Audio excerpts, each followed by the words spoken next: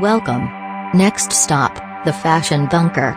Please sit back, relax and enjoy your journey.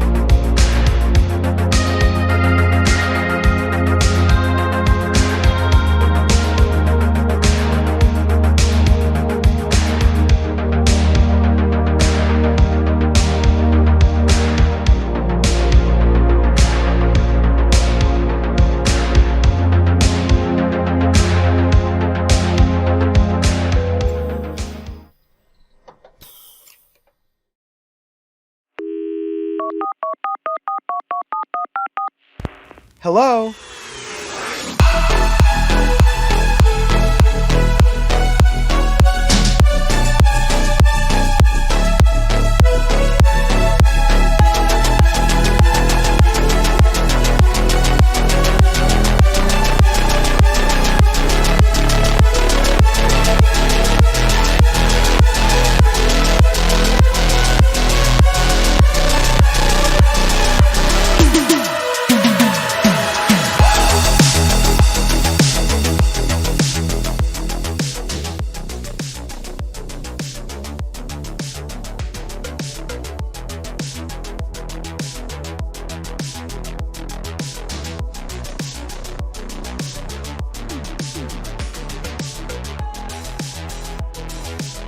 We are going to open the floodgates, you guys. We're going to celebrate this new year like there's no tomorrow. I'm wearing a little glitz and glamour because it is the new year.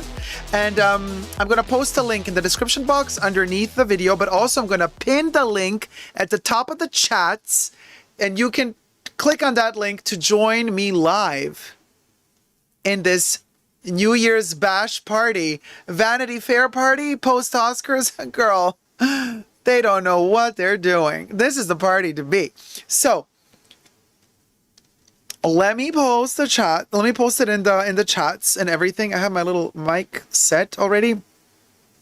Hello Silala, hello Stephanie, hello Kimberly, hello Alina, hello Dixie, hello Christina, hello Jack, hello Trin, hello Aisha, hello Jesus, hello Kenyatta, hello Ollie. Hello, everybody, and everybody else who I don't see in the chats anymore. So, so relaxing. Let me take a little sip of my champagne. Now, there you go. The link to join is pinned. Oh my God, this thing is like creating a vacuum in my ear. That's the link to join me here live. Now, I have a new system this time around. We were using other programs before. If the new system doesn't work, I'm going to have to switch to the old system of you calling me in. But don't you fret none. Let's try the new system. It should be fun. Don't be shy. Don't be scared. I know Chanelta is going to join. Yes, the Ruban ring, of course. It's a celebration. I had to zhuzh it up, a little bit of platinum and platinum.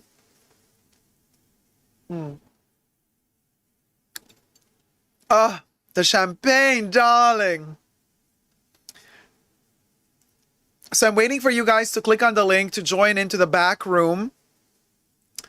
And then you're going to be forwarded to the VIP section, which is here. Ooh. I lost my, hold on.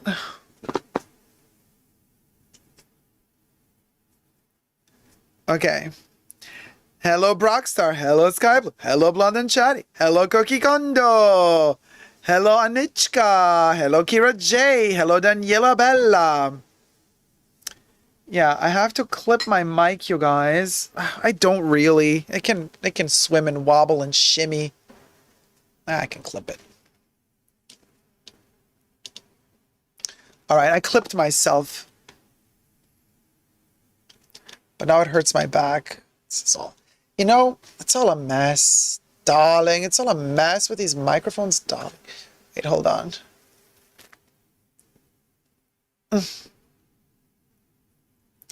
Okay. Clippy, clippy, clippy. Can't you see? You're the clippiest for me. All right. Oh my God. Okay, this little thing creates like a vacuum effect in my ear. And then I don't hear anything anymore. Okay, we're going in now. Pew, pew, pew, pew, pew, pew. Oh, now I can sit normally, finally. Okay. Hello, hello, any callers? Hello, hello, hello. Oh, hello, Chanelta, darling. Oh. I can hear you. Yeah. I can't hear you, but I've got you on my phone. I can't hear you, but No, but now I hear you double. You gotta turn off. No, but now I hear you double. You gotta turn off. All right. Right. Yeah, can you hear me? I can hear you now.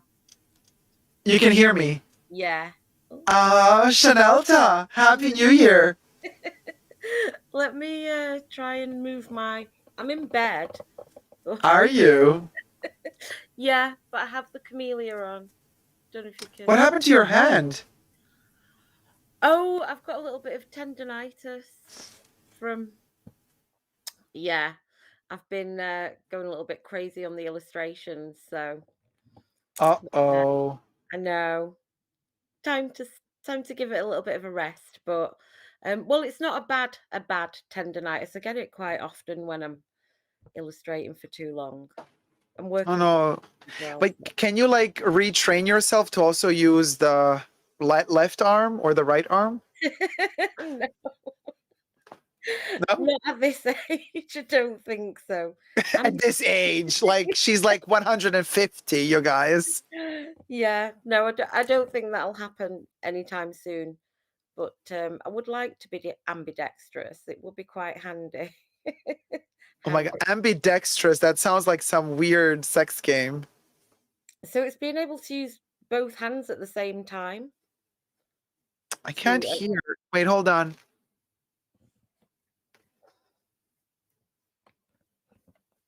Okay, say something, Chanelta.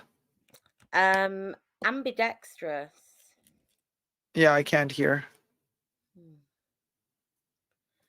I've not Can you changed. guys hear? Oh, there's a delay, people are saying. Oh no, speedy recovery. Aisha says jizzes. Oh, thank you. Aw. If anybody else wants to join us, just join us. We don't bite, or we No. might, out of spite and delight. Happy New Year, by the way. Happy New Year. Happy New Year. How Yeah. are you? How is 2022? How does It's it been feel? it's been really good so far. The best year so far. The best year so far. Yeah. Those couple of hours really make a difference. Oh my It God. You really know what? did. More than Ariana Grande, because you're doing the Chanelta thing, Mm. I'm kind of serving like Madonna from the Sex Book, with that moment when she was like completely naked in her Miami villa, like sitting on that little fountain, fish spitting water, and she had that kind of blonde hair with the Yeah. fake thing on top. Yes. My housemate at the time was a real big Madonna fan, as we all were, and she was Yeah. crazy to get that book. She was like queuing up outside HMV or wherever it was. Yeah, Did she get the yeah, first edition? she did. She did. She got the first everything of everything to do with Madonna. It was like a full Madonna household. If you'd have done like the DNA thing to find out where you're all from, it would all lead back to Madonna. That's how like obsessed we were. It's like almost like Madonna and Sandra Bernard. Like you're like because she, had curly hair back then like that too. Oh yeah. Yeah, yeah. So it's Madonna and Sandra, bitches. We just like came off the Yeah, stage. Listen, oh my God, let me tell you, girl. really I'm like just, yeah, come with me. I'm just about to start my girly show tour. We're just gonna go to Down Under, Sydney. yeah, yeah. Yeah, yeah. What was that show that they were on? Do you remember it was like a chat show and they were like being really sort of flirty with each other and Was it Arsenio Hall? something like that. It was definitely an American one. Yeah. Like, oh my God, they're so kind of risque and Okay, Chanelta, I can get you tickets to any show you want, but you gotta tell me and you gotta tell me now. yeah. Oh I can my get you God. tickets to any show you want. It's my show. Just tell me what show you want to go, and you gotta tell me now. Do I have to do the impression of the brother now? Yeah, Who? yeah. Oh, do the bro. No, you know what? You should do the drug addict ex friend of hers who gave her the painting.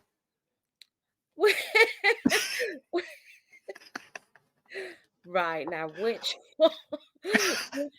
What was her name? The friend that she's like, oh, Madonna. Yeah. Okay, we got New Year's Oh, Eve coming up in 15 minutes, you guys. In 15 minutes, we got Newfoundland and Labrador, Canada. St. John's and Mary's Harbor. Come on, Mary's, call in. well, Um, I need to celebrate too. what's the name of her friend that gave her the painting? And she's like, no, it's Madonna. Madonna's like, oh, how lovely. I really like It's it. called Debbie or something. Debbie, yeah. Oh my God, Debbie. Yeah. Debbie, call in, Debbie. And then her friend says, except I really want you to be my child because I'm pregnant again. Coincidentally, just so happens that I'm pregnant again, and I want you to be the baby's godmother. And Madonna's like, oh, hold it, I'm not giving you no money. This is too much, too much, too much of a decision right now, and too much of a responsibility. So Yeah, but thank you for the painting, and I'll think yeah, about it. And then Debbie says, but only like bless this child, Madonna. And then she like touches her. Yeah, I bless you. Have a girl. Bye. yeah. And then she's like that to security, get rid of her. Yeah, security, get her out of here and burn the painting. And then she goes into the room and tells her brother, the paint, it's kind of quite nice actually, this painting. And then she chucks it out the window. Oh my God, Laura Burke is from Newfoundland. Happy New Year's. Ha, Laura, we got ya. In 15 minutes, it's yo New Year's Eve. We gon' get done a countdown, darling. Oh my God, I feel like In Bed with Madonna is just like making a comeback into my life. You are in bed with Madonna right now. Chanelta. It's the spirit of Chanelta, really, Yeah. that has come back. And in the spirit of the new age Madonna, and every song she has to do, yeah. I don't know why she does it, but she does it. Yeah, yeah. Yeah, I mean, I've kind of lost track with Madonna now. There was a point where it was really, really amazing. A little bit like what happened with Prince. Prince is still amazing and always will be, but like you kind of got lost with some of the albums after a bit. And I think when it was like the Sticky and Sweet and all that lot, I was just like After Music and Bedtime Stories and what was the other album? American Confessions Life. on a Dance Floor. Right. Well, I got into that one and I actually thought some of the lyrics were really good about the Yeah, I searching. liked it too. I love I went on tour. I mean, on the concert. I am Madonna. I went on tour for that one. I saw the show. I really liked Yeah, Confessions on a Dance Floor. yeah, that was good. Thought she did some good songwriting, but after that, kind of lost interest a little bit. It was all a little bit the desperation. Do they call it like this kind of thirsty thing? I think I'm just learning learning that phrase, that term. But yeah, felt it all got a little bit like that. Yeah, And like Sticky and Sweet. There are a couple of songs I yeah, enjoy, but then yeah, we don't even know the titles of our other album. MDNA, exactly.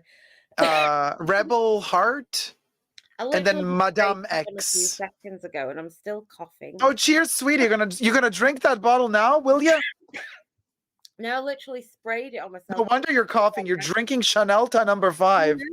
I know, but I did. I mean, I'm a fan of this, and I know everybody's saying that, about the pulp packaging and everything, but cardboard, well, that can deteriorate as well. I think this is just like a nice little moment in time.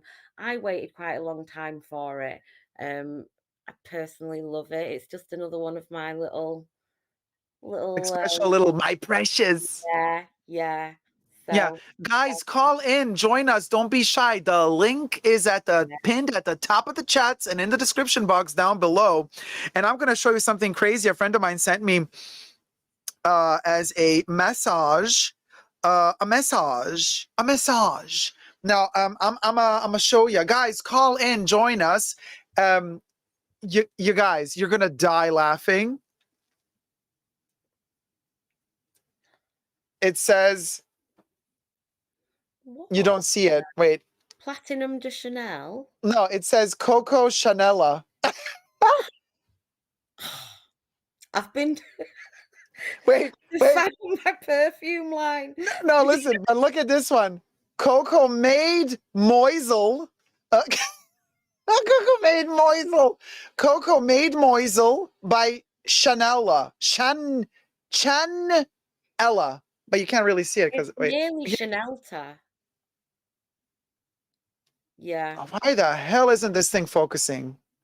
There. Allure sensuel Oh, Chanella. love it. I would probably buy that just for the funniness. Platinum de Chanella. Love it. Blue de Chanella. Chanel is actually my sister, I think. I mean, but Coco made Moisel. You can't really see it because it's like black on that transparent. It's literally spelled made Moisel. And it's the Coco Chanela collection.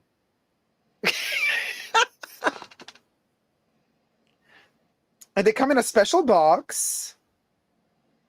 Hi. Hey, Steph. Hey. Hi. Check Sorry. this out. Oh, that's so cute. That's... Coco Channel Ella. Chan Ella. Yeah. I mean, I just finished. Coco made Moisel. How's it going, Steph? Why do you have a mask on? Oh yeah, sorry. Because I was putting away my Christmas tree and a lot of the decorations had glitter. So I was really concerned about it getting into my nose. So I was wearing a mask. For a second, I thought you were going to say your Christmas tree had the virus. So you had to protect yourself from the Christmas tree. No, but now I wear a mask whenever I clean. I don't know. I think the last 2 years have just made me super, I don't know, like paranoid about like stuff flying around in the air. Yeah. The way that I'm always looking in this direction, because I have my control monitor, it would be better if I'm positioned where Chanelta is. Then it looks like I'm looking down towards everybody and on the side of everybody. Because like this, it looks like I'm looking away from everyone. And in reality, you guys, my control monitor is on that side. That's why it looks like so weird. But maybe I can flip it for next time. Oh, I can flip it now. Okay. Oh, okay. No, it seems like I'm locked. Hi. Hey, Chanel. Oh, looking good, girl. Loving that leopard. That snow leopard. Yeah, that's really nice. My dressing gown. The bow. Well, this is the camellia, the vintage camellia that I bought after seeing the Tyrian pink one that Dacob had. And then I was... Oh yeah, the one that Dacob have is really nice. Yeah. Hey, Holly Grace. Hi, Holly. I have that same rack, I think. Hey, sweetie. Oh, Happy New Year. Happy New Year, Holly. Happy New Year from Australia. Hey, down under. How you doing? Yeah, good. A little bit tired, but I mean, yeah, good. So it's a bit rainy here, but yeah, 2022 started very well. Lovely. Hey, Unique. Happy New Year, girl. Somebody's doing Chanelta beauty treatment. Oh, yes. I'm in recovery mode. I hope you don't mind my uninvited guest. She's here for the party as well. Oh, it's a pimple? Yes. let's give her a name and let's call her Fabulous. Donatella? Can we do that? I love it. Yes. Donatella the Pimperella. Love it. Oh, you'll have to let us know how they are. I actually saw somebody had made a purchase of them on YouTube, and I did have a look at them and wondered if they were going to be good. So the eye patches? Yeah. How are they, Unique? Oh, I love them. I swear by them. I really do. I mean, honestly, you leave them on for 30 minutes and the bags of groceries are gone, darling. Really? How long? I love them. And you get like a little serum as well, don't you, too? Like a little roller ball. Yes, exactly. So you got the roller ball, you kind of go up. Well, I go up because, anyways, we're not going to discuss my crow's feet anyway. But yeah, you just kind of roll around and stick the patch on. Oh, okay. Yeah, because I actually worked out like the price per treatment. So I think there were £91 over here in England. So something like £8-9 per treatment. And then you've got the rollerball as well. So obviously I'm just persuading myself that it's like really good value. This is, the thought process that I'm going through. But yeah, and they actually look really nice. They look nice on you. Thank you. It's a moment, definitely. Yeah. So I want to know, I mean, are you guys like, what's the perfume of the day or of the night or of the morning? Well, as you know, I've sprayed on number 5 EDP, but I have been wearing Tobacco today. Oh, yeah. And it's actually one of those perfumes that, you know, like I probably could spray on 10 perfumes in a day, probably more. But tobacco is a bit of a commitment because you have to only wear that perfume because nothing else is going to get a chance. And I was thinking it's a little bit like Lilion. So say if Lilion was a color palette and it would be all the deep, dark browns, the golden, you know, that deeper. Tobacco would be the same, but it's more of a sweet essence of that. This is kind of like the dessert equivalent to Lilion. Hmm. The Hold on, color let me turn this thing off. I can't hear anything. the color palette for tobacco would be like goldeny, syrupy, honey, like the color palette. You know, like leathery. It could be a cousin of Lilion. Anyway, can I get it in the shop? It's got the photo. Interesting. Yeah. Really? A cousin? Because to me, they're very different. Maybe it's in the performance. Maybe it's because they are both kind of feline, you know, that Yeah. rich, that fur, that animalistic thing in them. But I have only got the sample of Lilion, but there is, you know, I would put those together as a pair in some way.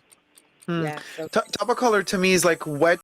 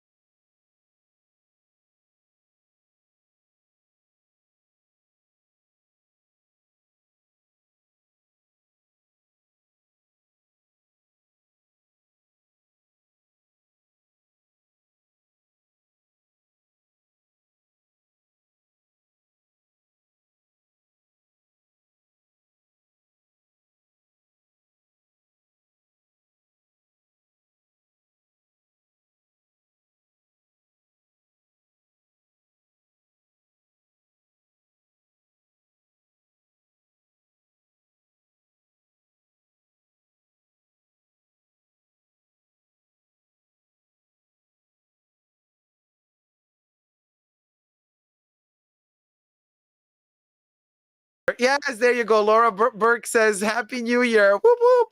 Newfoundland and Labrador, Canada is now celebrating their new year. Well, Happy New Year, Labrador. The dog. It's a dog. So the Labradors come from there? Do the Labradors come from Labrador?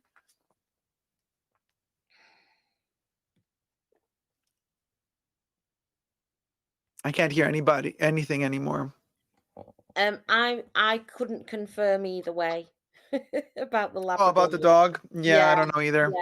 But it would make sense, wouldn't it? So, or So maybe what do we got? Infinizim, we got Tobacolor, and then Unique. Oh, Unique just disappeared. Stephanie, what perfume are you wearing? Oh, Unique is back. Nothing yet because I just woke up and I'm cleaning. So Oh, cute. So you're wearing the smell of the Christmas tree. yeah, if it had a smell, yes. Wait, it's not a real one? Was it a plastic one? Oh no, it's a plastic one. I don't think I could.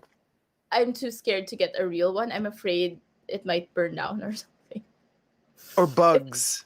A lot of Yeah, and bugs. all of the cleaning, I think. But they do offer like real ones here, I think, in from Costco, and I think they also offer like free pickup, like after Christmas. Because otherwise, I don't know how I would dispose of a tree. You burn it. You burn it down. That's one way to become homeless in the new year. Oh, do And you then, guys have real trees? what do we have? Do you have real trees? I mean, sorry, for your own Christmas tree?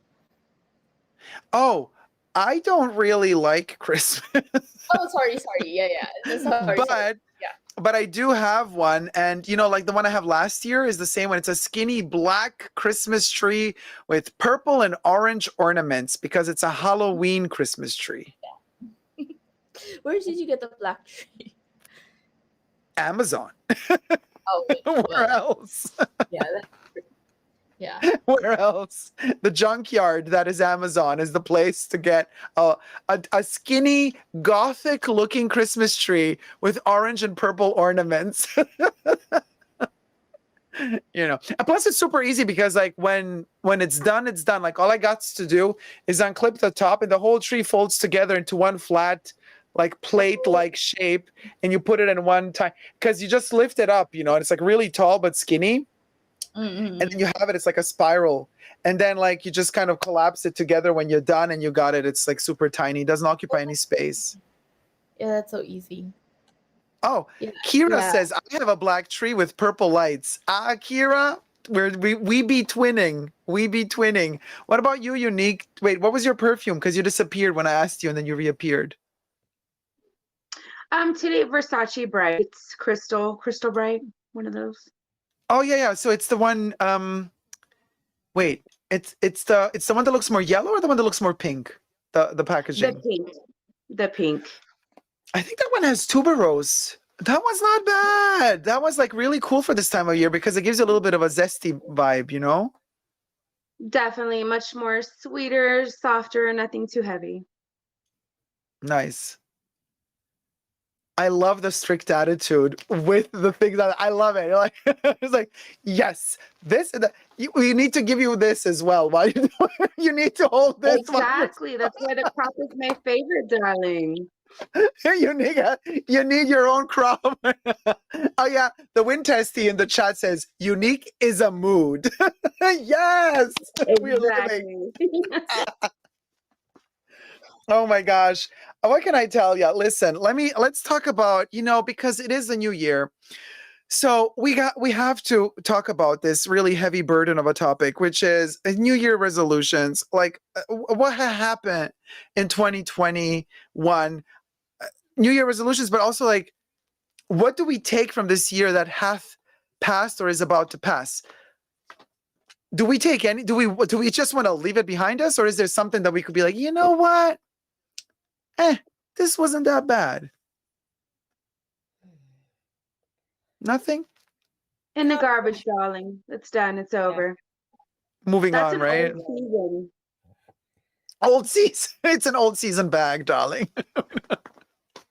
I think as well with the disappointment over the factory collection that came out, that was probably the start of, the bit of the downward the downward spiral really, because we were all thinking how amazing it would actually be and wondering what they were going to do and coming up with all these great ideas and everything, and then they did that and it was a bit of a disappointment.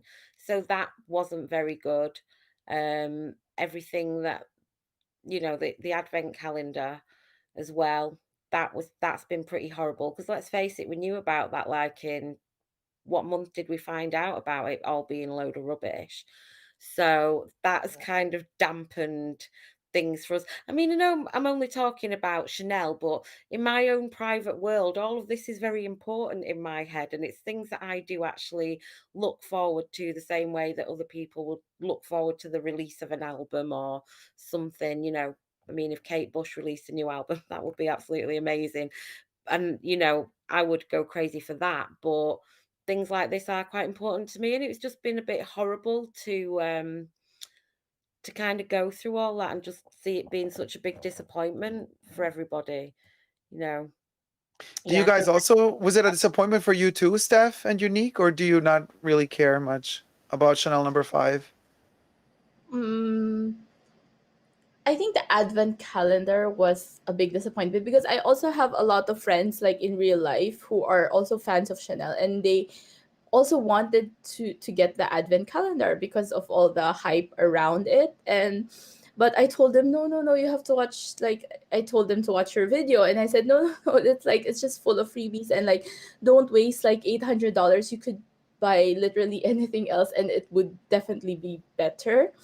So yeah, they ended up not buying it. They just ended up buying like stuff that they really wanted from Chanel. I think one of them bought like some accessories and like a bag, but it's just better to get what you really want than maybe try to take a risk with, at least with their advent calendar. I mean, one of my friends just decided to get a Godiva chocolate advent calendar, and that was really nice. That was really nice.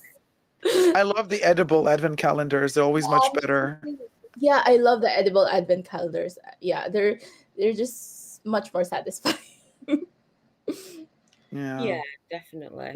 I knew we were on a downward spiral, like Chanelta mentioned, when there was the $75 Factory 5 water bottle. I knew we were definitely, the roller coaster was going down at that point. Right. You guys, now that the bottle situation is over, confession, I have the bottle. Now, truth be told, the Factory 5 collection, truth be told, I collect Chanel number 5 since decades. So obviously they churn out this shit. I archive it, whether it be because I love it or whether it be because in 10 years from now, if I'm still alive, I can reference it and I have it in my hand and I can say, okay, this came out in 2021. This is how it looked like. This was the material. It's an archival piece for me.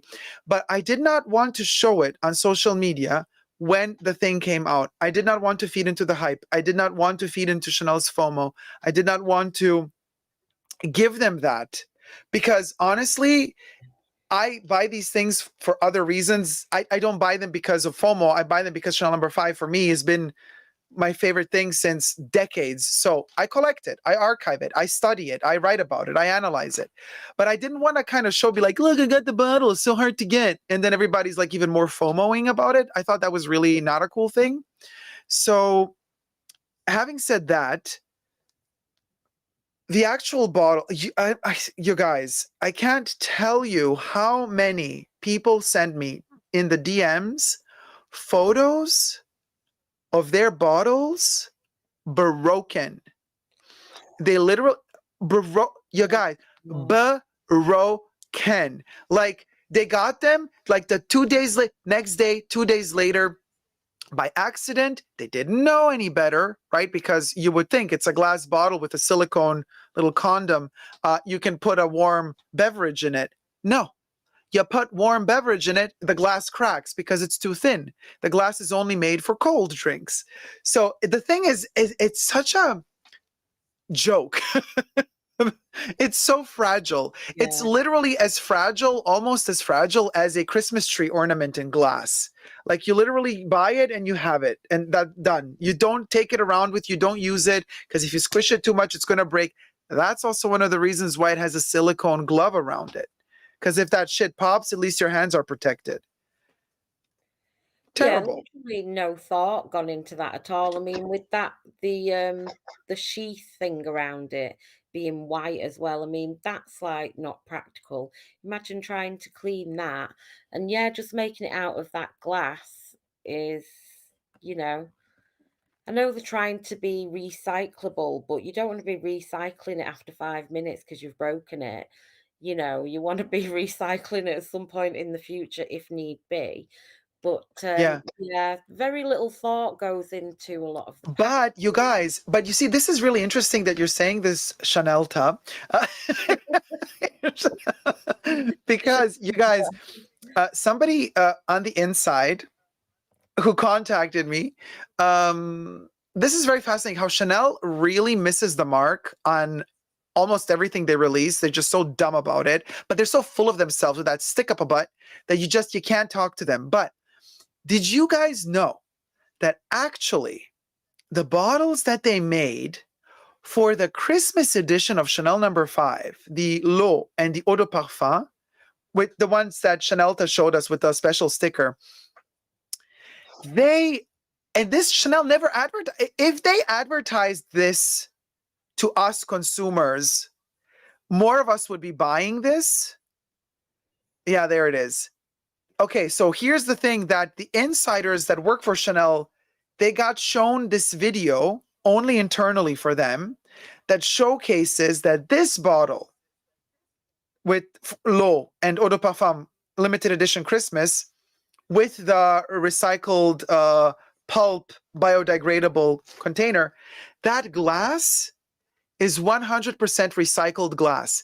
They literally only used recycled glass for that bottle. That's why it costs more, not because of the packaging. And the special thing about it is usually recycled glass is opaque and not crystalline, but they have this special technique in this factory in Europe where they managed to recycle the glass fully and make these new bottles out of recycled glass. But they never said that to us. Like, I'm like, well, why don't you say this? Well, it's like they're proud of doing more sustainable shit, but they're embarrassed to say it. I'm like, how does that make sense? How does that make any sense? But also, some of these processes can use up a lot more resources and energy than just to sort of make it new. No, I get that. Well, just a second. Holy Grace says my internet is shitty. Jumping off camera. All right, sweetie. If your internet gets more stable, just join us back in anytime. But the thing is, guys, call in, join us. Everybody's invited. The more the merrier. Link is pinned at the top of the chats, but also in the description box down below. But usually when we do these live streams with the call-ins, people are usually shy at the beginning, and then they loosen up a bit and call in later. So take your time. So it does cost more in the beginning, but this is something that also, like with green energy and blah, blah, blah, it's always costs more in the beginning because you got to start it. And when you start something new like that, it is more costly. But if people buy into it and more people buy into it, you can actually, long term, it's going to cost less. You just got to start, you know, and but if they don't communicate it properly, how are the people going to know? People just see that sticker. They either like it or they don't like the sticker. People bought that bottle solely on whether or not they like the sticker or they don't like the sticker. But I think if people knew that that glass, unlike the other Chanel No. 5 bottle glass, that glass is recycled. That to me, that's an added value. Yeah, I agree. And they should have promoted that more so people could have had the choice. Right? On the topic of Chanel, what is going on with the Red Czar Camellia skincare line? What is that? Oh, unique. Hold it. I'm going to get to you in just a second. Let me just, Holly said, thank you for having me. I wanted to ask you, what was your last purchases of 2021? Mine was a vintage Ferragamo bag and a new Ferragamo wallet in bright pink. That sounds amazing. I just did my last unboxing a couple of minutes ago. The Chanel cream, creme douce, and the eye curler, which now, do you guys want to share what you bought, or should I first answer your question, Unique?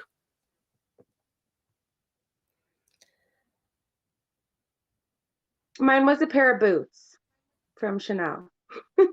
Nice. Like, how long ago? That would have been like on the 28th from the South Coast Plaza. Oh yes, that's like last minute purchase. Yeah, I'm also a Chanel-aholic. Like, really, like, this is embarrassing to say. Yes, on the 30th of December, she shopped at Chanel. What about you, Chanel, Tom? What was the question again? Sorry. Your last purchase of 2021. Oh gosh, because I went away last week, didn't I? Well, I didn't actually buy it, but just a little bit of a story. Because I've been watching your reviews of Vol de Nuit and Le Bleu, I actually managed to get to a Guerlain counter and I smelt Vol de Nuit. And I sprayed it on a card and I just did only that one. And I was like, you know, sometimes with the perfume, I'll just like buy it straight away if I just, it's like buy now or cry later for me, because if I'm then thinking about it and then I have to go back and everything. So I tried it, and what I did notice in the dry, well, one thing I do love about that perfume, it was quite long lasting on me, which I wasn't really expecting. But the dry down reminded me of something in Cabotine, a similar, Cabotine. yeah. In the dry down, it was reminding me of Cabotine, which my mum is now on her second bottle of, and I didn't get on well with it at all. But I Mm. wondered, it was almost a bit like a jasmine at the end, like just a single note of jasmine or something like that at the end of it, that kept on kind of coming back. So Interesting. yeah, that was my interesting story. So I didn't purchase it because talking about New Year's resolutions, mine is I've nearly completed my perfume list, kind of. Yeah. You Yeah. know, so there's just this year, I want Le Leon, I want Bois de Yeah. Zil, I want Creme de Coeur from BDK Perfume, even though I've already got like a 10 mil of it. I want that as well. And then maybe I want to start looking at some of the other Les exclusives like Queer de Russie. I always spray it on and then, but it's never been on the list, but I know I kind of like it. Mm. It's there a little bit in the background. But just to answer your question directly, trying to think what was the last thing that I bought. Probably Vanilla Diorama. Oh, okay. Well, that's not so long ago.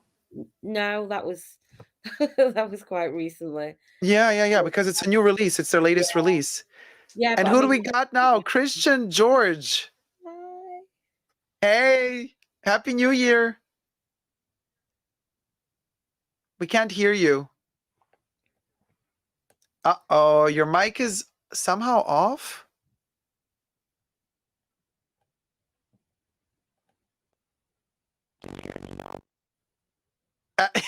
It's like a farting noise.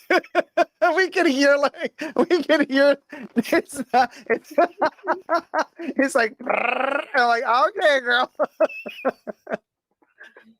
Oh wait, did you select the wrong microphone by chance? Because you usually there's like a choice, maybe, right?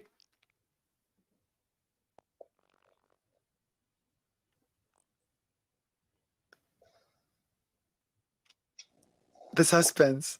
What about now? It's getting better, but it's still it's Does it now it's work now? electric.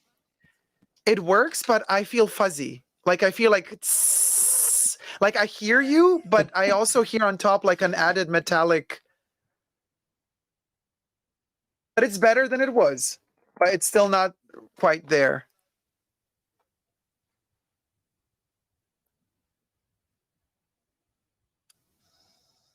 AirPods microphones are like this, says Jack Dean. Oh, okay. So Jack says that the AirPod microphone is not the best.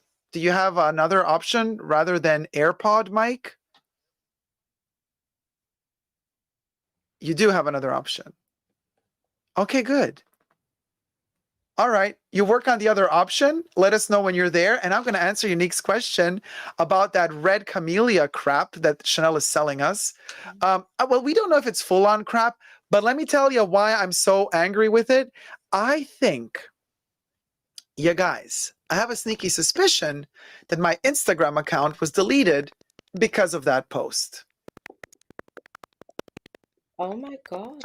But they emailed about it like 2 days later, so I just assumed that the UK was a little bit later in getting the email about it, but I'm subscribed to the American email and the UK one.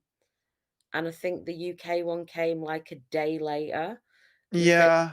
be released on the 4th of Jan. But the funny thing is, you see, my profile was private, so they can't see those photos. So, What about the rap? I don't write Chanel in any captions anymore since over a year, because I don't want them to catch a word. So it was either that post or it was the fact that my profile was called Coco Chanel is in my house. And I'm like, This is insane. And I'm telling you, some big personality on TikTok should make a video about this, just like they did about the advent calendar, because if this thing doesn't go viral, nobody's going to talk about it. And Chanel is just going to be like, we're just going to keep deleting everybody's profiles who have Chanel in them. And because we want to control everything. We want to control everything that goes out. We want to control. Like, that's insane. That's like low-key obsessive compulsive behavior, if that is true. The kind of But it was a fan account though, right? It wasn't even, I mean, it wasn't like you were, you know what I mean? You were featuring pieces that you purchased, you had in your own collection. I don't understand why they would go after you when it's your own stuff. I think they went after me because of the name of my profile, mostly because it said Coco Chanel is in my house. So literally because they're like going by, somebody's impersonating our brand. And I think that's the thought behind all of these bots that they structure, that to automatically take down anything that the bot deems to be impersonating the brand, which is like insane, because in my biography of my account, it clearly says fan account by and curated by Super Dacob, not affiliated with the brand Chanel at all. It's just my passion, my collection. That's it. But they don't care. And the problem is that Instagram doesn't give an F either, because small content creators don't bring the money. Chanel brings the money because Chanel is a sponsor. So Chanel can pull out all of their money if they say, if you don't delete those 20 accounts we want you to delete, we're gone. And so Instagram is like, yes, master, yes, master. And this is the bullshit. Mark Zuckerberg is the one who literally allows all of this. I mean, it's insane. Next New Year is in 6 minutes, by the way, but I want to hear Cristiano. Can we hear you?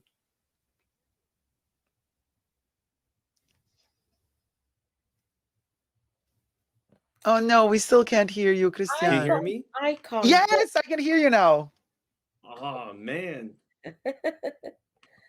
Hi. Oh, now you're gone again. we heard you perfectly, and then you touched something, and then you were gone again. There's an icon on my little screen of Christian that shows a microphone muted. So. Oh, Christian, yours is muted apparently. There's like a red, like a microphone with a do not enter sign on it. Kind of. No, mine says it's unmuted.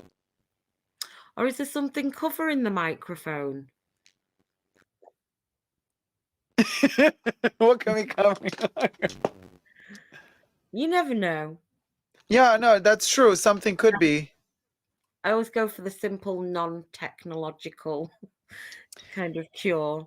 In a couple of minutes, it's some regions of Canada and 28 more countries New Year's Eve. So Canada, once again, Canada's a big place, isn't it?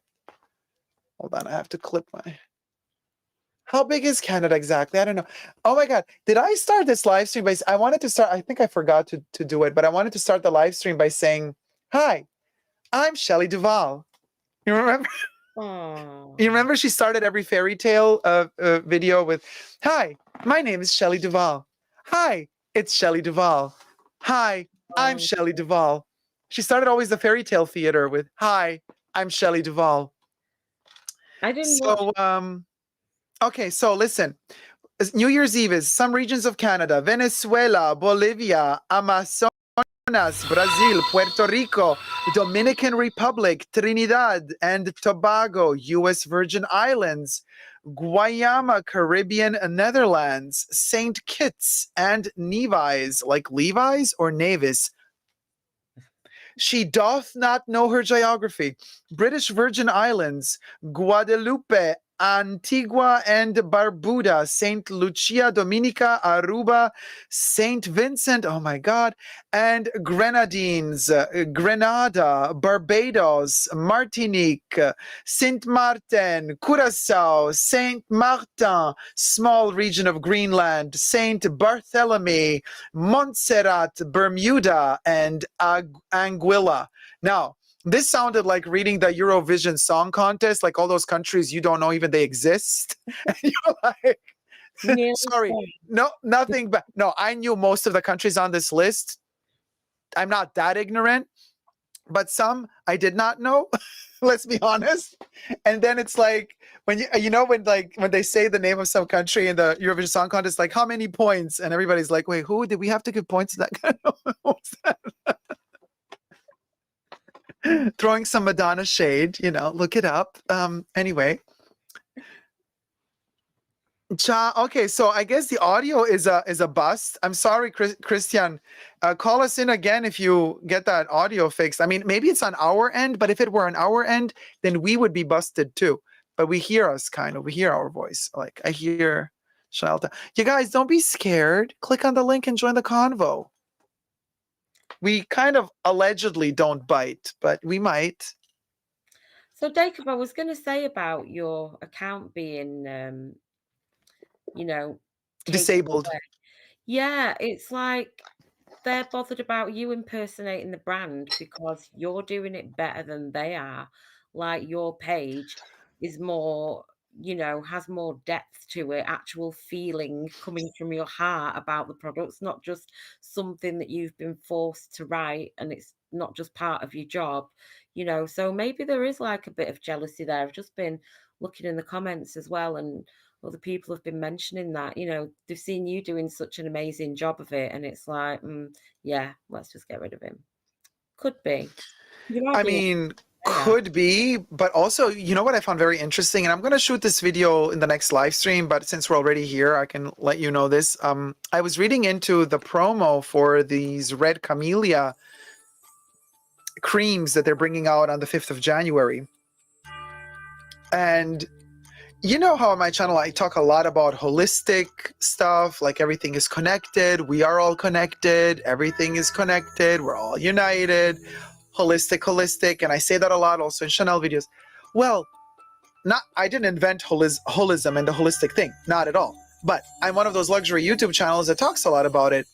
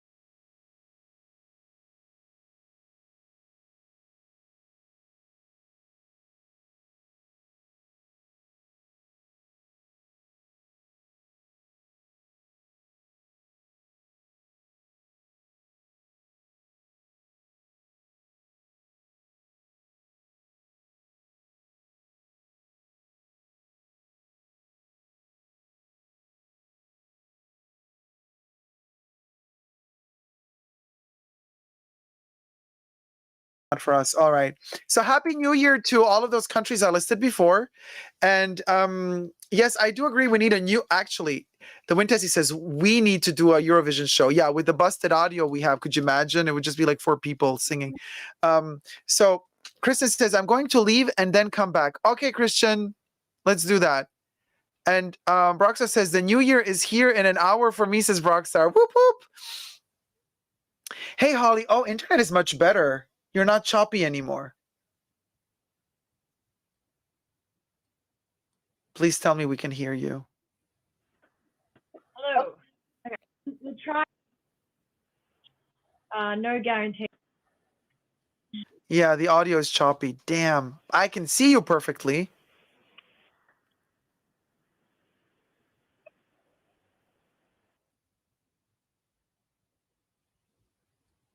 You got to keep talking if I can see, if I can See if it works.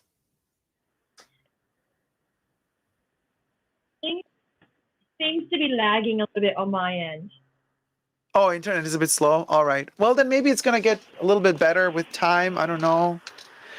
Listen, I started watching that. I was talking about it. Remember, I think you also commented like a week ago or so, the Australian vampire TV show. The new vampire TV show just came out. Episode 2 just came out. I'm really enjoying it. What's it called? I forgot. That one. That one. That's the one. Yeah. I actually, even last week, I forgot. And then somebody in the chat was like, oh, yeah, I know it. It's really cool. And then they wrote it and I say, yeah, that's the one. And I forgot again. Like something like Firebite, Fearbite, Firebite, something like that. And very interesting because the vampire context is put into the whole like racial situation with the Aborigines and how actually the British, when they colonized Australia, they brought the vampires to get rid of the Aborigines. And it's like a very, very fascinating conspiracy theory. And now like many, many decades. Yeah, Firebite. Yeah, the Wintesty says, yes, Firebite. I remembered. I can't believe. But yeah, I did. So and they kind of, the vampires now are like segregated in these holes, like in the mining, in the mines somewhere in the outskirts of Australia, and they kind of come out and hunt people, but they prefer the taste of the blood of the original inhabitants of Australia. So it's kind of like the British way of trying to get rid of all of them. I kind of really like how, because it's like we've seen 1 billion vampire movies and TV shows, and there's just like so much you can do before it becomes repetitive. But this is an interesting take on vampires because it brings in that whole socio-political aspect of it, which was kind of lacking in Bram Stoker's Dracula. I mean, it had a different political aspect, but Bram Stoker's Dracula doesn't care about what's going down in Australia, you know. So it was interesting, a really interesting show. I just watched 2 episodes, so Debbie said I added that to the watch list. How come Jack and Debbie don't want to join the live? What you scared of? Jesus says people are hating the show. People are hating the show? No, it's not bad, Jesus. I'm enjoying it. I think also the casting is really good. Yeah, I definitely think Jack and Debs should join because Jack's got his own little fan club now. He's the vampire with the voice. Yeah. We're all like trying to utilize his talents. Yeah. We need a dose of that voice on New Year's Eve. I've been trying to get him to narrate the Madge Gill book. Somebody else has been trying to get him to, I think it was Alina, was saying she wants a recorded message. Somebody else was asking for some stuff. So he's like in hot demand right now. Ooh, hot. Oh, Jack says it's 4 a.m. People are asleep. He wish he could, but he couldn't. Well, we've given him a shout out anyway. Laura says, Holly, is that a Hello Kitty? Obsessed. It is a Hello Kitty. So cute. And it's so rare to have a Hello Kitty with a full-on body. Usually it's just the head. That's a good one. Yeah, there she goes. She's a full-on Hello Kitty. Christian, can we hear you now? Can you hear me? I can hear you. We can hear you. We can make out what you're saying, but it's kind of granulated. It's very you're very metallic. Yeah. It's like Darth Vader, says the Wintesty. Yeah, it's very Darth Vader. We got a Star Wars moment, everybody. Who's Princess Leia?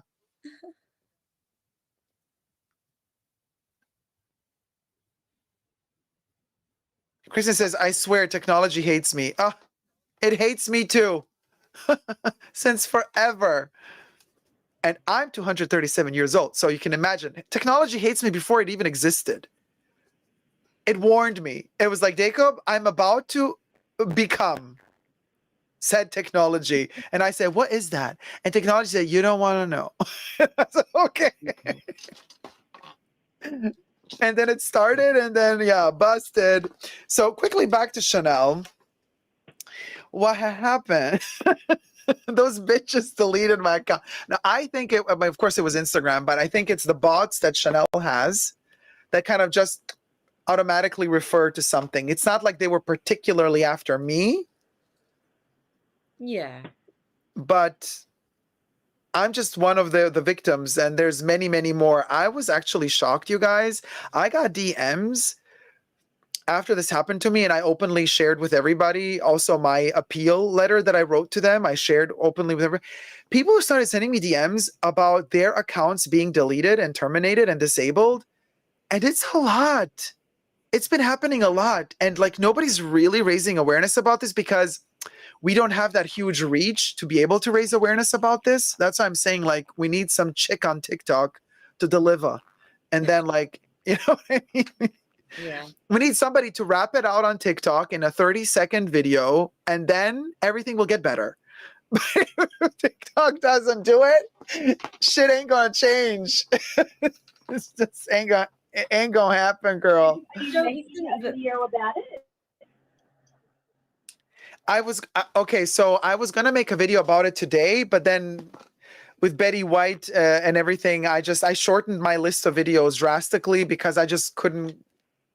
So I lost like too much time trying to just pull my shit together. And thank God for you guys, I managed to pull my shit together, because if I didn't live stream, I would still be, I would be laying like some.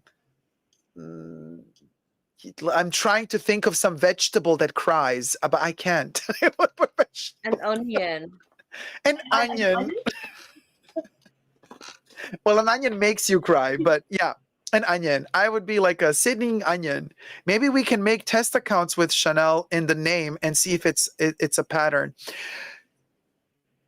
It is a pattern. We can try it. And it takes time. They're sneaky, but it happens. If it hits, it hits. Because, you know, guys, there's a lot of accounts with the Chanel name in it. I mean, I can tell you, yeah, I got a lot of messages.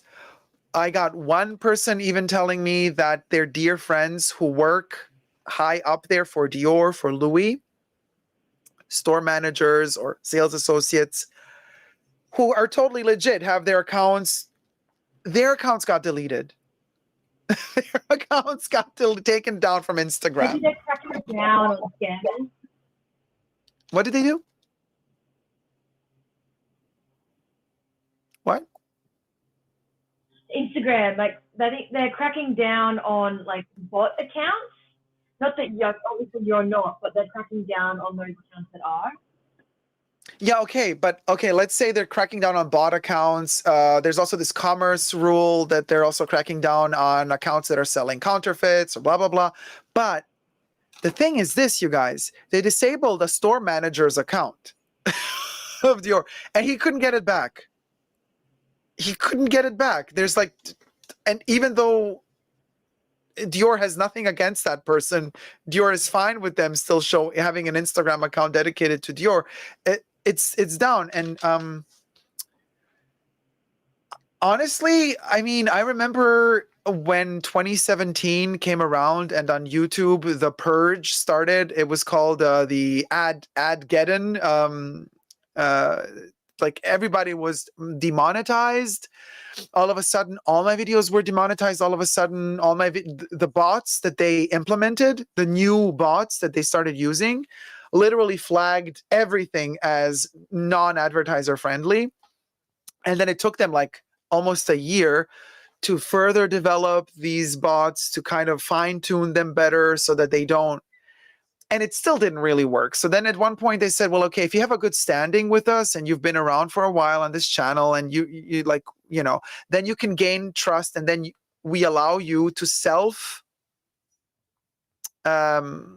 rate your video. If you have a good standing, they allow you to rate it yourself. And No, but even that they can take away at any moment. But they like allow you to do it as long as you're in good standing. But then if something, if a bot anyway decides to flag you, then they take away that right from you. They did that. Pardon me, relatively early on with my new Perfume channel. Oh, no. They did it with my Perfume channel, but they also did it with my main channel, a video from like 4 years ago, like a perfume review from 4 years ago, which was monetized since 4 years. All of a sudden, I wake up one day, notification, alarm. This video has been demonetized because it's not advertiser friendly. It doesn't meet our... And I'm like, oh my God, what video is it? I look, it's like the most innocent video ever. It's me reviewing a perfume. Oh, it's me reviewing Hermès from the Hermessence range, Épice Marine. And I had to write an appeal. Yeah, I know, you're laughing. I also thought that's the reason, because and you guys, I kid you not, I had to write an appeal like for... We're not allowed to say that word. It's not politically correct, what I was going to say. So I had to, I felt like I was writing to somebody who's challenged in the learning department. And I said, okay, you guys, this video is in English, but I review a fragrance, and the fragrance is a French fragrance. The name of the fragrance, and I spelled it out, is Épice Marine. Maybe you think it sounds like I'm saying like I'm reviewing marine piss, but I ain't doing that. It's the name of the perfume. So I had to explain it. And then 2 days later, they're like, oh, yeah. Your video is advertiser friendly after all. And I was like, like it's and bottom line is, you guys, I have the feeling that this is like turning into such I know using the words like dictatorship is like a big word, and you should be careful how you use it, right? But honestly, this is like really limiting. Like you can't do anything really. The second you want to be more expressive, more artistic, the second you veer outside of that very tight, narrow mold that they deem acceptable, the second you're outside of that mold just a little bit, they flag you, they demonetize you, they cancel you. And I think they gotta let go of that noose. They got that noose around us. They gotta kind of loosen up a little bit, because honestly, long term, it's not gonna do them any good, because people are gonna leave. They're gonna leave the platform. Another dear friend of mine, her daughter is a teenager. She told me, my daughter and her friends, nobody uses Instagram anymore. They do TikTok, Snapchat, mostly TikTok, bit of Snapchat, Instagram, no, WhatsApp to communicate betwixt each other. But the young generation, nobody cares about Instagram anymore. I didn't know that. I know that TikTok's becoming more popular, but I've never really been on it. And that's why Instagram, because now TikTok is competition, Instagram is now, oh, yeah, we're going away from the photo platform. Instagram is going to become video-based only in the near future. No. Yeah. So that's because of TikTok, because they want to compete with TikTok. Now they even made, if you get a lot of views and if you have a big profile, your reels get monetized. You can earn money off of your reels. On Instagram? Wow. Didn't know that. Yeah.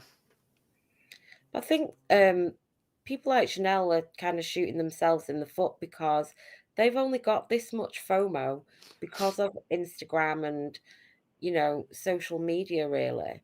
That has made everything spread like wildfire. YouTubers, influencers, all this kind of stuff. I think that's I mean, from stuff that I've watched, it looked like it was the simple life with Paris Hilton and Nicole Richie that started off.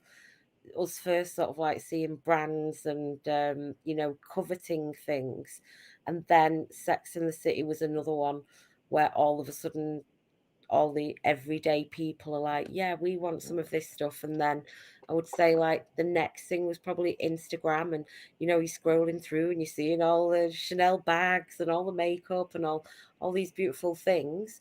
So I think they've really fueled it for themselves, and it's thanks to influencers and people who do the reviews that they're getting, you know, more people interested. It's surely better for their business. But you know, if they wanted to be really, really exclusive, then they shouldn't even have their own Instagram page. It should just be go to the boutique, find out about it. I don't know, just an idea off the top of my head, but you know, they've created this big storm, this big whirlwind, and now they're getting. And the thing is, my generation's quite polite, but as we've seen from what happened with, or you know, maybe just speaking for myself there, but you know, what's happened with these younger ones these days is they're like getting out there, they're like making fun of Chanel and you know, putting these videos out and stuff, and they won't stand for it. So you know, I don't think Chanel should be like disabling accounts and telling people to stop promoting them, because they couldn't even pay for that kind of advertising, really. You know, to get into so many people's heads, so many people in front of so many people's faces. Yeah, I think it's also a big problem with the um, new generation. They just there are exceptions. You always have some rich kid who's into Chanel and buys a lot of stuff since they're like 10 years old or even younger. But a lot of teenies just don't care. And Chanel doesn't have a next generation of clients to step in. Because who Yeah, wants to step in when a bag is $10,000? Like, yeah, who cares? Nobody really. And also, what I've noticed when I was doing my research on the ABBA Voyage album, you guys, I was shocked at how many teenies, young kids are into ABBA and are totally into the hippie movement, are totally into buying only secondhand, only thrifting. They're rediscovering the entire 60s, like late 60s, early 70s.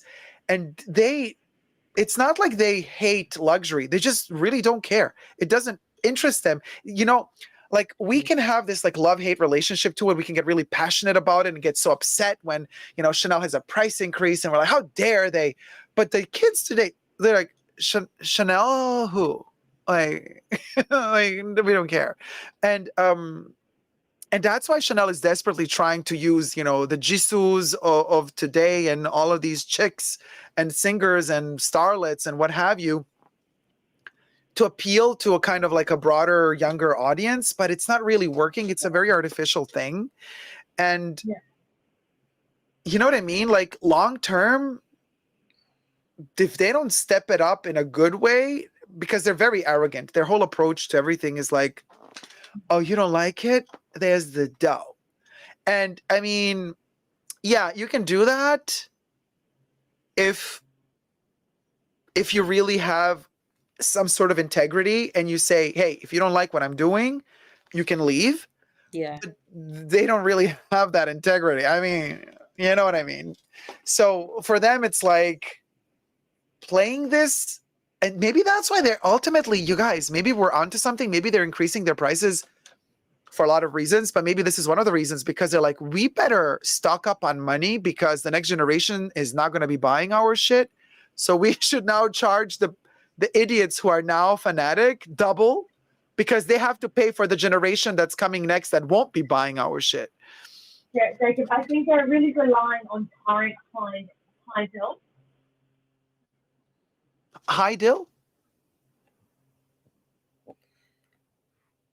I think when you start talking, it takes a time for the mic to activate, but then if you keep talking, then you're in the loop and then it works. Okay. Well, what I said, I think Chanel is really relying on current clientele. You're right about that. yeah, Oh, yes, totally.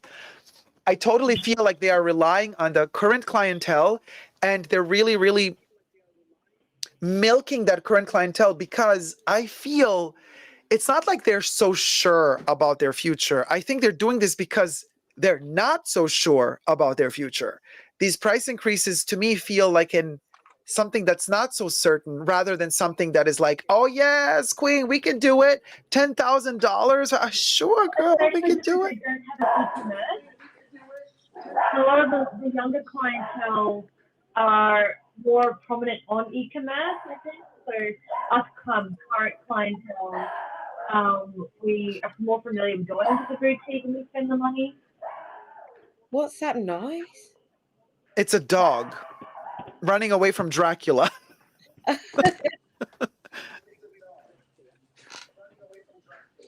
I think it was a dog. Oh, whoever is Dracula, please turn off the audio of the live stream because it's echoing. I think we're witnessing a dog being assassinated by Dracula. Sorry to interrupt you then, Holly. I thought I heard someone screaming. But it is just a dog, isn't it? It's a dog. This is very paranormal activity. I'm kind of living for this. Yeah, it's a bit Blair Witch. Yeah. Blair Paranormal batch code. Blair batch code. Hey, Christian, can we hear you now? Can you hear me? Yes.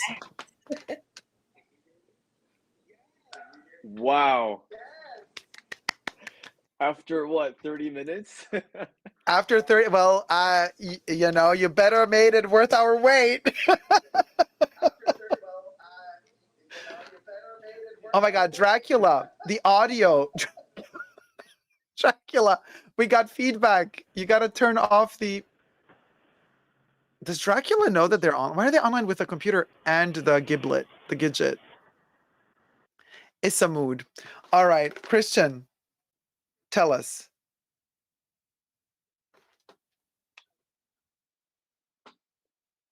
What's going on, guys? All right, what's going on? So first, let's hear, what is the perfume of the day?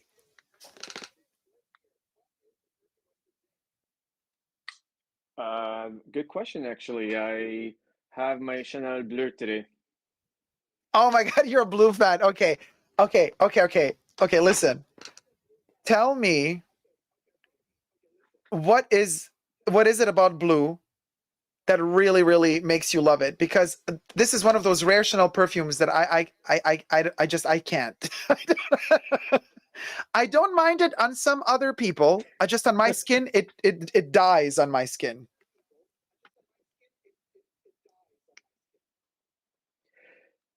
You know, I have such really weird chemistry when it comes to cologne, and I find Bleu is one of the very few colognes that just stays on me.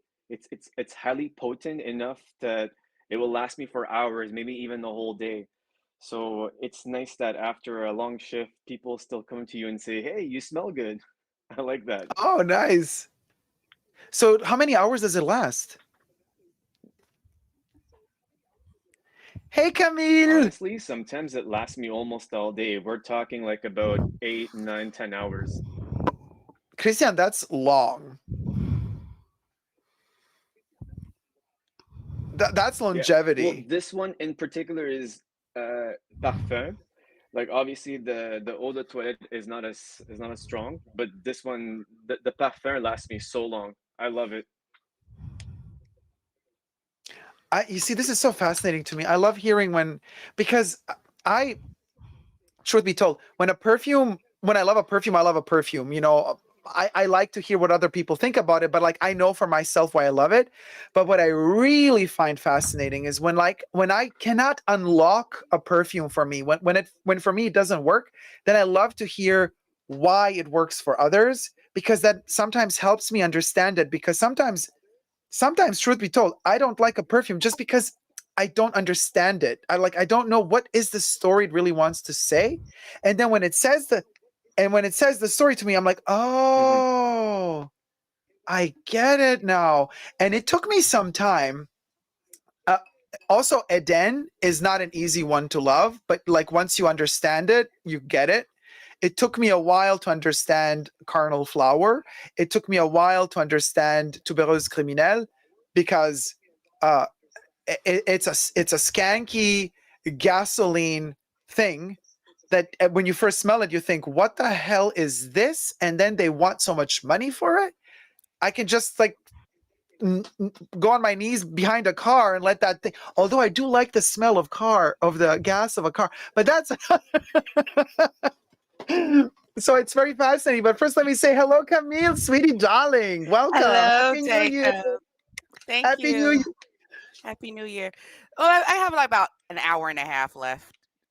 Oh, before, yeah. So what is your perfume of the day? Well, I brought my favorites because I really didn't go anywhere today, so there was no perfume of the day. Yeah, First me is neither. Oh, which one? Eau Tendre.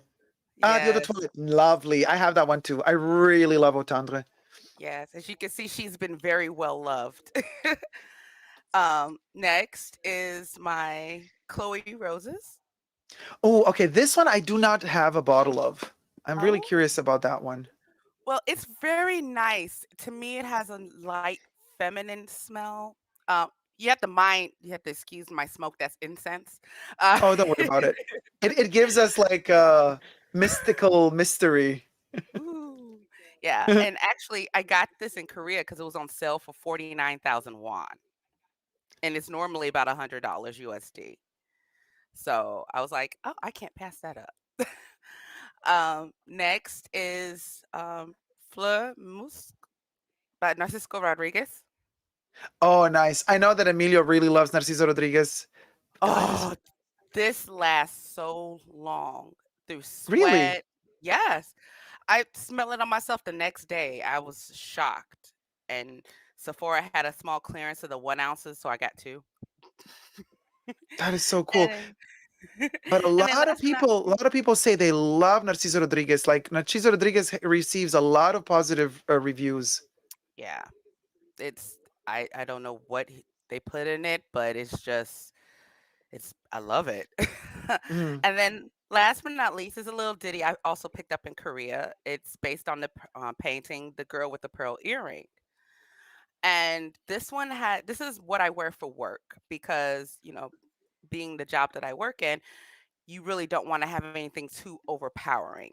Some people have, scent allergies and stuff. So Yeah. this one, it's very light. It's lasts a long time. It has just a fresh smell to me. So I was like, oh, why not? So those are my favorites currently. Oh, that's fabulous. Did you ever try to, like I always advise with Eden, it smells the best when you just sprayed behind the knee? No, my knees don't show, so it's more like a elbow.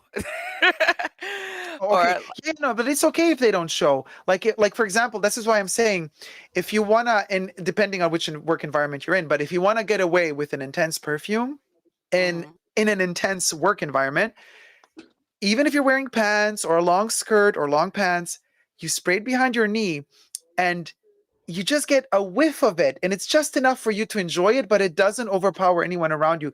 And plus, mm, it's a very powerful pulse point behind the knee, which really it allows perfume to develop in such a beautiful way. I was shocked when I wow. sprayed Eden behind my knee because I was like, okay, this perfume is now blooming the right way. Because when I had it Mm, here or here, it's a little bit too close to my nose, so it kind of doesn't develop enough before I inhale it. It's like too far mhm. away. It's like too close to the nose. Yeah. So normally what I do is like, especially for work, I try to keep it like lower, not really on my neck and stuff like that. Or right in the crook of my elbow. But if I'm going out, oh, it's everywhere. It's everywhere. Yes. It is everywhere. It is in the hair. It's everywhere. But, my whole thing is makeup. I love makeup. I love the act of presenting a different version of yourself. So, um my makeup collection is a lot bigger than my perfume collection, but it's pretty Mhm. Love equal. it. So yeah, but those are my favorites, and I wanted to pop on myself and Hello Kitty here. Uh, Hello, Hello Kitty. Happy New Year, Hello Kitty. well, Hello Kitty holds my one of my tarot decks, so yeah. To say hi, me and my soju, as you can see it. Like, Oh, uh, yeah, yeah, yeah, yeah. yeah, Oh, now I'm I thirsty love again. I love soju. It's Korean rice vodka, and they have different flavors of it. Um, and here it costs a lot. It's like $6 in the US, and in Korea it's like $1.50. So, from what I gather, you used to be in Korea, but now you're back to the States. Yes, You're missing sadly. Korea. Yes. Very much so. Very much so. I when I was there, it was when you first leave a country, your home Y- country, and you see something different, and then you come Yeah, back and you're constantly doing comparisons and stuff, and it's just like, yeah. oh, I miss it. I really do. I know. It was like, why not? Korea is uh, cool, and they have some amazing fashion too. yes. Okay. Just FYI, everybody, if you do happen chance, even though we're in a pandemic, I understand. But if you do ever get a chance to go to Korea, you go to Seoul, go to Gangnam. They have some of the best underground malls. Yes, Korea has fashion, but they have some of the most beautiful items. Matter of fact, I have a few skirts that I have over here because I haven't hung up some things that I got that you will never find in America. And that's why I love a lot of the Korean fashions because you don't find the type of feminine items that you see in Korea in America. Even when you're looking at some of the designers from Europe and stuff and the evolution of their styles is not as feminine as you see the fashions in Korea. So Mm. it's worth it to go to Gangnam. Little tidbit of information for y'all. This Mm. shirt might be from Korea. Just say. Mm. Oh, I brought some shoes back. I love them. The lovely thing was I'm right at the size that they stopped making heels from, which is 250, which is like an 8 US. Yeah. And I was just like, I have to have these shoes. I should go get them right now, but my room's over there and I'm over here. Speaking of shoe obsession, Sex and the City. Are you watching it? You know what? I have not watched it. Okay, so I know. you're not interested. I've no, I watch when you do your lives and you do the recaps on the show, that's when I get it, or I'll, Google online because honestly, I really like Samantha too. So Yeah. it's kind of pointless to not see Kim Cattrall on there anymore. And I grew up watching her, I loved her in Mannequin. That was like my movie as a kid. Oh, mannequin. I adored her as a child. And I'm just Oh my like, God, Kim Cattrall as a mannequin. Ah, with Andrew McCarthy. Oh, 80s child all the way. oh, But me too. 80s forever, the best freaking decade ever.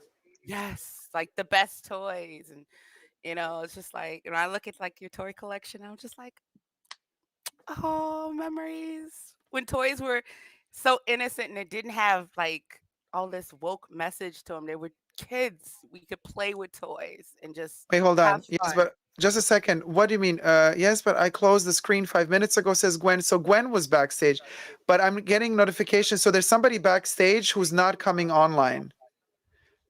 Somebody's backstage and all right, you're not coming online, boo. Troll alert, troll alert. Somebody's not coming online. Uh-oh. Oh well, bye. But also, Camille, speaking of Yes. 80s, here a little Chucky moment for you. Oh, good. No, he's good. That He's good. oh, He's not bad. oh my god, those movies scared me because I had Cabbage Patch Kids at the time. A And dear friend of mine just bought me on eBay or somewhere one of those Cabbage Patch Kids that were discontinued because they ate people's fingers. oh my goodness. I had the one that had the hole in the middle of the head that was just like the Cabbage Patch Kid with growing hair. So you like pull it and it had like instant long hair coming out. And then you could like turn it back in, right? Like you just pull it and it just goes right back into the scalp. And then I had like the yarn ones. And so when Child's Play came out, I was scared. I would like move my Cabbage Patches to another area because I was scared they were gonna come to life. All right, Chucky, I'm gonna have to put you to the side because Camille is scared. Don't worry, Chucky is a good guy. That's He's okay. actually he I have just gets rid of always trolls. Chucky is my little helper. Yeah, Hello Kitty. You know that Chucky wore a Hello Kitty mask for Halloween in the new TV show. In the Chucky TV show, Chucky wears a Hello Kitty mask. Gwen Lee, try calling in again. Now you Oh can. I think it's wow. freed up. Yeah, Chucky. Yeah. So what do That you is guys? crazy. I know, right? Did anybody else? Are you guys? I know Chanel. Are you watching Sex in the City? Are you enjoying Christian? Are you watching it? Yeah. You're not liking it though. Yeah, I am. Ah, you are liking it. Tell us I'm more. I'm a little bit disappointed with Kim Cattrall not being there. See? yeah. Hey, Gwen. You made it. Yay. Welcome, sweetie. Happy New Year. You guys, I had a thought. I think it would be really trashy, but two options instead of Kim Cattrall, and not Sharon Stone, because as I said, she would be too aggressive, Basic Instinct-ish. But still, we could do that. I would live for a Sharon Stone moment. But if we really wanted to go really trash, we could do Madonna as Samantha. No, wait a minute, wait a minute. Do we mean 90s Madonna or 80s Madonna or the Frozen era Madonna? Or No, do we're we, talking metaverse. Confessions? We're Oh, okay. talking metaverse Madonna of today. Because We're I'm like, talking. the Madonna of the 90s, I can see that. I'm the She was Madonna of the good in the 90s. I'm the sex era Madonna. No. Then I could be giving. No, we're talking the metaverse Madonna of today where the face doesn't move. She's Samantha. Or, listen to this. If we really wanted a really good Samantha, Patsy Stone, Jonna Lumley from Joanna AbFab. Lumley. Yes. Oh, yeah. That Wouldn't would she be be a hilarious. great Samantha? Yeah. Because listen, this is the twist. Because you know that Samantha is now in London in the new show. She left, she's in London. So they could do this really funny twist. Like at the end of the season, Samantha comes back from London and she now speaks with the British accent and it's Joanna Lumley. Cheers, mate. Yeah. Cheers, Yeah. mate. That would be Oh my, amazing. that would be hilarious. Holy Grace says at this point, Dacob, I'll accept anything. It can't get worse. Throw Madonna in there. Yeah. But it seems like from what, the recaps that you do and other people, it seems like maybe Carrie might be having a little early onset stuff, Yeah, if you know could what I be, but a lot of mean. people are saying no because then they couldn't have a season 2. Kira, are you there? Turn on your camera backstage, sweetie. Turn on your camera backstage, sweetie. We see you, but we don't see you. Um, this dementia or Alzheimer's or whatever it is. Come on, please let it not be that. Yeah. But It would but be what I'm really I'm sorry. no, tell me.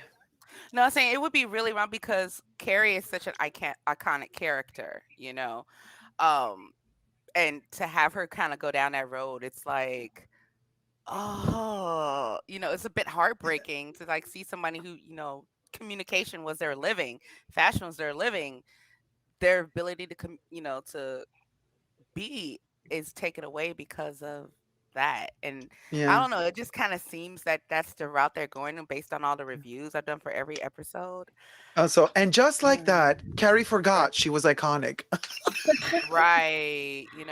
Kind of having a little Iris moment. I don't know if anybody's seen that movie. I think Kate Winslet and Judi Dench were in it. They were both playing she was a writer. I forgot her last name. It's Iris something, but she had dementia and it was showing like the different stages of her life from her youth and her husband taking care of her. And I'm just like, I don't I don't think fans would love that at all if that's the case, you I know. hope they don't. I hope they don't bring it in. We don't really need it. I can Yeah. Well, understand. we don't really need it, but you guys, they do call the and just like that, they call it a limited time event or limited time event series, which is usually defined as a one-time series, like they did Twin Peaks: The Return, limited event series, one season only. However, they did trick us with Big Little Lies on HBO. They also called it limited event series so that they can sneak in and win all the awards at the Emmys or whatever.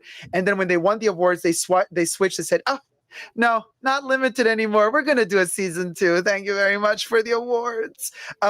But Holly Grace says, "Dacob, you were right about the dementia. I reckon they are going to close the whole thing off after one season. But how do you explain all the dementia moments?" Uh, Listen, I've heard rumors that they want to do more seasons. Why would you end a show that was so fabulous? Why would you end it with like, oh well, oh poor Carrie, it's the end of her? Like, Yeah, why? That yeah. what a way to go. But it Don't also depends be. on Sarah Jessica Parker as well, because is she like co-producer or something like that? Yeah, she's an Producer? exec. Yeah, Oh, executive. she's in charge. She's Right. large and in charge, and she wanted the show to come back. So like it's not like she's like, "Oh, let's bring the show back so I can like get really sick and have a fabulous ending." Like, that's not- uh, I don't know. It kind of makes me feel a little bit like I don't know if you guys remember David Cassidy. My mom was a big Partridge Family fan, so I grew up listening to David Cassidy. wow, And that's a minute ago. but he passed from dementia and he was relatively young. And it was like it just kind of like it came out of nowhere. It came in real fast for him or something. And that's kind of what I'm getting with, this the recaps with Carrie and just like that. So I'm like, I don't know. I don't know.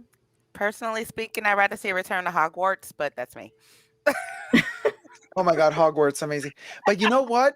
You guys, but I have to admit, I felt a little bit a Carrie vibe for me today because after the news of Betty White passing away, Oh, it hit me and then it hit and then at first I was like, okay, well, we were expecting this because it's been, she's but then when I started crying and I couldn't stop and I kind of couldn't like I kind of became numb for mm. like half an hour and I was also like lethargic. I was also like, okay, well, no, I'm not hungry. And I was You just felt sitting the there for like same. I'm yeah, sorry, I you felt felt the like I'm not hearing anybody anymore. I'm not seeing anything anymore. So that whole scene that we have in the first episode of Carrie in her kitchen table forgetting that Miranda offered her a coffee kind of made a different sense all of a sudden because I was reminded today how it is to really be grieving. yeah. But then forgetting her own telephone number in episode 2, that's a whole other can of worms. Yeah, see, that's where I keep thinking that that's the storyline it's gonna go with. And then of course, with Betty White passing, the same way that you felt is the same way I felt when Anne Rice passed. Because Oh, remember I was on we you did the call-in show last time and I was talking and I'm just like, that woman has a very significant, part of my life, with her books and stuff. So the way that you felt about Betty White is the same way I felt about Anne Rice. And the fact that both of these women were trailblazers in their own right. I mean, Betty White's career goes back to the 30s, yeah. the 1930s.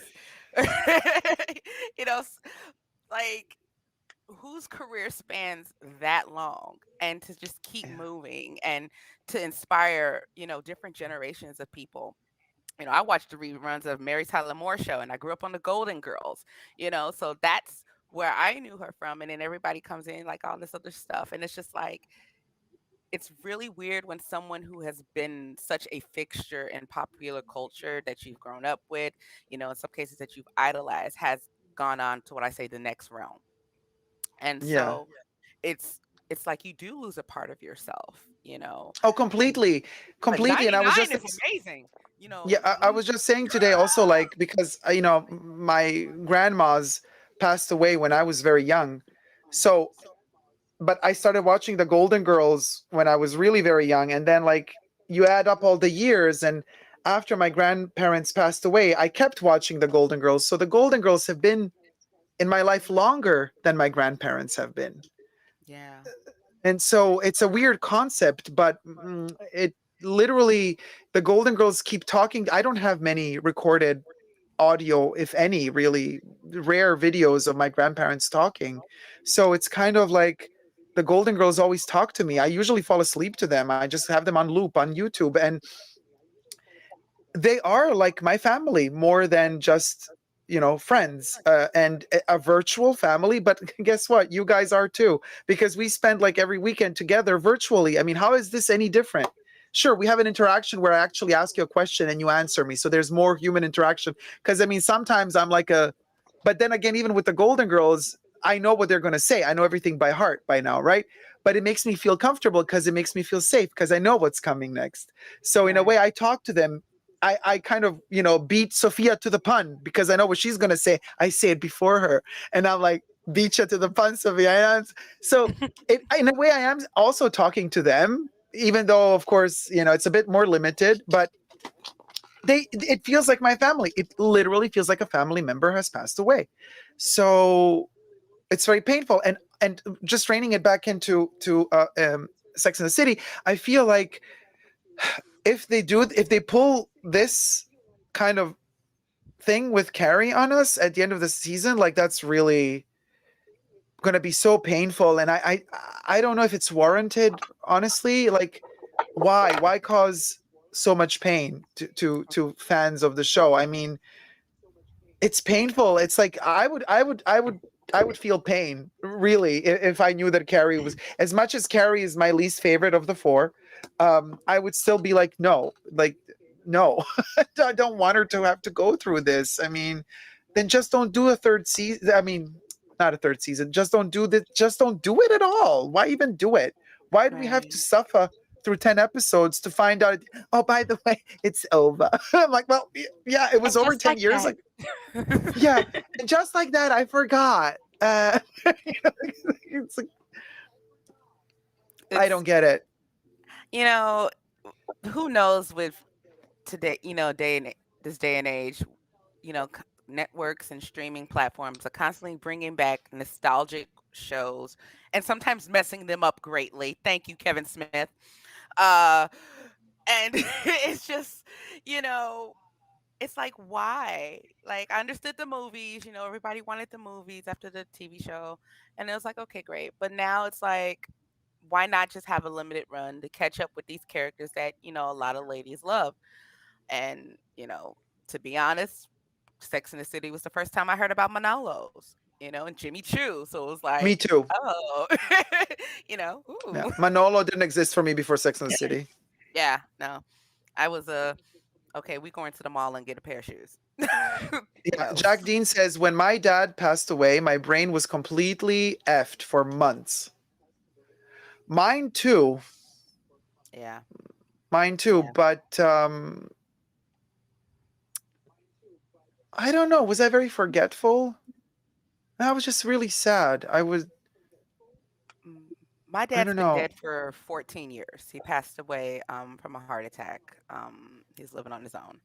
And for 10 years after that, I think it took me that long to actually grieve because being the oldest daughter, I was the one to take care of his final business, to fly down to where he was living, clean out the apartment, talk with landlord. So I had to do all of that. So I really didn't get a chance to grieve.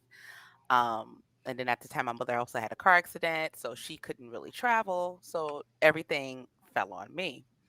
And I remember not really grieving, and just doing what I had to do because I was the oldest. It's my responsibility to do that stuff. When my grandfather passed, I was not even living in the state. I was living in California. And I remember just feeling this overwhelming urge to just like, I don't want to do anything, you know? And that's different levels of grief, and everyone's loss, regardless of how it happens, we deal with grief differently. Some of us shut down, some of us just continue to work, you know, it varies. And understanding that is also part of human psychology. You know, when we deal with certain things, we don't know how we're going to react. A lot of people could say, "Oh, that I could never deal with that," or "I can never." You don't know until you're put in that situation.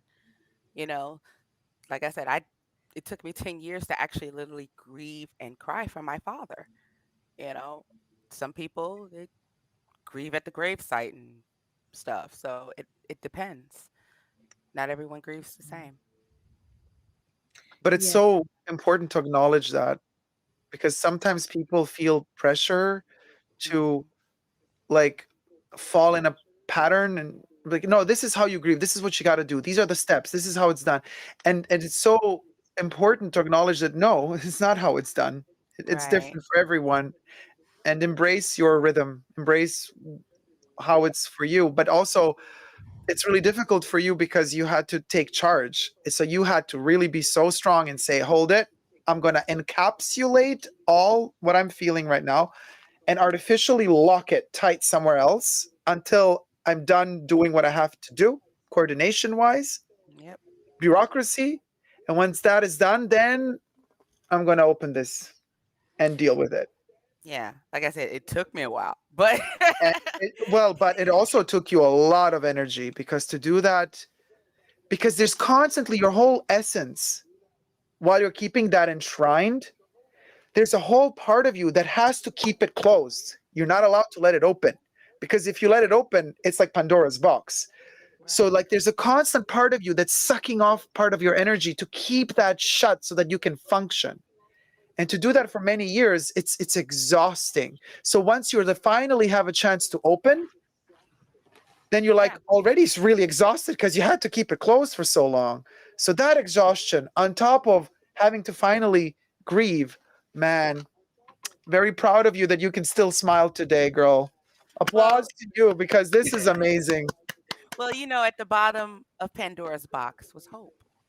It Yes, was the one always. thing that did not come out, which was hope. Hope did And not come out. a friend of mine had to remind me today, that even with everything going on, you should still have hope.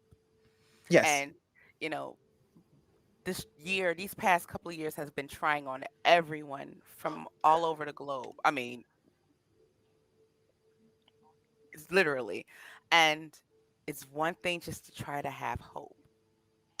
you know just try to find the bright moments, try to find the bright side in everything, whether it's luxury perfume or in my case makeup, or you know or whatever helps you feel, grab onto it. That's amazing. And I just wanted to say, Dacob, thank you for being a friend. Oh my God, come in, stop it.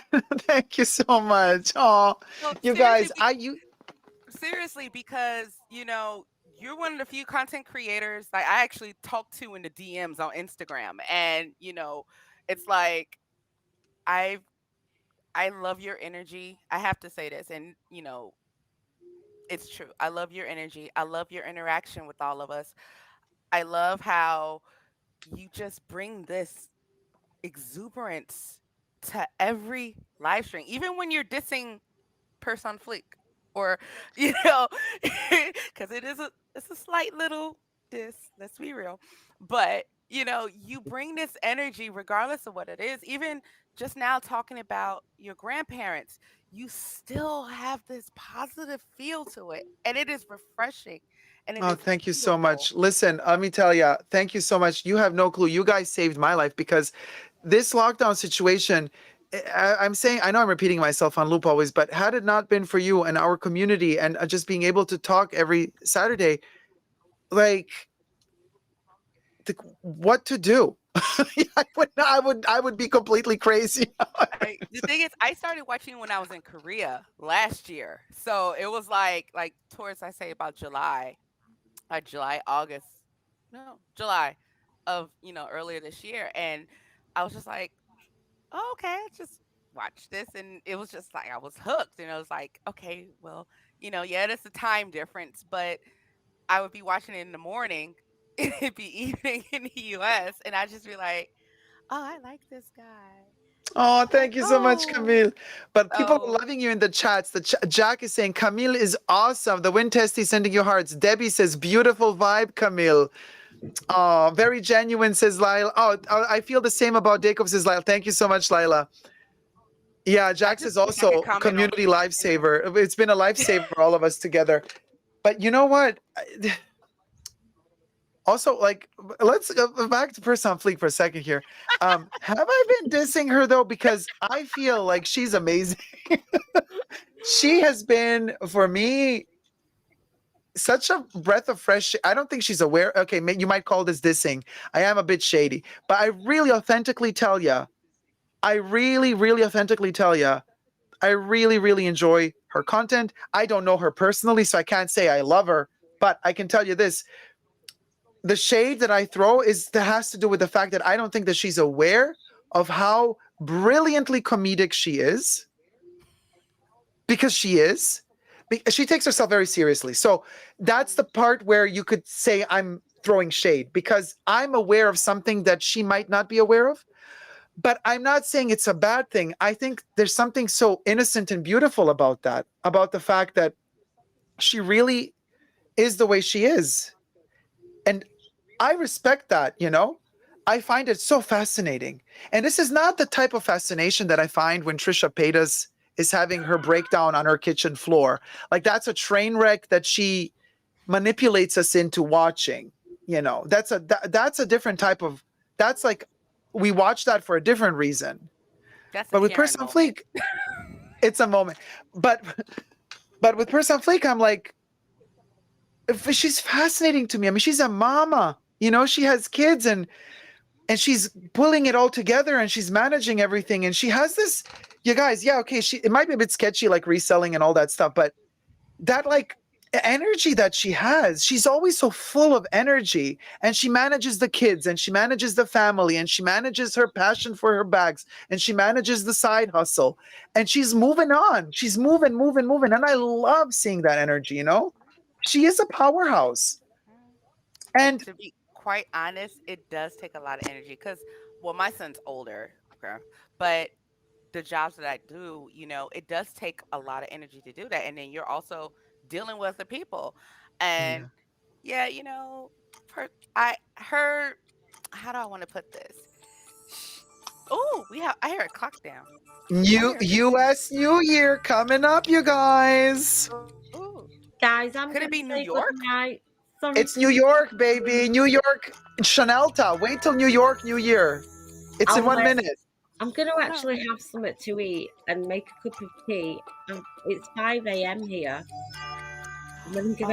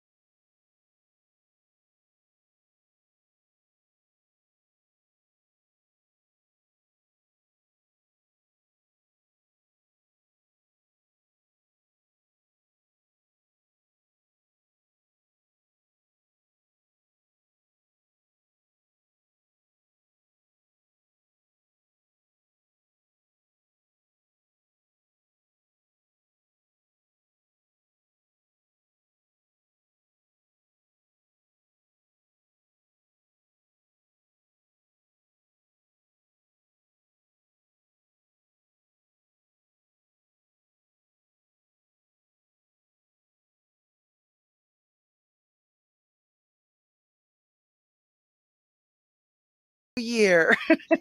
Oh. Next up, Shy City.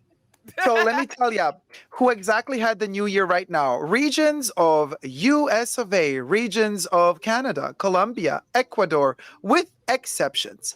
Then we got Peru, Cuba, Acre, Brazil, Panama, small region of Mexico, Haiti, Bahamas, Turks and Caicos Islands, Jamaica, small region of Chile, and the Cayman Islands. Yay. Well, Happy New Year, y'alls. Well, wasn't that a mess of something? A mess of something. Oh my Hold on, I'm goodness. looking at right now. No, okay. So Aisha, aka Chanelta, you were Yeah. saying you want to go sleep or eat? Well, I should go to bed because it's 5 a.m., but I'm absolutely starving all of a sudden as well. So I think I might have a chip. I have chips here. yeah, need something. But Soju? yeah, send it over. Send it all through the screen. Yeah, I know I've got some croissants in the kitchen, so I'm like, yeah. Ooh, croissant sounds very good right now. Yeah. Ooh. So I think I'm gonna have that, have a cup of tea, carry on listening to all you guys, and then hopefully drift off and spend most of tomorrow asleep, I suppose. But it's been highly worth it. Oh, thank you so much, Chanelta. I just Oh, Angela Kier Vlogs. Goodbye. 610 Arigato. yen super Sayonara chat from 2021. Angela Welcome Kier 2022. Vlogs. Happy New Year to Goodbye, all. Thank you arigato, so sayonara much. 2021. on that note, Welcome I'm gonna hang up, 2022. but lots Happy of love New to Year to all. everyone. Happy New Year to all. Bye. Bye. Love to you too. Bye, Chanelta. Rest that wrist. Yeah, rest the wrist. And also, Dracula, you're still in the backstage. I don't know why you're not popping in the front. We have to know who you are. I can't let trolls into the call. So if you're a troll, you won't be visible. So let us know who you is. Show your pretty little face. And who that be? And if you be not a troll, we be let you in. See, this is the energy I love when you live stream. Like, I love your energy, Dacob. I really do. Hey, Oh, hi, Alina. Alina. Hi, Elena. Oh, sorry. Hey, girl. I'm loving the corporate background. Love it. It is like so 2022. We're living. It's like Alina came, like she's like, the meeting has begun. Are you ready? Did you finish your assignment? Is that ready? Christian, did you finish the perfume? Camille, are you ready? I'm You're ready, all darling. fired. Sorry. You're all fired. On Zoom. You're on Zoom. You got your perfume? Good, Oh, Gwen, you that's got it. beautiful. Yes. Since everyone was talking Lovely. about the perfume, this was what I Wow. was wearing today. So And that's the recycled glass. Wow. Wow. now this Nice. is not the Chanel number 5. It's Lou. Yeah, it is channel number 5. Wow. Yeah. Yeah, it's low. Yeah. Yeah. It's Well, the not flanker. Yeah. original. No, but it is. I mean, it's a kind of a reinterpretation. Yes, yes. Mm-hmm. But just to be clear, it's the silver one, guys. It's the silver one. But it's Always the still silver. Chanel. I actually like the silver, but I do don't too. like the 5 behind it. But I prefer it to the gold. I still Yeah. prefer Me the too. gold. It's nice. Oh And I my like gosh. the What little cancer band. by any chance, Gwen? I love What? that. What'd you say? You're not a cancer by any chance? No. No. Okay. I feel like Capricorn. cancers just love silver, but maybe that's just what I'm telling myself. I don't know. I love gold and silver. Well, there was a time I didn't really like gold, but I think it was because I had fake gold. My mom gave me a chain, and to this day I don't know if it was real or not because oh god, why am I telling this? But basically, I had this silver chain from. I literally got snot down my. It's okay. Maybe it was gold plated. Okay. No, I had this like little dolphin silver thing, and like as you know, I don't really talk to my mum, but I tried to find like a replacement. I couldn't find it, and so in the end, I sort of just said I'm gonna go back and get my jewelry because I was so angry that I was just like, okay, you have everything. And then I don't think she had everything, but I didn't really care because all I wanted was that like silver dolphin thing. And then I was like, oh, so by the way, do you also have my gold? And she was like, let me check. And then she gave me this chain, and obviously she couldn't change my pendant thing because it's got my name, and that's obviously gold. But the chain thing, I didn't even notice until like sometime after, and I was like, I don't know, I've never liked this chain. She's like, yeah, I don't think that's real gold, and I was just like, okay, that probably explains why I never liked gold. You got scammed by your mother. Wow. So it either wasn't real or like Wow, Christian, swapped. You're I the don't know, gift either of my memory is ubiquity. off or How am I here twice? You are okay. like Jesus. The gift of ubiquity. 2 places at once. Oh my gosh, I couldn't even get in the first place, and now I'm here twice. I'm telling you, And you have a different camera technology. angle. You have a different camera. Right. Two That cameras. is so What? I wonder if weird. maybe my iPhone is on. Hold on. See, The iPhone, fabulosity of it the all. It's Apple, like, Yeah. let Apple me show doesn't you play well with others. my sugar angle and the other angle. Right. this Which is side's what the I'm good Ready talking for side? my about. close up, Mr. DeVille. Yes, already ready, Mr. DeVille. Sunset Boulevard realness. Ooh. Ooh. Ooh. Oh, that's a So dolphin. yeah, so she didn't actually have the original chain, but she still had it. So I was quite happy because this, I don't know, it just had like sentimental value for me. It's not even about the monetary value. Are you Yeah, but it's Pisces? cute. It was the first thing I ever got myself. I was about Aw. 11. So yeah, and the funny thing is I actually ended up getting one in gold as well, but I wanted the one in silver. I don't know, even though I don't really wear the silver one at the moment, but there is a hoarder in me. Even though it's still a minimalist. Gotta So collect this is them the all. one in gold, Gotta but catch it's them all. smaller. Oh my God, Gwen. Gwen said, gotta Aw. catch them all like Pokemons. Aw. Yeah, that's a cutie. Because I'm a Pisces Dolphins are as so well. amazing. I love I dolphins. thought so. As Oh, soon wait, as she here. flashed up the silver dolphin, I was like, are you a Pisces? Because Yeah. they tend to Yes, be you got? like, very fond of fishes and, aquatic things. They're also very deep emotionally too. But I mean, weren't you shocked when you found out? I was shocked when I first found out that dolphin. Oh, Gwen, stop it. Oh, I know when Gwen begins with the it's so vintage pretty. Chanel, I kind of lose control. That is Oh so my pretty. God. That is Oh, that's a beautiful. cutie. Is that a clip-on? Yeah, it's clip on. Although the back is like, those that plastic. Yeah. I Yeah. don't have it anymore, so I need Oh, to but replace you can it. purchase one to plug it in. Yeah, Oh. that's what I'm gonna do. It's kind of painful right now. Yeah, and it's painful without the rubber. I know the little rubber thing. But look, no. You'll see it again. No, hang it on the ear, I want to see it like hang. hang. There it is. Oh, Wow. I love it. Oh my God, Wow. look at that cabochon. I mean, you guys. is that garnet? It's glass.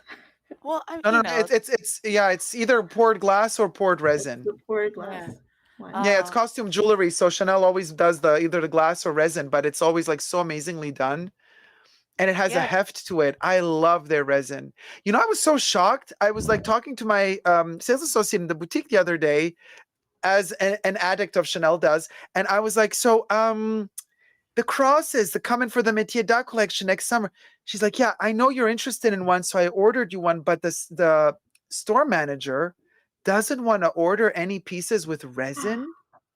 And I'm like, that's basically the DNA of Chanel. What do you mean you don't want to order? She's like, I know, but he's super scared that they won't sell, so he just orders the double C brooches. I'm like, okay.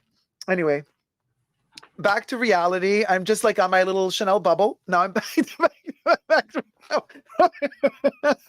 Because Coco Chanel is in your house. So just... well, apparently not anymore because like they freaking burnt the house down. Oh my goodness. That's like, remember where I told you about the post a few weeks ago? If anybody know, I'm the one that told him about, I was the one that actually got banned for a few hours on Instagram. Because of a comment. Yes.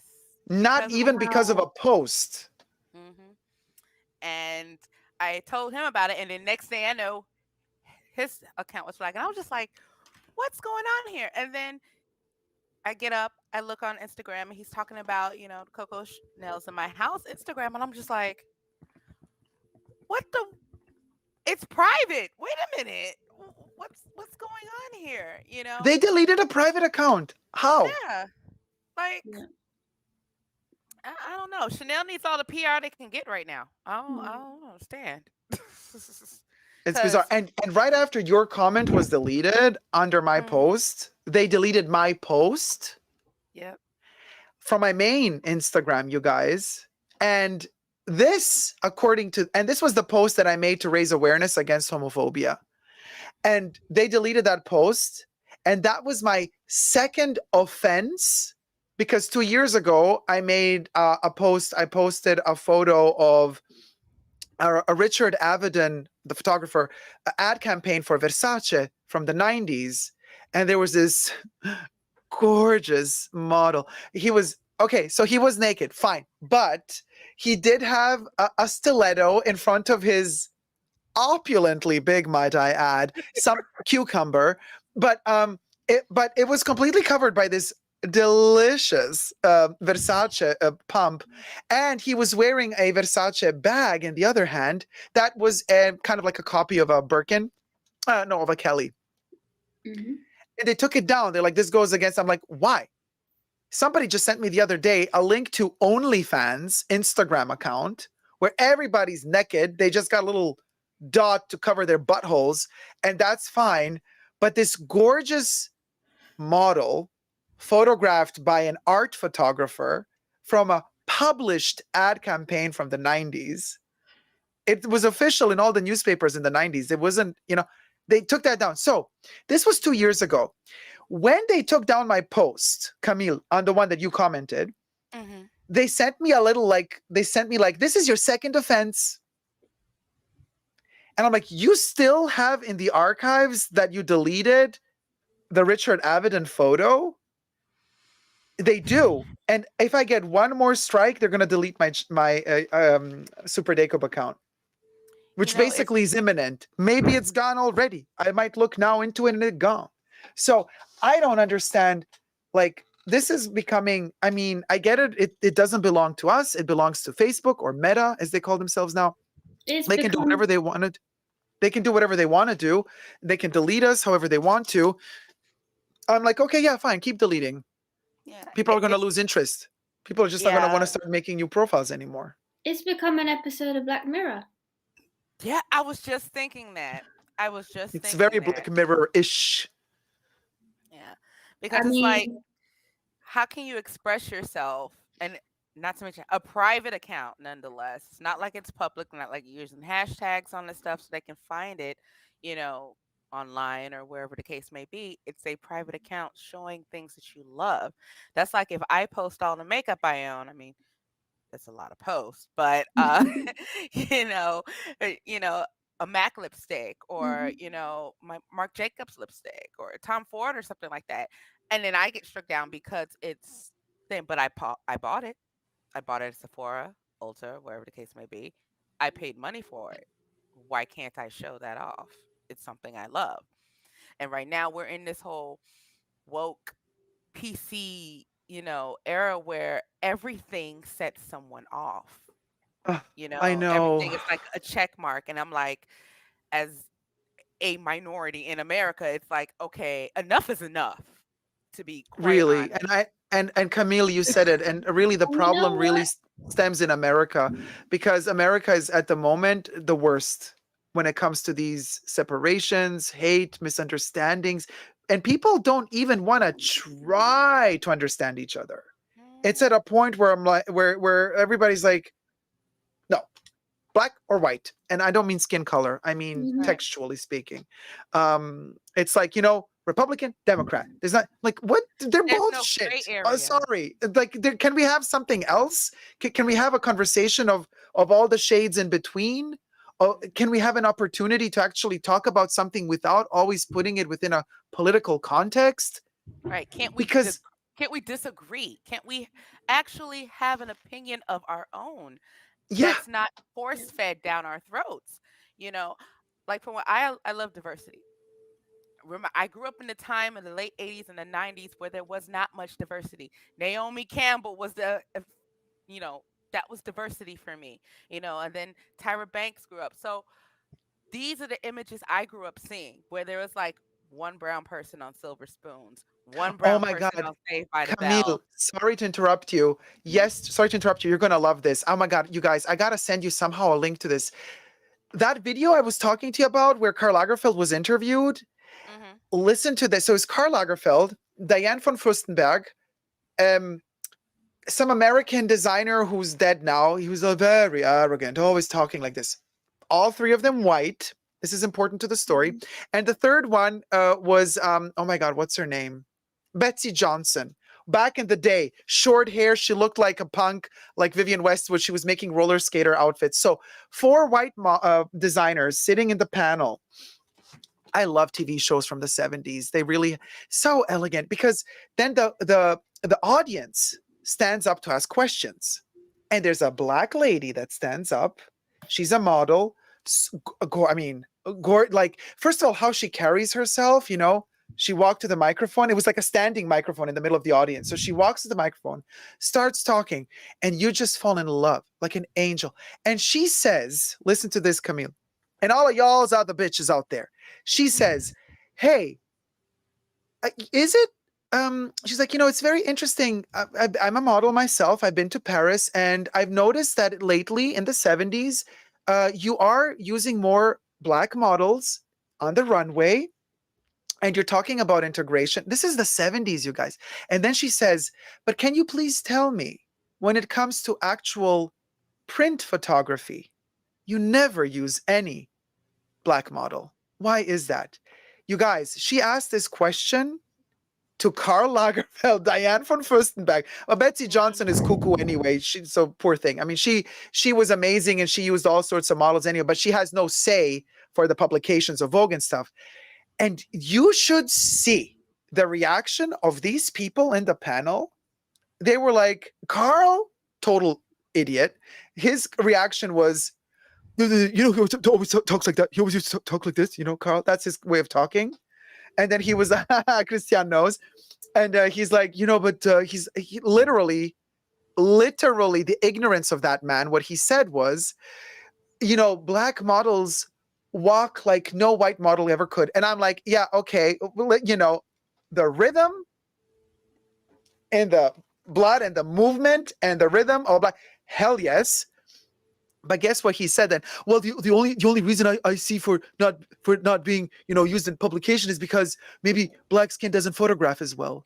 Oh, but that's completely different because Ebony and Jet was around in the 60s and the 70s. They were using black models, and we photographed very well. Beverly Johnson, the first black supermodel. Excuse me, but we don't photograph well. And I loved me some Karl. When he went to Chanel, I loved me some Karl. I really did, and I loved his ready-to-wear collections and stuff like that. But that man really sometimes used to talk out of his ponytail. Oh, completely.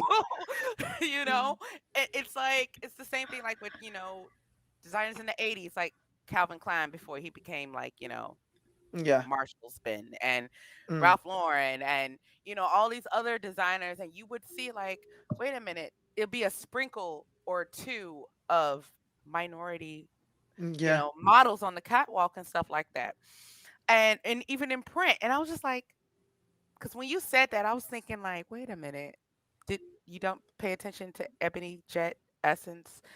But she said the representation isn't really there, and then none of them could give an answer. And Karl was just like thinking, because he didn't think about the implications of what he was saying. You know, for him it was just like, well, probably black girl doesn't photograph as well. I don't know, or something else. And the moderator of the show, he kind of looked at him like, and then Diane von Furstenberg jumped in, made it even worse, because then she said, oh honey, you know, but I don't know, I don't decide who's, you know, on the cover of Vogue, but just have some patience, things are getting better, things are changing. I'm like, really, are they changing that much? Because right when the lockdown began, remember when Naomi Campbell started doing her YouTube channel interviews, and she called Anna Wintour, and she interviewed Anna Wintour, and Anna Wintour said, oh Naomi, I fought to get you on the cover of Vogue because back then, you know, they were saying, you know, black models not on the, and Naomi was like,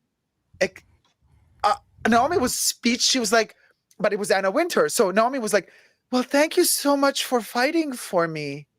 And Anna, that video was public. And then the next day it was gone because Anna told her, please, this is a bad look for me. Take it down. And Naomi took it down. Girl, the I things remember are Naomi's the OG of the catwalk. You know, she was doing it in her teens. So she knows when now people want to say, oh, I've always wanted to do this, or I've always wanted to do that. No, because you could have. How long were you in charge of Vogue? How long have you had these connections? You know, you could do that. It's the same thing for, you know, LGBT representation and stuff like that. You have the power to make other people see what you see on a daily. You know, if you can do that, you don't have to be like succumb to media pressure. You should want to do that on your own because the world is many different shades.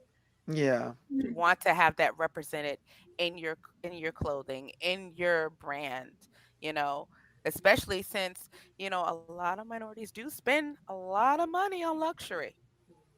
I mean a lot. Oh, yes. You know, Unfortunately, because brand marketing is like that, and a lot of people spend money they don't have on luxury. yeah. Oh yeah. Because, yeah.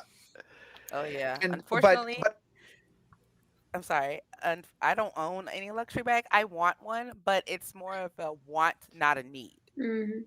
Yes. You know, Yeah. and so I love looking at Louis Vuitton. I love looking, you know, even at Hermes. I have an actual. It's funny. I wouldn't call it a dupe, but I don't know if you remember Henry Bendel. Yes. Yes. Yes, I was a big Bendel girl. Okay, and there's a Hermes Birkin dupe that I have. It's actually like a blue snake skin, um, literal dupe. I'm good with that, and it was a quarter of the price. Yeah. Yeah. So, you know, I'm fine with that.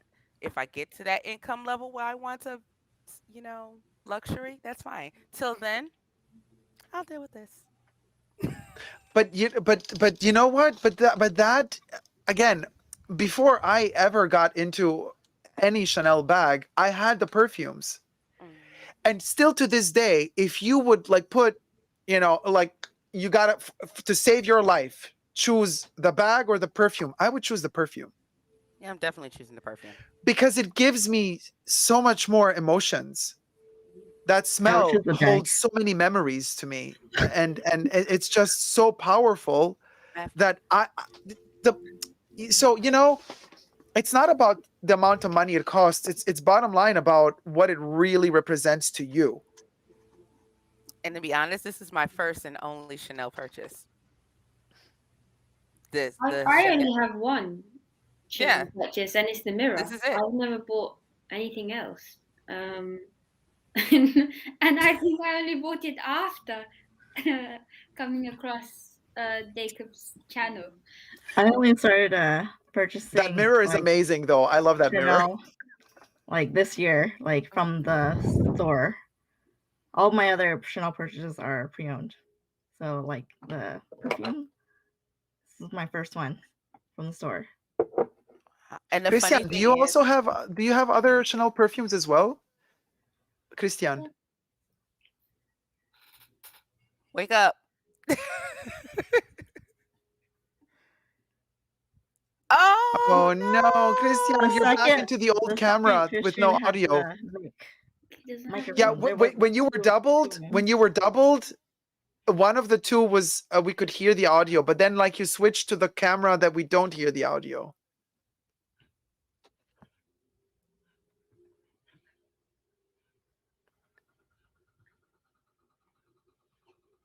Because it was that other camera, remember? It was that other angle. It was, I think, at a lower angle when we could hear you, but then you have this camera at a higher angle, and that's the camera where we don't hear you. Be right back, guys. Alrighty. Yeah, Christian, because like you haven't said much, I want you also to get a chance to talk, but like Okay. we gotta fix that mic. Sure, I'll show you in the back. When I love your love of vintage. Like we need to team up, girl. Now I'm doing a Dacob with my hair going like this. Oh my god. And you know what? And I got all of these little pilettes, so my hair gets stuck in them. Like this week is even worse than the other weeks. I can imagine. This week I can't even pull because if I pull, like half my hair is gone. Okay, I got something for you guys. So earlier they were talking about what was your last purchase. So Yeah. I have it here. You didn't get another vintage. Oh. That's used though. It doesn't matter. It's so beautiful. This one, that is. So this is pretty like, cool. I think it says somewhere like for the home, and then it says for the purse. Yeah. It's not a spray. It's just like it has. No, I know. It has a twist thing, and then you dab it. Yeah. Yes, that's exactly. That's how they what used it to is. make them back in the day. Yeah, they Yes. didn't have miniature sprays. But look, the little funnel. With the fun, I know, with the Chanel funnel, those are amazing. Oh, you know, they still used to make those in the 80s. Yeah, so like, I kind of don't know what time period the other one is from. I just bought it blind. Show me the sticker again on the number 5 bottle. Let's see. Well, here. Even if I bought it, like the full set, who knows if the person used it and then made Okay, so another, this was like, okay. So this so was that's- I no, don't so know. right. So this was this was in the 80s, still in production. So it could have been in the 80s. It says Perfume, so Yeah. with an E.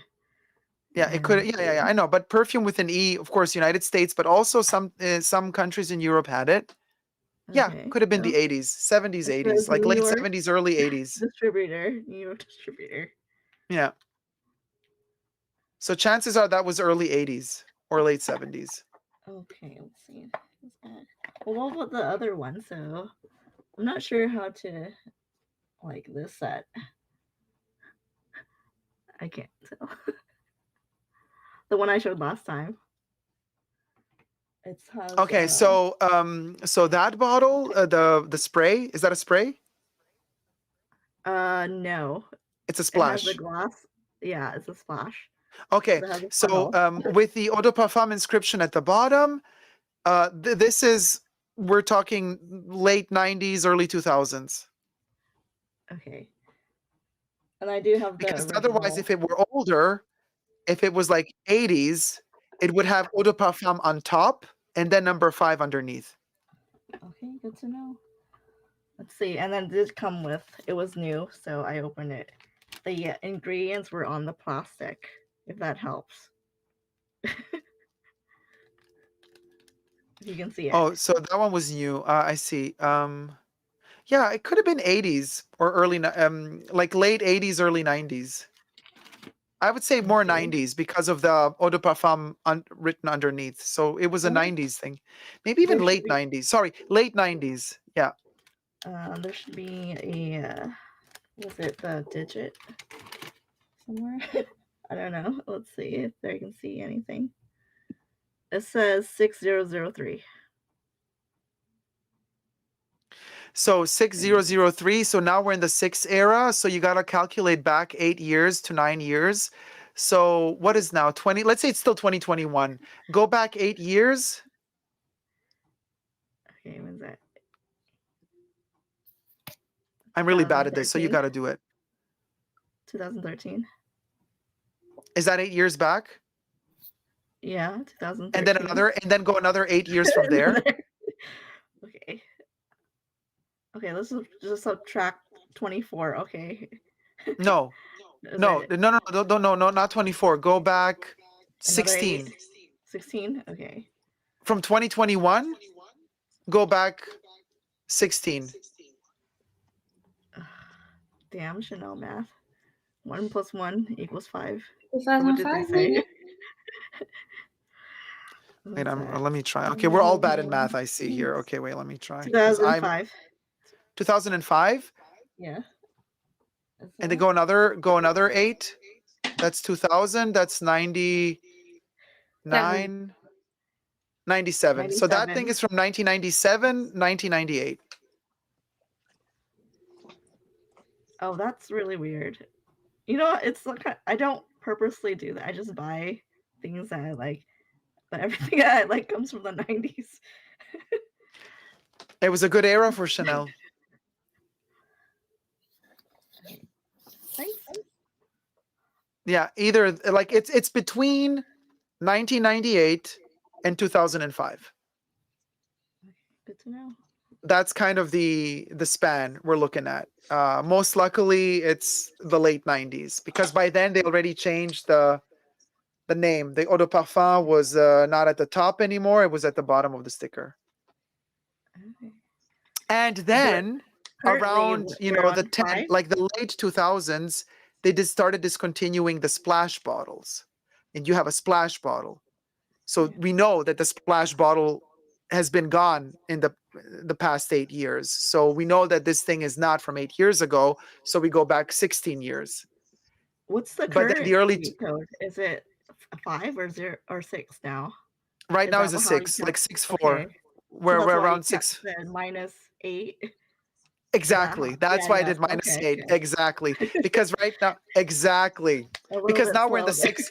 Hey, Tim. Hey, Kev. How's it going?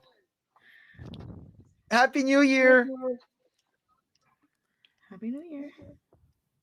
Oh yeah, and I do have to thank you for this because I might have bought the factory 5 one, but you said go find some other stuff. So this is what I found. So listen to And this is fabulous. The Eau de Dacob. Parfum Edition Limitée. I mean, come on. That is gold. That's heritage of Chanel number 5. The factory thing, Guys, it's refillable. yes. Wow. This is is it a 10 mil or a 7.5 mil? 0.25. No, not ounces, milliliters. Oh, milliliters. 7.5. 7.5. And this is an Eau de Parfum? Yes. Yeah. They used to make them flat.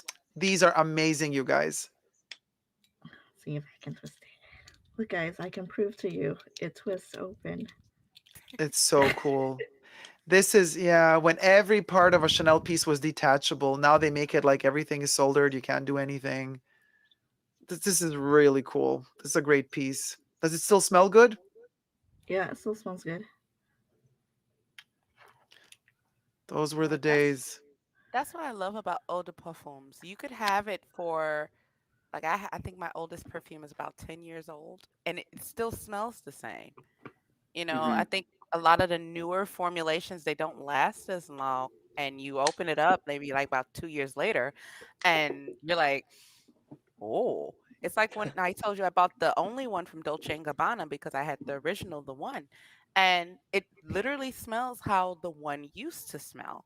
When I Yeah. smelled the new version of the one, I was just like, "Oh, that's no." Yeah, but That Dolce & Gabbana are going through a lot of, I mean, look, they changed distributors, manufacturers like 3, 4 times already. It's such a mess. Plus now Shiseido, Prestige dumped them. So now I don't know who they're going. Does anybody know who Dolce & Gabbana are going to go with now? Mm. Do they even Oh, have a new distributor, you guys? Because the last one was Shiseido, or Prestige, and now we don't know. But I So don't they might really. discontinue everything. it really sucks. But I did go and bring some of my favorites because I do love Givenchy. Hmm. And the Dahlia, I mean, as you can see, very well loved. This is the original Dahlia Divin. I can't say that right. And Wait, let me see. then And then Dahlia. Oh no, you got to put it in the Givenchy. center. Like Oh, there we no, go. yeah, there you are. Dahlia Dive. What does it say? Yeah, Divin, like divine, but it's like Oh, Divan. it does. Oh yeah, Yeah, Divine Dahlia. Mm. yeah, and that's the original. And then this is the, I think it's the nude. If you Hmm. can see it, tilted up a Dahlia little bit. Divan. This is also the Yeah. Divine. Yeah. And then the latest one, forgot what the name of this was. I threw the box away. um, this one, but they all, it's real simple, classic. And I felt, like I said, I fell in love with Givenchy when they released the very irresistible Givenchy. And at the time, I couldn't say it right, so I was saying Givenchy. Or whatever. I mean, important is that the Mhm. important is that you got what you wanted. Oh yeah, and I just, like I said, for some odd reason, these versions, I love them. It's like the same with, you know with your love of Chanel. It's like once you gravitate to something, it's like, okay, I'm sticking with this. I'm sticking with it. And as you can see, I like to call myself a perfume whore. um Ah, I don't want you to get hurt for that. So, I do have a nice, sizable perfume collection. And like I said, my oldest one, I think, is about 10, 15 years old. And I think it's Armani Code, actually, for her.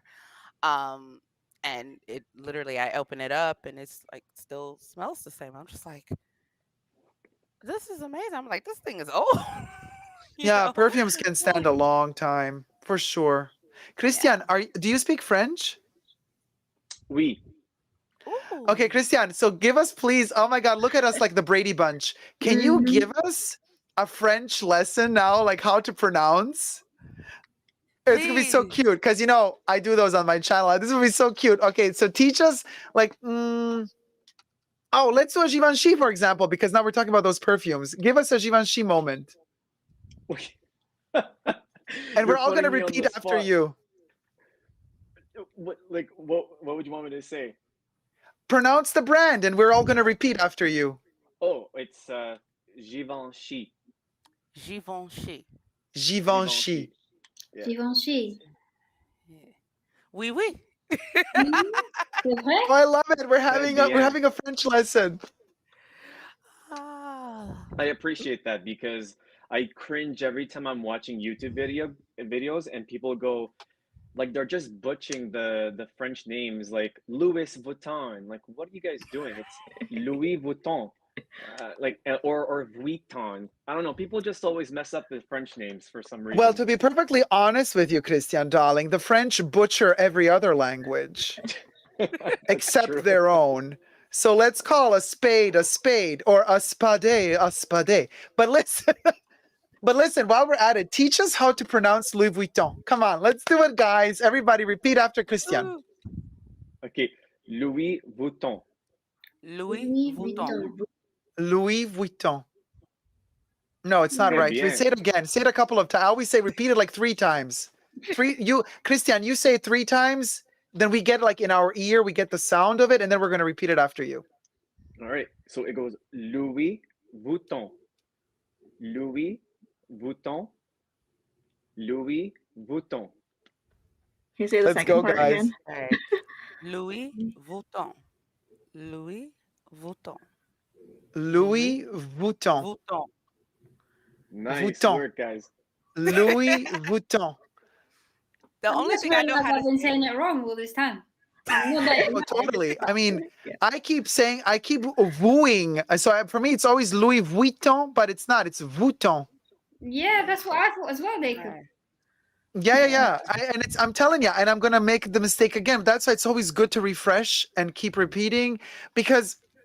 But Christian? Does it depend a little bit, like on which part of France you come from? Because my friend Paul, didn't he teach us to say Vuitton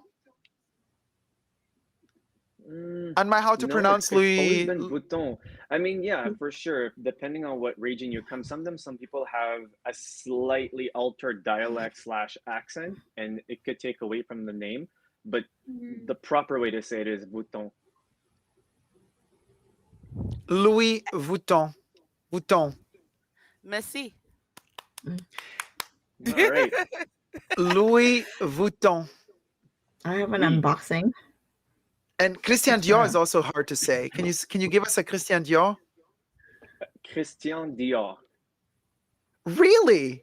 It's so, Dior. that one's so Yours simple. Because my other friend is like more like Dior. Christian Dior, Dior, Dior, Dior. Almost like a Dior instead of Dior. Right. Yeah. Yeah. That one is it's a little bit different. I've noticed different people pronounce it. Even people from the company pronounce it different. If you hear Maria pronouncing it versus Kim Oh, girl, Jones. don't even. No. Maria Grazia Cutie. Yeah. We gotta send the bitch back to Sicily. Okay. She best go cook some cookies. She got nothing to look for at Christian Dior. Mafia coming Sorry. for you, Dacob. What? Who's coming they're for? coming right now. Yeah, they're coming for me. Maria Grazia Cutie. Ma che dici? Maria Grazia Curie, ma che è? You know how she pronounces Cristiano Dioro? Cristiano Dioro? Yeah. Yeah. But you ever notice that, in a lot of different languages, like when you're saying something, that it's always a twist of that native language that is on what you hear. Like, like I said, I was in Korea. So, like, they would use certain words in English and they would have the extra on the end. And you're like, okay. Wait, so give me an example. Like what give me an example. Englishy. Oh, cute. Yeah, with the E. Yeah. Yeah, so it's like the she part at the end of English because Yeah, they don't have Englishy. yeah, or lunchy. And I'd be sitting there like, okay, lunch. Lunchy. Lunch. Lunchy. Lunch. I just try to make Like, everything cuter. yeah, It is super cute though. it is super cute. Even like the construction signs are super cute and you're like, this is just so cute. You're just like, Lunchy. Yeah, I know it's adorable. But oh, but also in Japanese, there's sandwichy. always like das. They always put the das somewhere. So it's like I don't know, lunch dust. Let's have lunch. No, it's a bit different than that. Oh my god, I'm butchering Japanese. But you know what I mean. Domo There's this arigato. arigato. Yeah. Oh man, I love Japanese in particular. It's just so. It sounds so strict, but it's just so. It's like shooting, but with words. It's like popcorn des. Popcorn is popcorn des. It's like popcorn des. Like, whoa, okay, yes, But yes. I love it. I love hearing the different languages of the different cultures and nations. Enjoy it. I was one of those kids that actually watched foreign language stuff growing up. So hearing all of it is just like, ooh, I like that. Like I once dated a guy, and only because he spoke full Mandarin. That was it. Oh wow, he hypnotized you with the language. Yes. Yes. It was just like watching him talk, and I was just like, oh, that's so oh my goodness, that's so hot. But I'm you know like, what? Like, there's something really hypnotic. I sometimes do this also on YouTube. I turn on a channel that is in a completely different language that I don't understand. And then you listen to like fully formed, fleshed out sentences. Are you talking about the But there's Filipino something lady? so soothing about not understanding anything. It sounds like a mantra. Like it sounds like something, it hypnotizes you. It relaxes you because you don't understand. Because when I do understand, then I start thinking. If I understand the language, I'm like, oh, okay, yeah. Oh, what do they want to say now? But if I don't understand the language, I let go and I chill. And sometimes it's so soothing to me. Even weird languages that are usually sound quite aggressive can be really soothing sometimes. yeah, like Yes, I saw German. that video too, like the hello Chanel goodbye, that Filipino lady. She's just showing like Or like when they combine Be English and careful their what you native say, language. Gwen. Be I careful love it. because you know that she gonna sue all of us. Don't sue me. No, don't worry, you're good. Navy 47 is asking you, Camille. Mm. Were you in the U.S. Army? No, I knew. No, I was not. Navy 47. Camille said no. Katie says, can you ask Lacroix, Dacob? Okay. Christian, Ooh. can you tell us how to pronounce Christian Lacroix? That was actually good. It's Christian Lacroix. Give us a threesome. You got to do it always 3 times. You know, it helps. Christian Lacroix. Dacob. Christian Lacroix. Christian Lacroix. You know what I found very fascinating? It's that what is really hard for me is how you pronounce the N. It's always the N.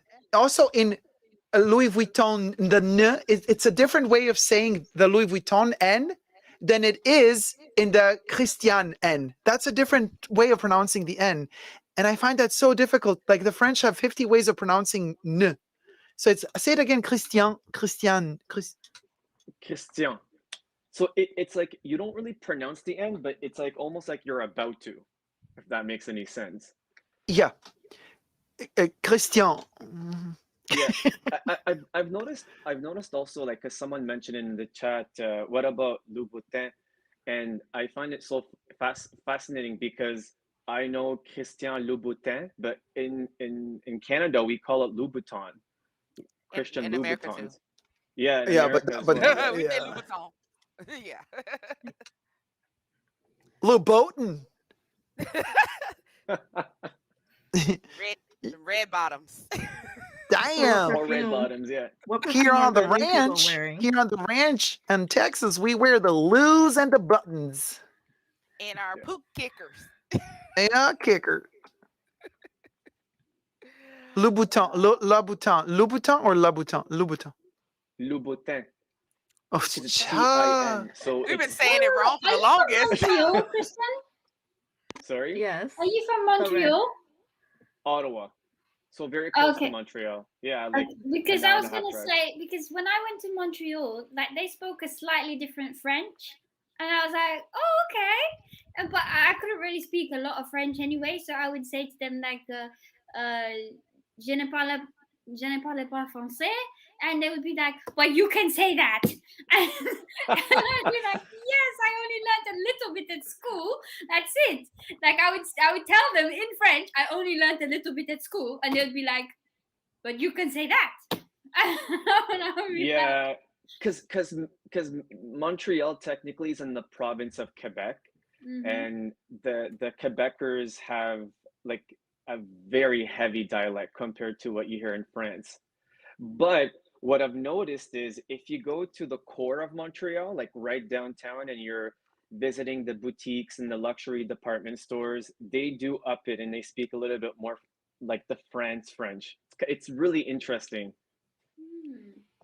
Oh, so a bit more bougie.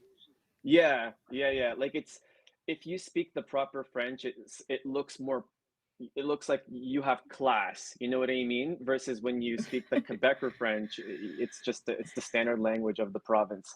And So yet pretty they eat dead pigeons and snails and frog legs. It's pretty much American English versus British English. Mhm. Oh, please, British. Yeah.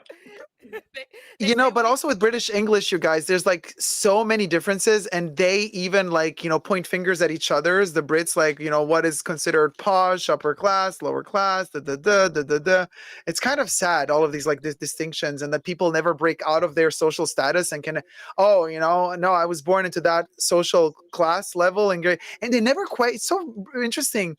In Britain, they very rarely, almost never question it. It's like this separate, you're born into it, done. No questions asked. You stick there. It's so irritating to me, but that's their way of thinking.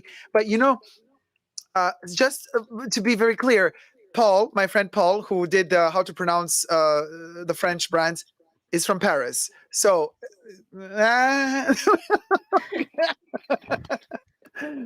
I need more booze. In 10 minutes, we have the next New Year's Eve, and I need some more guzzle because guzzle my mashazzle. Hold on. Where's my bottle? What's everyone I put it drinking? somewhere down here. Soju. Coke. And let me tell you. Wine. Okay, so we got more USA New Year's Eve. Now we're gonna hit. regions of the USA, New Year's Eve in 10 minutes is going to be in Ciudad de Mexico, in Mexico, some regions of Canada, Honduras, Belize, Nicaragua, Costa Rica, El Salvador, Guatemala, and a small region of Ecuador. Actually, oh my God, you guys, man, I'm reaching for my bottle. Okay, got it. And also, basically, okay, let's call a spade a spade. We're celebrating New Year's Eve in Jurassic Park because that's where they shot Jurassic Park. In Costa Rica, they shot in Costa Rica, I think, some scenes, and also in Hawaii. But let's just say it's let's just call it Jurassic Park. New Year's Eve is happening in 10 minutes.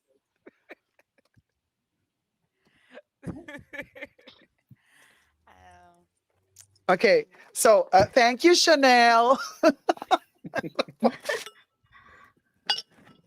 Okay, I'm pouring my guzzle. Also, you know what, girl? Okay, I kind of really like Chanel instead of Chanel.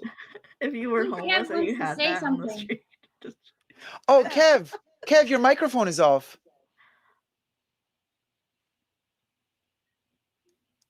I ooh, love can't hear you. that. It is a cardigan. I love it. Oh. No, it's still off, Kev. Like I see you're moving, but I don't hear. Do you guys hear Kev? No, No. but I do feel his pain. Yes. Yeah, we you know went do. through it. Yeah. Is Tim there? Can you hear Tim, can we hear you, Tim?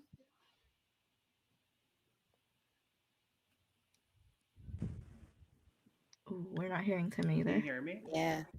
Oh yeah, we can hear you now. Yeah. I heard something. We can hear We heard you, Tim. but you look like a pixelated Tamagotchi from the 90s. He has no mouth. You're literally one pixel.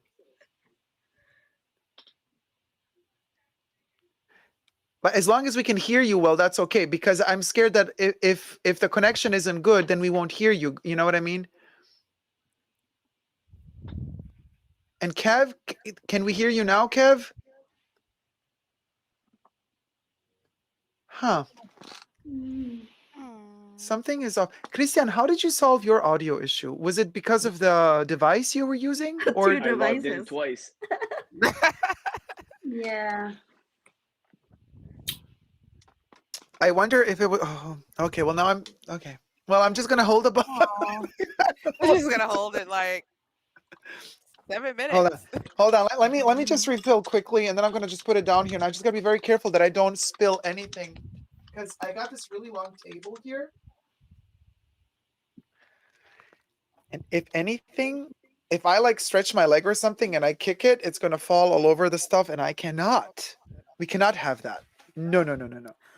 Well, that's like here. I keep hitting the table of my desk, and I'm just like, everything just keeps moving. Like,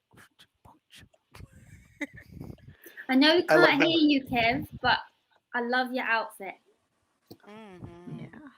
The outfit Very is classic. to die for. Are those gold buttons? And a gold necklace. I can't see. Very Wait, are you simplistic. moving, Kev? Yeah, no. Okay, you're moving. Oh, it says the microphone is muted, maybe.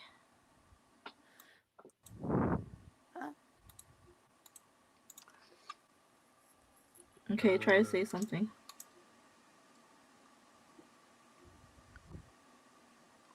Actually, Kev, it says that you're logged in, but it does say that your mic is muted. Yeah, that's what we had with you too, Christian. And I don't know how you managed to turn that off, because it's not Yeah. on my end. I'm not turning your audios off, just to be very clear. I think it's like something. Hey, Tim. You're not Can a you guys hear Tamagotchi me? anymore. Oh, You're yes. perfect Yeah. now. Hey, Perfect. we can see Oh, your. okay, great. We can see it. Great.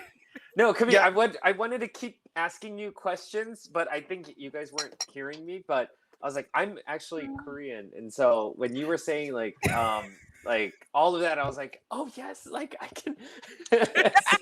Yeah. And when you were saying you were drinking soju, I was like, yo, props to you, girl. I can't even drink soju because that hits me the wrong way. I drink Western liquor. It's the So I opposite can't do for Korean liquor. me. It's the opposite for me. Soju tends to be easier on my body than Western alcohol. Interesting. Even wine. I'm just like, what the hell? Plus, it's the fruit flavored kind. It's not the straight soju. Ah, It's the the fruit fruit flavor. flavored. Which one? Grapefruit? No, apple. Apple? Oh, Oh, okay. Yeah. cider. Cider? No, apple soju. soju. In Oh, apple Korea, soju. I they always have get the different peach flavors. one. This is my The favorite. peach one, yeah. I'm a Yes. Peach is grapefruit. good. Oh yes, the plum. They have here in America the plum and the grapefruit that I've gotten at it's like a big old like liquor store. And then when Yeah. I've gone to like the Korean stores like Hanaro Mart, they have all the different color flavored sojus. And I was just like, Oh but my there's goodness, you're so Korean. You're even more Korean than me. I was just like, it's New Year's. This Right. I don't Yeah. have my soju, And I I had I had a fraternity brother who, when I was in sophomore year in college, he transferred from Nigeria, and I introduced him to Korean liquor. And I was just like, hey, Korean culture, here's soju. He loved it so much that till this day, that's the only liquor that he prefers to drink too. And I'm like, dude, like, and he would always want to, like, every time we go to Korean barbecue or things like that, he would just want to drink soju. And I'm like, I just want to drink Western liquor, not Eastern liquor. And so, Wow. the thing is, it's so weird. Yeah. I don't know what it is, but that Is it rice lighter? vodka, It's it very hits you light, different. Dacob. Yeah. Yeah. It hits you different too. It's technically like the alcohol by volume for soju is like almost like wine type of alcohol by volume. So what, like, a lot of people get a misconception of soju is that, oh, it's very easy drinking, but the thing is, a lot of people, their first time, they will Yeah. over drink because they think that, oh, it doesn't taste like anything, and it's like the same alcohol by volume but like wine, so they keep drinking, but then it just hits you at like Yeah. just Out of nowhere. it out of nowhere, it just hits you. Happened to me with And sake. Happened to me with exactly. sake. So it's the Yeah. same. It has a lot of sugar content because it's made from sweet potato or it's made from rice, so it has a high sugar content. So it hits your bloodstream faster. A lot of people Yeah. don't realize it, that it's actually hitting you until Right. What's the Until you you're other realize like, that one? no. The other Yeah. Korean drink. Speaking It of starts hitting with an me, M. And sorry guys for interrupting. I Makgeolli. really have to pee, Yeah, so I'm That gonna leave one. you alone. That one's crazy. You guys are in control of the whole situation. the natives are in control. Yeah, the Yes, Korean there's another Korean drink. It's Oh gosh, no, wait, I gotta wait. M. Wait, no, it's in okay. In 1 minute is New Makgeolli. Year's Eve, so I'm gonna have to stay here for New Year's Eve, and then I'm gonna pee Yep. myself on New Year's Eve. Just Don't like do Carrie, carry and on just us. like that, and just like that, I peed myself like Carrie. Oh god.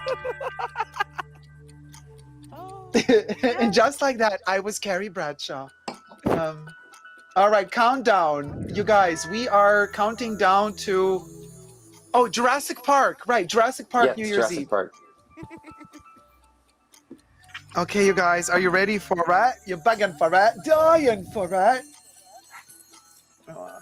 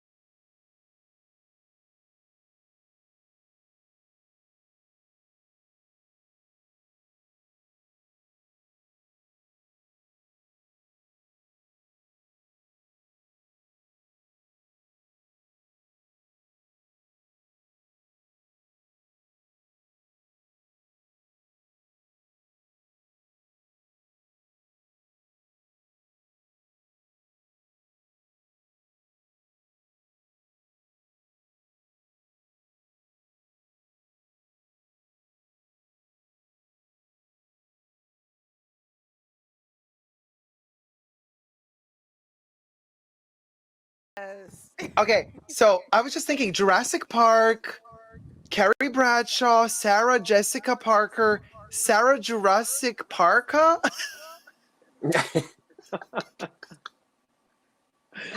Okay, I think Dacob is drunk. Well, you can take over, Christian. Yeah, Christian, you take Like over. another Christian. Oui, s'il vous plaît. All right, wait, Christian takes over. I'm gonna go pee. I'll be right back, you guys. Mwah, mwah, mwah, mwah. See you in a minute. Okay. All right. But yeah, Gwen, it's called makgeolli. It's Yes. the fermented Yes. rice, So- rice wine. I Yeah. have I a don't story like it. about that. So, so I graduated during the pandemic, right? So I got Mhm.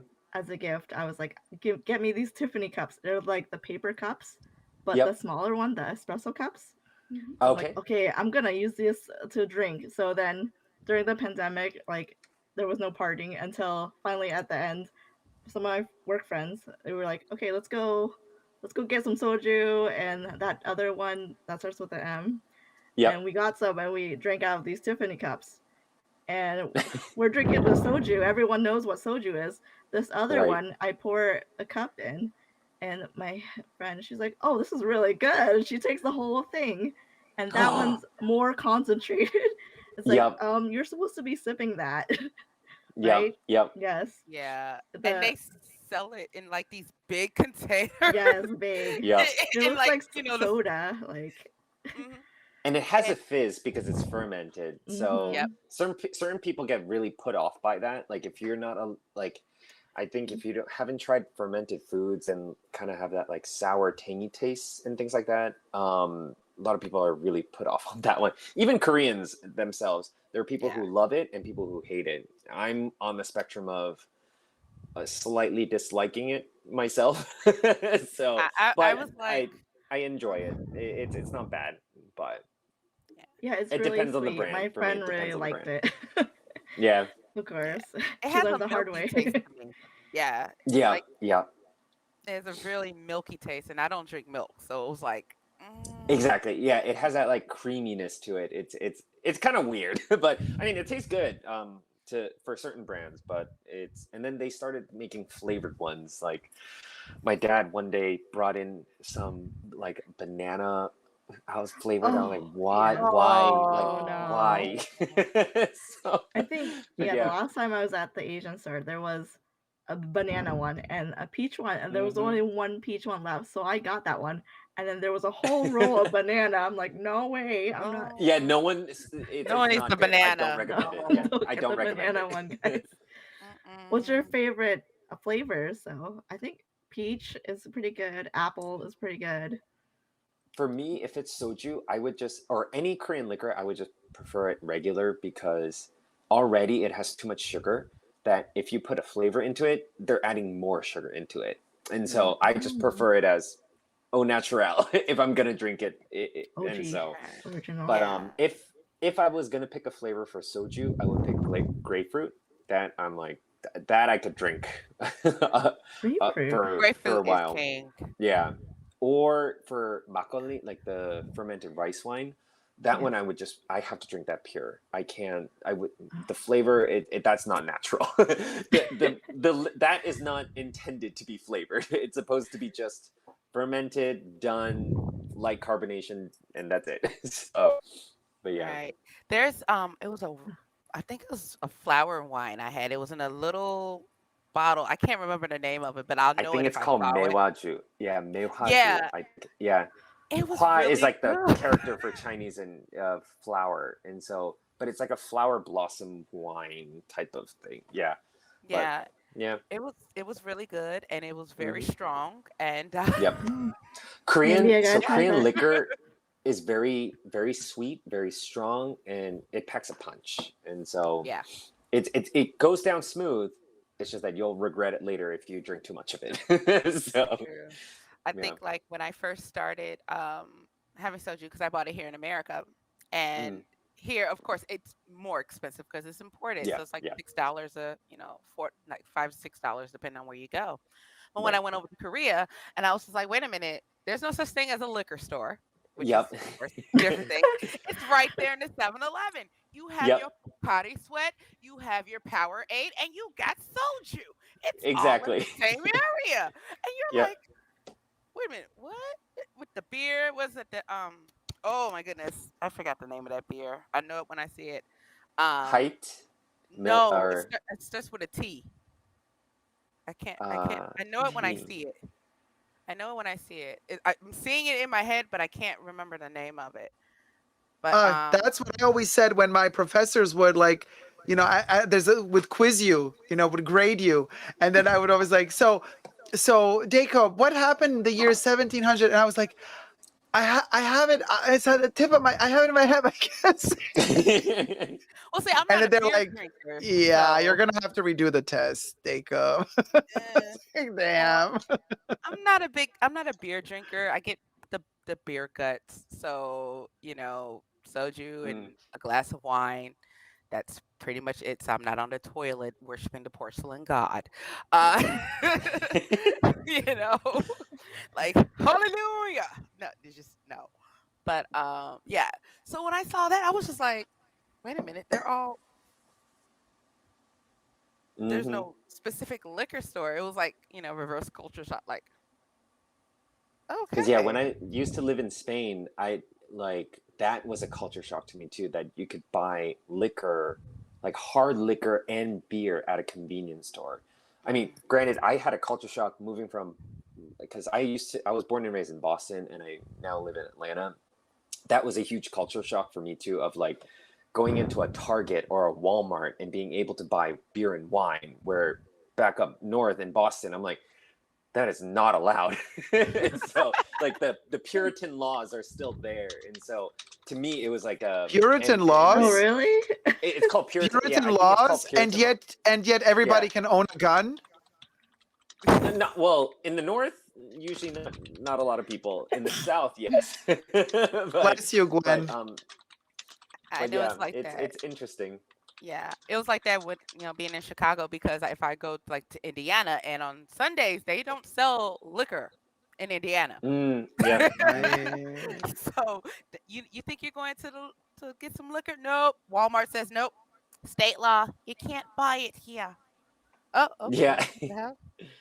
Like In okay. Atlanta, you have to pass 12 o'clock. After noon, you can buy beer and wine and liquor, but Mm. before noon, you can't buy any alcohol. It's prohibited. And so Now see that was another shock for me too. In LA, that it's the same. In LA, like some Targets stop selling alcohol after 10 p.m. Oh, okay. wow. And you can't Yeah. open your beer and consume it on site. That's another rule. Ah, Yeah. okay. Yeah. Yeah.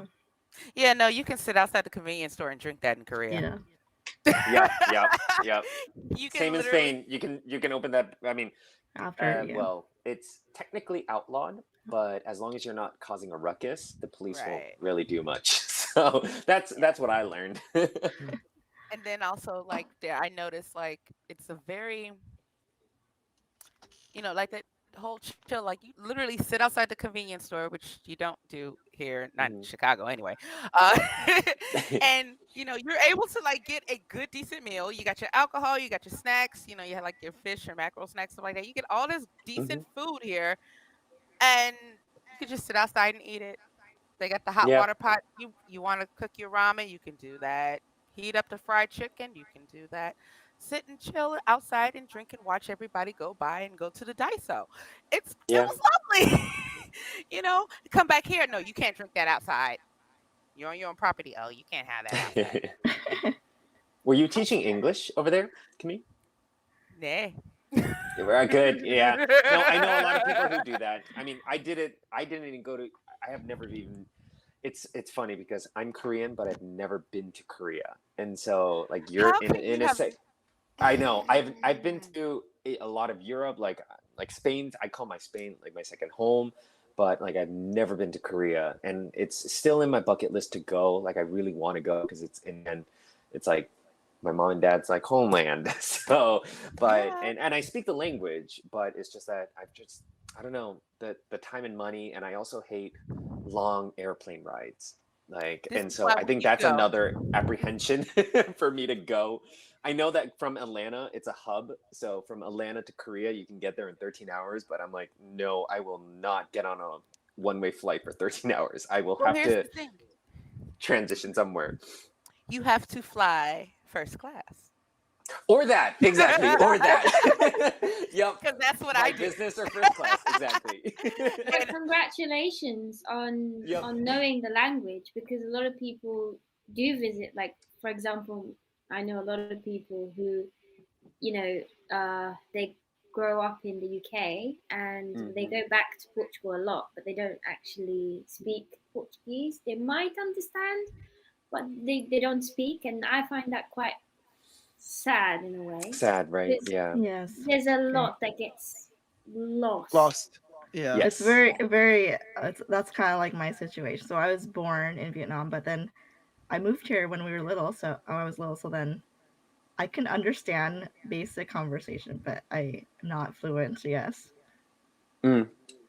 And that's the Because, funny thing like, about that is like, in my case, of course, going over there and not, I knew how to read Hangul. That's it.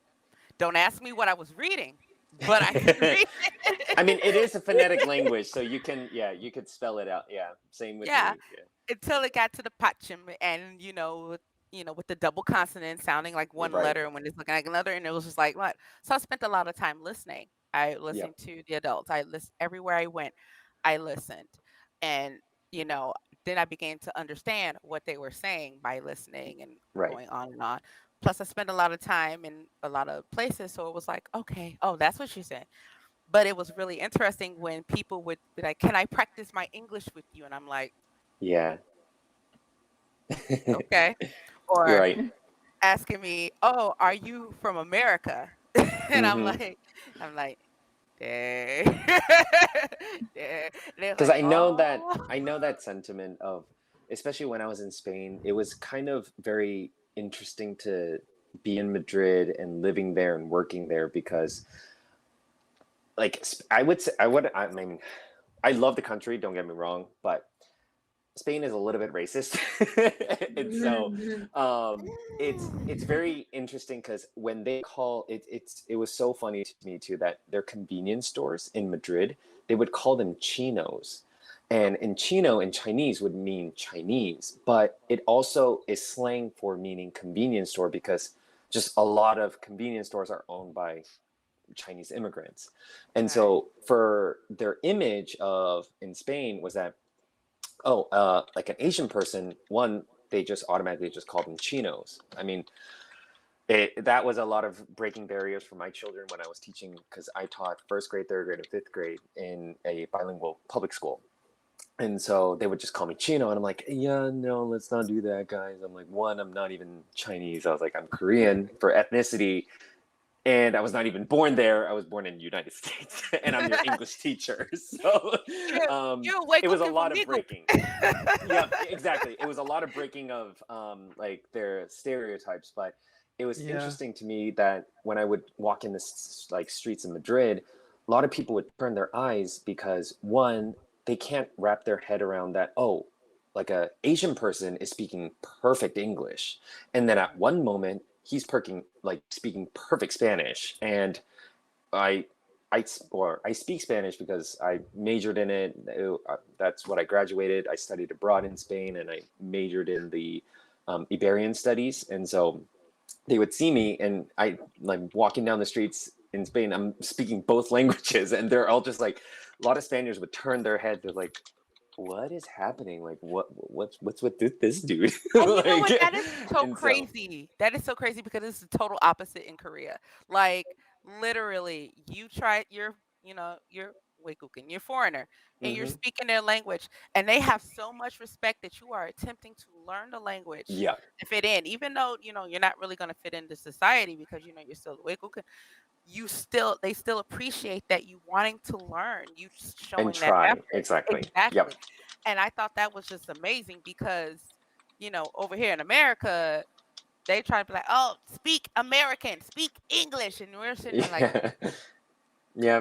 why can't they speak their language? America doesn't Yeah. have a national language, we used a bootleg form of British English. So No, but that's true. America, it's true. America really doesn't, and that's why you can't like go into Walmart in Miami and demand to speak English if everybody working there speaks only Spanish.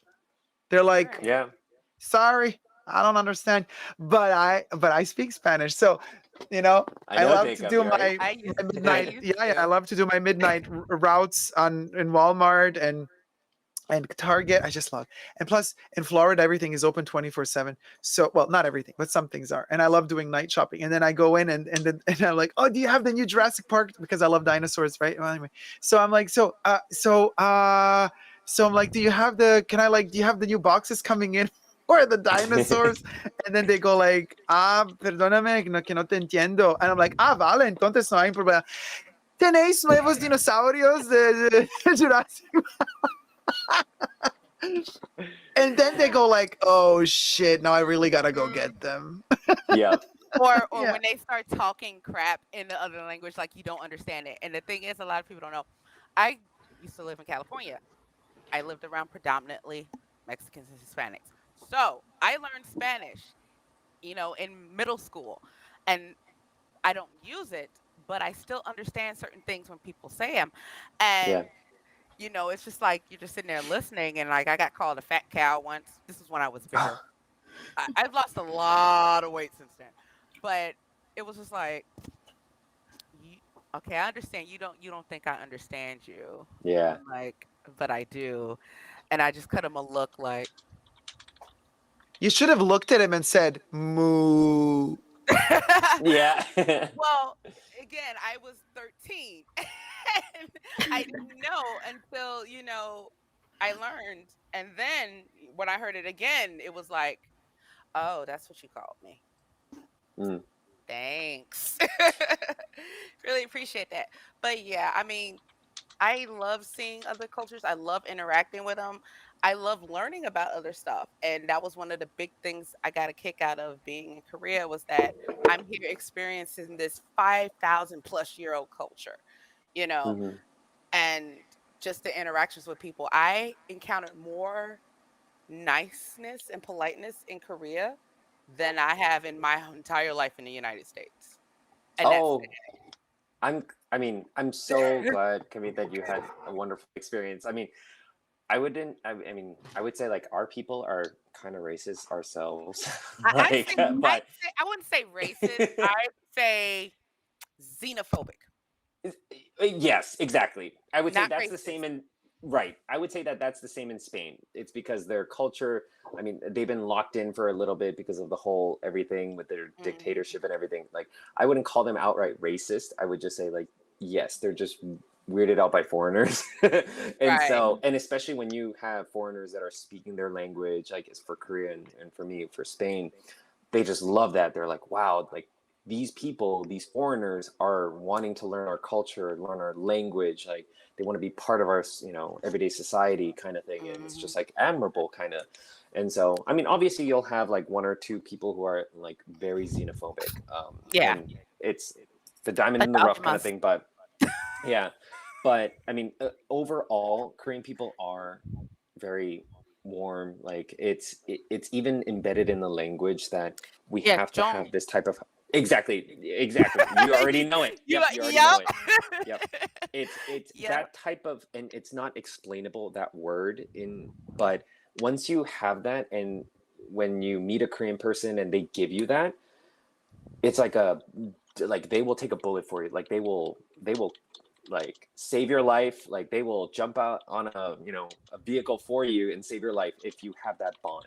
And so and it also is kind of very heavily, I don't know, it's a sense of duty as well, with that type of relationship as well. And so for me, that's where the difference between like Korean-born Koreans and like American-born Koreans is that sometimes they know the culture, they know what to do, but that type of sense of duty kind of comes in where They're a little it might removed. be exactly it's too much, or some people expect it when they don't deserve it. Like for me, that's type of my way of like, some people expect a type of kind of a respect when they're like for elders, let's say like, you know, if you were 2 years older than me or a year older than me, I would technically have to pay respects. I would be a servant to you.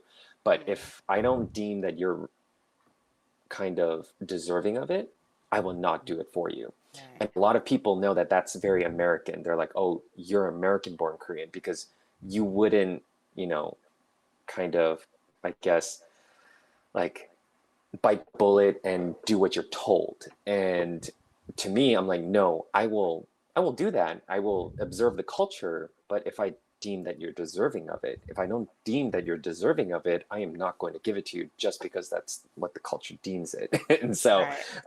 and that's like one of the internal for me battles of like being Korean born American versus, or I mean, American born Korean versus Korean, and they see that that's the difference between um, those types of kids. And in a sense, like a lot of, if you had that, like, as you were saying, like that chung, like that bond, I would go head over heels for it. Like I would even go one step further than most Korean people would do it. Because I know that if you're deserving of it, I know I will do it for you 100 and like 200%. Right. But if I know that you're not deserving of it, I will not even give you an ounce, not even a percentage of it, because you don't deserve that respect. And Right. so, yeah. And I kind of link it to having, it's this, even though we don't have a word for it, but I kind of linking it to a deep compassion, deep respect for another human being. Mhm. That deep love, kindness, that yes, we have that kind of bond. So that's what I equate it to. And yeah, in Western society, you don't really see that a lot, you know. The respect for elders thing, like again, I grew up, a lot of people talk a lot about African American culture, but one of the things is that a lot of us, especially if you're a child of the 70s, 80s, 90s, depending on your household, you're raised to respect your elders because you had multi generations living in the household with you. So you Mhm. had grandma, you had granddaddy, you had auntie and uncle.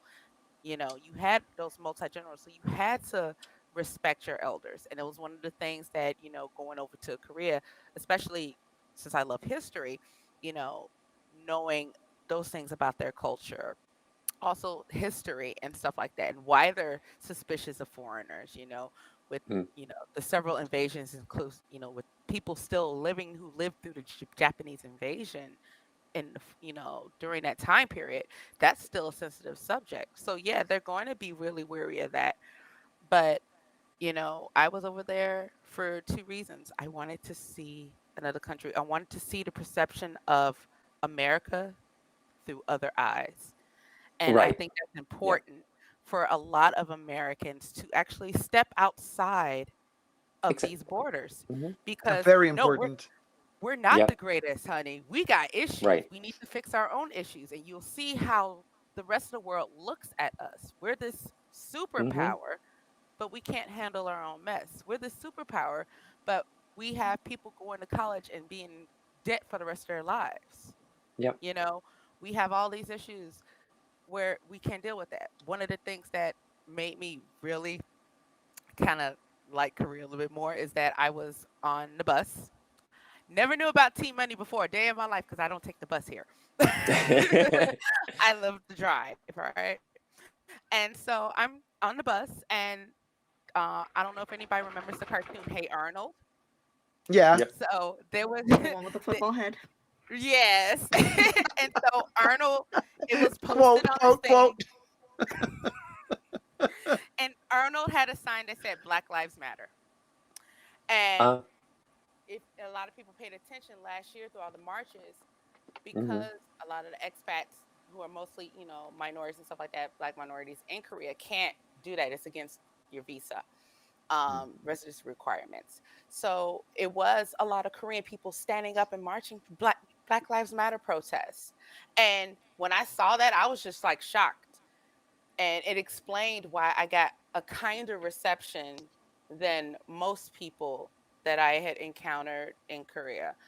And what I loved about it is that, yeah, at the end of the day, it's going to be Koreans. They stick together. I love Yep. that. They stick together. It's us versus them. They're always going to look out for their own first. And if anybody Hmm. watches the news, you see that. And, Tim, you understand it too. So it's like, okay, I can understand that. I just want to learn, And you in the know? broader respect, it's the family, or like, let's Yeah. say, like, you could even consider yourself being part of the Korean community. So it's like we're protecting our, the like-minded people versus like and then outsiders kind of thing. But yeah. Yeah. I like to be an honorary Oni. Yes, of course. I have a Yeah. question for Yes, Selena. everyone here, and I'm kind of channeling Letty here because I miss her. I want her on the live stream, but it's been interesting hearing both of your experiences. But I know, do you feel that there is a kind of an in between both cultures, whatever culture you may have been a part of, or get to talk or experience or whatever. Obviously, America is more individualistic, and I'm sure that Korea is more, about, like you said, family, or necessarily more about society as a whole. But it's interesting, even you coming from a family of Korean-born people, and then growing up in America. There shouldn't really be that much of a difference. Obviously, you've already highlighted some of those differences, but it's that you're kind of in a sort of a diamond zone that people don't often talk about, or they talk about it, but they talk about it in this sense of problems. Oh, you don't fit here, you don't fit there. But actually, I feel like it's a very lonely place to be, but also a very enlightening place to be, because you It get to is. Yeah. see, the positives and the negatives of both cultures. And actually, if there were more people listening to people like you and Kameen, there would be a lot more change happening in society. And Yeah.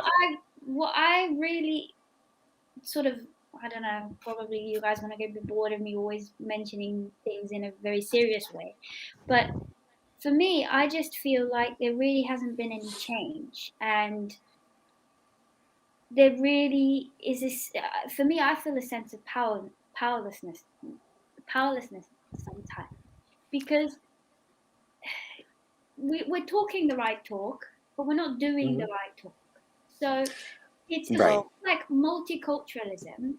It's actually just isolation in another form. Because what we're doing is we're saying, yes, we accept everyone and everything, but only up to a certain point, and then you still got all these other things to sort of take into account, and we're not really listening to each other. We're sort of, I know this is stating the obvious, but we're kind of just saying, we're boxing ourselves in different groups. And how is that different from when we all lived in different countries and the race was the same? We're doing that now, but within a country. So it's almost like we've divided the country into different countries, and Well, they're all living separate lives, and we're not listening to each other, and then we're breaking it up even more. So, like, for example, people who are immigrants, and then you have the conflict of, oh, but you can't speak the language, or you can speak the language, but you're not following the customs, or and then it's almost like people get stuck in different time periods. So let's say you came from Pakistan in the 70s. You might have a whole different set of values because you bringing the values from the 70s or the 60s, or whichever one I said, my brain's gone. And and you bring those 60s values, right? And then you go back to Pakistan and you think that Pakistan is still that, that's 60s values or 70s values. And you're trying to carry that on for generations.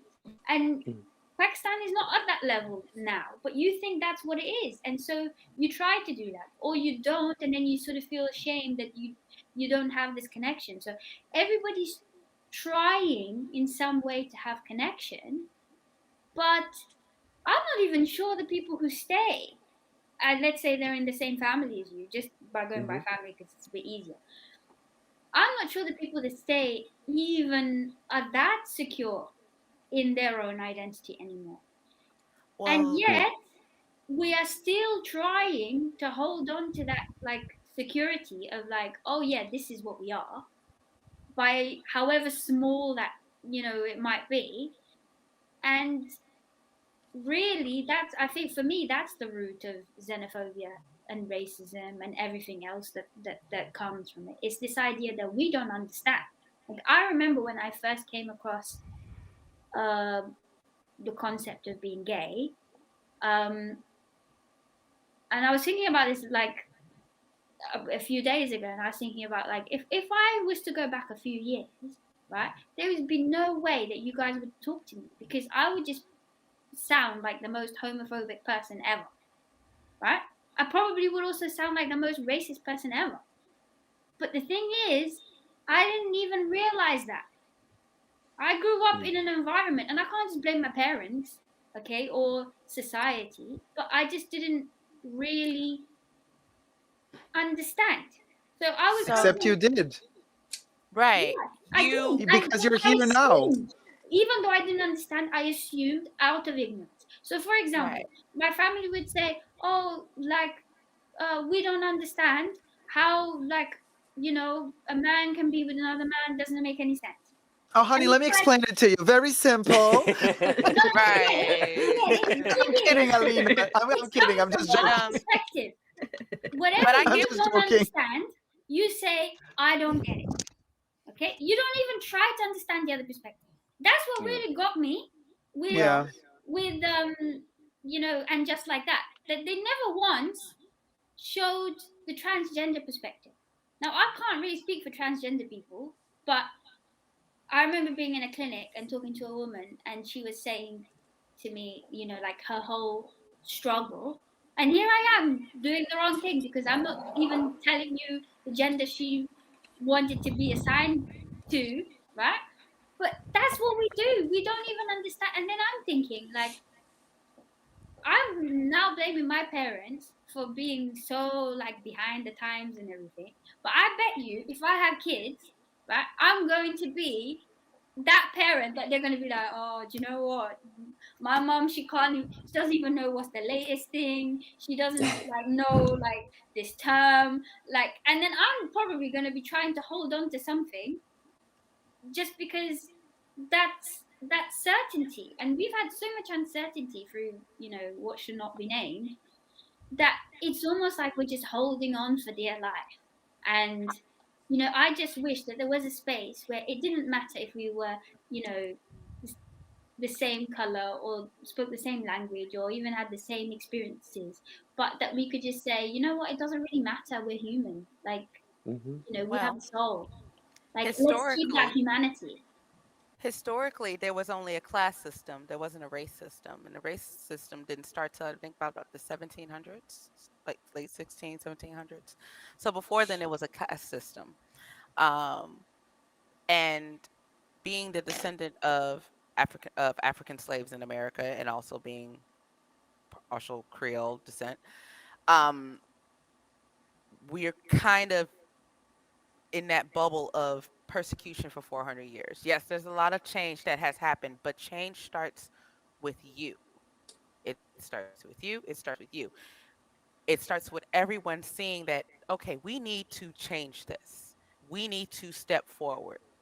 If we don't make that change, things are going to stay the same.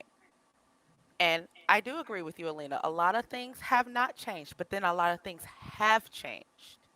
You know, Mm. we look at the gay rights movement right now in the past 20 years. 20 years ago, you would not have seen the type of things that we see on TV with the representation of that. I think Ellen DeGeneres, even though she's like totally canceled or whatever, but she was like the first. Thank God for that. But yeah. But she Child, was let me, but she girl. was but it was like she was like the first person to like come out on TV.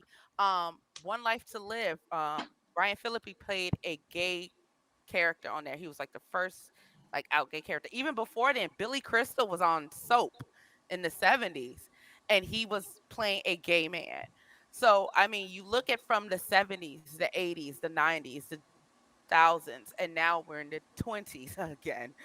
Um there has been evolution of that. Same thing with minorities on TV. There was a point in time where they would not even hire someone of of my racial background to play a main character. But then you have, or they had to be a certain shade, like Lena Mm. Horne or Dorothy Dandridge. So women, African American women like myself could not be popular on stage. And it wasn't until like the 60s, like Diane Carroll having her own series. You know, there are milestones, and on top of that, Cicely Tyson, may she rest. You know, eh, there's change happens all the time, but we Yes, also have to be you're the ones absolutely to right. do But it. you're talking about American change and Hmm. talking about American change in terms of accepting I'm gonna give you diversity. but here's But the thing, while that has happened, America. how much Hold on. have they lost? They've lost a sense of family.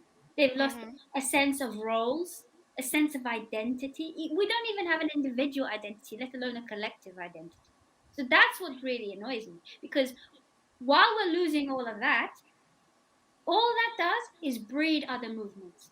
Breed movements where men feel like, oh, we don't have a say now. Okay, we're gonna hate women now. We're gonna like say that we're gonna go and get like some foreign woman, or we're gonna go and do this, or we're gonna go and kill you because you know what? You didn't say that we could go out with you, or some other nonsense, right? This is But all Alina, coming this has because been going on people for don't feel centuries. like they have enough money. Okay, they don't Hmm. feel like they have a role in society. They don't feel like they have respect. Hmm. Okay, and we are losing that more and more and more. Now that's not the fault of diversity. Okay, that's Right. not the fault of you or anybody else who is different. But we're saying, oh yes, we're having all these improvements, life is great. No, it isn't. And guess what, when it isn't, guess who they're going to blame? They're going to blame the diversity movement, which is just a red herring. It is not the reason why things are as messed up as they are. And I'm sorry that I stopped you. No, no, no. It's fine. It's fine because again, I like hearing other people's point of view, and that's why we have this. That's why we have this type of discussion so that we can exchange these ideas. But as I said before, change starts with the individual. And you're not the only one that feels this. That yes, Mhm. in other cultures, yes, we are divided as human beings, but remember that man did that. Mm. Man decided to separate people because at one point in time, yes, it was just cultural. It was. You have your different cultures, and then there were men that decided, oh, we want to take over things. We want to expand. And that's what led to all the stuff that we have now. And it's also greed. Yes, a lot of us do not have enough to survive on. Yes, a lot of us are still struggling. There are people that have been struggling since the beginning of this pandemic. And there's some people whose fortunes have changed because of this pandemic. Wrong You word. know. Lockdown. Yeah. I Lockdown. mean, you're right. Lockdown. Lockdown. You're right. And And don't also you other think? keywords. Bitcoin. Ethereum. My Camille, but don't you apologies. think that it's a bit interesting that it took it took this to happen, right? For a Not movement really. that people have been trying to grow for a very long time, before I even became like fully aware of it.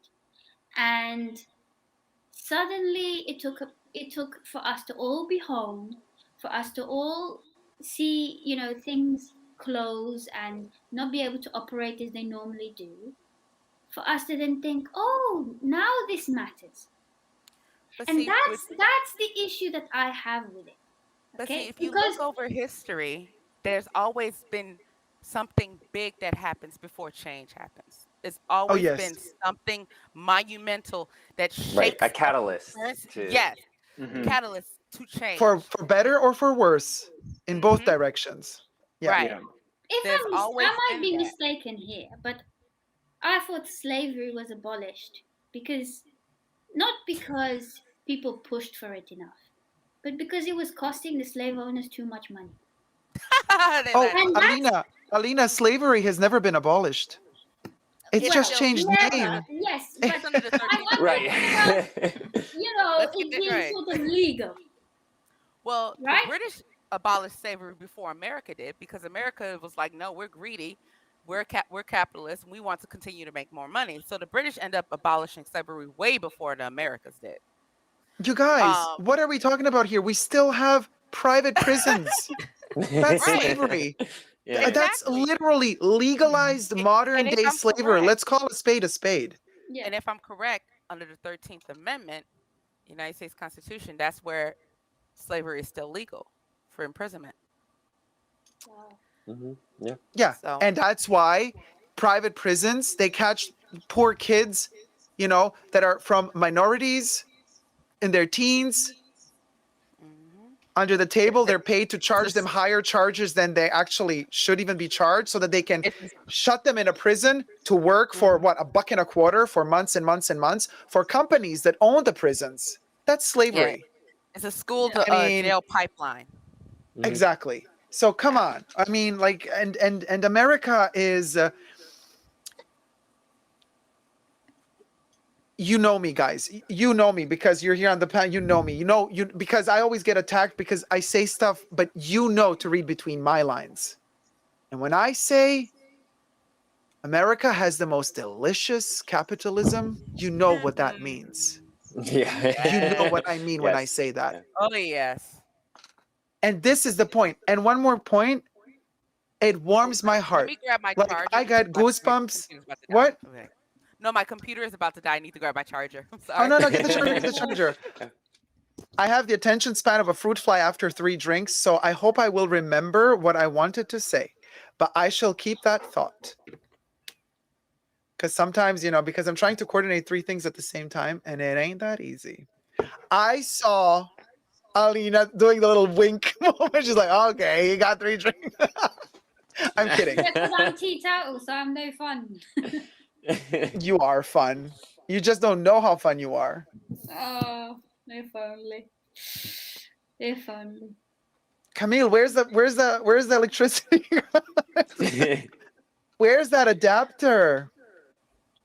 But I'm yeah, sure Hello Alina, Kitty too. Hello Kitty snatched the adapter. One of the first You parts see? that you She were moved. saying. Hello Kitty moved. Yeah, she did. Sorry, Tim, you were saying something to Alina. Yeah, no, Alina, you were saying like one of the first parts too that I kind of agreed is that I think it all stems from people wanting to be part of a community, kind of wanting to be part of something, whether it be for a negative purpose, for a positive purpose, whatever it is for their fulfillment. You know, that's how like cults come about or things like that, or like-minded groups come about, whether it be positive or negative. It's they want to be part of something greater, kind of thing. So I think it also stems on that part as well. And I think with our modern day technologies and everything, and a lot of the social medias and the media output, that a lot of people can be swayed here and there. And I feel like where you get that frustration of, I think where you're saying that people are, divided in here and there and kind of thing, is that it's because there's so much information, so much media that, one person standing on a computer or looking at their phones, or is like they're soaking up that information, and that's the reality that they want to believe in, or that's the reality that they want to be part of, or that's the community that they want to be part of. And to me, I don't know, it's that I'm not one of those people where if I have someone who has an opposing view, I would just be like, block, no, I don't want to talk to you. I want to understand you. Why are you doing this? Why are you thinking this way? Like kind of shoot the shit kind of thing, kind of like what drives you to be that way.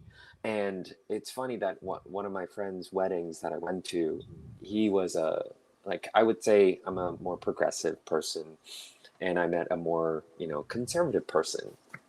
And I literally had a bottle of whiskey with that guy, and I was just talking with him genuinely of like, hey, you have your views and I have my views. Obviously, we are not going to agree on certain terms, but we were able to hold a conversation of this is what it was, and this is how I feel, this is how he felt, kind of thing. And there was no animosity, no nothing. Like, we were just like, oh, I understand where you're coming from, and he understood where I was coming from. And, in certain parts where I was actually able to kind of change in some of the ideas or able to respect their point of view, and then he was able to understand some of my point of view. And granted, some of the moral things that, could go against, like a certain type of heteronormal things came about, but he still understood, like, it's not you. And we always, like, I also told him that, what you're saying is also that what you were indoctrinated with, it's not your personal view. And he's like, that's why it was so weird to me, because when he was like, I don't have an issue with you. So what does that mean? You don't have an issue with me. Does that mean that what? Am I just cooler in one of those stereotype buckets that you were technically indoctrinated to hate? But it's Oh, just I because, hate like, that. yeah, like that in person you like me because I'm cool. Like, what? Because I can drink more or whatever it is or whatnot. But and it was interesting to me that when I was able to converse with him, it's like, oh, and he had that enlightened moment. It's like, yeah, okay, that's an interesting topic. And I'm like, yeah, to me, like, that's the type of conversation that I would like to hold with people, or things like that, where if I can't talk to you or communicate with you when you are already putting up a board or a wall, I'm like, okay, great, sure. Like, I was like, I'm not going to even try to talk to you or have a conversation, because I know that you're already going to be turned off by it. But if you can hold an intellectual conversation where, yes, we have opposing views, opposing morals or whatnot, but you are still able to hold a conversation, great. That's the type of people that I want to be part of. Just Yeah. because, like, if you're on one spectrum and I'm on the other spectrum, if there's a level of disrespect, yes, then that becomes a little bit of a, okay, I'm not going to cause anything. I'll just leave you where you are in your corner, where you want to be. That's fine. But if you can't, as a human being in the 21st century, just be open or be able to kind of talk about things, yeah, I'm like, sorry, you're living in the past, kind of thing. You see, And so, like, that's the inherent problem that we have now, really, is that you're coming from it from a very moderate perspective. That you think, well, I've experienced all these things. If someone isn't even willing to talk about it, then what's the point? And to be honest, that's kind of the downward spiral, because we all have different limits as to what we say. When is it that we say, okay, actually, we're done talking, let's just move on? When And you true, start to get yeah, angry. right, everything where our threshold online, When is, you yeah. start to get angry is when you cut the conversation, because you're going to run across people with different views. That's natural. You're going to run across people who will judge you based on stereotypes. can That I just can I just stop you there for a second? Because I want to Mhm. give you an example that I came across. Because Sure. I'm not disagreeing with any of you, okay? I'm just trying to bring a different perspective that I wasn't even aware of until very recently. Mhm. There was this journalist, I forgot her name, but I think she grew up in Sweden, and I think she was from maybe Iran or one of those countries. And she was a documentary filmmaker, and she basically decided to go and meet the equivalent or members of the Ku Klux Klan, something like that. Sorry, I Oh. Yeah. can't pronounce. And she basically put herself on the line because she was, getting death threats and stuff. Now, I'm not suggesting people should do this, but I was listening to her interview, and you know, she she basically tried to contact those people who were threatening her and tried to convince them to talk to her. Now, obviously, she was a documentary filmmaker, so I'm guessing she was coming from that perspective. But it's still a very risky thing to do. And she managed to convince one person to go and talk to her. And that took a long time to do. But again, considering that's sort of her job, I can understand why she would have that patience. But even then, it's a very, brave thing to do. And after talking to that person, she sort of came to the sort of same realization that your friend did with you, or sort of vice versa, where they're like, I don't have a problem with you. I just have a problem with, the fact that you want us to be multicultural and all of this kind of stuff. And in the end, okay, there was lots of issues and stuff, and I don't want to get into it. In the end, they sort of had the same kind of, they sort of wanted the same thing, but they were just coming from two opposite extremes. Okay. The KKK has never, and I repeat, never wanted the same thing. Unless you want to Do compare not them to take my jihadists. words literally, okay? I know, no. What I'm Use it. saying, as a person who and specifically in America and dealing with the KKK, the Ku Klux Klan, who identify themselves as a Christian organization, they don't like people that look like me. They don't like people like Dacob and all that stuff. So for that journalist to go in there to try to understand them, I give her great kudos. But because That's of the her point, ethnicity, Camille. She didn't go to the group and say, I'm gonna change you and no. we're gonna agree. Okay? That group is still gonna be racist, they're still gonna Hmm. have all those things. But what happened was some of those members decided that through their interaction with her, now I'm not saying that you should be doing this, that you should be putting yourself at risk, that they no longer identified with that group anymore. And So just like I said earlier, it takes one. It's an individual. There's a reporter. It's actually, I think it's on YouTube. There was a black man. He infiltrated the KKK, one of the chapters here in the U.S. Mhm. To find out why they hate him being a black man Mhm. so much. I forgot the name of the documentary, but do look it up. And it's kind of similar to the journals you're talking about. But the thing is, we can't change a whole person's point of view, everybody's point of view. We can only start with one. And starting with that one is dismantling stereotypes, is showing the person that you are human. Because a lot of times people judge others as a monolith. Same thing with Mhm, Koreans, mhm. with like he said, Asians. They look I at can him see and see Camille. Asian. Mhm. They don't see that he's a Korean. They don't know that they can't tell the difference between a Korean and a Chinese person, Mhm. or a Vietnamese and a Singaporean. They don't tell the difference between. They just look at all of them and see Asian, or the term that Mhm. they used to use 30 years ago, Oriental. Mhm. They don't look at that. They see black people. All they think of is thugs, ignorant people, stuff like that, former slaves, people who try to come up. So the thing is dismantling each stereotypes one person at a time, because you're not going to change everyone's perception. You can only change one person's perception at a time. Yeah, And you I would. can't get angry at that because it's how the world was set up. This is why I say you change one person at a time. I And don't even think also, you can change oh, another person. I think the only Yes, thing you you can can. do. Yeah, you I can, don't Alina. believe I you would can say, change another person. You I can. believe people can only change themselves if they want to.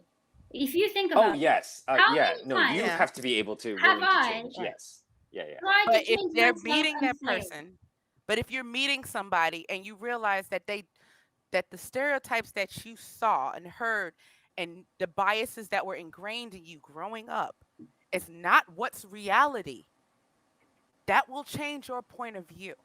Hmm. That will definitely change your point of view. So it's That's not like that's that's where where I the whole agree one with you person that we changing that. teach other people about Oh, how things should be oh, I'm not done. So, for teaching nobody example, anything. Camille, I'm wait, not hold on. teaching you Okay, I haven't spoken for an hour. Let me interject for just a second. Camille, you are anything. teaching. Alina, you are teaching as well. All of us are.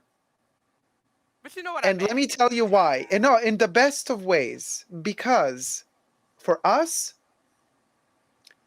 little experience that I've had in my life, Alina, I agree with you. You cannot change a person, you can only change yourself. But here's the twist. hmm If you're a manipulative little bitch, you can make a person think that they came up themselves with the With that idea idea, to yeah, yeah, change. yeah. That's Yep. one way of doing it. Another way of doing it is how this bitch does it. Look, we started talking about Sex in the City and Chanel. And where are we now? Well, no, Camila, I'm dead serious. Where are we I'm now? sorry. We are now And you know what this is? This is also marketing manipulation 101. We caught the viewers with something very superficial. Mm-hmm. We caught their attention with something very superficial.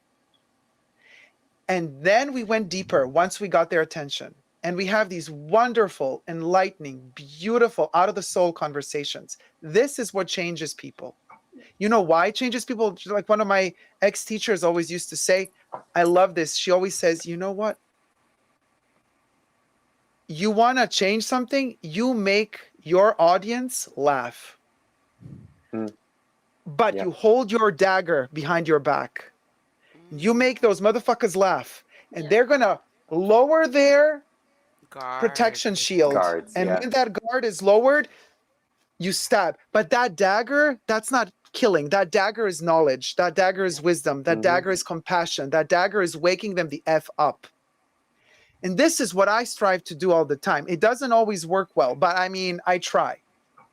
And I know we live in a very superficial world. We live in a very materialistic world where people like to listen to very superficial topics. But there's ways through the superficiality reaching to the core, tickling that core and making that core understand that it can actually wake up and it can on its own decide whether or not it wants to change. So you're not forcing that change. You're just telling people, hey, you can if you want to, and it's okay if you want to. And that's all we can do as a community, as social creatures, as creatures that actually are born to really live with one another. We're not really born to be alone. We're born as a social. We have a hive mentality after all. It's, corporations and governments, they all want us to think that we're individuals and we're all alone. Why? Because they can only control us if they separate us from one another. If we unite, they don't stand a chance. That one motherfucker at the top of the pyramid doesn't stand a chance if the whole bottom of the pyramid unites against that one thing at the top. So that's the bottom line. We cannot change a child that has been raised in a bad mentality where the parents, out of ignorance or because they're just evil in their being, have educated the kid to be that way. Because the kid doesn't know any other reality. The kid knows the reality that it's been dealt with. Those are the cards you've been dealt with.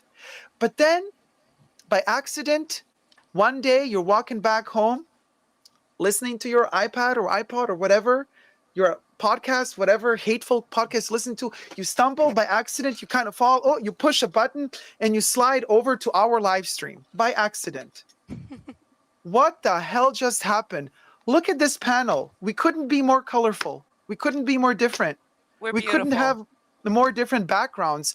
But that accident, and this is why I love Jurassic Park so much, because they always talk about the theory of chaos. That accident can change the world. Like the theory of chaos, they say, the wings of a butterfly can start a whole hurricane and can change the whole world. Like just the fluttering of the wings of a butterfly, which is the symbol of soul. In Greek philosophy, the butterfly represents the soul. So the fluttering of the soul can change the world. It can. And just like Camille says, it starts from you. And Alina, just like you say, you cannot change anybody. You're both completely right. And yet, you're saying the same thing. Yeah. Exactly. And countdown to New Year's Eve, bitches. Let me get a drink. All right, you guys. I love that segue into there, right? Yep. I know. I'm always. That's why he's the host. Yeah. I'm kind of. I'm that smooth segue, you guys. Okay, so we got some regions of the USA and 2 more regions are gonna celebrate New Year's Eve right now. Canada and Mexico. Oh, is Las Vegas? Oh, Las Vegas is in. No,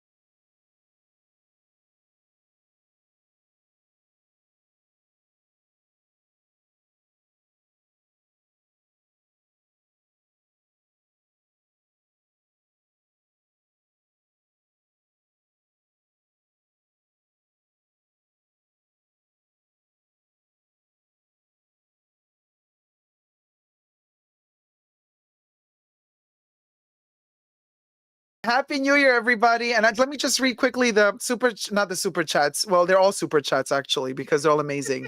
So everybody, okay. So we got wonderful people which I couldn't get to before, but like Gurcharan said good night and happy birthday to Happy New Year to everybody. Who else? Driti said Happy New Year from across the world. Christina said something really beautiful before. Let me scroll up.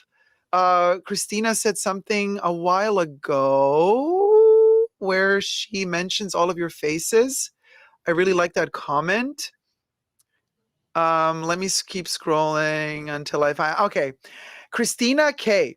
Oh, hello. I'm back. I had to go and cook earlier, and y'alls are still here. Wow. So nice to see Gwen, Tim, Alina, Christian, and Camille. All of your beautiful, kind faces. Except mine. I was not on the list. And What about Kev? Was Kev then there? we got Gurshan. I'm kidding.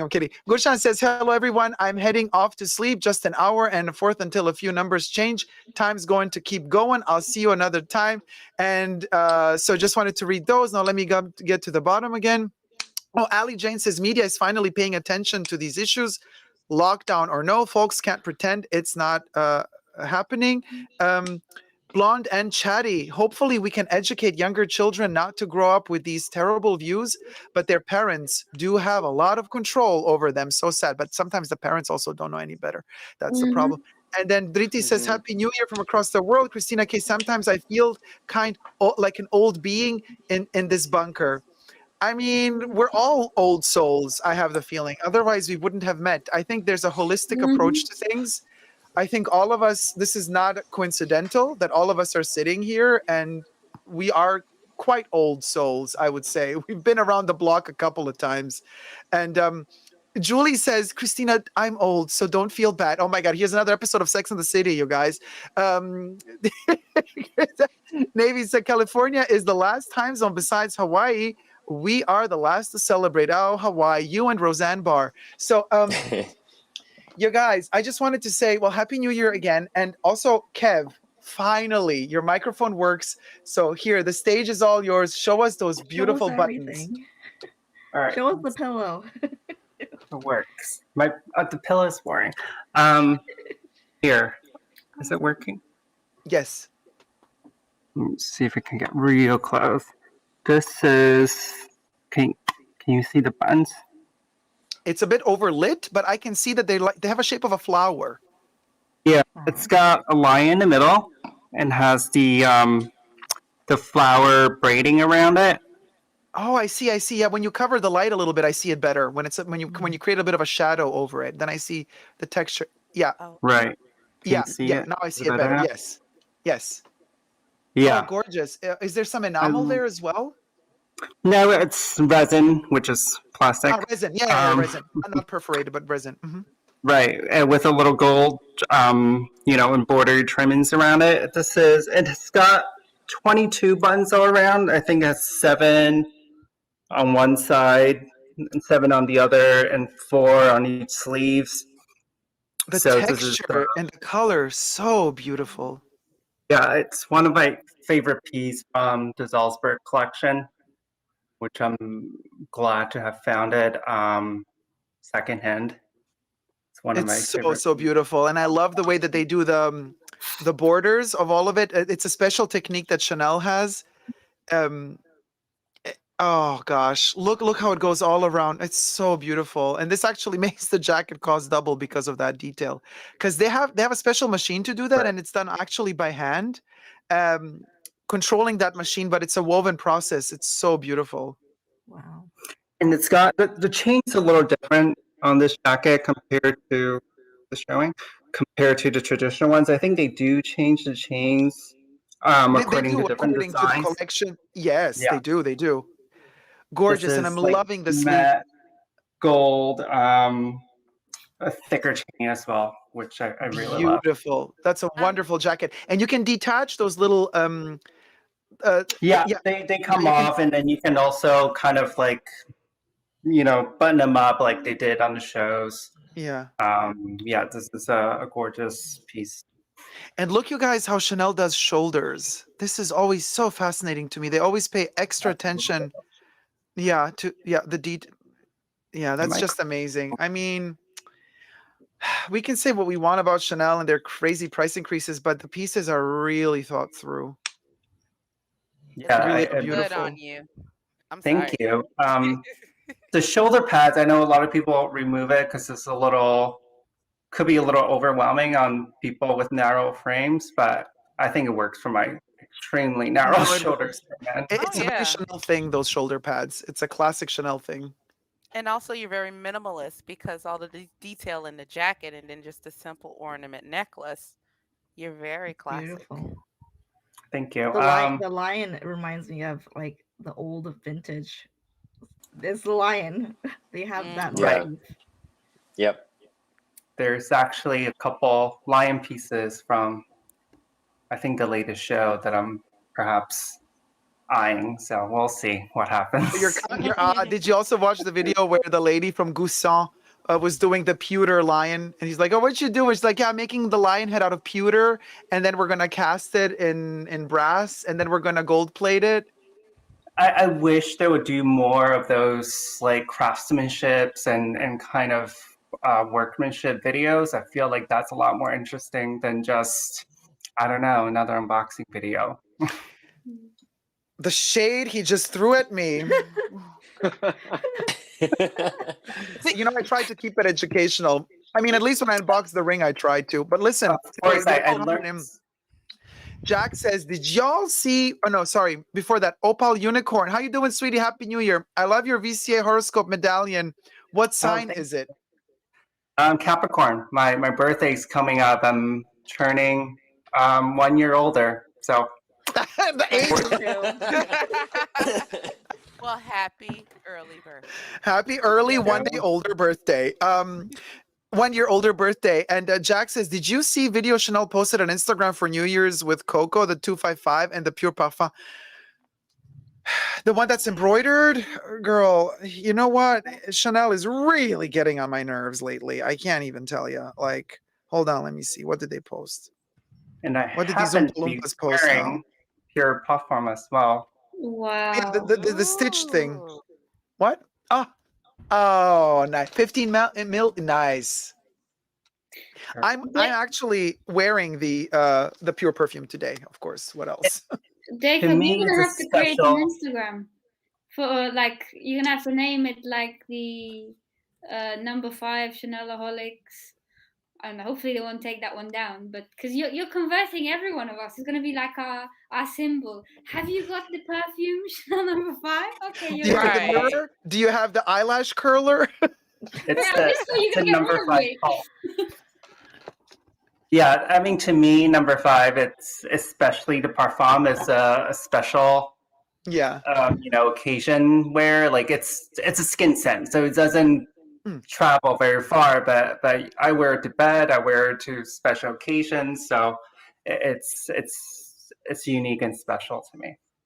Yeah, it is a skin scent, and it's a very intimate scent, and it's one of those rare scents that to me doesn't alter my perception of reality. By this, what does this mean? Like if I experience something quite traumatic or exhilarating or special, and in that moment I'm wearing a brand new fragrance that I've never smelled before, I will forever bond that fragrance to that memory. But Chanel number 5 has been in my life since forever, so it's immune to that manipulation. So today, the day Betty White passed away, any other perfume, I would have connected it to her passing away. And that perfume would remain in a shrine for me and I would never be able to use it again. But number 5 is immune to that. So today, but also because it's the new year, so it's special, but and it's over. Chanel number 5's 100th birthday year is officially over, right? In some parts of the world, not everywhere yet, but it's kind of a special goodbye, but also it's immune. I can wear number 5 in bad and good occasions, and it does not assume the character of that instance and that situation in my life. So that's why it's so special to me. The Pure Perfume in particular, it just has that immunity from all of that. As for the Lions, they will be making quite a few. I've seen some pictures I've been sent that are going to go into production. The Lions, they're going to make a ton of these lions. They're usually going to be just heads protruding from kind of rectangular shapes in necklaces, bracelets, brooches. Unfortunately, though, for me, because I don't like really too much ornament, a lot of crystals, beading, pearls attached to them, and I would have kind of preferred them to be simple, just the metal lion, without all the added extras, because the added extras have a tendency of falling off. So there's that, but the lion is a symbol of this year, which is awkward because last year they released Le Lion de Chanel, but this year they're celebrating the lion, which is super bizarre. But then we have this 2 new perfumes coming out, which have nothing to do with the lion.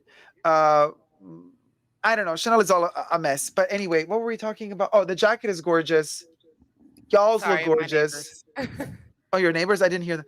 And Yeah, I mean, heard my neighbors is like, of course, it's New Year's and people are going back to their apartments. So I'm like hearing all this ruckus just through my headphones. I was just like, oh, okay, gotcha. sorry. Ali Jane says, I've been wearing Chanel number 5 my whole life. My mother also has always worn it. Christina says, that Chanel jacket, whoa, so beautiful, so well made.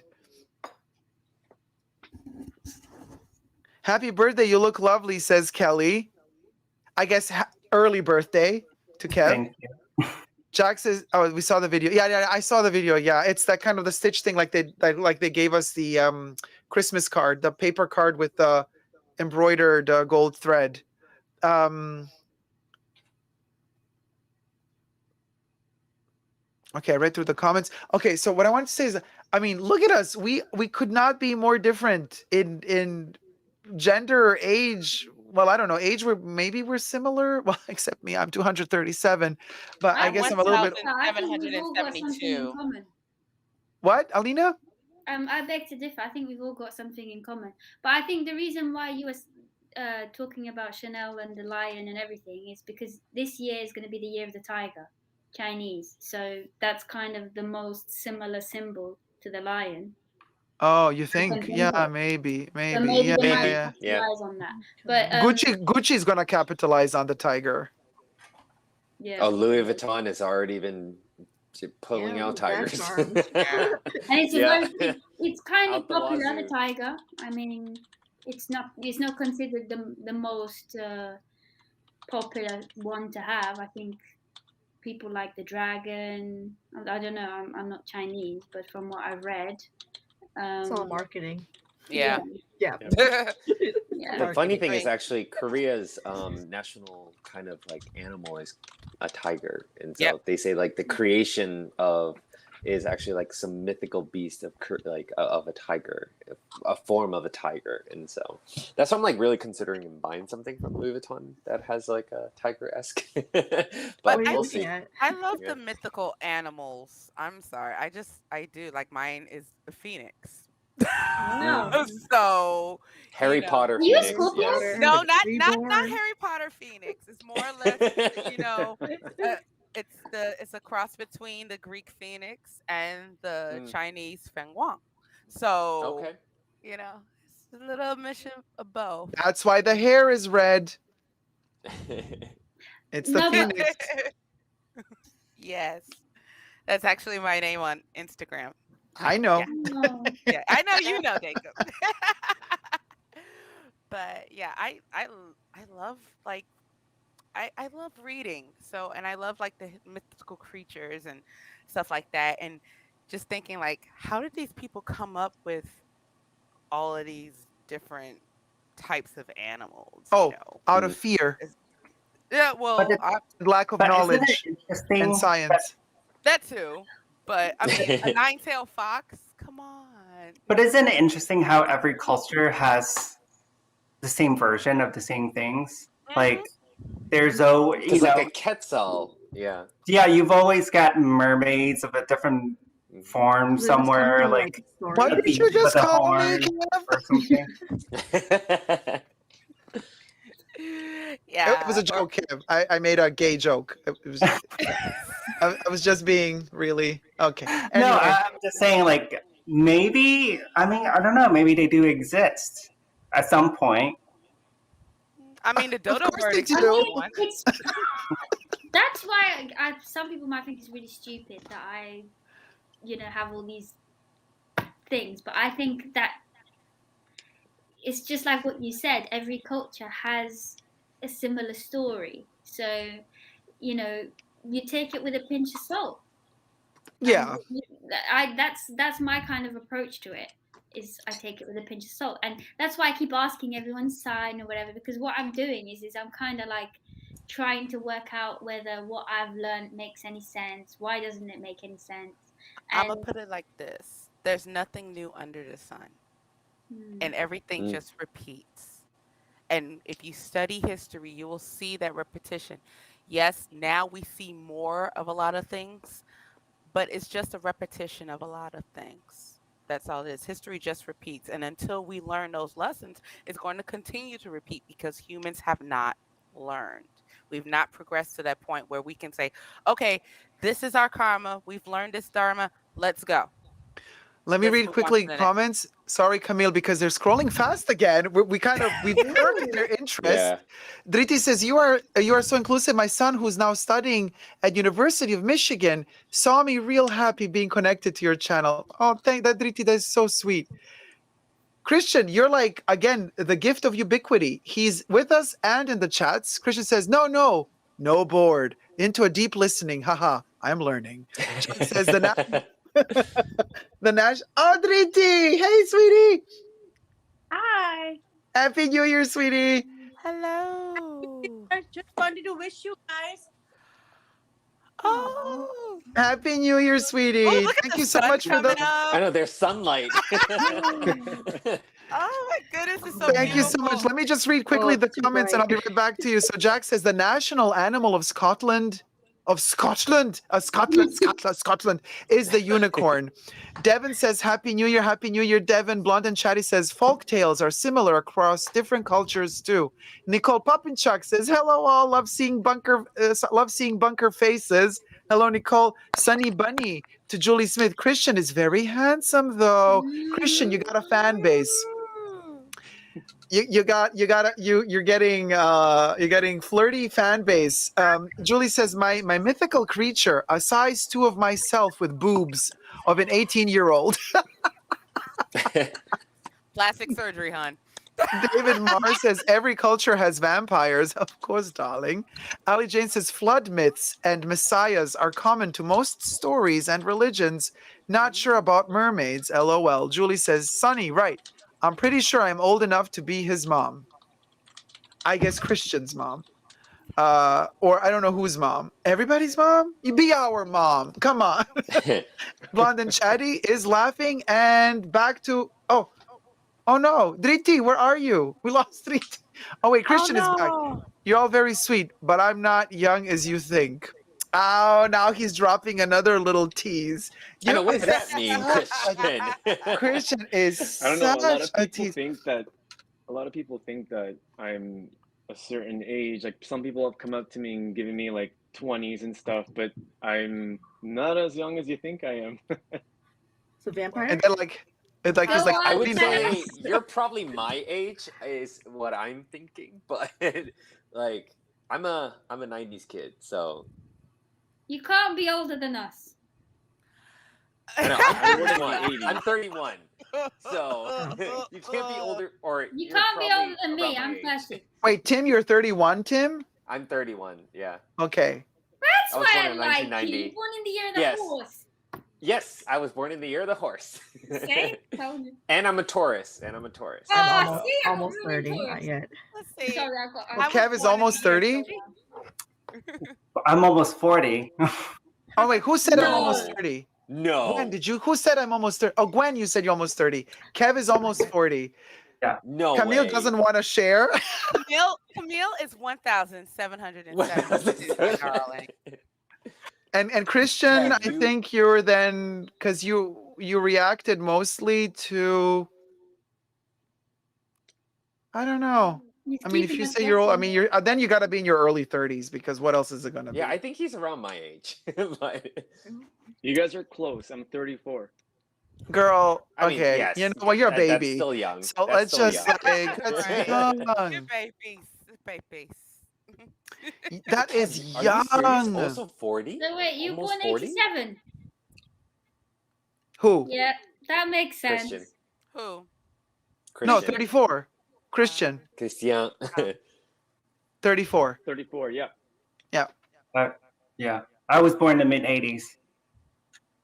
I see a lady does not reveal her age, so I am Why? 1,772. For all Wait, but you intents and just purposes. revealed your age Yeah, then. but you don't look old. You look so young. So whatever age you are, it's not really I was gonna about to say, I mean, Camille, we're in the age, like Asians look young, black don't crack, like Yes. we're all there. Yeah, you guys have all the advantages. You know I what? mean, I It would is- have it is a never guessed privilege. Kev is going to be reaching 40. Mhm. I thought he would be like maybe a little younger than me or around my age. So, I see Yeah. some baby blood. That's what keeps me young. Yep. Oh, he Yep. pulled a Go. Elizabeth Bathory. Oh. I think because he purchased ready-to-wear Chanel, I'm just like, Yeah, maybe he's a little bit older. Like, Yeah. that's like goals there. Right. I mean, and it fits lovely too. So yeah. Exactly. Yeah. Yeah, buying Chanel is like pickling yourself. You never age when you Yeah. buy Chanel. You preserve yourself in Chanel. That's how it works. Wait, let me scroll up for a second. fermented. There's a wonderful comment. Let me just go up. Sonny's Bunny. Watching all of you on this platform makes me hopeful for a future tolerant and all-inclusive world. That's so sweet. That you see, that's what I is talking about. A little Canadian moment there. A boot in the house. In the food. Okay, sorry. Christian didn't get it It's because you're in the French speaking side of Canada, but otherwise you would also say hoose and a boot. Rizology says, me too, Scorpio monkey baby here. Oh, we got a lot of Scorpios in the house. What Johnny Libras says, at? I don't know. Well, I don't know. Oh, this Libra, explains Libra. why you love all, because I see so many Libras and they all are so like. I mean, I'm generalizing here, so take it with a pinch of salt. But I feel like Libra women specifically, I feel like they just know how to look good, like how to If you take see care of my themselves. Instagram, I do not disappoint. Yes. I just friended you on Instagram, Camille, and yes, snap. When But I Libra, want, doesn't Libra mean a weight? it's a scale. It's A balance. scale, the sorry. Yeah. balance, So yeah. you always know how to balance everything. You never overdo anything. You never underdo anything. It's always, This you know is what I why mean? I'm a perfume. Yeah, exactly. Walking that thin perfume line, that fine line. that fine makeup line. Yeah. I mean, I Right. could share my perfume line, but I mean, it's right over there, my perfume tray. It's like But this. I mean, I think Okay, I'm Dacob gonna would read that one. hate it. I think Dacob would hate it because it's a lot of Louis Vuitton fragrances. But and he does not like. I mean, to no, okay. I mean, okay, let me throw some like LA shade, like gay shade. Like, I love that for you, Tim. Ooh. But I'm not that bitch, so I'm not gonna do it. But that is how in LA, that's how terrible it is. Because I was like, I would say 2, 4. I have 6 Louis Vuitton perfumes, and I All right, just before you get to them, let me just read sorry. Stephanie's comment, you guys, because it's like Carrie Bradshaw wrote it. I'm gonna read it in a Carrie Bradshaw voice. Stephanie wrote, "Just finished washing my curtains. Every time I launder my curtains, I feel like it's getting shorter and shorter." I think it's I'm a shrinking. Pisces. I love it. I love it. Steph's comment. Oh, it's gold. Gold. But All right. here's Now, the thing. Tim. I did tell want me. to mention right quick before Tim goes into his Louis Vuitton collection of perfumes, colognes, excuse me. But when it comes to astrology, your sun sign just represents who you're supposed to be in his life. It's your rising sign that you present to the world. Yeah, So I'm a Mine's Leo. Cancer. I'm a Leo my- rising. And I'm a Sag rising. Oh, so you're like Dacob, I think. Yeah. What am I? yeah, I thought you were Sag rising.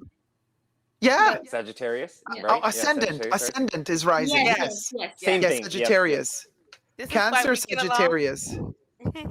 This is why Yeah, we get Cancer. along, Jacob, because our Cancer, risings are the Sagittarius. same. Yeah. Whereas Oh. mine is water and fire. You sort But of why you is get it? to Why see the is it that argument. Cancer? But Cancer is not water, right?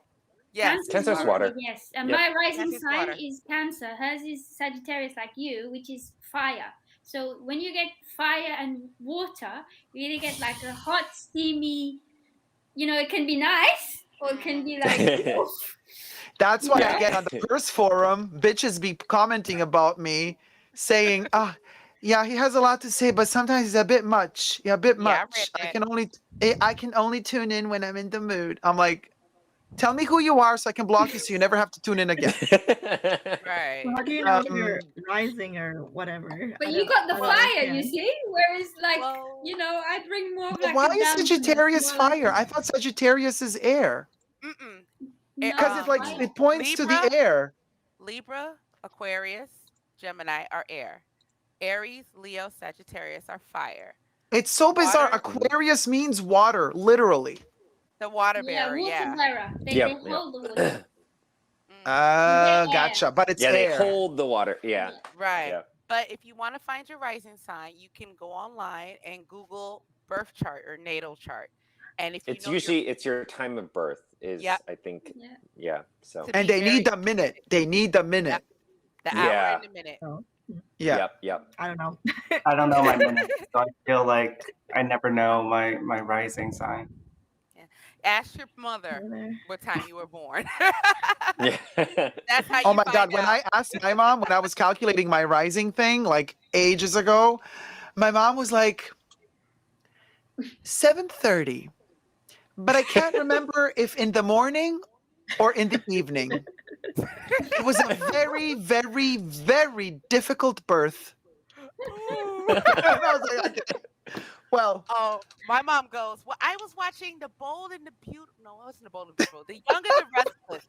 And it was 11, blah, blah, blah in the morning. I was watching The Young and the Restless. And I was just like,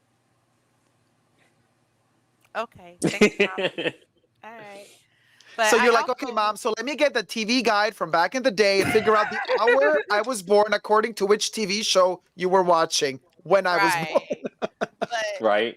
like I did mention to someone, as you can see here, I read tarot. I have my crystals and stuff and, tarot decks and all that stuff. So I'm quite familiar with the astrology portion of tarot and figuring that out. But yeah, and then your heart space is your moon sign because that's where all your emotions are. How you Yeah. love is your Venus, and in men it's their Mars. But in I thought you were going to say in men it's their penis. no.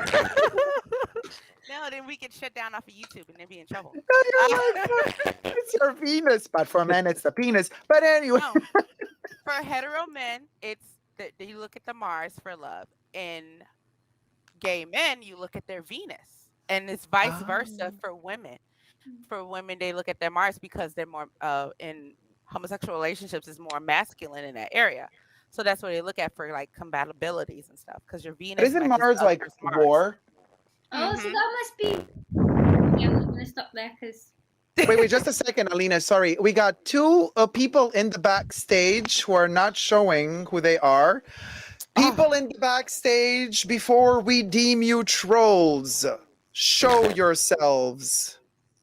Because you're hiding yourselves. If you're hiding yourselves, you're going to stay hidden forever and ever. Come stay hidden with us, Danny, forever and ever and ever. And I can say it without blinking. I look super creepy. By the way, so Diggy Vela is one of the people in the back room. We need to see thy face.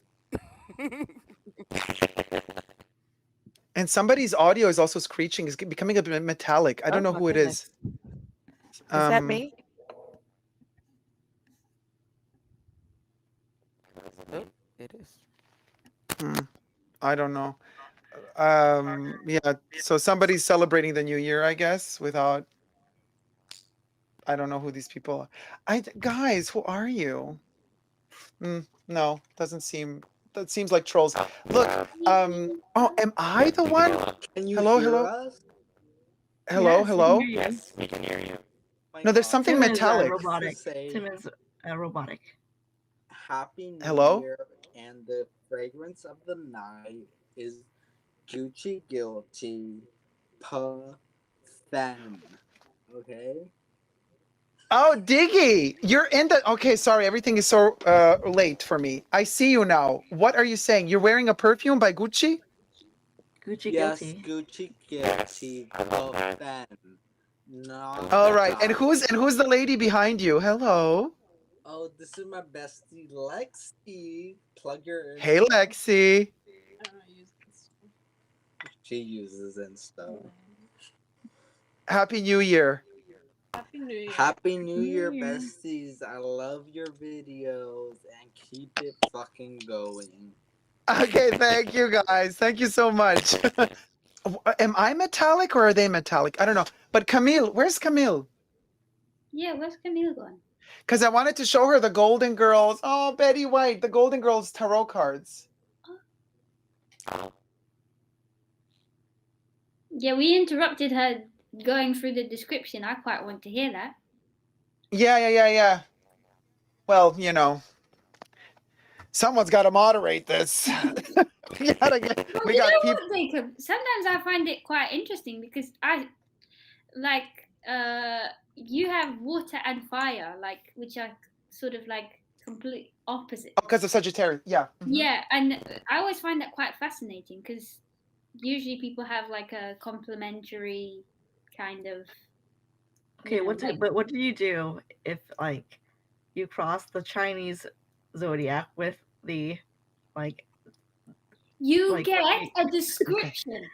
And I'm that much of a stalker, okay, that I tried to work out mine and Dacob's. And I reckon we have very similar, because there's this description online. You can go, you can put your Western sign and like your Chinese sign, and then it will give you like an animal and like. Oh, it's Tim. Sorry, Alina. Tim is metallic. Tim, everybody silent, please. Tim, say something so we see if it's your microphone. Hello, guys. Yeah, Tim, it's you.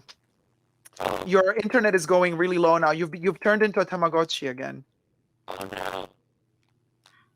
Okay. Yeah, just try calling again, Tim, because if you call again, maybe the connection is gonna it's gonna be built up again, so we don't have the metallic. Hey, Steph, I loved your Carrie Bradshaw moment. Hi. I've just been doing chores all day. I'm so tired. Oh my gosh. I thought that seriously was think bad luck. my curtains are shorter. It's really weird. So I didn't the first time I washed it, it got shorter, but it said in the tag that might that might happen. So I was like, so I didn't wash it again for the whole year because I was afraid of it getting shorter.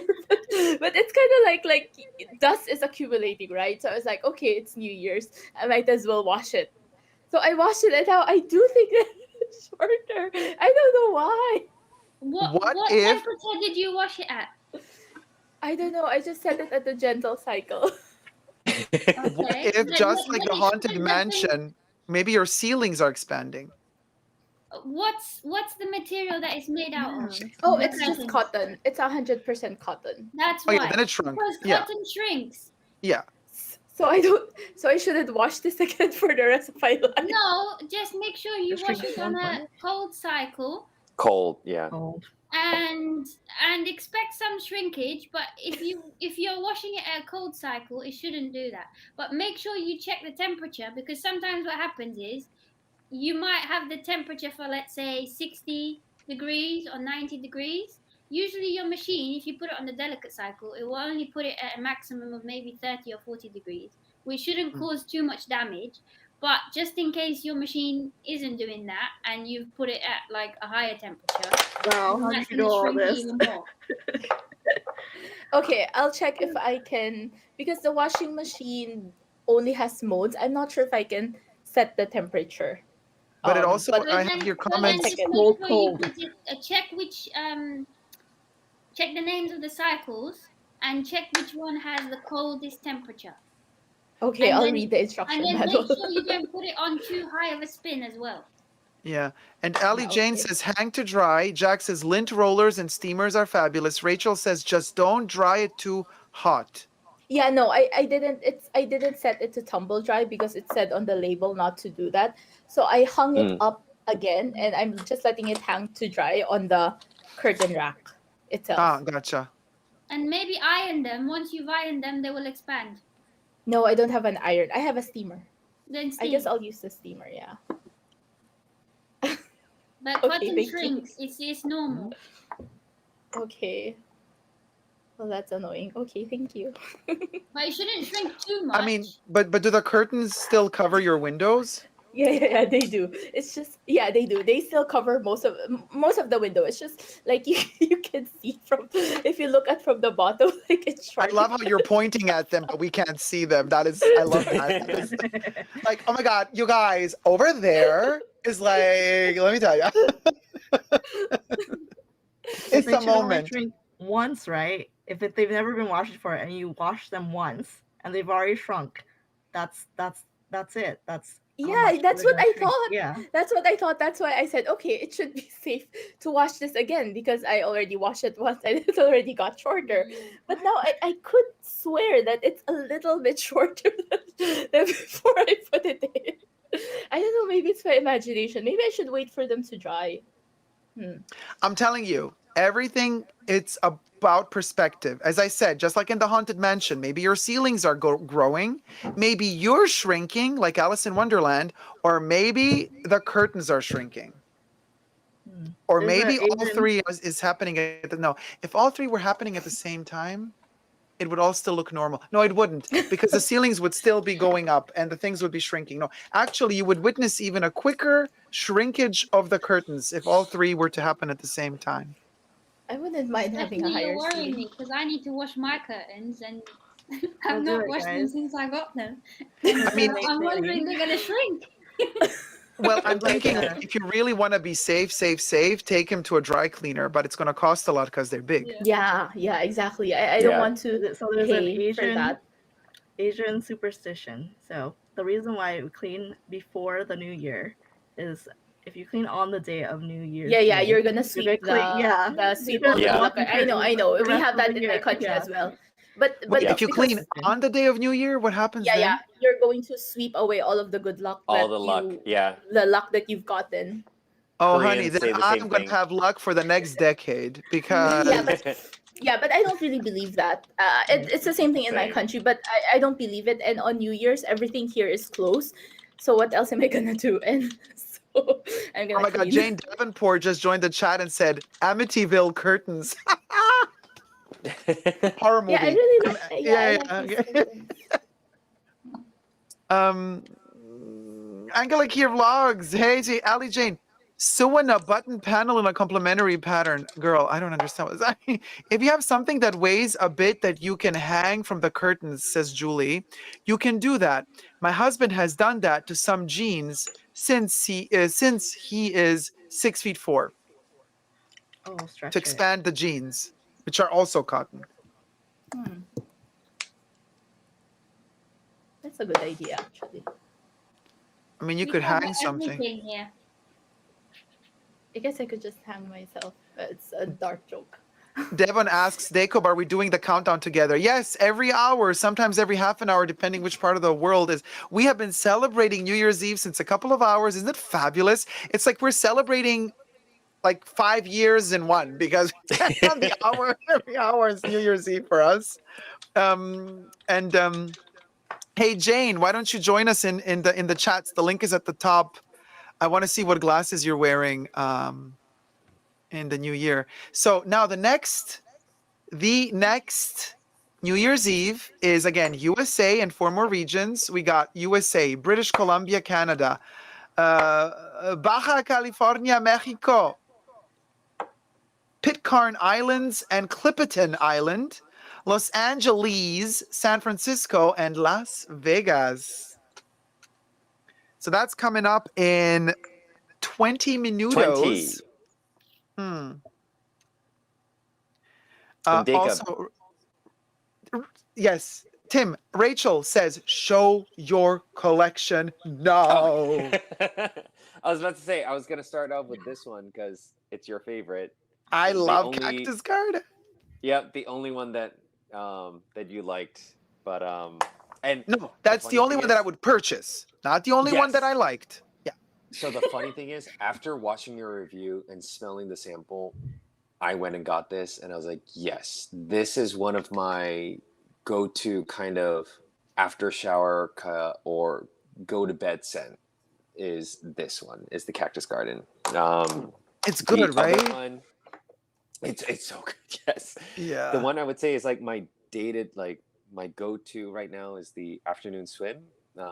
This one I like. I think yes, it for the price, it kind of is very eau de toilette, kind of like it's almost like my Aqua di Jo's like first eau de toilette perfume. It's very, I don't know. It's not long lasting for the price, but it smells good. I do like it. But Yeah, it's a fresh smell. Yeah, it's a fresh scent. That's why I like Yeah, it. yeah, yeah. The other one is my first one was Immensité. This one, it's kind of like the go-tos Yeah. Louis Vuitton men's perfume. It's okay. The other one is Imagination.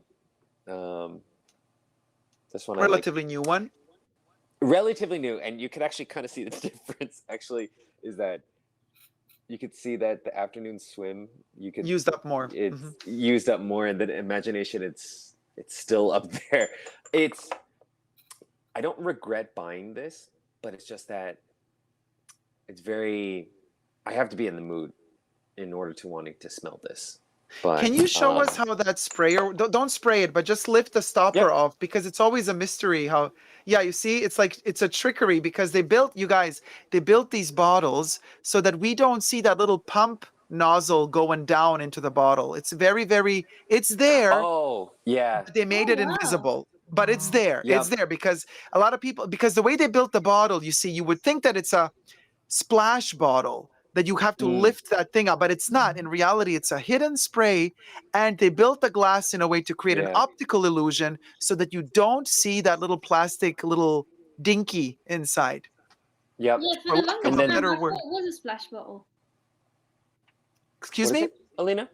I thought it was a splash bottle for the longest time. I mean, they made it look like that. Small, yeah, it's a small clear tube that goes along. Like if you look at it in person, you'll see it.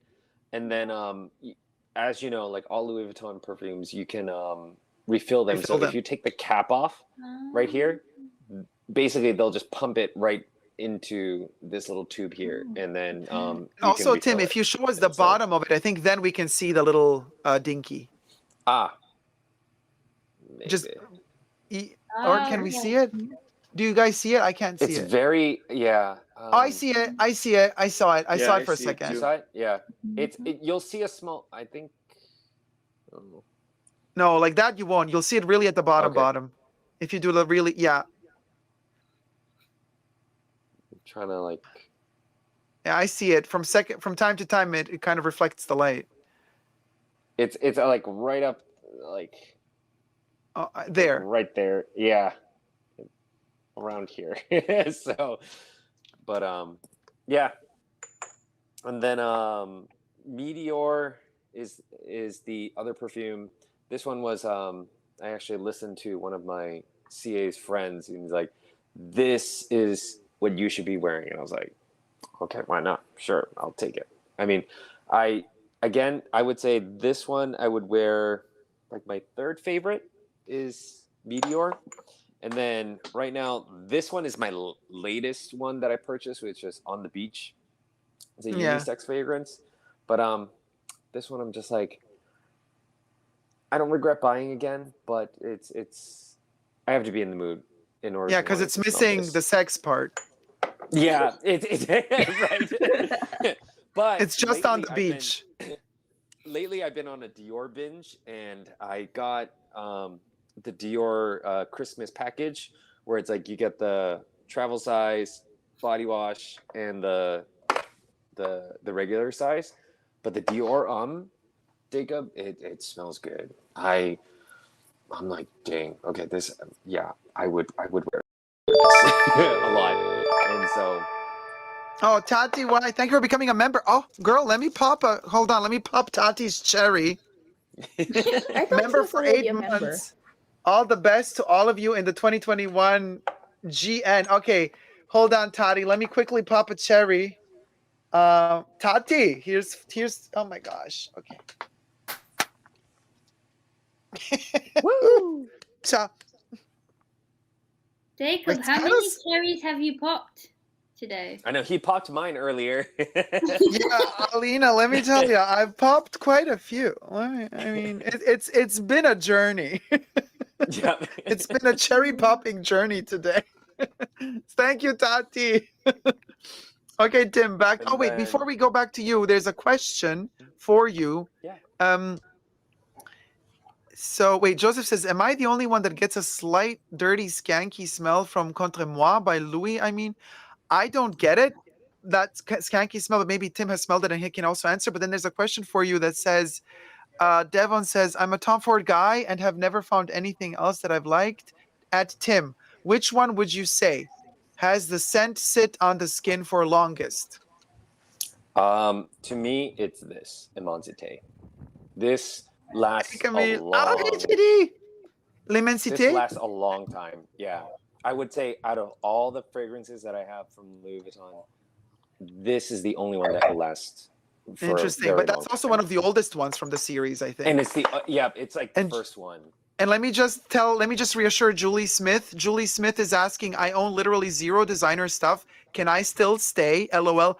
Of course, Julie. Of course. Please stay.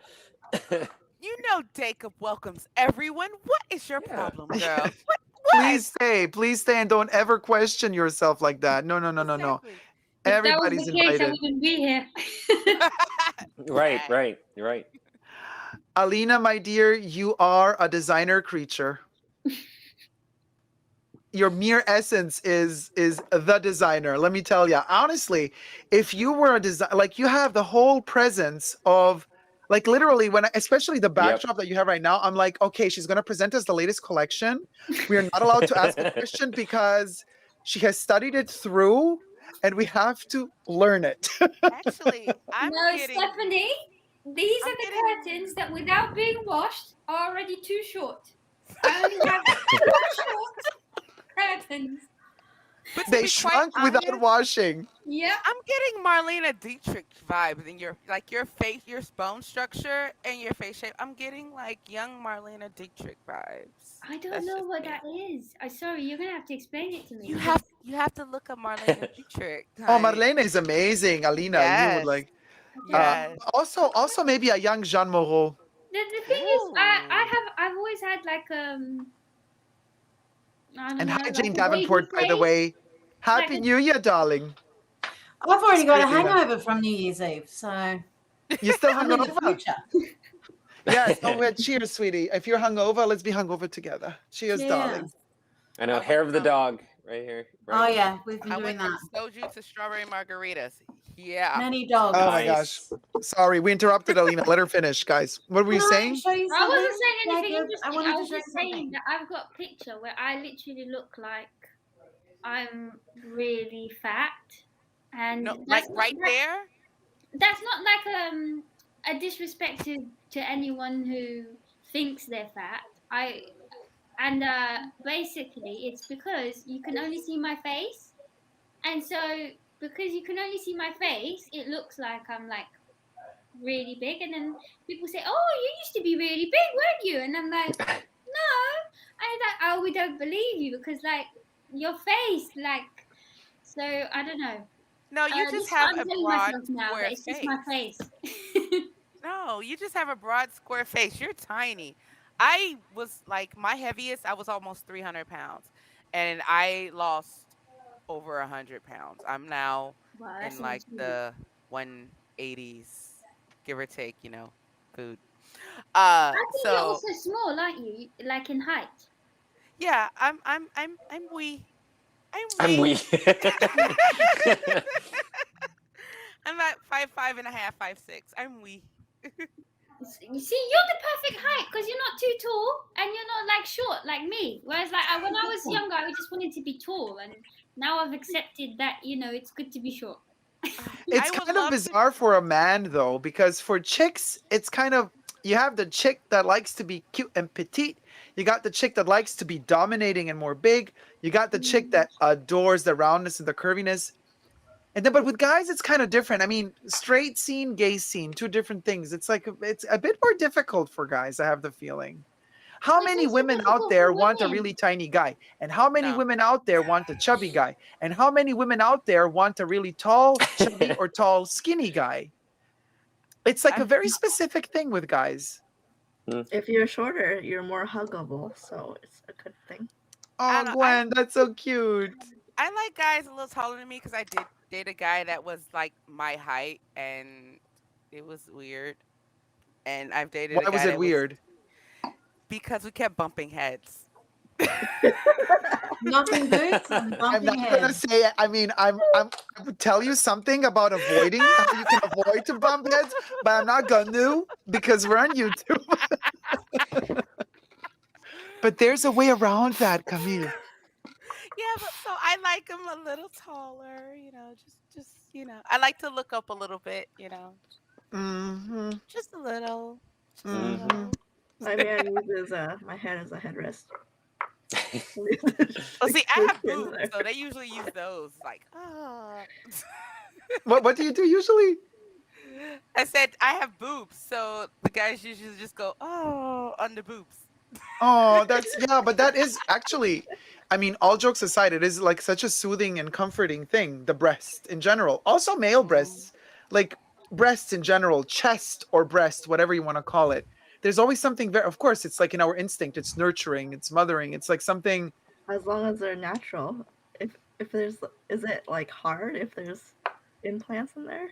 Oh, honey, there's a lot of things that turn hard naturally. I mean, you gotta get used to it. Let's call a spade a spade.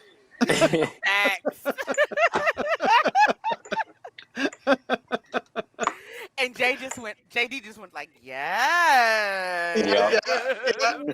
She's like, hold it. Let me just paint another little illustration. I just got an idea, right from there. She's the Samantha of our chat. I have to show you this. We had the Gucci one last week. Oh my God, Tim is gonna die. Oh,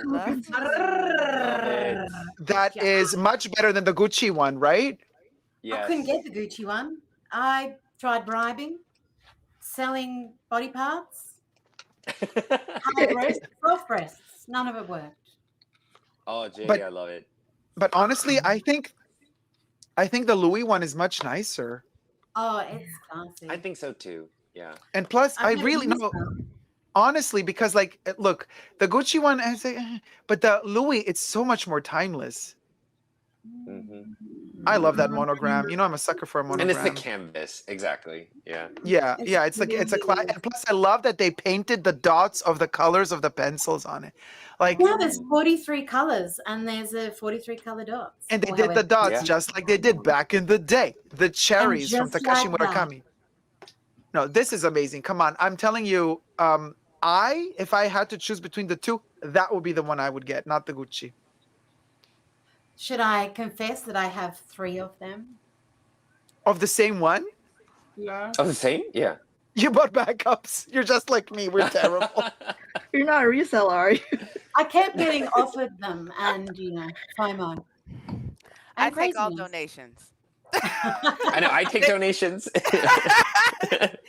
That would make a great makeup travel pouch. I'm just saying. For my brushes. Dacob. The other question I had was during your fragrance interviews, I was wondering if you could review Hermes fragrances. Yes. Well. Yeah. I have reviewed a couple, but back in the day. I've seen, because I have 2, but I wanted to see like your opinions on them too. All right. Well, I can tell you, I can review the ones that I already have with me. So that would be Voyage d'Hermès. Yep. That would be Épice Marine, which I already reviewed and the video got blocked, but then unblocked. Yep. Poivre Samarcande, And then I think you did Santal Terre de Mas. Hermes, right? No, I don't. I don't have Terre de Mes. I have Poivre Samarkand. Please correct me, Christian, if I butchered it. Poivre Samarkand. Then I have Santal Masoya. Then I have the what's it called? Basil paprika or something. That one I don't know. I think basil paprika or something. And then I have also the one that's Raglis, the licorice Yeah, one. Lagri. Yep. Yeah. This is all from the Hermescence range, so I could review those. Cuir d'Ange. I have Cuir d'Ange, which is my favorite from the entire Hermescence range. It's called Angel Leather. Yeah, guys, you can't afford a Kelly and a Birkin? No worries. Cuir d'Ange smells like the interior of a Kelly and a Birkin. Oh, interesting. So I it will. smells expensive. Oh no, Stephanie says my laptop crashed. Don't worry, sweetie. When you restart your laptop, come join us. And listen, let me tell you how I know, because I'm not a fan of the Birkin and the Kelly. I don't care. But I was flying back from work. I was at a fashion week in Paris, and one of my colleagues was, gosh, she was such a piece of work. Let me tell you, in her early 20s, father is a doctor. She steals from him prescriptions, so she gets drugs. She's anorexic. It's a whole thing, but fabulous, but sad at the same. Anyway, so we're sitting in the airplane together. She always wants to sit alone, but it was all full, and poor thing, she had to sit with me, and she's like. She's like, I'm too nervous with literally that spoil. Like I'm too nervous when the airplane starts. Don't talk to me. Don't talk to me. I'm like, give her a okay. So anyway, so she's sitting there and she's like clawing into the rails of the chair because she's scared, right? And then she kind of was like this, eyes closed, and then at one point she opens her eyes, looks at me, says, "What is this? What am I smelling?" I'm like, oh my God, are you gonna barf? Because like if you're gonna barf, then I'm done with you officially. And she's like, no, what is that, a perfume? What perfume is that? I'm like, oh, it's Cuir d'Ange, it's Hermescence. She's like, it smells like my mother's Birkin. I love it. Oh. You can keep it. She goes back to her like it smells like her mother's Birkin. Oh my God. and that's how I know that it smells like the interior of a Birkin and a Kelly. Oh, I'll have to look that up. Sorry, I have this Japanese incense here. It's called White Plum. It's can you see it? Oh, I it love smells the so good. colors. Yeah, and the sticks are so fragile. This is weird about Japanese incense. They're so fragile. But they're like lilac. Yeah, but I love the color. They smell so divine. I feel like I'm in a Buddhist temple. It smells so divine. So, and I got them from a Buddhist temple, so yeah. Oh my God, Camille, for a second I thought you said, I feel like I'm in a booty temple. And I was like, what did she just... Honey, I've had a few, but I ain't had them many few.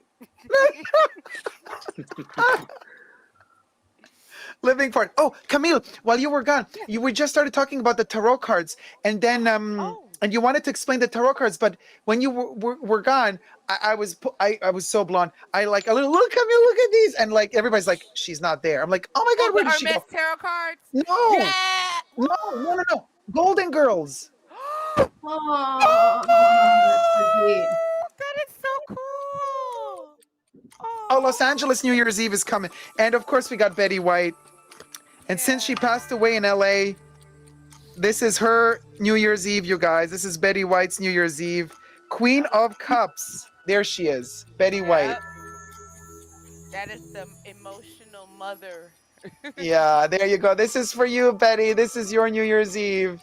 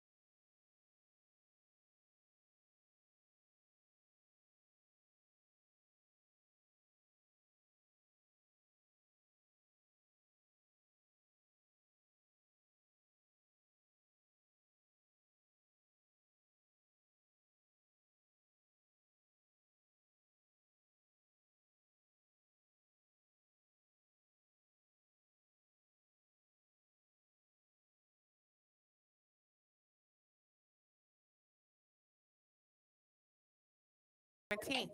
She is a Capricorn Aquarius cusper. I have to double check which cups that is, but those that are born on cusp have specific missions in life. So I thought that was pretty cool to share. And Betty White was born in 1922. And now that it's officially 2022, I can officially announce that we are beginning the year of the 100th birthday of Chanel number 22. Oh, wow. And I bet you my bottom dollar that Chanel is going to do diddly squat about this birthday, but we're going to celebrate. This is the year of Chanel number 22. This was released in 1922. It is the smaller sister of number 5, but truth be told, in many ways, number 22 outshines number 5 in terms of character and sunlight and sunshine and depth and incense. It's just amazing. So this thing, I highly recommend. If you can hunt down the eau de toilette, because they don't do the eau de toilette, they do the eau de parfum now, or they still make the pure perfume. Just try it out. This thing is amazing. This thing has ylang ylang, tuberose, floral, powdery, deep, and Am I vanilla correct? base. It's more lighter than the original number 5, right? Because like the original No. number 5, it feels more like heavy to me. I don't know. Maybe that's just No, me. no. This thing is heavier than number 5. Oh, okay. The pure perfume. Okay. So I have number 5 on, but since now it's number 22's birthday, I'm a spritz it. Oh, you know what?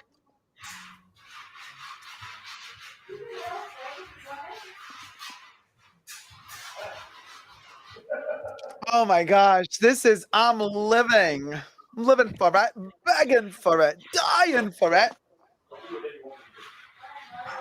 This shit is so good, but the aldehydes are really potent. So at the beginning, it's gonna be like champagne. It's gonna like burn your nose because the aldehydes are very soapy, sparkly. Give it a minute, and then it's gonna become a buttery, floral, vanillic, ylang ylang tuberose that is just mouth-watering, literally mouth-watering. This thing deserves much more recognition than it gets, and Chanel just shits on it. They don't care. They're like, whatever. Can I just imagine if we could go into a store to buy perfume and someone could talk about perfume like that, the way you do? I'd just be buying everything. Oh, Jane, you're so sweet. Well, As long as it's not Michael Kors. Exactly. Or Marc Jacobs, because that stuff stinks. Yeah, Marc Jacobs. I mean, you may not say it, but I will. That stuff stinks. I wonder if I worked in a perfume store, how that would. I think that perfume store would sell quite well. People would come and to listen to you. Well, it's real funny because I hang out in Ulta and Sephora a lot.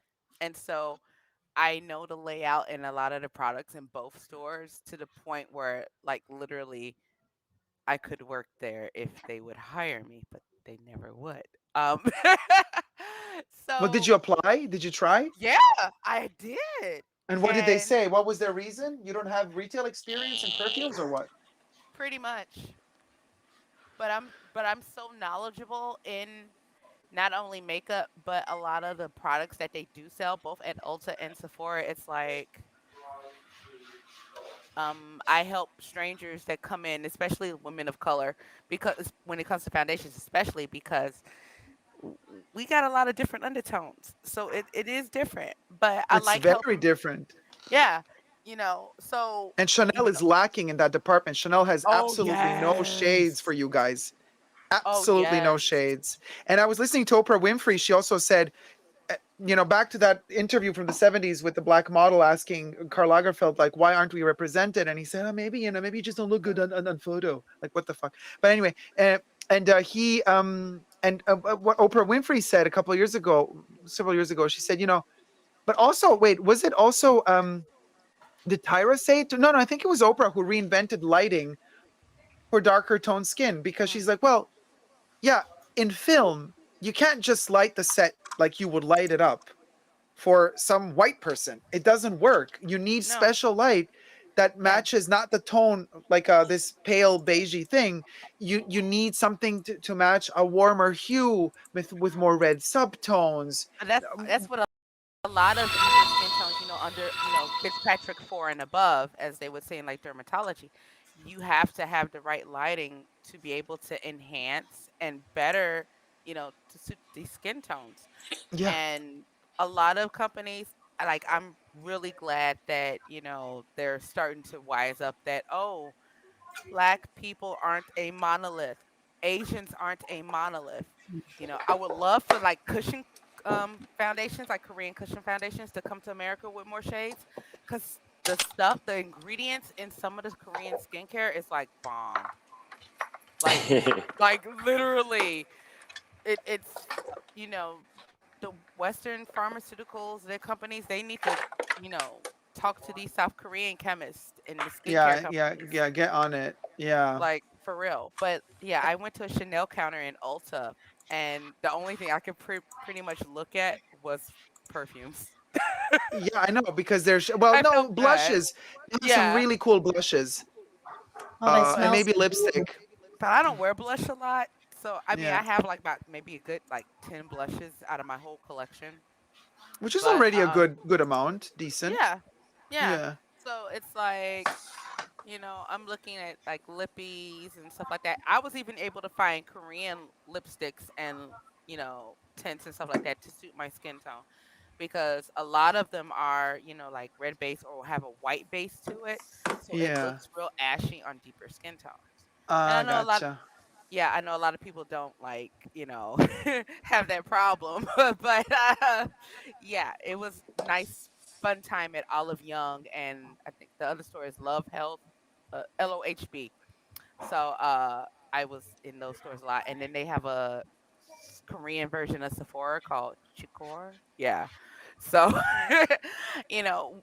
You try to see things that you can find commonality and similarities in, that you can kind of add to your own wardrobe. It's like with perfumes or stuff like that. Yeah. But when I was at Incheon, and I think I tagged you in the pictures. I took it with the Hermes store and like Chanel. I think Valentino was one of them or something. I don't know. But I was so tempted to go into those stores, and I'm like, yeah, but it probably wouldn't have anything that I would like. Because I know at one store they had like Chanel marked down, like some of the purses. It was like Chanel and Prada. I was just like, are these legit? Cause, but it was a retail store. This was like back in August, so I was just like, "Is this legit?" I think I saw like a Chanel bag for like about 660,000 won. So that's like about a little over $600. A secondhand store? No, this was actual retail. No, they Um, don't reduce Chanel bags. it was reduced. I mean, then It was yeah, it was Prada. reduced, but it was It not was Chanel. reduced. I guarantee you, because I looked, because I was like, wait a minute, because I was like, it was Prada, and they had some Burberry, and they had a couple of Chanels, and I was just like, It could be like a fake. Koreans, I do know Korean about the fakes, stores. but this was at Shingahe. Shingahe, yeah, I think I said that right. That mall, because they have a Louis Vuitton floor in that mall. It's the one at Central City in Bampo.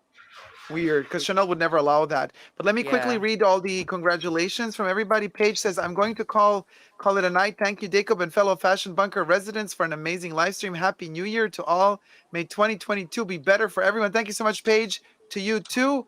And also, let me read all of the Dioro says, Happy New Year. Happy New Year to you too. Eileen the Queen says, Happy New Year, everyone. Happy New Year. Oh, Julie says, Tim, now you're pixely. Tim is looking all Minecraft like again. Christina Oh says, no. Christina K, on the subjects of perfume, have any one of you tried Amouage? I don't own Amouage fragrances. Happy New Year, says Dioro. Happy New Year from LA, says Cali Tally. And then we got Rosangela Jowett or Howitt says, hello, everyone. Happy New Year for you guys. Thank you so much. Christina says, oh, Julie says 10 blushes. I think I have 3, LOL. Christina says the origins from Oman, and they are just so great too. The scents last really long. NV, I don't know abbreviations. NV, good quality. I have 1 blush, says Angela Kier. Ganbaru says same, 1 blush. Happy New Year all, says Gambaru. It's 7 p.m. 1st of January here, nursing a bit of hangover. I hope you have a wonderful start to 22. Chummy Vlog says Happy New Year. Thank you so much. Eileen the Queen says, hey Dacob, real quick, are you uploading an episode 5 thoughts video? Been enjoying the ones you've had so far? Yes, it's coming tomorrow. I've filmed it already, and I hope you're going to enjoy the video. I don't know if it's going to be as, yeah, it will. It's going to ruffle some feathers for sure. Then yeah, I'll upload it like shortly after the live stream is over. Be all right, because I have to bring this up because I've talked about makeup and somebody talking about they have like 3 blushes. Hold on. Like what they say, hold my beer. All right. Wait, who has this audio in the background? I think it's JD. It says JD is speaking. Oh, okay. Okay. Hey, Geekanoids, how's it going, sweetie? Geekanoids says, Happy New Year, Dacob, and everyone there. I am super grateful to have made it to 2022. Have an amazing year, everyone. Thank you so much, Geekanoids. We are also happy that we made it to 2022. Let me tell you. Gertie Müller says, just check the number 22 out of the website. It costs 240 euro for 15 milliliter. That's 10 times the price of number 5. Yes. Unfortunately, I made a video about this a couple of years ago. Chanel did this stupid choice to differentiate the prices of the pure perfumes. The pure perfumes were all considered the same quality and the same price. And then bam, just 2 or 3 years ago, they're like, now we're going to make the Les Exclusives pure perfumes cost more, which is ridiculous which makes it look like number 5 pure perfume is worth less, which now it is. Then they're Les Exclusive fragrances. It wasn't like that in the past, but they've just changed that recently, which is kind of really ridiculous and embarrassing for them to do so. But yeah, it is quite expensive. The 15 milliliter number 22 is 240 euro, and it's going to go up in price in a couple of days because always at the beginning of the year, they have another price increase. Alina says, I have 1 blush and I can't even finish it. It takes forever to finish a blush. That's true. Just wondering how I'm awake, asks Jack. Well, because we're so fun to listen to, darling.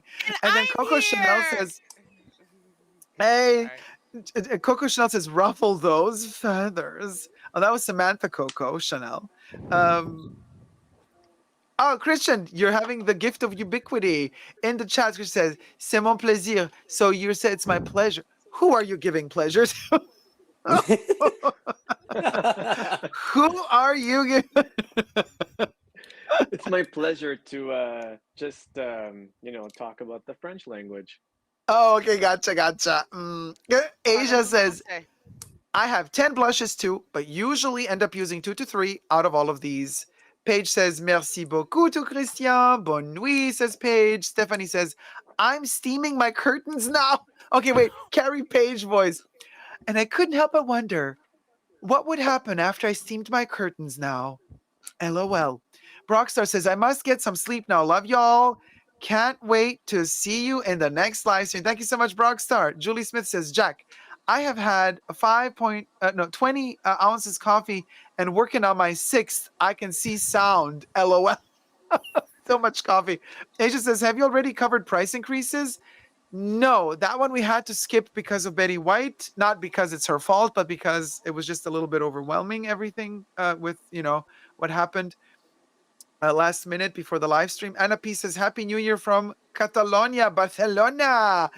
Buen años nuevos, or Happy New Year, Anna P. Julie Scott says, there are so many fireworks going off in my neighborhood. Well, it is the new year. Jack says, the pleasure principle, says Jack. Julie says, wait, hold up. Christian is not only handsome, but he speaks French? Yes, he is from the French-speaking side of Canada. Nada. Navy 74, Navy 47 says, Ole. Kira J says, yep. And Angela Key 20. Can't believe you're still live. Yeah, we survived 2020.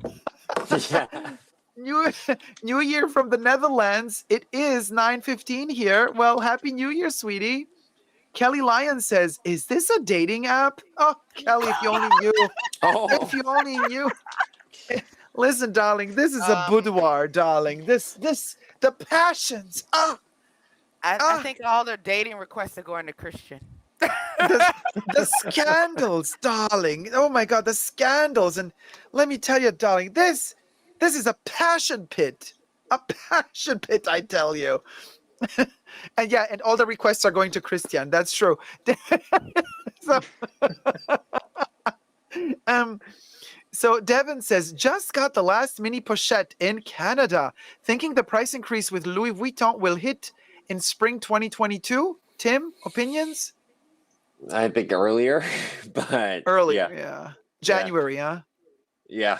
I also think so. I think SLGs are next, so I'm trying to stock up on those. Oh my gosh, SLGs. I don't want to overdo it. I don't want to pay the new. Yeah. That's how they get us. That's how they get us with the FOMO. The FOMO of the price increase. They always get us with that, you know. Ganbaru says, Dacob, I want to thank you for introducing me to the wonderful world of Chanel fragrances in 2021. I said in 1921, can you believe? You know, a vampire makes a mistake. Hold on. Wait, no, the thing is gone. Let me see. I got my first Chanel fragrances, number 5, In Parfum and Eau de Toilette. They bring me so much joy every day. Aren't they amazing? I love them. I sometimes also like to mix them. And Christina K joins the convo and says, oh, French. I speak French too. Jane says, do you guys know Catherine Tate, the comedian from Great Britain? Yes. When she like wants to speak all the languages, oh my God, that is the most racist cringe thing I've ever seen. When she's like the office worker and they're like, oh my God, our interpreter for like 10 languages just called in sick and didn't come. And then she goes, oh, I can do that. Oh my God. And then she literally throws shade at, so you see the Chinese person, the Spanish person, the Italian person, everybody. And then she literally does the worst cliche, making fun of their languages that you can possibly imagine. And Catherine Tate gets away with it. So Christina K is throwing a Catherine Tate on us. Says, oh, French, I speak French too, you know? And how did Catherine Tate make fun of the French? She did something like, oh, no. Yeah, it was like that. See, oh my God, like terrible. Tate, so, you know. I love her too. When she did the Italian, she said, "My kiddies, my God." Oh my God! And I mean, you know, and of course, obviously, actually, Camille, you would have to make fun of her impersonation of the black person because obviously I can't. Otherwise, I would get canceled. But she went there. And I think Great Britain had a different type of sense of humor back then. I don't think she would be able to do that today anymore. No, that's like with Monty Python and Faulty Towers. Yeah. They would not be able to get away with that kind of stuff in this time. Not at all. Like, no. None of the comedy. Even some of the stuff like the early seasons of Ab Fab, you couldn't get away with. Yeah. Like, just not at all. But that's why we love them so much. Or coupling, you just could not get away with that right now. No, absolutely not. Absolutely not. When she talks about the little pygmies and the pundadas, the little things, just like what the? How can you even write something like that? Jane Davenport says, so good to join you. Dinner call just went out. Happy New Year. Coach Chadas, Dacob, our moderators, and Bubbles. Thank you so much, Jane. Happy New Year. Jack says, is this not Grindr? Child, let me get my glasses. I'm not a dude. What the what? I mean, there can be some chicks on Grindr. I thought Grindr was for gay guys. Well, yeah, but you know, they can like. Yeah. Listen, we are living in woke times. I don't know. I'm so man. I don't know. I don't know. Camilla's I like, don't know. no, that's pushing it too far. I don't know. Mm-mm. Mm-mm. And Christian responds to Julie and says, "Thank you, Julie. You're too kind." Asia A says, "I think price increases will start next week already." Rachel says, "Dacob, I just looked up number 22. Your bottle is so pink compared. My bottle is actually orange. Maybe it's just filter I'm using. It's actually orange. But let me tell you why. Your bottle is so pink compared to what's online. Is that due to oxidation or formulation? What's online is an eau de parfum. I have an eau de toilette, but even the eau de parfum will turn more orange with time because it has a very high dose of vanilla, and vanilla tends to turn very dark with time. It's a very normal process. It does not alter the smell of the perfume. It doesn't make the perfume smell any worse. It's just with time, it gets that beautiful ambery golden color because of the vanilla. Julie Smith says, "If I knew my knees wouldn't crack, I would drop my granny panties and toss them at Christian right now." Christian. As the only woman on this panel right now, my darling, keep your granny panties on. Keep the granny panties on. And let me tell you, Camille at this point is appointed official protector of Christian because we cannot have you guys attack our Christian. Christian needs to be protected.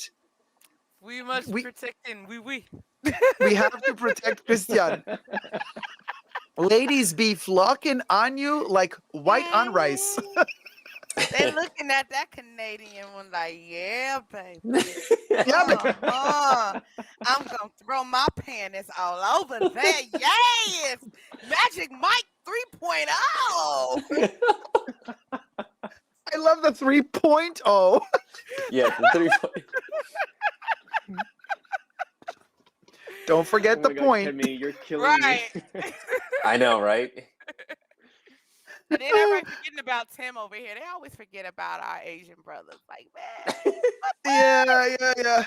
It's because we've been around the block a couple of times. Hence, we know. If you know, you know. And the funny thing is, like, Christian, you should be. We're on the same time zone, I think, right? It's Eastern 3 o'clock for you, right? Yeah, Eastern time, right? Yeah, same. Yeah, it's late for us. Like, I'm Central. You're 1 hour behind us, right? Yeah, 2:30. Oh my gosh! We're getting to 3:30. So Julie's trying to profit from the fact that you're getting sleepy. Taking advantage of the sleepy time. I'm looking Miss at H all says, y'all hot bots. I'm looking at all y'all hot bots. Don't you dare. Leave that boy alone. Don't let the phoenix get inflamed. Don't. No. There will be some ashes in here. Yes, and you won't rise from them. And you won't rise. Oh, something will rise, Camille. I can't what you think. But it won't be a phoenix. I'll give you a second guess. Miss H says, "Happy New Year, Dacob. Been watching you in YouTube in a while, and I'm learning a lot about the luxury items. Thank you so much, Miss H. Happy New Year to you too." Christina K says, "Dating app? Oh, this will be a major problem." Wait, hold on. Now the chat disappeared. Where is it? Hold on. Let me. Oh, chat. Let me tell you, the chat has become very active. Dating app. Oh, this will be a major problem because we all want to date Dacob. Christina, stop it. Gwen Lee says, "I think January 2 price increase." Teresa McGuire, "I have about 25 blushes, but then again, my cosmetic collection is expansive. I have some I haven't even used yet. I guess you can say I have a cosmetic shopping addiction, especially Chanel Dior." Honey, we all do. To a certain extent. Christina K says, "And date all the hunky dories here."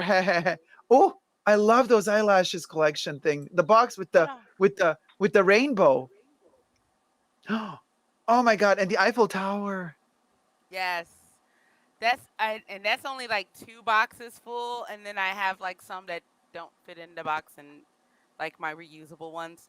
So yeah, my name is Camille, and I love makeup. Hi, Camille. Don't judge me. No judgment here. No Jack judgment. says, "I saw Catherine Tate live a few years ago. Oh, and you live to tell the tale, Jack. Asia A says, I bought Chanel No. 5 low hand cream, but since I lost smell and taste in the past week, we know why that happened. So now whenever I put my hand cream, I try to remember what it smelled like. I hope that your sense of smell will come back soon and that you heal from the lockdown thing, right? Christina K says, Catherine is super funny.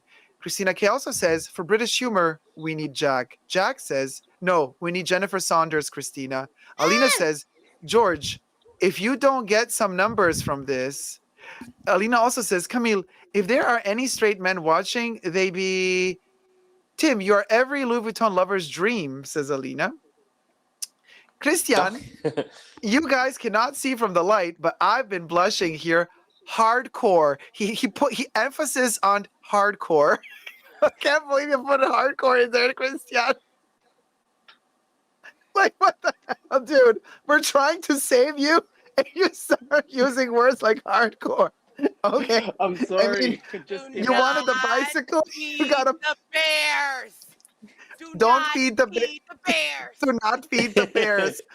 Navy 47 says LOL. Rachel says OMG. Navy's laughing some more.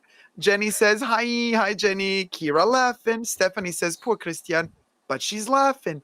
Brittany says good morning. Julie says white on rice. Funny because I'm Asian. Well, this is a joke that Blanche Devereaux uses in The Golden Girls, and obviously very insensitive, but those were the 80s. Now you would say like a moth to a flame, but then PETA would come for you. Because he's like, no, right? You can't say nothing. Animals. Yeah. We heard the animals. Yeah, the French lessons got him shook, says Rachel. Yeah, Christian, you won them over with the French lessons. Dondism says Camille is so much fun. Camille, I think we're gonna have another date here. Navy 47 laughing. Eileen the Queen, yas. Rosangela Jowett laughing. Alina says Christian is smart. He stays silent, and we all be dreaming. Oh.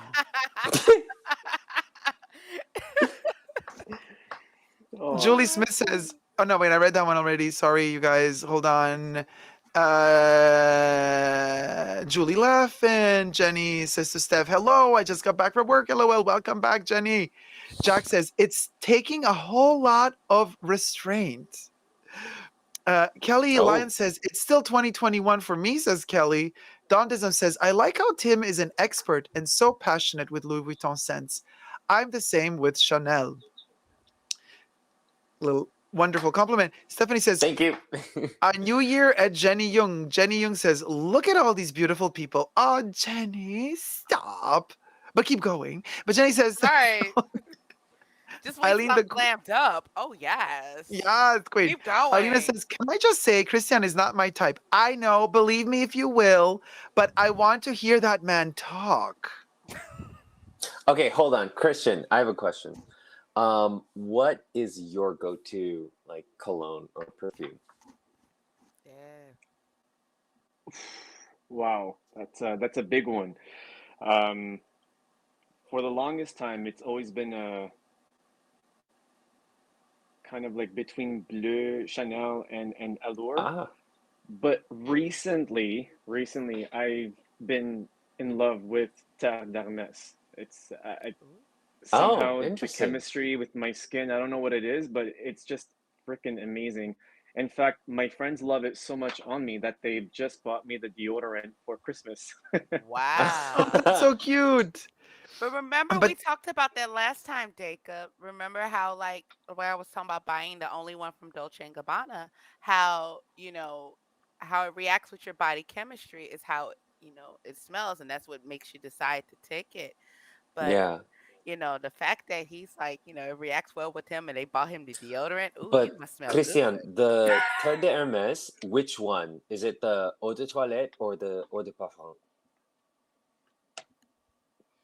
Eau de Or toilette. the eau de toilette. Yeah, I was about to say that is the only scent that it matches with me. The eau de parfum is, I don't know, it doesn't smell really good on me for some odd reason. But the eau de toilette is. Do you think it's better. because of the concentration of the parfum inside? That's possibly maybe why. Yeah. Yeah. when I tried the Perfume, I was just like, no, this does not smell good on me. But the eau de toilette, I was like, everyone was like, oh, like that smells good on you. And even people who hate vetiver, they were like, that actually smells good on you. And so, But because Terre de Metz is a little leathery, no? leather, but I also heard like there's a vetiver Yeah. in that, and I heard like vetiver is one of those like kind of you hate it or you love it kind of Yeah. sense, and that's why they say that Terre de Hermes is very kind of, it's one or the other, is like you like it or you hate it. And so but I guess on the eau de toilette side, it's a little bit more, I don't know, more commercial. I don't want to say commercial, but like it's a little bit more appealing to the mass than the eau de parfum. So But do they have the pure perfume of Terre de Metz as well, or just the eau de parfum and eau de toilette? I think Is there a pure perfume out there? So I have all the four. There's the Hermes eau de parfum, eau de toilette,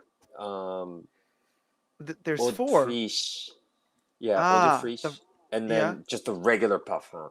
And I think the regular parfum Okay. is So, the gosh, intense. I've never smelled a pure perfume, so I wonder how that one. I know that the eau de toilette for me was already like really intense because of the leathery note, and the vetiver combined together, it's a very kind of damp, leathery smell. Yeah. Like that's what it is. It's kind of like a damp, woodsy, leathery smell. See if you can get this, Dacob. Pure perfume? Like this one is I got it when I first got my first Hermes wallet, but they give you all the 4 different concentrations of Hermes. Yeah. And so this is how I got it. That is so cool. I've been meaning to get the Terre de Hermes, but I just didn't know which concentration to buy. But a lot of people have been complimenting me on the eau de toilette, and so I'm thinking about it. But then I got these two, like the miniature sizes. It's the eau de colognes, citron. no? Yeah, it's the eau de citron and the eau de citron de noix, and then eau de orange vert is the 2 scents that I have that I actually like, that I wear. Like these are small. Like sometimes when I go to the gym, I have like gym scent, and actually Dior is my gym scent, but the eau de citron or the eau de orange vert, these 2 are light enough and smells good enough, and it's not too pungent that even at the gym it's not too bad. It's like subtle. So Tim, I love you. Yeah. because when I go to the gym, a lot of guys, like I think it's maybe 1 or 2 that actually has like a gym scent, because I keep like body sprays in my gym bag and stuff, and it'll be like, what is that? It's beautiful. It's great. So yes, I'm glad you're one of the guys that carries a gym scent, because I have a gym scent, and so I hate, I mean, granted I have my own perfume, but usually so let's say if I go to the gym and I'm gonna go work out, I'll keep the same perfume that day. Like, so if I'm gonna go work out and I know I'm going to the gym, I'll wear like an Hermes perfume, or lately I've been trying to go for the Dior Homme. I'm liking that as the gym scent because it's eau de toilette version, so it's a little bit smoother, and I'll just keep that on through the day, and then right before I enter the gym, I'll just quickly spray it, and then I'll get changed so that it's not lingering or it's not too potent, because I don't want it also to be like, hey, look at me, I'm actually wearing a scent. I want it to be kind of hey, it's just subtle, it's there, but not too pronounced. Right. What do you think of the Sauvage? Because I know you mentioned Dior. So I actually got the sample. I'm actually I really want it. I don't know. Oh, which one? Which one? Elixir? No, It's Sauvage. The Dior Sauvage eau de parfum is the sample I got. But when I saw Dacob's I think it was 4 years ago review, because lately I've been getting into Dior fragrance and trying to explore into Dior, start my journey of Dior. When I heard Dacob's review of the Sauvage in the I think it's the eau de toilette version that you had? I don't think you had it in the eau de parfum, but Of I course was I just like, do. I have 3 reviews: eau de toilette, eau de oh yeah, parfum, and oh, parfum. I have to 3. do some homework. I have to do homework. I have to 3. research. So I don't know which one you watched. I think I watched the eau de parfum or the eau de toilette, and so but because I couldn't find the eau de parfum, but I'll do some YouTube search. But Ulta. you were saying like it was funny because you were like I still remember because you were like, oh yes, in the beginning it is a panty dropper. Like I would, Yeah. I would get in bed, but after no, it sucks. Walk of shame. Yeah, the walk of shame. I was like, Yeah. oh, this is so funny. It's the type of like one night stand that you Mhm. kind of like, you're kind of horny and you do it and it's okay, But then once it's Yeah. done, you're like, oh my God, It's like, really? what did I do? Let me kind of get out of here. Let me bye. Yeah. And just like, and then you're like you're like embarrassed for yourself. So but then after a couple of months, you're kind of like, you make the same mistake all over again. Exactly. That's And that's sauvage. what and that's exactly and that's how it feels like to me too. And that's why I'm like, huh, like maybe I'll go get one. But Yeah. lately Yeah, I've yeah, been yeah. watching Jeremy's fragrance and I'm like, should I get this one or Bleu de Chanel? And so I Jeremy, haven't huh? smelled I haven't smelled the Bleu de Chanel yet, but I don't know. We'll see. You're literally listening to Jeremy Fragrance for tips on perfumes. I mean, I'm sorry, Dick. I mean, I listen to Him. you too. It's No. Listen, no. Nothing about me. You don't need to listen to me. But listening to Jeremy about perfumes is literally the equivalent of listening to, let's say, Trump talk about politics.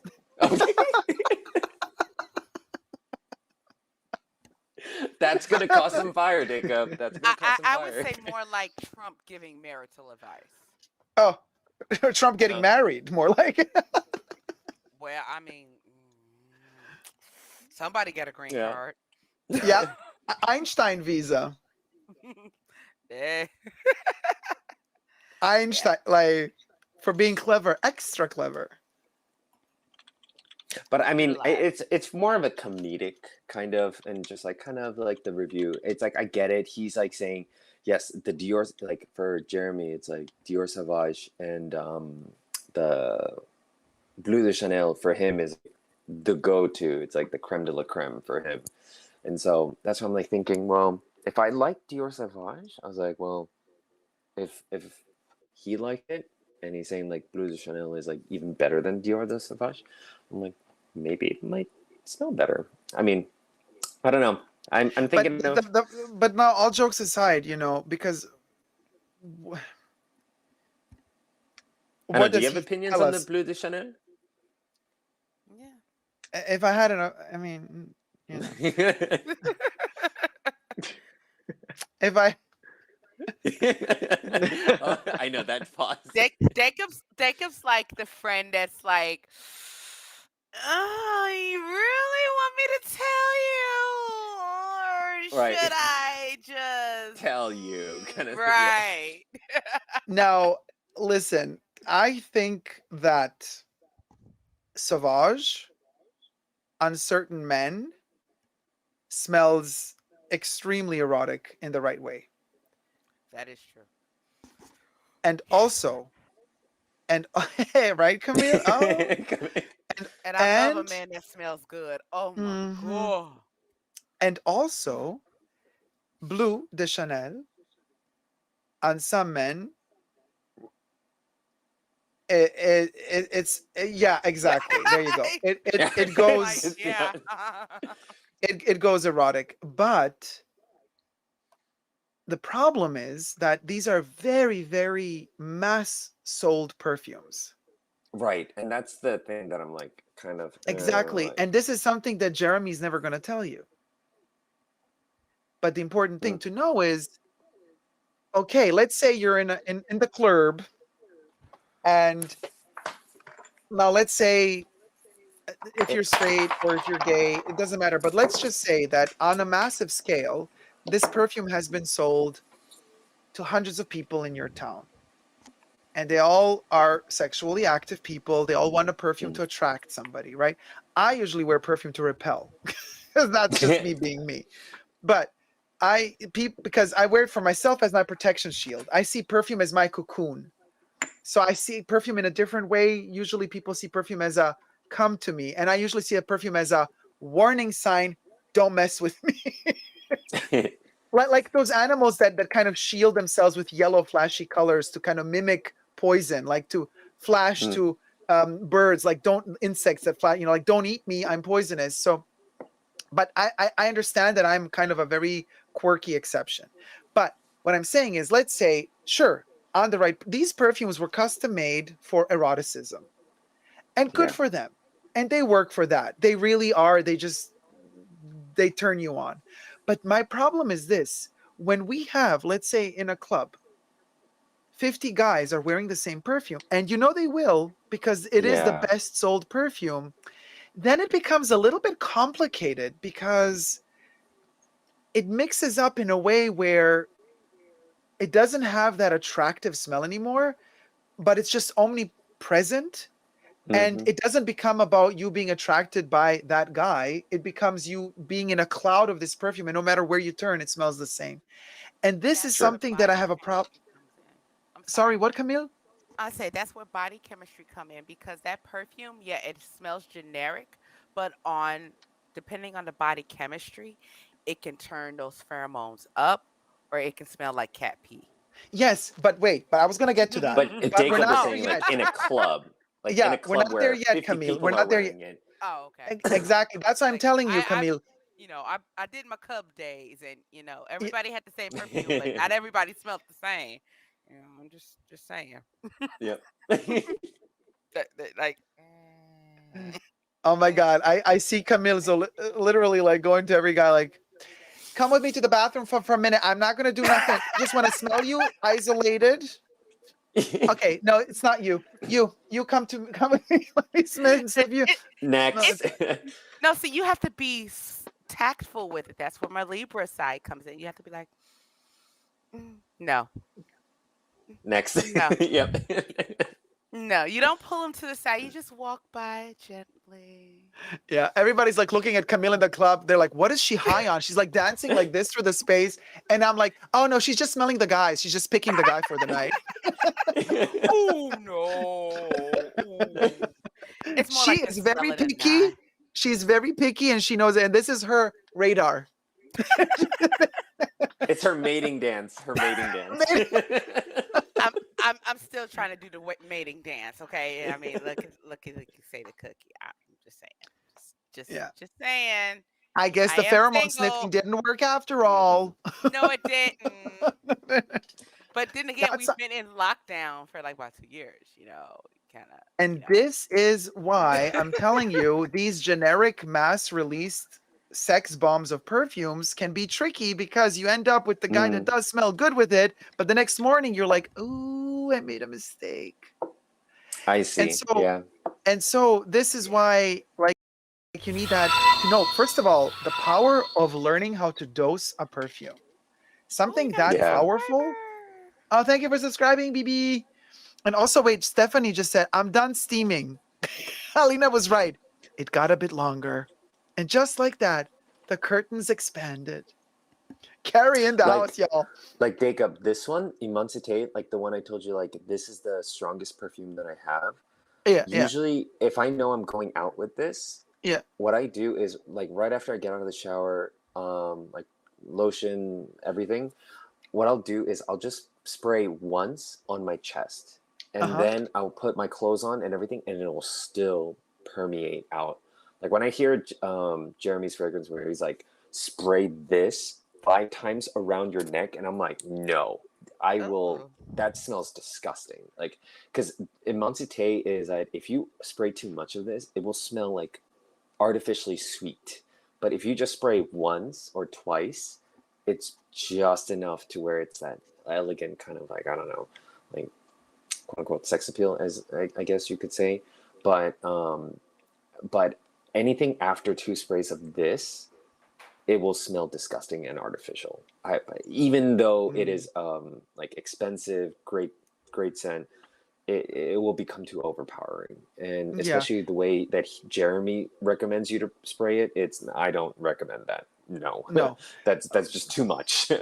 But And he's like so, just not consequent and consistent with what he says. There are some videos where he would say, spray it over, spray it over, spray it. And then there's another video where he would say, don't ever spray perfume on your skin because it's toxic, spray it only on your clothes. Then other videos where he would say, don't spray it on your clothes because it stains. yeah. So, I mean, you know, I think there but should be like a general rule where I don't think there should be like a certain number of sprays that someone should put on them. I think some people may disagree, but I think you're right.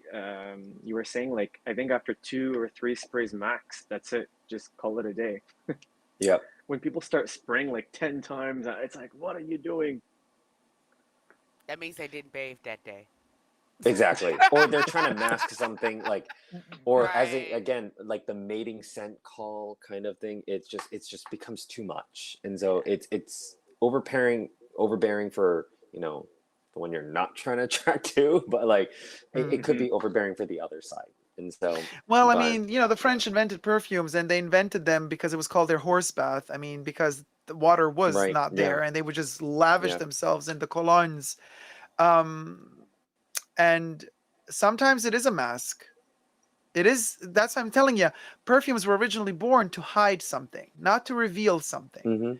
And so we have turned them into, especially in the late 70s with Opium, and then in the 80s with Poison, with Giorgio, Beverly Hills Obsession. We have turned perfumes into not something to hide, but rather something to enhance, like the shoulder pads of the 80s, like this expressing yourself through a perfume, and the perfume accentuating your zesty character. And then throughout the 90s and early into the 2000s with this office culture, we went into this whole other ideology of fragrances being too omnipotent. Now you're not supposed to offend anybody. Now you're supposed to wear perfume that is inoffensive because that's the culture we're living in all of a sudden. So perfumes then evolved into something completely different, which was almost like non-existent. And that's why we have a bunch of perfumes that are so watered down. Like you can barely smell them because, the brands just think, well, this way we can sell a lot more of these because a broader audience can wear them, let's say to the office or whatever work environment, and they're not going to be offensive to their colleagues and coworkers. But amidst all of this, the niche market arises and got aroused and came in to the forefront. And it was like, well, hold on, you can actually still have character, but this is niche. What does this mean? Not a mass thing. This means for your intimacy, it's for the connoisseur. It's like for the person that is like, I know what I'm wearing and I do it for me, not for you. And then this kind of weird relationship with fragrances opened up through niche, in my humble opinion, that is still going on today. But on top of that, we got marketing introduced where the major brands are like, hold on a minute, we can release these niche perfumes every year. We don't have to invest a dime in marketing. We don't see ad campaigns like we do see ad campaigns for their mass releases, for their mass released perfumes. They spend billions in promoting those. And that's why we see almost no more new perfume releases from these major brands. Instead, what do we see? Flankers. The flanker killed the perfume industry because flankers, why do they release flankers instead of brand new perfumes? In the 80s and 90s, they would release new perfumes all the time. Now is not the case. Now they hope that you remember the major perfume, let's say Coco Mademoiselle. They cash in on that you already know, because Coco Mademoiselle in the early 2000s was released, the major ad campaign, everything. Now what they do is every year they release a new flanker of the same perfume with slight tweaks, no ad campaign or minimal in-store ad campaign. They save a ton of money, but they hope that you, as a returning customer that loves that perfume, is going to buy into the new version of the same perfume. I call them clones. What? They're clones. Clones. Yeah. Yeah, like the Dolce. They have the 1001 exactly flanker of the same perfume. Yeah, and it's just a different color with different notes and stuff like that. I think there are like about 5 different Dolce in the Dolce and Gabbana lines that are out, like the little flower theme. Yeah, And I'm just like, yeah. or like with Aqua di Gio from Armani. Also, 1001 flanker. Kelly Yeah. says, Yeah, Tim, if you need more my advice, find favorite. old Dacob videos. We need to have an intervention with Tim over Jeremy. Jack says the other day Jeremy was talking about not being able to get erect in a review. I didn't see that. That's Jeremy for you. But guess what? Guess what? Sex sells, and this is exactly what gets him far. People, you know, But I mean, our you guys, society let is me just tell already you. over sexualized. Why do we need more sex to sell things? Our That's why he society is has a already million over sexualized. subscribers, because he's this kind of little muscle giblet that kind you know what he did when he reached 500,000 or something. I can't remember what number of subscribers, and then to thank them he posted a video like on Instagram or something like, oh, to thank you all for reaching this achievement. He did topless weightlifting or sports with his jogging pants and no underwear underneath, so he kind of like wobbled and shimmy shaked a little Oh bit for everybody. yeah. That was his like thank you for the subscribers. I'm like, okay, well, I mean, So he was a tease. oh, That's pretty much what it is. not a He's a big tease. tease, but a tease. Oh. And just like that. and, and just like that, Tim stopped watching Jeremy Fragrance.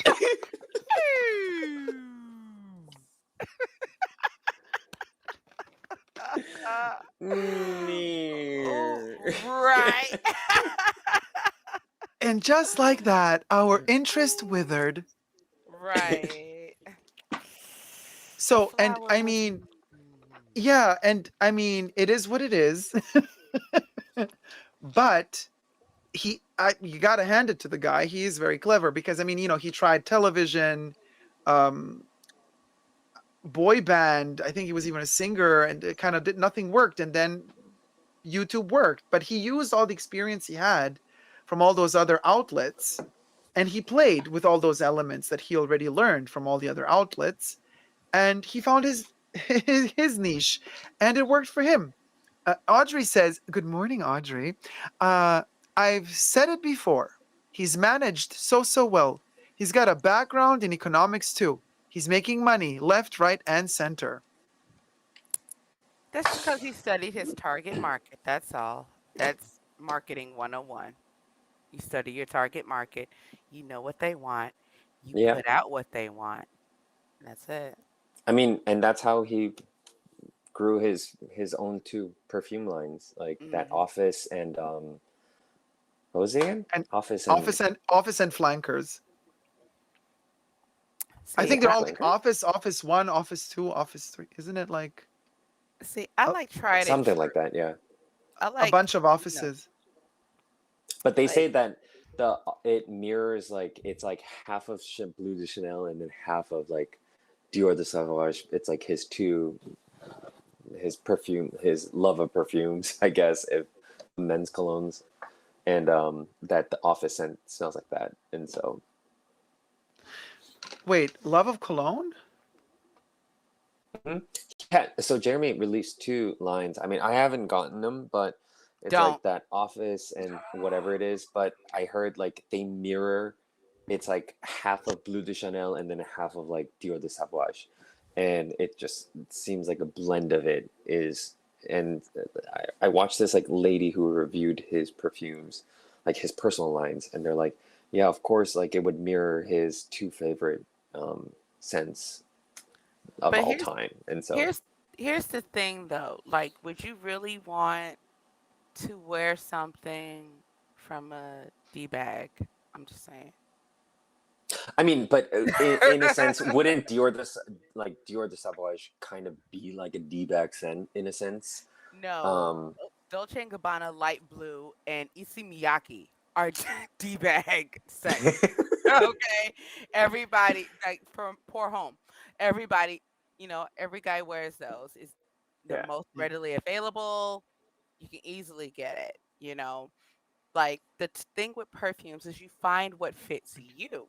In colognes, you Right, find what right. fits Yeah. you, not what somebody else wears.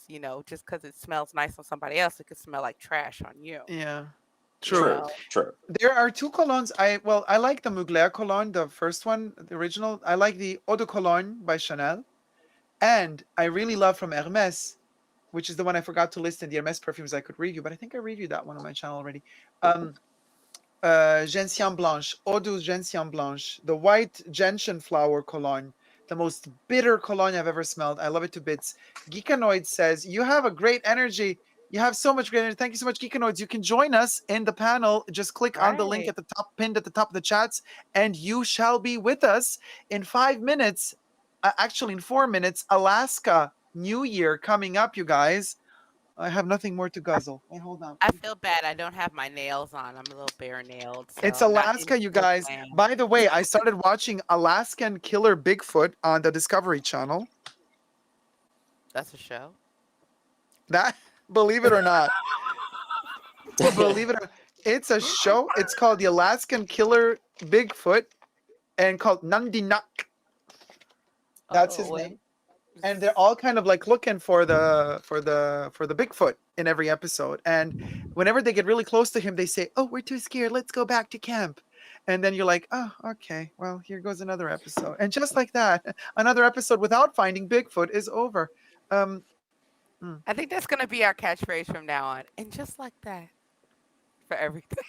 Totally. I'm telling you, Sex and the City really Mm-hmm. struck the nerve of the times. Alina is asking, "Where is Debbie?" Everybody's asking, "Where is Debbie?" I don't know. Debbie was there shortly at the beginning, but then she left the building. Is she sleeping? Where's Debbie, you guys? Hold on, let me see if she sent me. Because like it's gonna be Alaska New Year's Eve. Maybe she's at a party. Ooh. No, I got no messages from Debbie.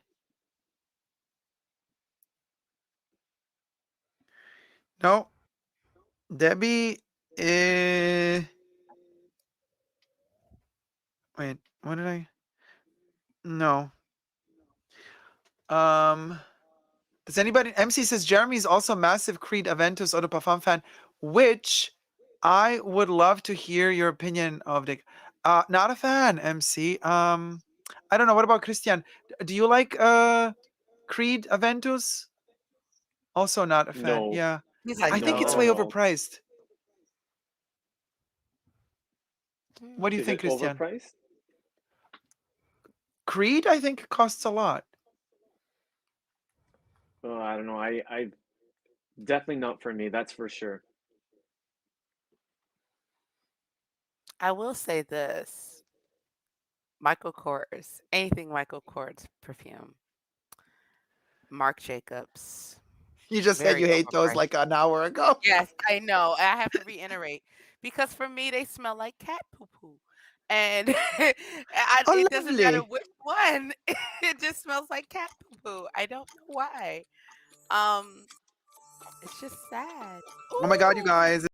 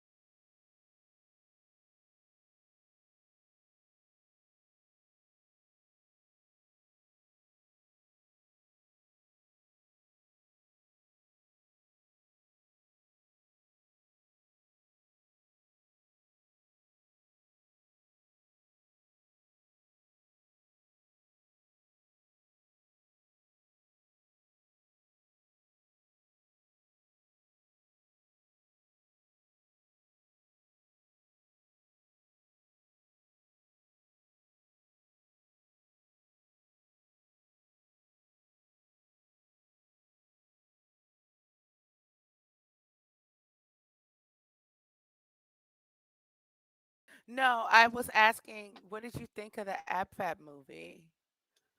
I loved it. I Good. know it What? wasn't like the show, but they got older. What do you expect? They can't do the crazy. Hmm. I still I loved thought it. I loved it, and I was waiting for the movie because Joanna Lumley, Jennifer Saunders, even Julius Wahala. Everybody's getting older. Even the one that plays Bubble.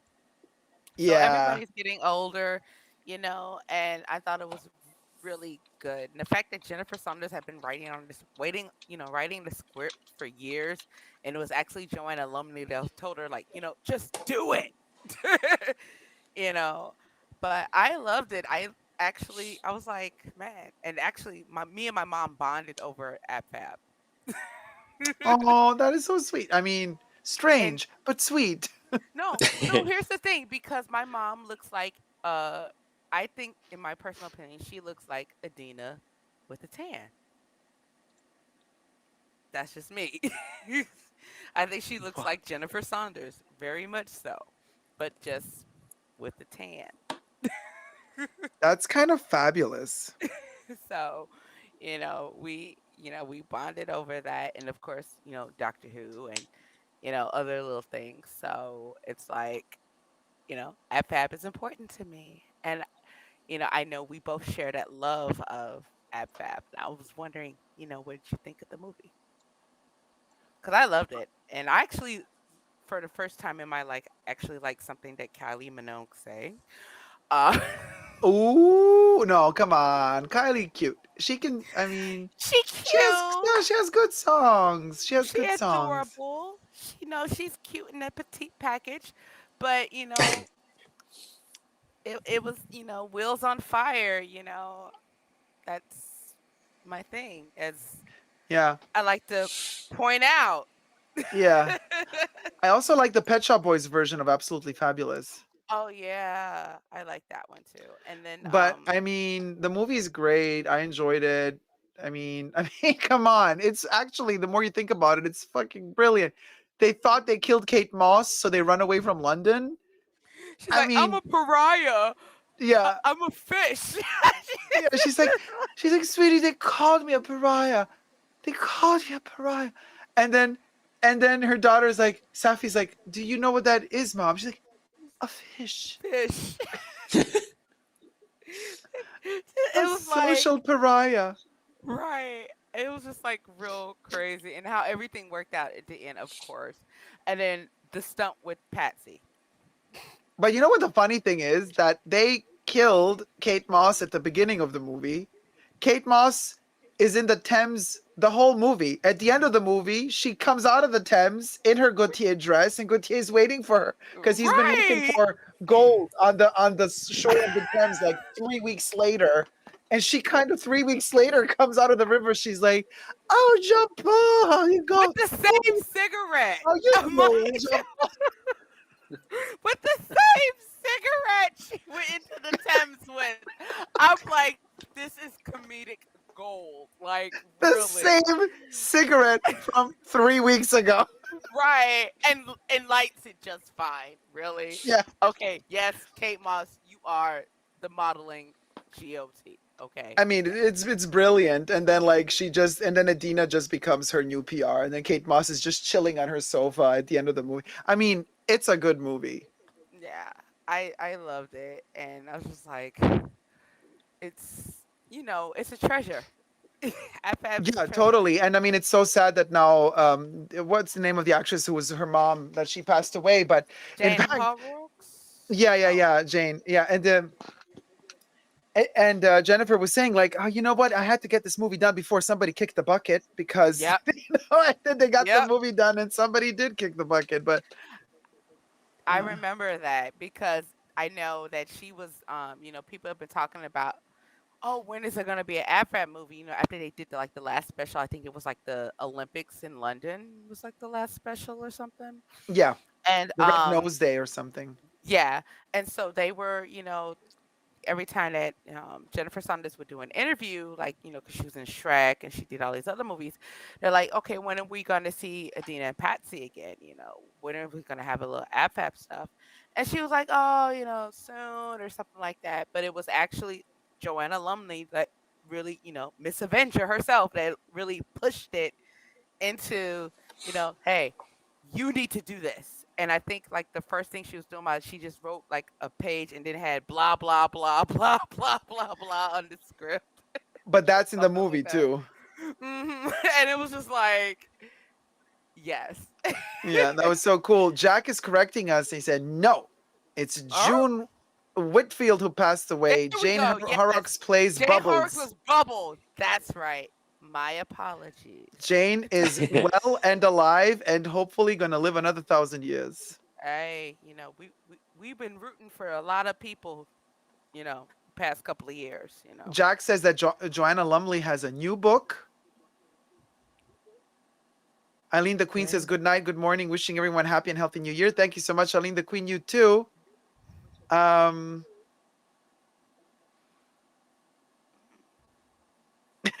Alina says, single guys and gals, now is the chance to grill.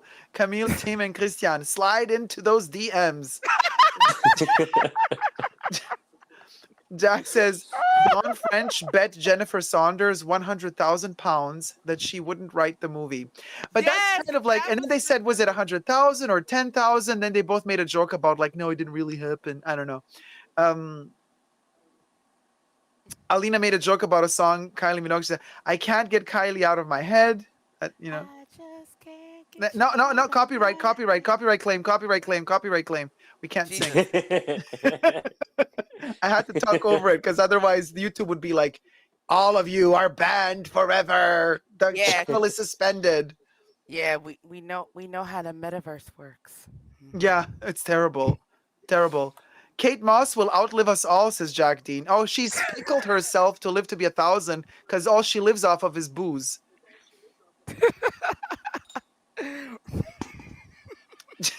Jack says, unfortunately, I don't think there will be another movie or series. Jennifer is more focused on her theater work now and also focused on that bull crap of Poirot remake movies. What the hell is that? Honestly, you can't know, really. Let it go, Kenneth Branagh. Will ya? Let it go. Because, like, Death on the Nile, yeah, more like the death of Agatha Christie. What they're doing is, and Jennifer Saunders and Dawn French are both in the movie. And I'm going to watch it just because they're in the movie. But I already really did not like The Orient Express. Also, I mean, yeah, great actresses and actors were in it. But I'm like, we've already had the best Murder on the Orient Express. We had actually 2 really good versions of it. Why make another one? Because of an ego of some dude who has the money and connections in Hollywood, basically. Although I did enjoy seeing Michelle Pfeiffer again, but they could have used her. It's so crazy that, we remake all of these movies. Like, every few years there's a remake of Shakespeare's Twelfth Night or Romeo and Juliet or blah, blah, blah.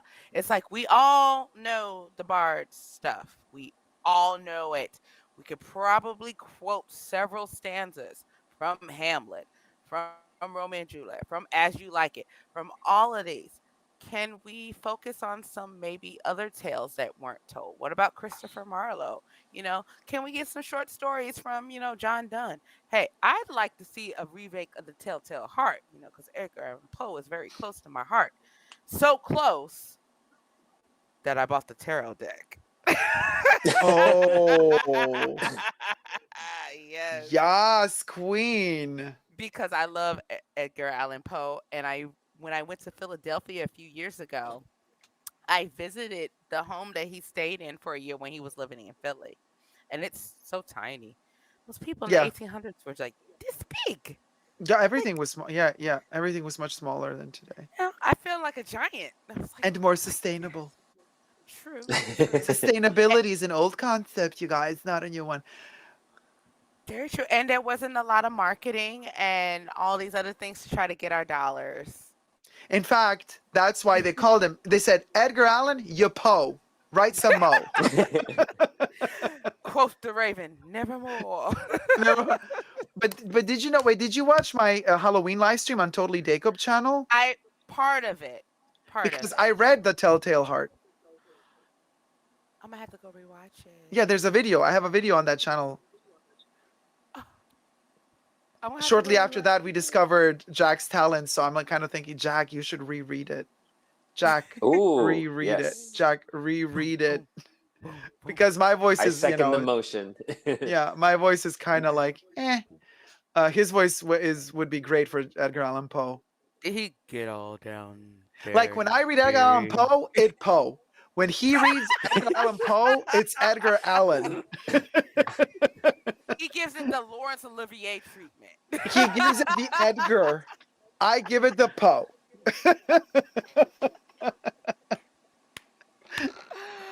Oh my goodness. Yeah, you know what I mean? Like, you know what I mean?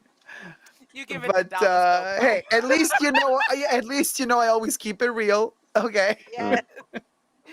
And this is why we love you. At least, Yep. but you know, but I love that story so much. So I was like so happy to read it. But I mean, you guys, a gothic tale.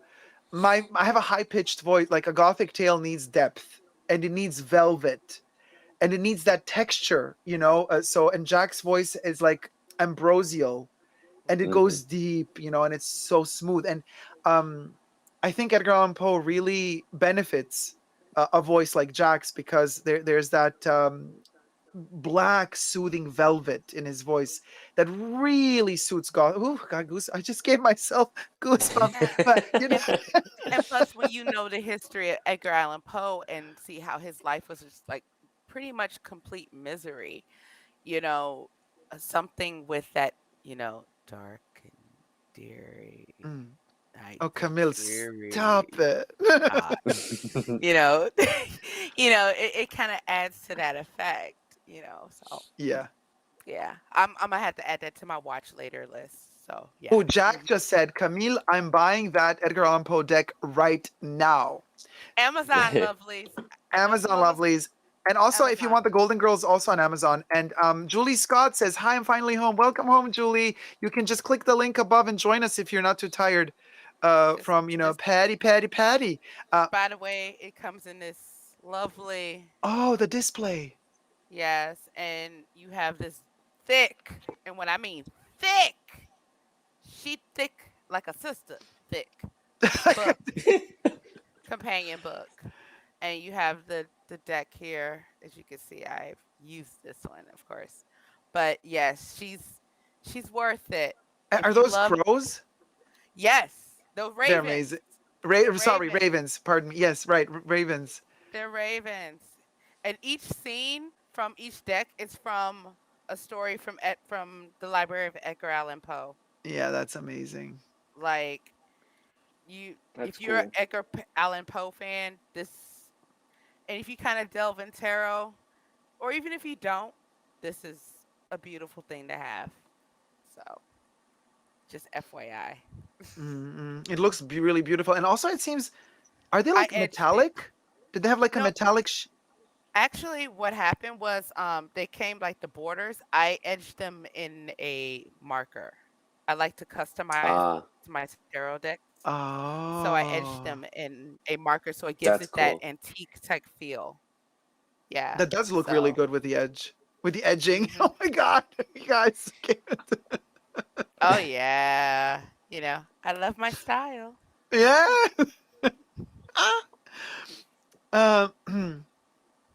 Alina says this live stream is becoming more and more addictive by the day. I mean, you know, we deliver. I'm glad you did this, Dacob, because like after the last one, and I know I was like out and running about, and I was like, oh, I hope he does another call-in show. I really want to call in.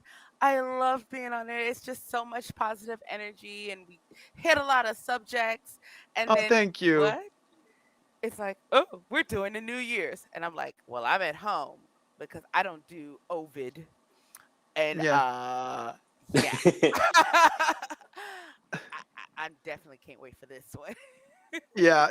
You know, we don't do partying right now. It's very healthy to stay at home. And look, we're partying, but we're also staying healthy and protecting ourselves and protecting others. Julie Scott says, okay, I'm booting up the laptop. Betches, I'm in 5 minutes. Yes.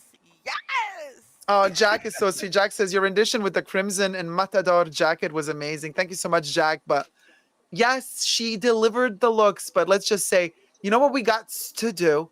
Let me just I'm gonna open my mouth and you talk.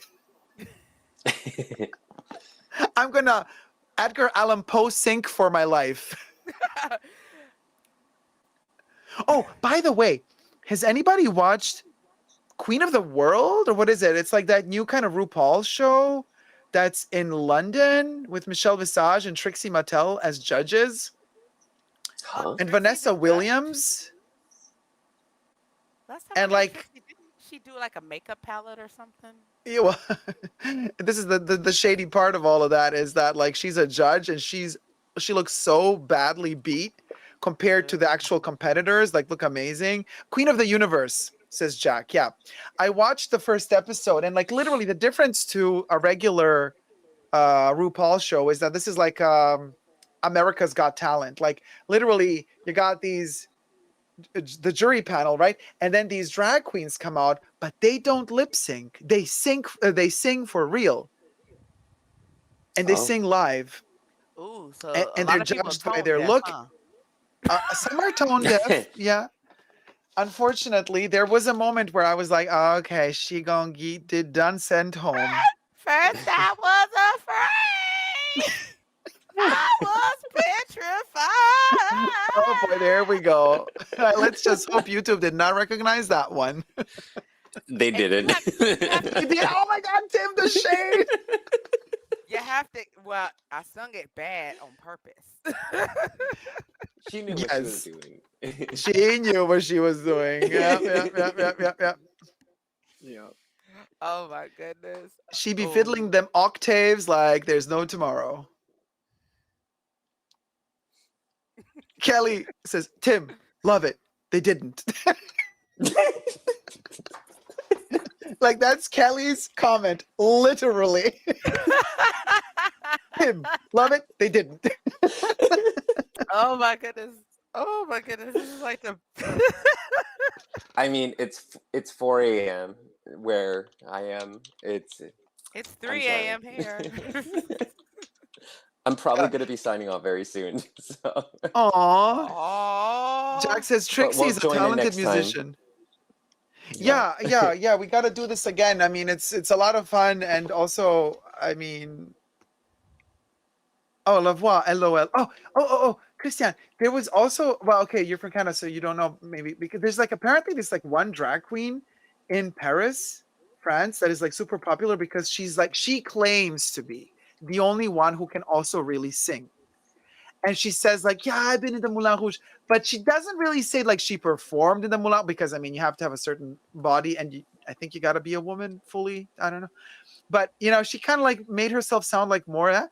But then she started singing the most cliche song ever, and here's me pulling a Miranda, not from Sex and the City, but a Miranda from The Devil Wears Prada, and I'm like, La Vie en Rose.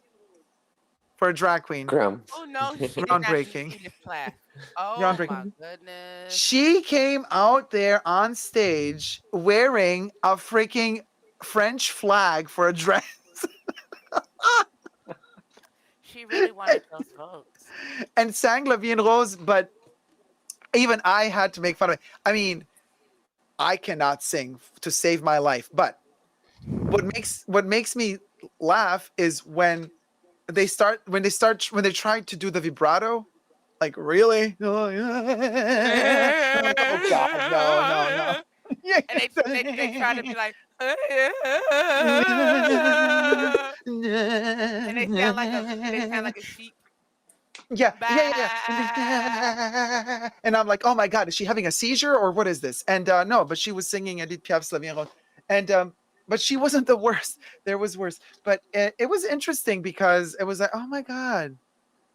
Yes, Queen. They were singing. And Vanessa Williams. She's always amazing. Wait, Vanessa? Yeah, Vanessa Williams. Vanessa Williams? Jack, was it Vanessa Williams? Wait, who's the tennis player? Is that Vanessa Williams? Venus. Yes. No, that's or Venus Williams. Serena. Yeah. Serena and Venus. Serena and Williams. Venus. Mm-hmm. Yeah. Who are they? The tennis people. Tennis. Venus Yes. and Serena. Okay, Vanessa Williams is the actress slash singer. Right. Yes. Yeah. Okay, no, That's it was the thing. Vanessa Williams then. Oh my goodness.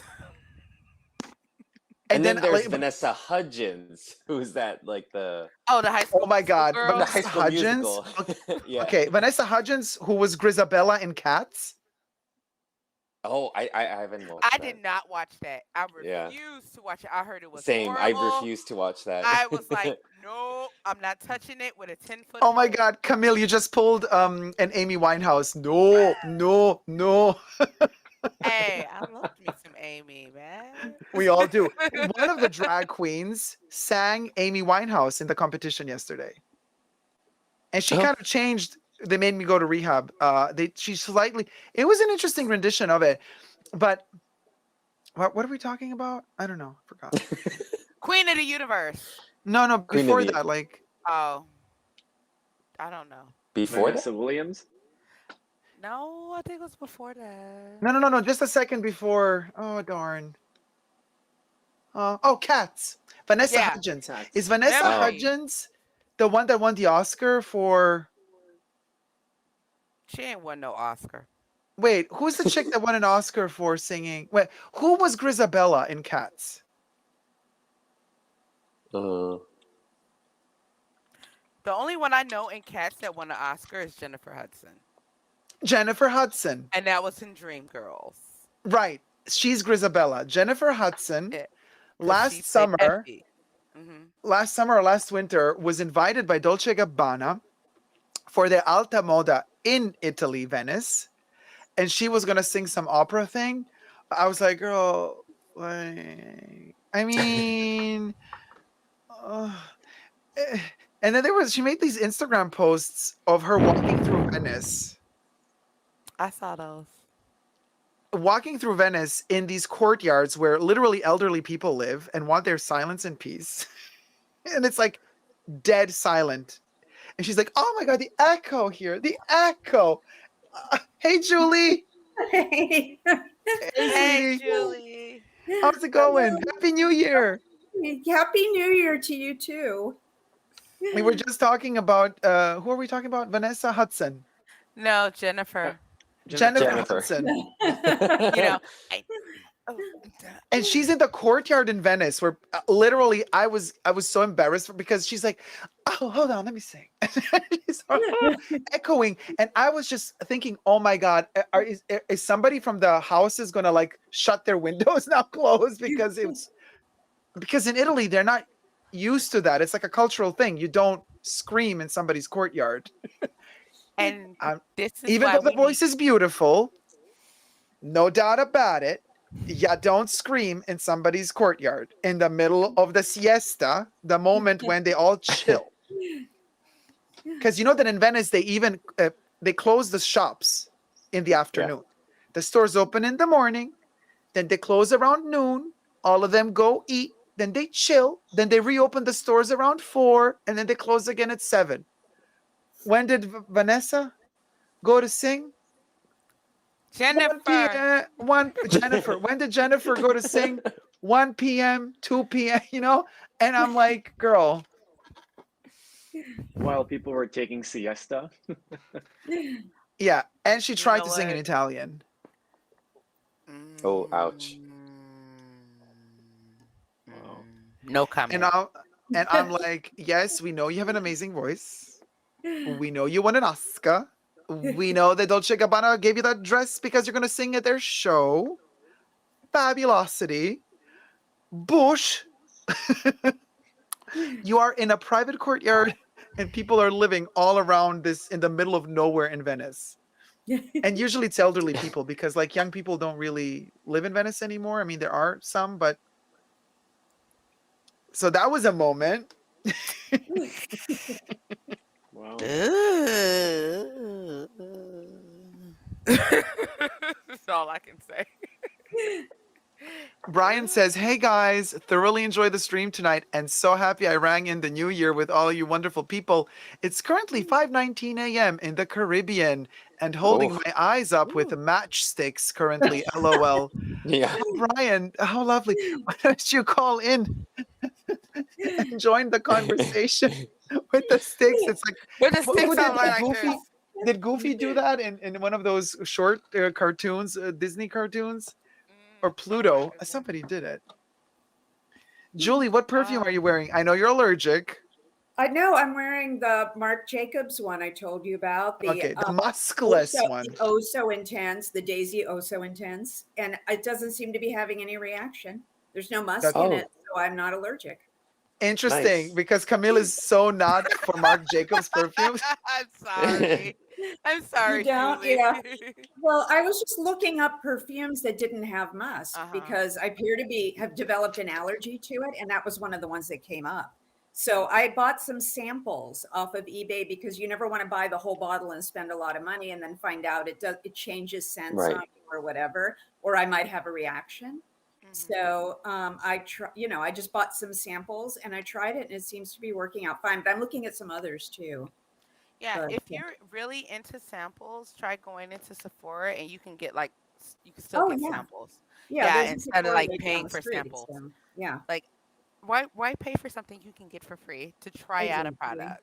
You know? How It's only a serious pretty good is amount of samples for like $8 though. how serious is the is your reaction? Like, is it? I cough. I start coughing really bad. If I breathe, if somebody has too much on and I'll start to cough. And sometimes my nose will get stuffy, but it's mostly in here. So it's like a problem I breathe it in. So it's a Oh, little like it tickles you almost. Yeah. Itches. Not quite a full anaphylactic shock, but still. No. Yeah, okay. No, it's more of a sensitivity probably than a severe allergic reaction, but for whatever reason, I just have trouble finding perfume. So I use a lot of Bath and Body Works body sprays. So that's not a problem. Yeah. Moonlight Path is my favorite from there. Huh? Which one? Moonlight Path. Okay, That's I my like favorite. Sweet Pea. Yeah. Oh, see, that's so sweet for me. I like the cottony, gentle scents from there. So yeah, I understand what and their car scents are nice too. I have I think it's I forgot the name of it. It's in my car. But yeah. I love their candles too. The 3-wick candles are amazing. I haven't tried their candles. I get all my candles from TJ Maxx and Marshalls. Oh, do you? Yeah. I mean, yeah. I actually have $75 in gift certificates I have to spend at TJ Maxx now. Oh. I got some for Christmas, and Progressive Insurance gave me like $30 in gift certificates for any store of my choice for selling a certain amount of policies. So I congrats. I know, right? So I put them together. I figured I already had some gift certificates for TJ Maxx, so I might as well get it for the same and just have a lot more to spend. So I actually think I have $80 to spend there. Oh yeah, get all the candles. Yeah, there you go. All the candles. They have the crackling wick, the scent ones. I found me a Libra, Gemini, Aquarius candle. They have found like one with like the little stones in it for like peace and prosperity. Yeah. Yes. Nice with that respect. They have really nice stuff. Yeah. By the way, you guys, West Side Story. You have to see it. Oh my God, we saw it tonight. Good? Oh, is it that good? It was so good. It was because so I'm a fan good. of the original. What? I said I'm a fan of the original. I am too. In fact, it was my favorite movie. And I was like, when I heard they were remaking, I'm like, no way. Nobody can remake West Side Story. It's too good. They did it. They did it. And they stayed true to the original, but it's fantastic. And they fixed a lot of the things that annoyed me about the original. Like, how does the city with such a big game problem have one cop? And he'll go into the middle of this gang fight where there's like 40 guys fighting, and he'll be like, hey, I'm a cop. And they'll all stop fighting. Like, oh my God, there's a policeman here. And I always wondered about that. So now they actually put the normal amount of cops you would see on something like that. And just that little thing made me so happy. But how are the performances? The girl who plays Maria is incredible. Really? Incredible. Yeah.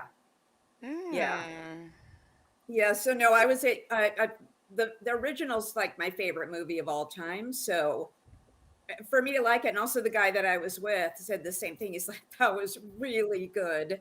So Okay, well then we gotta watch West Side Story. Right. Yes. And I also noticed, usually in the theater, people are kind of noisy or they're on their phones, whatever. It was like dead silence. People were just mesmerized. Oh, wow. Wow. And nobody even got up till the end of the credits because they wanted to hear more. Really? They stayed for the credits? They stayed for the credits because they could hear the music. And it wasn't an wow. Avengers movie or Spider-Man. They stayed for No. the credits. No. They didn't need to stay for the credits to get the rest of the story, but they stayed to hear the music. No, it was. Listen, Tim. I mean, I would love you to stay, but if you want to go, don't.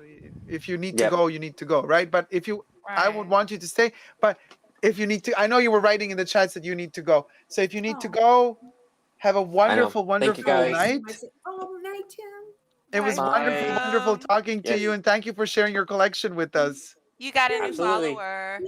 I know. Have a great, great Happy New Year. Yes. Happy New Year, guys. Have a good night. Happy New Year. Talk to you Bye. soon. Happy Bye. New Year. This is fabulous. I listen. We're gonna get. Is anybody gonna join us still? I'm looking at the chats. Somebody's still booting up the computer. That was like not 5 minutes ago, but 20. What? No, wasn't that me? No, there was That said I somebody was else. putting up the computer? Oh, okay. No, Julie, it was you, but then there was somebody else. Oh, okay. We have several Julies, by the way. We are. Yeah, I noticed that. We Did have you a lot of notice too? Julie- Yeah. There's Julie Smith. Yeah, Julie Smith, Julie Son. Yeah. We're all Julie S too. Same that last initial. Yeah, I know. It's a lot of J's and a lot of S's. And then there's also like abbreviation, just JS. It was also JS. Also thinking, wait, is Just this to Julie? confuse you more. Because there's no photo, so I didn't see because it's just JS. So I didn't know if it was your abbreviation, but it's not, right? Yeah, there was one person who was posting. It was just Julie. It just said Julie. There was So I Julie, was- then there was Julia. Yeah. Yeah, I guess it's common name. So we gotta see. So wait, okay, But wait, when did West Side Story start, you guys? This week? I think it was the week before. I think it's been out a couple weeks. But we wanted to wait and see it on New Year's Eve. Gotcha. Oh yeah, it is special. New Year's Eve movie, It's special. Yeah, it's special. Julie Smith says, I don't see many Julies in real life. Not a common name. Wow. I Actually, knew a my lot real of name. I knew a lot of I mean, I know a couple. Yeah. Julies and Julias Yeah. in real life. And Justin says, Happy New Year. Oh, Happy New Year to you too, Justin. Whoop whoop.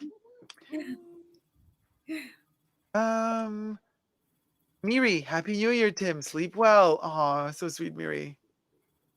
Oh, okay. Jack asks, but is West Side Story too musical-y? Is it like too musical-ish? Too musically? They actually. Wait, Christian, did you call again? I have another Christian. I have another Christian backstage. I got kicked out and I signed back in. Oh. So I see you double? Wait, how did you get kicked out? I see you. One of them. I got like the buy sign. No, it's a different one. I got a Kristen Shahine. Oh yeah, that's my last name. That's weird. I never put that one on. Okay, well I have you on double. I have two different separate ones. You double dipping. Did you? This is you Christian double 2D. your real last name? Did Yeah, you join DD, YouTube? DD. Yeah, it's probably using like my YouTube name or something. Yeah. Right. Yeah, Interesting, because it also has a different time. Huh. Yeah, this is why I don't use YouTube on my computer. It's usually on my phone or my tablet. Like, Oh yeah, like I just got kicked out again. Yeah. Yeah. No, but I see you. You're not kicked out. Yeah, we're seeing you right now. Are we on Zoom or Skype? This is something else. We are on a little thing. No, this is a different. This is different than what we than the last time we called in with Skype. This is my own system now, so that we Okay. all actually get a full image. We get our little names, so people know who we are.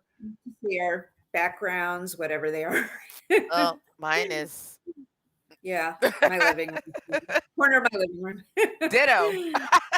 I mean, it adds drama. I have to say, it adds really good drama. Oh, hey, Stephanie, I'm back again with food. Oh, Steph, yes, come join us. Louis says, oh my God, you're still here? Yes, we are, Louis. Come join us. Link in the top of the chats. Let me Listen. put some food in the microwave and I'll be Okay, back. go for it. Alrighty. You know what I'm thinking? I love the drama of actually seeing our backgrounds because there's something Lynchian about them. There's like these like perspectives. I mean, okay, for me it's a flat background, but like I love like for you guys, there's always like it goes into a corner and there's like depth of field there. So there's drama there. I love these things. It kind of reminds me of Orson Welles, of David Lynch. It's almost like I'm peeking into a movie set and life is happening, but it also looks like tension, like who's gonna pop out from behind the sofa, who's gonna open the door behind Christian. There's a door back there. I don't know if that's a wardrobe or an entrance, a sliding door. It looks like a wardrobe.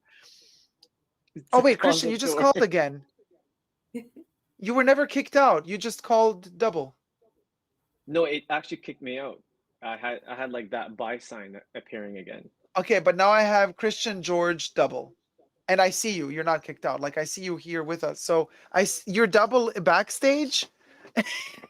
And oh well, stay double if that guarantees that you stay. Like, maybe deleting one deletes the other. Who knows? But you were never kicked out because I always kept seeing you double backstage. Yeah, I don't know what's going on with my technology today. Welcome to 2022. Always having technical issues. But actually 2022 works really well for now because your microphone has not been glitching at all since the new year. Yay! Yes. Yeah. Apparently That's I was sounding like a amazing. robot. No, you don't sound like a metallic robot anymore. Oh, Dondism. Oh, hold on. Let me pop your cherry, Dondism. Dondism has been a member for 10 months, has renewed the membership right now, and sends us a super chat saying Happy New Year. And I got we're gonna pop a cherry. Oh, you guys. Hold on. Are you ready for it? Begging for it. Woo! All right. We pop these, and all of these kind of fly out. We have collected them throughout the live stream. It's like a little Medusa, like a little jellyfish. That could be a really interesting new mole too. Oh, a new rich lady mole? Yeah. Rich lady mole. This is a good one. A really rich lady mole. No, just a really ugly mole. Put it behind the ear. Oh, hi. Oh, very cute. Yeah, right. Now they're gonna call me out for cultural appropriation of jellyfish. Either that or you'll start a new trend and everybody next week on Instagram will have the same thing. Yeah, it's either or. What are you gonna do? They either cancel you or they follow you. Oh my gosh. Oh wait, Audrey says, Dacob, have you ever reviewed Habit Rouge? No, I have not. Oh, you bought a vintage bottle. But there is an Habit Rouge eau de parfum version, which is kind of a bit more rare than the eau de toilette, which is a little bit too old school. I don't know. Miri says, I might call in next time. Would be fun. Just need to get a headset that is working first. Oh, yeah, those darn headsets. Well, I mean, technically, you don't need a headset, right? No, Julie doesn't have a headset. Do you have a headset? No, no. I just my computer actually has really good sound. Yeah. Like I can hear people really well, and they can hear me really well. It's one thing I like about this particular laptop, but it's starting to get old, so I may have to replace it soon.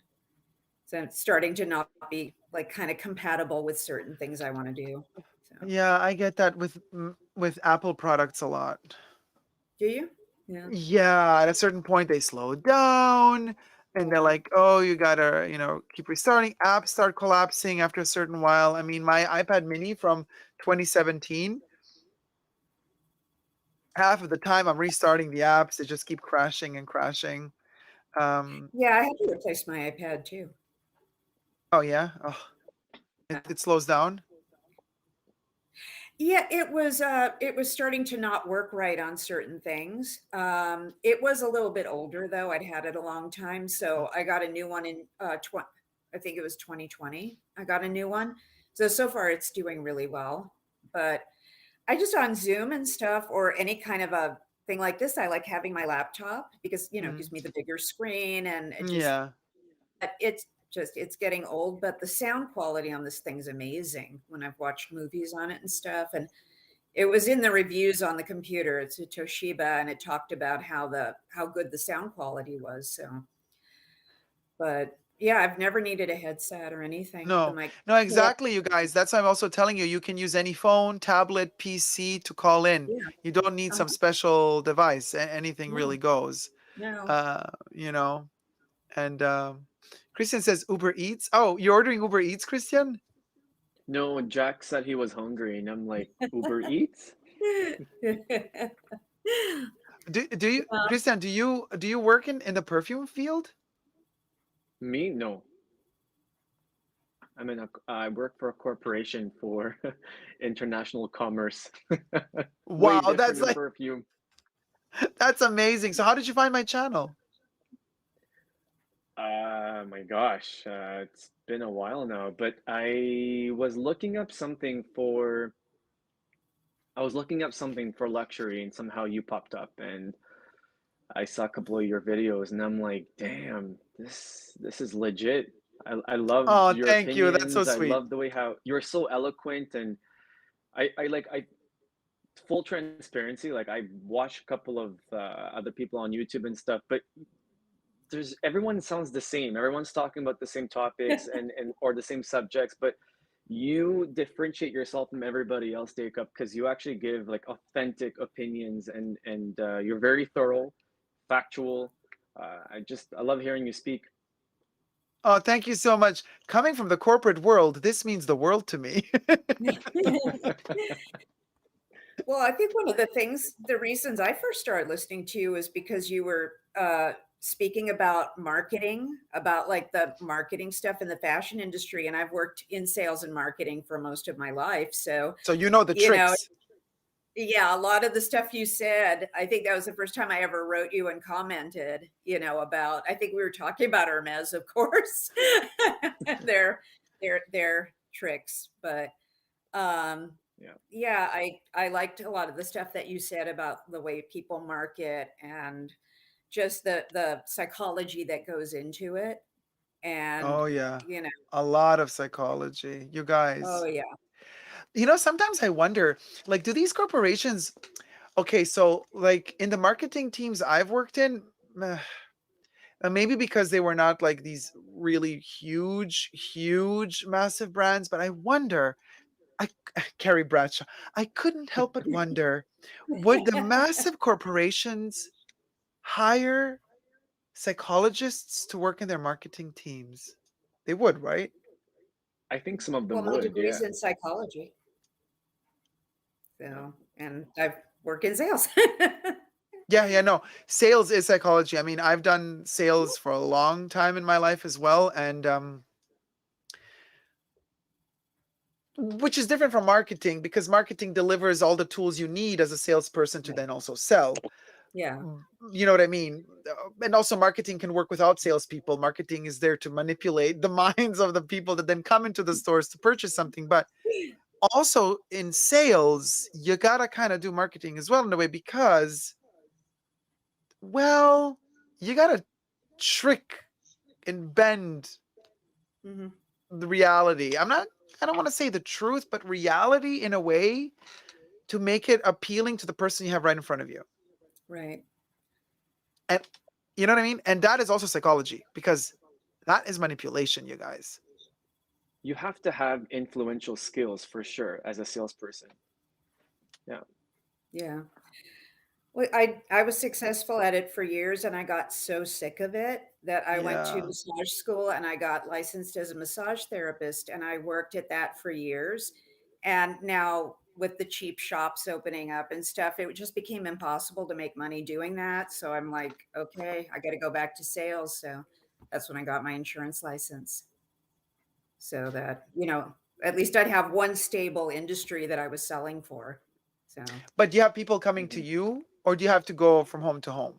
no, they come to me. I don't do, usually when you go to their home, it's for life or health, and I do property and casualty. So I do auto, commercial auto, general liability for businesses, workers' comp, things like that. So generally they come to me. No, okay, no, but I'm thinking about it because, like, like, let's say before when you were doing fashion, like working in a boutique, you're standing a lot, moving, running, rushing, getting stuff from the stock. It's a different dynamic than actually having your desk, sitting down, having a little bit more peace, more calm. Of course, you have to do a lot of mental work, but it strains you a little bit I don't want to say necessarily less, but in a different way than actually doing sales in a store. Just because of it's a different type of psychology, and also because, well, somebody who's going to purchase an insurance has a different type of approach in buying stuff to begin with than if they just enter a boutique and deciding which pair of shoes to buy, what size, or which sweater. I know I've had moments Well, when I I think just that's a lot harder. sorry, what? Yeah. I said, I think it's a lot harder, working in the boutiques or things like that, because at least with mine, people know what they want when they come. I need general liability for my business. What's your business? Blah, blah, blah, and get the information. Obviously, you still have to work with competition. They may talk to more than one place, but when they walk into a boutique, a lot of times they don't know what they want. So as a salesperson, you have to convince them this is what you want. This thing you never ever thought about buying until right now. You need it. And Julie, let me tell you, people are dumb. I keep it real. You're being very polite now. Your laughter speaks volumes. But listen, I had once a case working with a friend of mine. This chick comes in. I kid you not. You can't invent this stuff. You can't make it up. She comes in and she wants so we had shoe sizes in UK sizes. So it was 5.5. She tries a shoe on in a 5.5. And the shoe in a 5.5 is too small. Mind you, to get this shoe, my colleague has to go upstairs. Okay? Yeah. She tries the 5.5 and says, "This is too small. Can I try a 5?"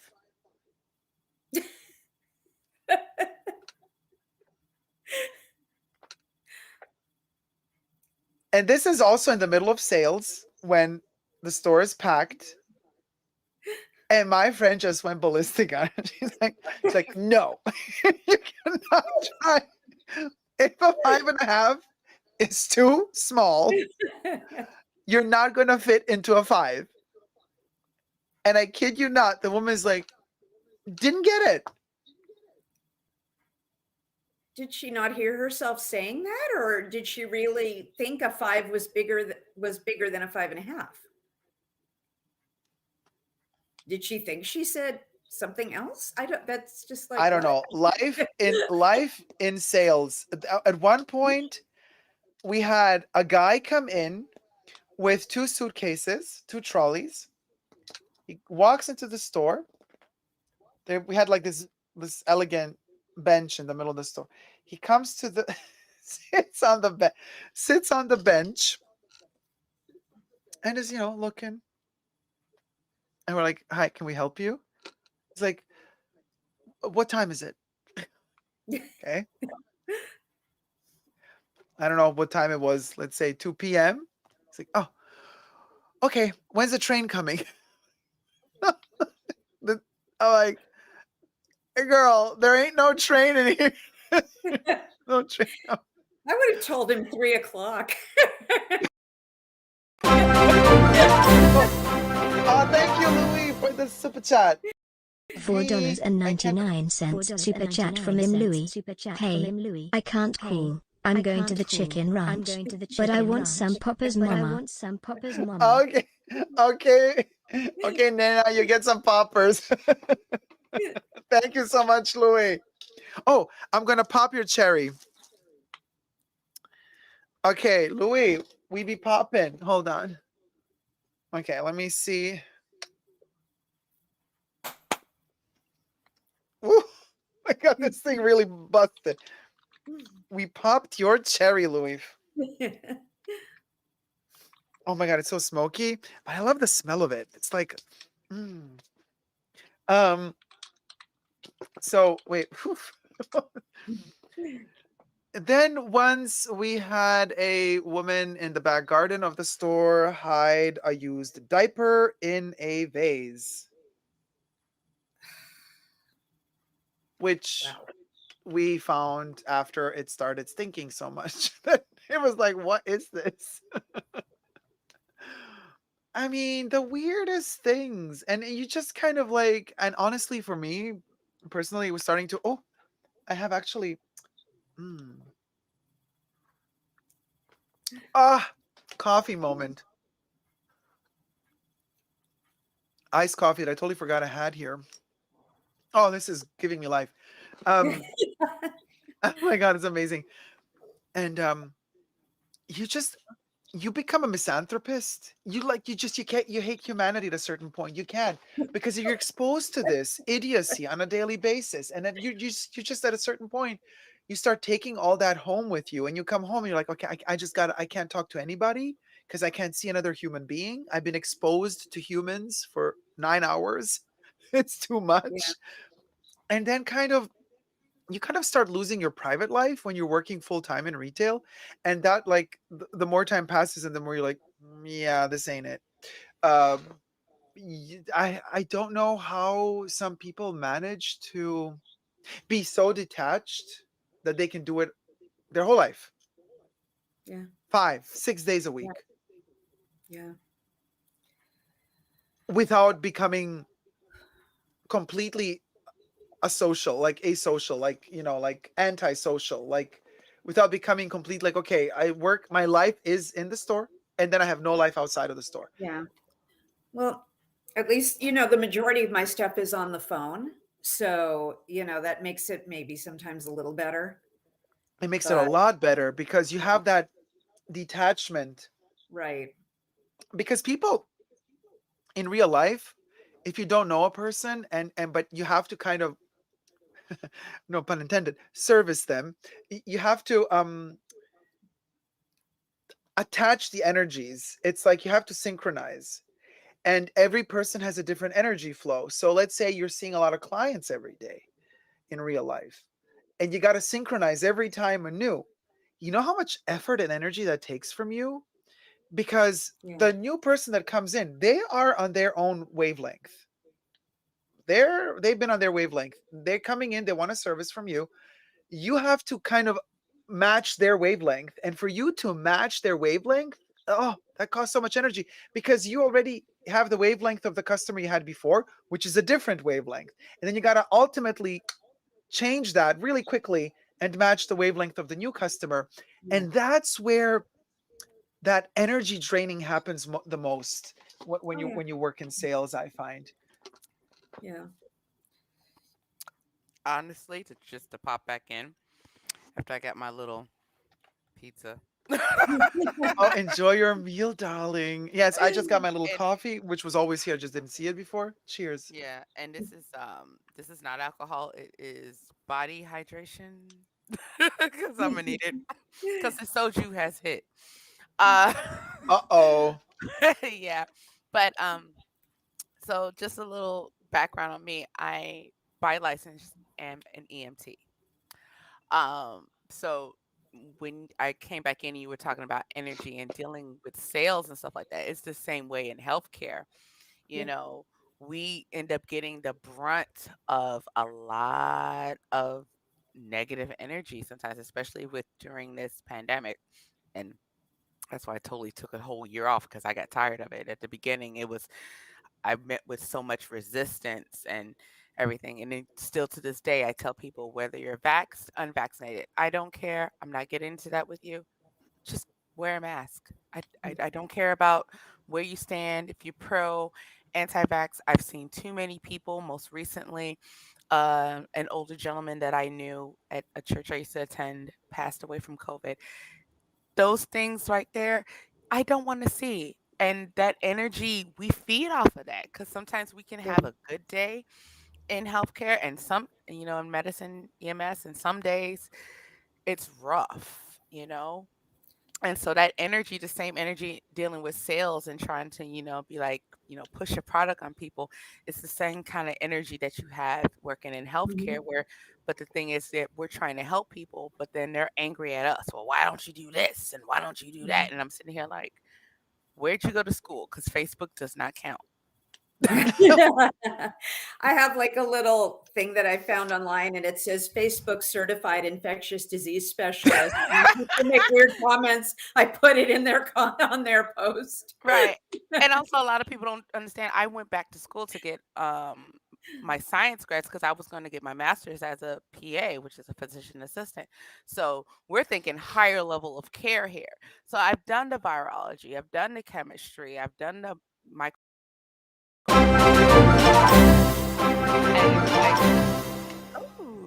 Alina donated $8 Alina. and I'm saying on 12 behalf cents. of I Dacob. started this live talking about a necklace, and as luck would have it, I just managed to find my dream silver necklace and ordered via Instagram. Smile, thank you to everyone who listened to me. Oh, thank you so much, Alina. So kind of you. So sweet. Thank you. And we're so glad that you found the treasure. It was a treasure hunt. The precious. Thank you so much. Let me pop your cherry. That has so much new meaning now. This has so much new meaning now. We be popping a cherry, you guys. Alina, are you ready? Oh, hold it. Oh Oh no. Alina. Oh my god, if this thing explodes now, like randomly. You know what I mean? Okay, hold on. Let's pop another one. As he backs up. Whoa. Caught it.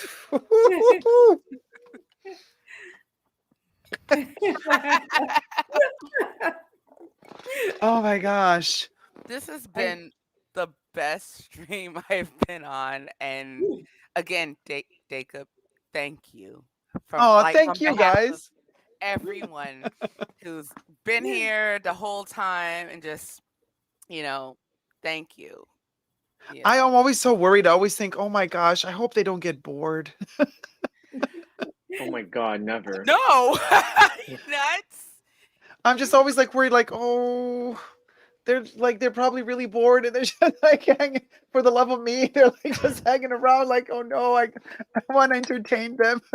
Oh no. The only problem I have is it's like when I'm watching like on my phone or my tablet, like I'll say in like the comments and it never shows, and I'll just be like, what never shows? My comments in the chat when I'm What do you mean what do you mean they don't show? They never show. I never see them.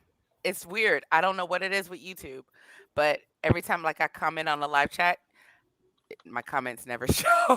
It's just this one or like all of them? Well, what do you mean? Comment now. Oh, I'd have to go get my phone. Wait a minute. Hold on. Yeah, because because sometimes when Bubbles is like, Bubbles is always like set to high level of deletion of stuff just so that we don't get demonetized, like certain words, blah, blah, blah. And if somebody says something that Bubbles, the same with the algorithm, the same thing that happened with Instagram, with my profile that got deleted. So sometimes it can happen that Bubbles maybe blocks you. That can happen. But then you wouldn't be able to be online here. I wonder, let's see what happens. Yeah. I'll type in like hi. And as you can see, the chat is up. What, are you logged in? On here, yes. On my computer, no. I just because the stream is public, I can just click on a link and it's a lot easier. But on here, I am logged in. Are you subscribed? Yes, and I'm joined. So I don't understand then how. What's your exact name? Let me check. Wait, you see it right there. Mhm. Maybe there's like a delay or something. I don't know.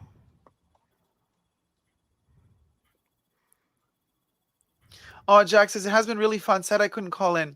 Oh well, I guess by now everybody's awake in your household. You can call us now. Right. So there it is. There's me right. Well, so I Where? say, can you see me? Yeah, okay. No, it's not popping. So it's See, Camille minus Anne. Camille dash Ane. Anne. Camille dash Anne. Okay, just checking. Yep. Checking the list. Checking it twice. Probably something to do with YouTube. I think so too because there have been other live streams I've been in and I don't see myself in the live chat. I just thought that was like really weird or something. So that's why I'm But like, why? I don't know. Like I the only wonder reason why you if wouldn't pop up is if you were blocked. But I didn't block you, so I don't know if Bubbles did. But why would Bubbles block you? Right. But she also said there's been other live streams where the same thing happened though, but not yours. Yeah, because I thought it was really weird because I am I'm a member on the page. Yeah, tier Yeah. 1 right now, but it still should let me, pop up, and say like hi. So like I'll see the mods and stuff. Thank you so much, JJ, for the super 10 chat. euro Good super morning. chat from JJ I knocked out. Sorry, coffee Good time. morning. I knocked out. Sorry. Coffee time. Thank you, sweetie. Now we have too much smoke. I'm gonna have to wait before I pop your cherry because I have the smoke detector. We popped 3 cherries. Okay, so so it's literally how your name is spelled also on screen. CAMILLE ANNAE dash a lot of the ANNAE. people a lot of the people in the chat are asking if you need to verify your account. Well, I've done that because it's connected to my Google account. So that's why my name pops up here because it's connected to my Google account. Okay, so the name I've is done the age verification. CAMILLE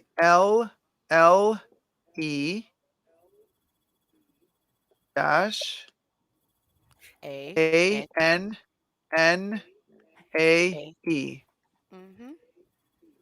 Okay, so hold on.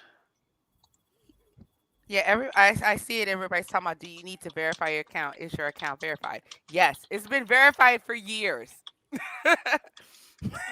Believe me, it's been verified for years.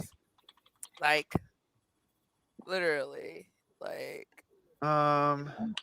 What are So the okay, chances? what is really weird? So I'm trying to add you as an approved user, but it's telling me YouTube says no matching user found. What? So is that the exact spelling of your name? I mean, like with a capital.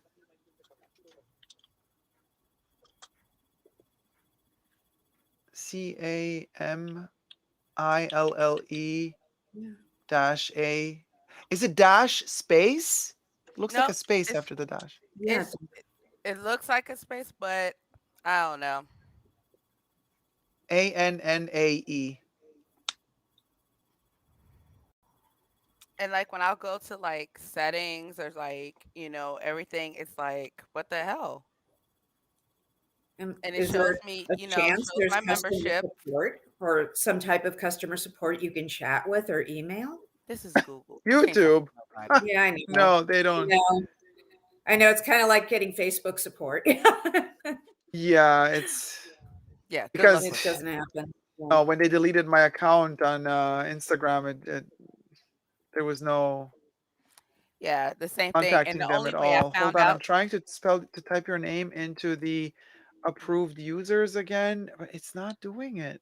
the only way I found out I was restricted on Instagram was I went on Twitter, which is a wealth of information, and they told me to go access my account data.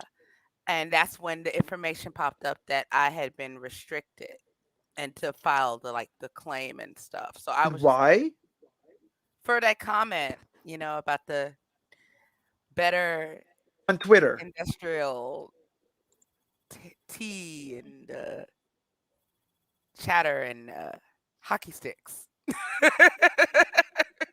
But that's insane. That's insane. But you found out on Twitter that why the How to comment was how to check that my account was suspended? Yeah, because when I would log in, my feed wouldn't refresh. I thought Instagram was down. And that's when I went to go check my data. That's when I saw that, oh, your account had been suspended for a comment that violated our terms of service. Blah blah blah blah blah. I was just like, what? What? It made no sense. that's so insane. I'm telling you, I'm one strike away from getting my account taken down, the Super Dacob Instagram account, because they just randomly keep deleting shit. And I told you that's the same. The comment that they deleted from you, that that you left on my post, Mhm. couple of hours later or minutes later, they deleted my post. Yeah, and that's why I DM'd you because I thought it was maybe like somebody being a douchebag, and because or something I said, but it was just like, no, I had to trace back because I had only left 2 comments on like different posts that day, and like one was on the relationship post where people like to gas up people for no reason, and then it was on yours, and I was just like, I went to your page and my comment was gone. And then I was like, wait a minute, this doesn't make any sense. And so once I was able to get back into my account, because I wasn't logged out, I was instantly logged in, but I couldn't do anything. I couldn't post, I couldn't share, comment, nothing. And it wasn't until I went to access my data that when I found out I was suspended for a bit and then submitted the report. And then that's when I got full access back. And that's when I was able to hit you up in the DMs because it Wow. like all my likes, whatever post I had liked and everything was like erased. And it was crazy because I've been on Instagram for since 2013, whenever this thing came out. And so I was like, wait a minute, what? Okay, let's do it this way. Can you post the link to your YouTube channel in our private chat Let, backstage? let's see. Do I even Because if I have a direct link, you know what I mean? Because me spelling your name out, I don't. If I have a direct link to your channel, let me try that. In the meanwhile, guess who? Wakey, wakey, eggs and bakey. Letty. Good morning, everyone. I just woke up. Can't believe you're still live. Happy New Year. Happy New Year, dear. How's it going, sweetie darling? So if you can in the private chat, post a link to your channel. Let me try to access it that way. Or are we going to find out that Christian actually works for Facebook? Okay, okay, how to do this? All right. No, sorry, not Facebook. Meta. Meta, yeah. It's Meta, you guys. Now it's Meta. It don't matter. It don't matter. It just doesn't work. All right. Metaverse. Meta crap. Totally. No, good. Because if you don't work for Facebook, I can call his name for what it is. Mark Zuckerberg. Thank you. No. He really irks me. Did you guys see the video he made on YouTube to sell Metaverse? It was like a 1-hour video of him. I don't know. I was gagging, not in a good way. For 1 hour, selling to us the concept of how great it's going to be for us to give them money to live in a virtual world where we're going to have to keep giving them money to enhance our virtual life in a virtual home, playing virtual games with virtual friends while we wear virtual clothes, and how amazing it's going to be. And all this while he is standing in this meta world in his tight little jeans, showing his little perky butt the whole time. It is so bizarre. Okay, done. I sent my I channel saw link. clips of it. Sorry, what, Christian? I saw clips of it. I didn't watch the whole thing, but I Yeah. saw little mini trailers online. Yeah, it was so cringe, you guys. Okay. Yeah, just for everybody to reference, I am in live chat, not top chat. It's always live chat. Let's see if I could do that. Yeah. So it's What always is live chat. live chat? Yeah. Because it's never on default.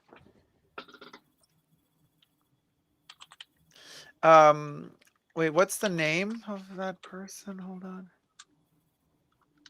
Yeah. So I did send it in the private chat on our visual thing, what pulls up when I clicked it. Yeah, but I can't read it. Yeah. Hold on, I'm just checking something here. Mark Zuckerberg gives me the crease. I agree. This whole virtual reality thing gives me the creeps. Yeah, it's giving me Matrix vibes, and I heard Yeah. that movie bombed too. Yeah, But I have a friend who's so into it, and she just like puts her little thing over her head and just has like all these friends that she hangs out with, supposedly and she's been ill, so I understand she's kind of like had to stay in, so it's something to do. right. Yeah, I think she's getting a little too into it. Yeah, I know like a lot of people really into that whole virtual thing, but to be quite honest, nothing beats being around people because you Right. can kind of feed off that energy and stuff. Yep. And, even though like this virtual space here, we can still literally see each other. We know each other exist. We're Yeah. real, Right. we're flesh and bone. Yeah. We can see that. In a virtual world, you can create and be whoever you want to be. You can look Yeah. like Giselle Bundchen and on the outside look like, something else. I know she tried to convince me to try taking Line like some up. of the Hold fitness on. classes she's taking virtually. Mhm. And I'm like, no, I want to go to the gym Oh, because I'm with real people oh and we're no. working mode. I need my gym. That's my oh no. Yeah, No, I need the gym. That's my that's like solitude. I that's that's my safe that's place. my everything. Yeah. Yeah, I can't like no, a virtual gym really? Am I virtual working out my Or virtual also biceps? Insta. Yeah. Hold on. Am I am I lifting Yeah. virtually? Well, like what am I doing? Like no. Yeah.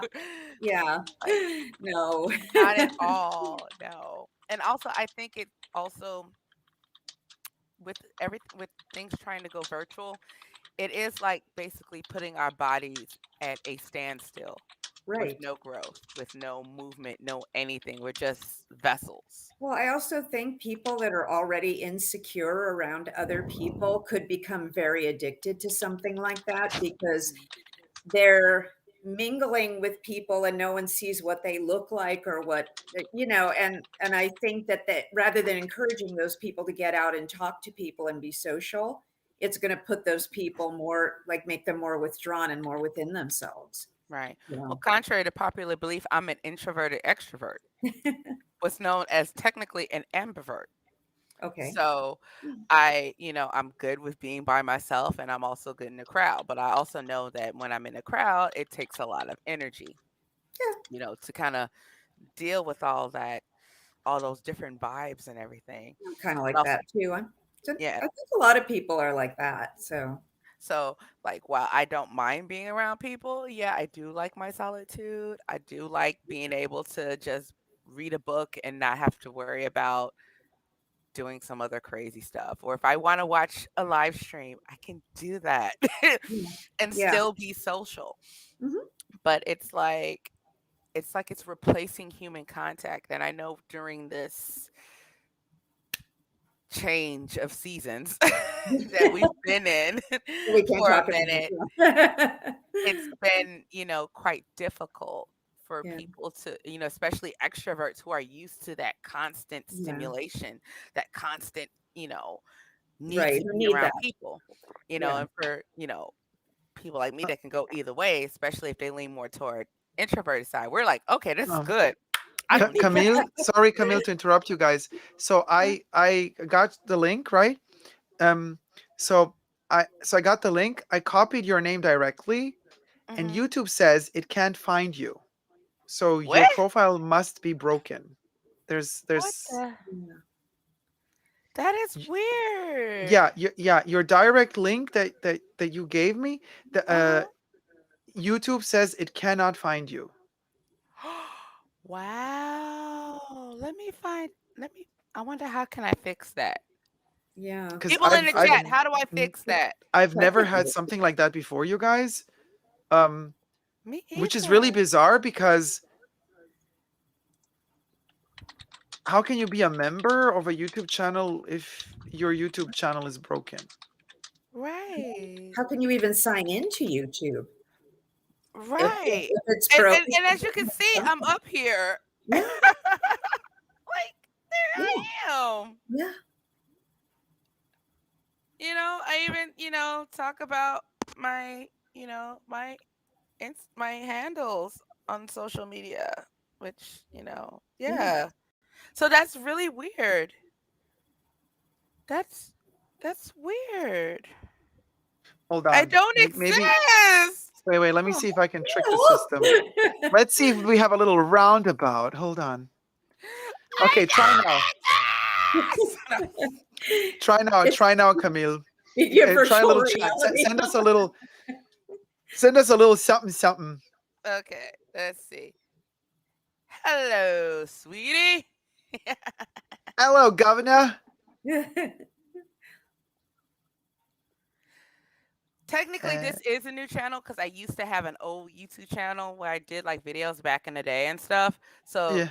this was created like after I couldn't remember the password to the other one. I was just like, I'm not even going in that one. So this channel has been around since 2011. Okay. Yeah. Oh, 2011. I don't see it. Did you send it? Yeah. Oh. And What the heck?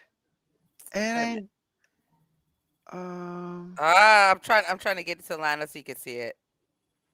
Yeah. Yeah, I see you. And I see the little bottle. Mm-hmm. You know what I think the problem is? It's that minus thing in between. But then my name. Hold on. Okay, you're in the approved users now. Because I Because it says visible to all users on like for my name. I just went and looked. Like, oh wait a minute. There you go. Yeah. Yeah, visible to all users on YouTube.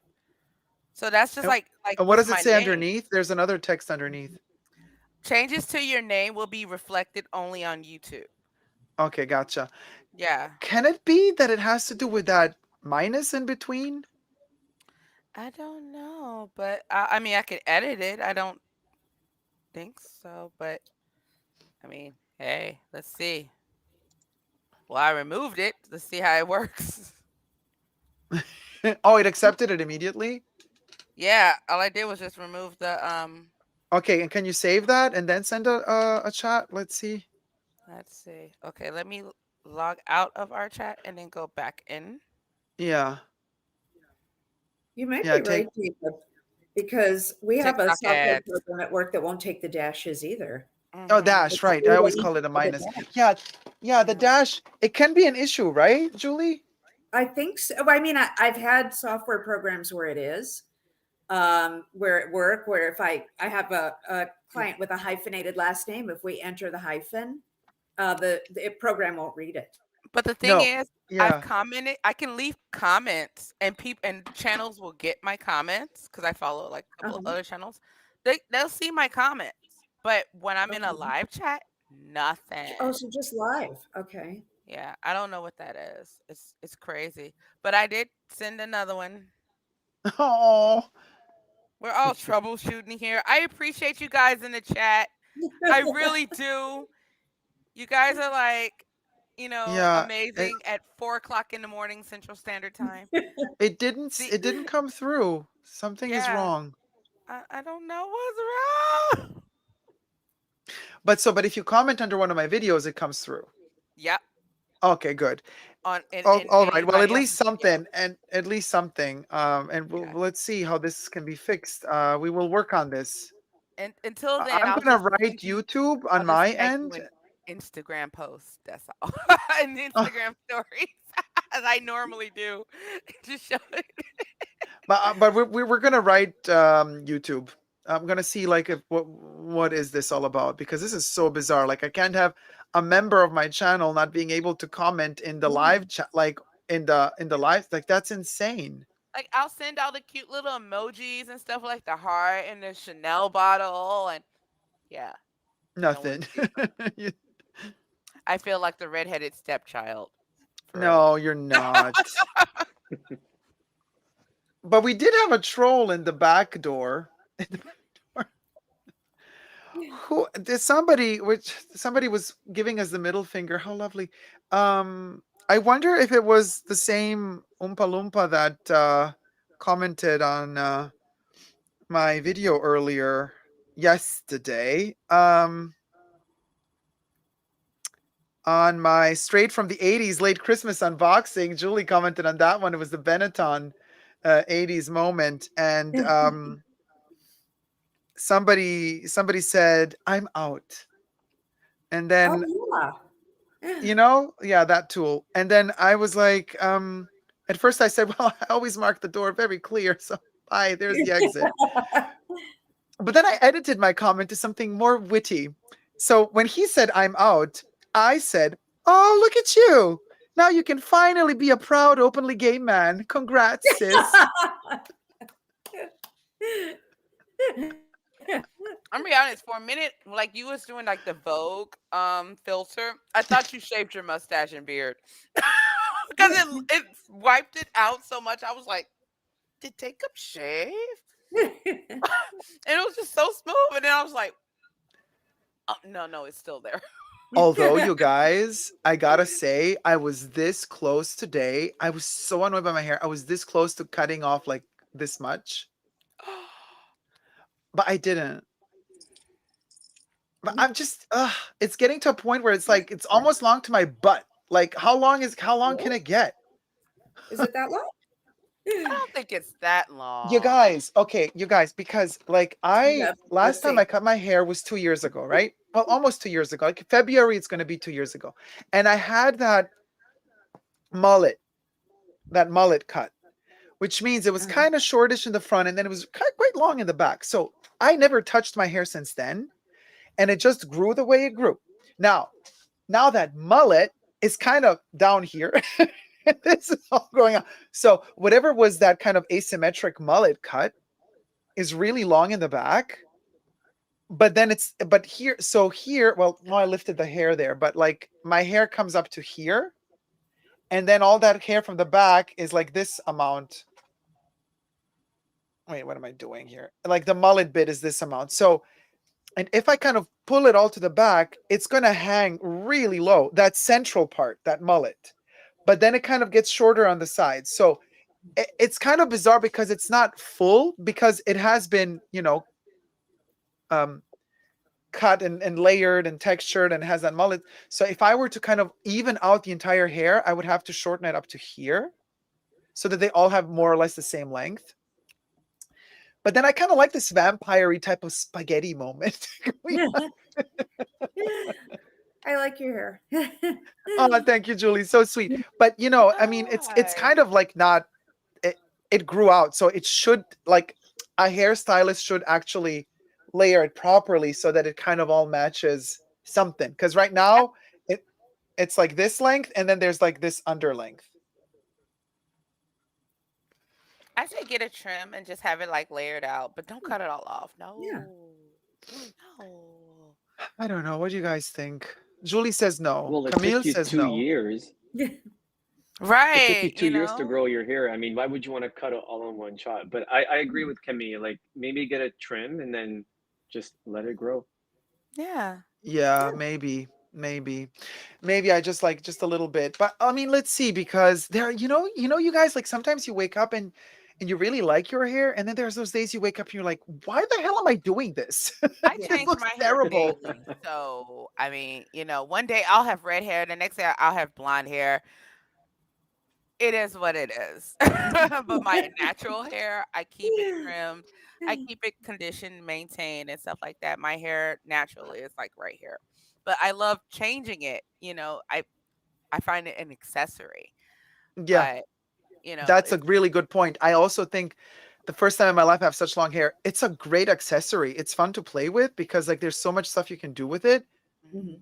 But also it's not like I have the thickest hair, so it's not like this thing is like, oh, okay, it was worth my while. It's more like, oh god damn it. Now I gotta pull a ton of some mousse or something in it to give it volume, because otherwise I'm gonna look like a little chicken that came out and just hatched out of an egg, still all wet, And Do you know what I did? Because I don't have real thick hair either, and I'd always wanted. Yours looks amazingly thick. Well, that's because I wanted red highlights, but my hair doesn't take well to bleaching or lifting, so that I can put color in. So I suggested my hairdresser, why don't we just put in some red extensions and mix them in with my hair? How does that work? Like, don't really show that much on camera. No, it doesn't look at all like extensions. Yeah, you can see them in person. I actually have a few extensions scattered throughout my hair, which gives me the red. It mixes in perfectly and makes it look like I highlighted it, but it makes it look thicker too. Also, henna is good for thickening as well. Yeah. Really? Mm-hmm. Yeah, I don't use it for length. This is my normal length. I just do it for the color. But how long does the extension last? I have to have them redone about every 6 to 8 weeks. Depending on, sometimes 6, because I go to the gym a lot, so I'm washing my hair a lot. Yeah. So I have to be really, really careful when I'm drying it and stuff to hold on to the tape and, dry it so that I'm not yanking on it all the time, because they'll last longer that way. But I go to the gym, I go in the pool, I swim at least twice a week. I have no problem with them. I sleep in them, it's tape in. So even if someone actually touches my head, they can't feel it. Okay, that's really cool. Yeah. And if the chlorine of the water of the swimming pool doesn't affect it as much, then it's quite stable. Yeah. And I actually put my hair up and I try not to get it too wet. Plus, I don't put my head underwater because I wear contacts and you don't really want chlorine in your contacts. But it still gets wet along the bottom. There's no way if you're swimming, it's not going to. And it's fine. It's fine. So. Yeah, for the length I have, so I have oily skin, so the scalp gets oily really soon. But then, of course, the rest of the length just doesn't get oily. So I have to be very careful, like to not over wash these tips so they don't over dry. So when I do put the shampoo on, I just try to put it here in this area on the scalp and then massage it in, wash it off without touching any of this. And whatever shampoo touches as it washes off, okay. But I don't actually rub and rinse. I let all of this live freely. Right. But how I wash my hair, because I don't have an oily scalp. My face is like combo oily, but my scalp is pretty normal. So I just wash my scalp and I just let it rinse out. Yeah. Since I go to the gym a lot, and if I'm wearing like braids or something like that, it's just easy and I just rinse it, because I don't like to shampoo my hair that much because it does dry it out. And I have fine strands just like yours, Dacob. So, that all that constant washing and stuff like that. So I do a lot of like, conditioners, hydrators and stuff like that, just to keep, because that sweat can make your hair very dry and frazzled too. Because it's salty. Mm-hmm. Yeah. So yeah, our sweat is very salty. Oh yeah.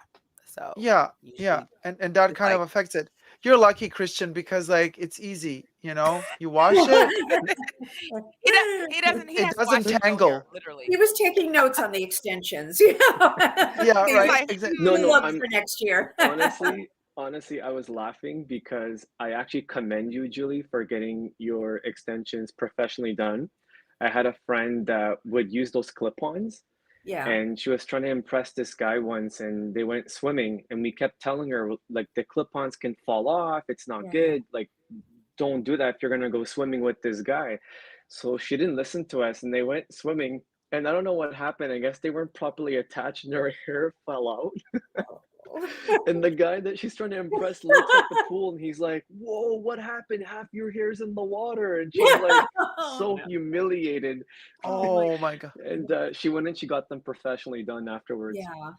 Yeah, and Yeah, it's worth it. they probably braid it along there so that the clips can actually hang on to something.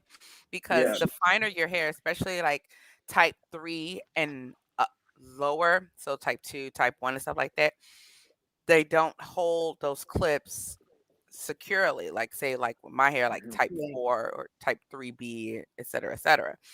So they have to kind of like braid like a weft there so that the combs can actually slide in and attach to that because they don't have anything to attach to. Or if the hair is not teased there, it can slide out like your friend. Yeah. Yeah. No, I Oh, I didn't like the clip-ons. I had tried those years ago, but the tape-ins are great because it's just little medical tape and it's just stays in and you don't have to worry about something like that happening unless you know like you leave it a long time before you get it done and they're starting to get really loose. Then Have it you could tried the happen again. fusion If ones it did, it'd where be a tiny little piece. like Huh? they glue like the hair with the glue and like the Oh, fusion? Have you tried those, Julie? no, because I had a friend whose hair was destroyed by that glue stuff. I Oh. literally destroyed because when they went to take it out, it just like pulled her hair out with it. Oh my Wow. So, gosh. It was improperly done. That's why. right. Yeah. It probably you'd have to know what you're doing, but the tape-in ones, it's just feels like it was made for people who don't have hugely thick hair so that it won't Right. show. But So I for me, I mean, wonder. I have my hair's fine without them. It's not like I Yeah. have super thin hair, but I don't have the thickest hair, and this gives me that look and it gives Yeah. me the color. So Yeah. And yeah. red is awesome. How does one So get their hair appraised? You said hair type 1, 2, 3, 4. I oh, never okay. heard. I didn't know Well, about that either, actually. there's a hair Yeah. typing system. You could Google it, and it goes from type 1 to type 4, and Yeah. 4C is the coiliest, kinkiest of the hair, whereas Oh, type 1 is like kinky. wrong kind of kinky. Uh, where type 1 is like the like straight, smooth type of thing. So everybody's hair, regardless of ethnicity and stuff like that, falls into these categories. It's the same Uh, with the Fitzpatrick scale when it comes to skin tone and depth. So you have like Fitzpatrick 1, 2, 3, 4, 5, and 6. In regards to I skin wonder what tone I and depth. am. I don't know the way that it's looking. I think it might be like a type 1. Type 1. 0. He said 0. It's like the way I'm looking, maybe a 0.5. Well, a lot of that came from, especially dealing with like African American hair, and stuff like that. We have different curl patterns. No two black people have the same type of hair. Some of us have thicker hair with a coarser pattern. Some of us have finer hair with a looser pattern. Some of us had thicker hair with a loose pattern. It varies.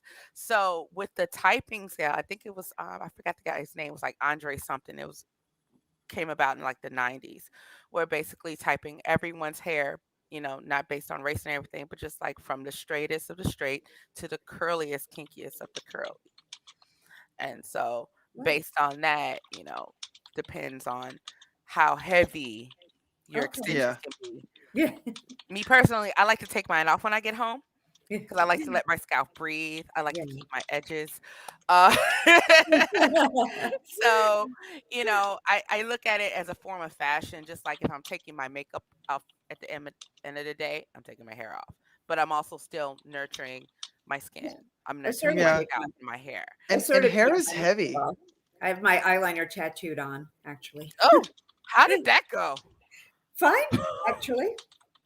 I sometimes make Wow. it a little thicker if I want to with, liquid liner, but I just got it tattooed on because now when I'm getting up for work, I can just get up. My eyeliner's already on. I put a little shadow mascara. I'm done.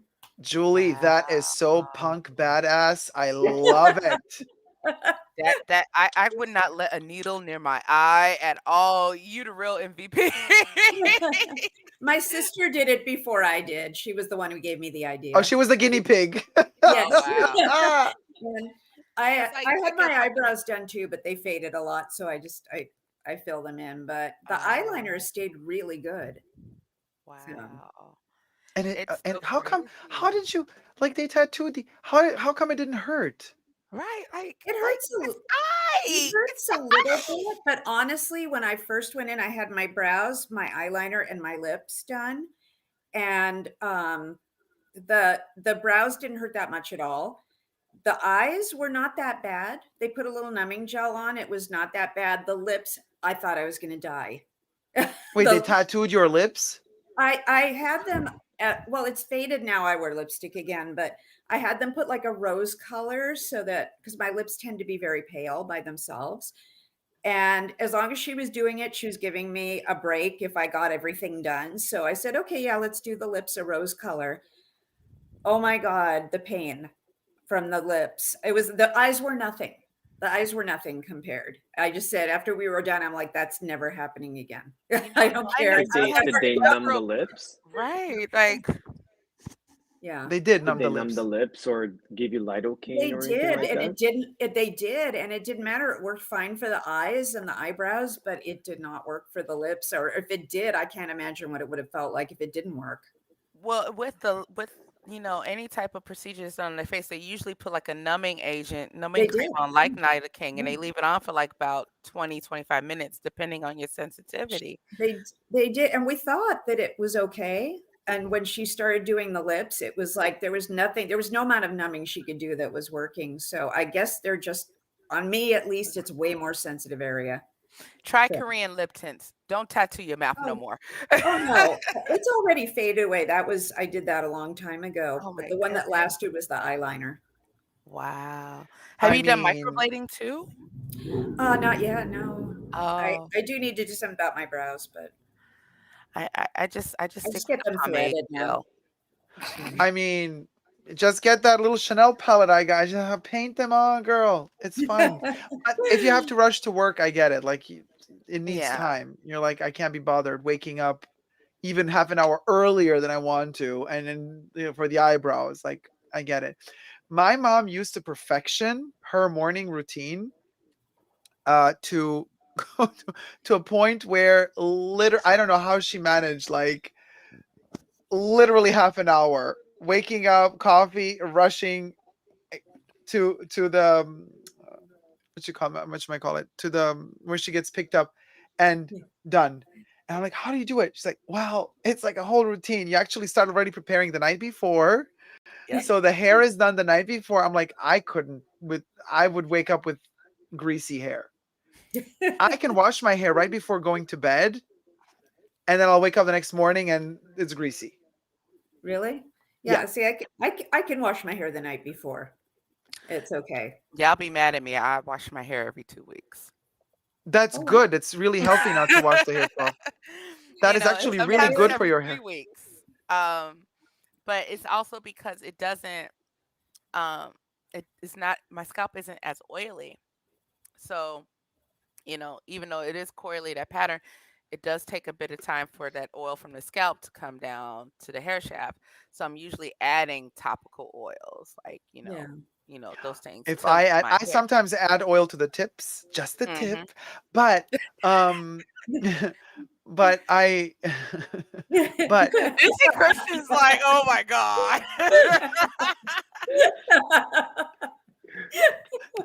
get your minds out of the gutter. I'm talking about the tips of the hair. What were you thinking? I don't know. We know what you meant.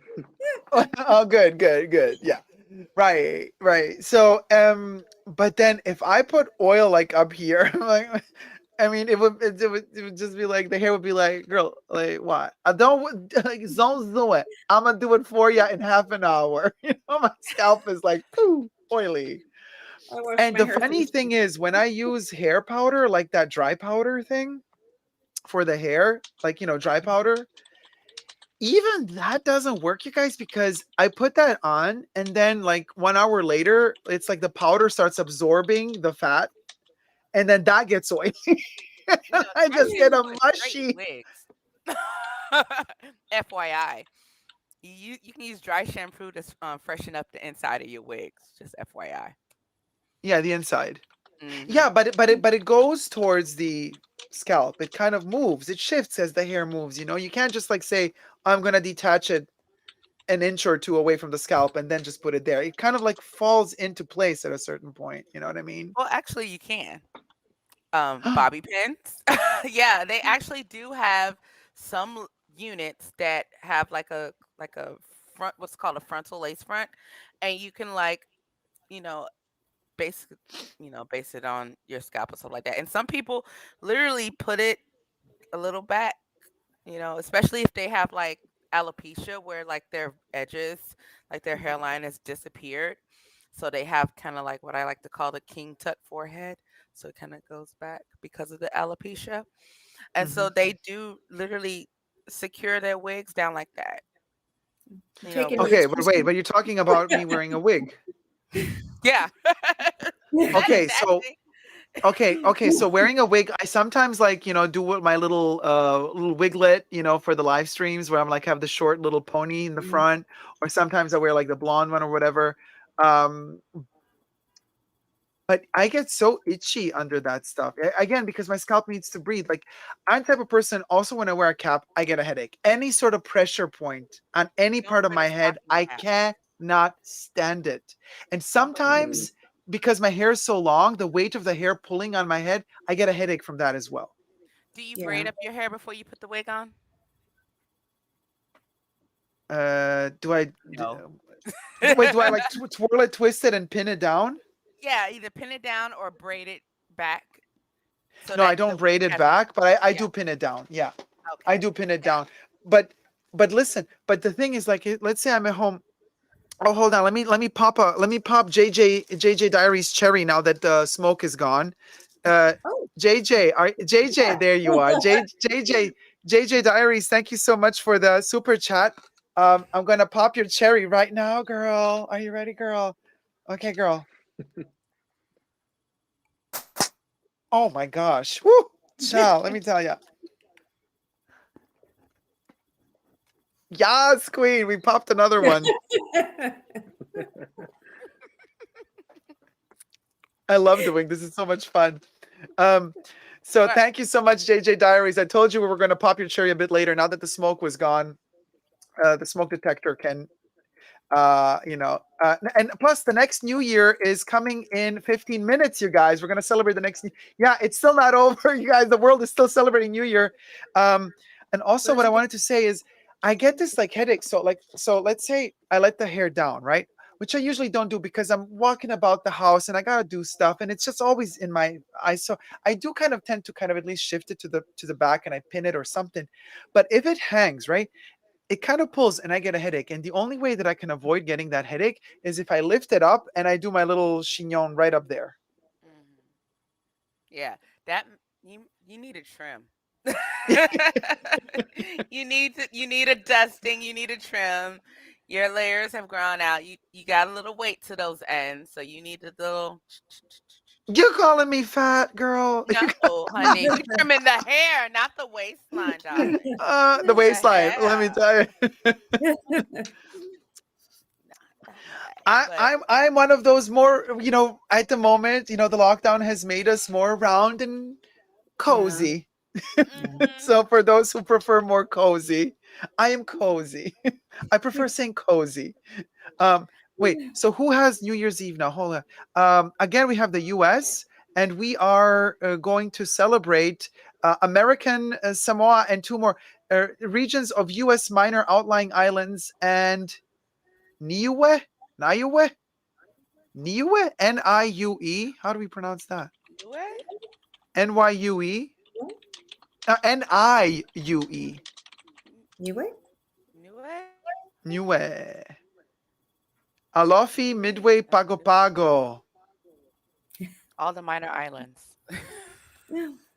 All the minor islands. Okay, we're going to be celebrating the minor islands. The minor islands are reaching their midnight. The minor islands. Minor islands, major New Year's Eve. Oh, in 15 minutes. Hey, Tyler. Tyler, finally. Girl, click on the link and join us in the chats. This is going to be amazing. Tyler, we got the link for you to join us pinned at the top of the chats. Ya clicks on the links. Ya joins us backstage. We takes you to the front of the stage and we converse about how heavy my hair is. How to secure your wig properly. My apologies, Camille. How fat my hair is. How to highlight your hair without highlighting it. And how not to go swimming with exactly. clip-on. Actually, my hair is so fat that I've renamed it Jabba the Hutt. Jabba the Hat. A little dusting, a little trim, a little layering, and you'll feel lighter. I'm telling you. Wait, what? A little what? A little dusting, a little trim, you'll feel lighter. Oh, you're talking about this hair. Oh, okay. Yeah. Yes, this hair. This hair. Okay. Right.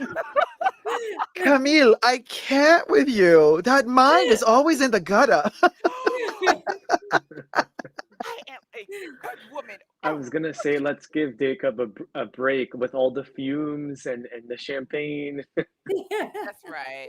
Yeah, I don't know. I don't understand what I'm saying anymore. You're right. It's like He's inhaling too many poppers. You guys, I literally scared myself because the glitter reflected the light into my eyes. I can't believe I just scared myself. I was like, ah. Like literally, where else can you get this kind of entertainment, people? I mean, Tell me about it. Yeah. Like really. I mean, where else would somebody define this as entertainment?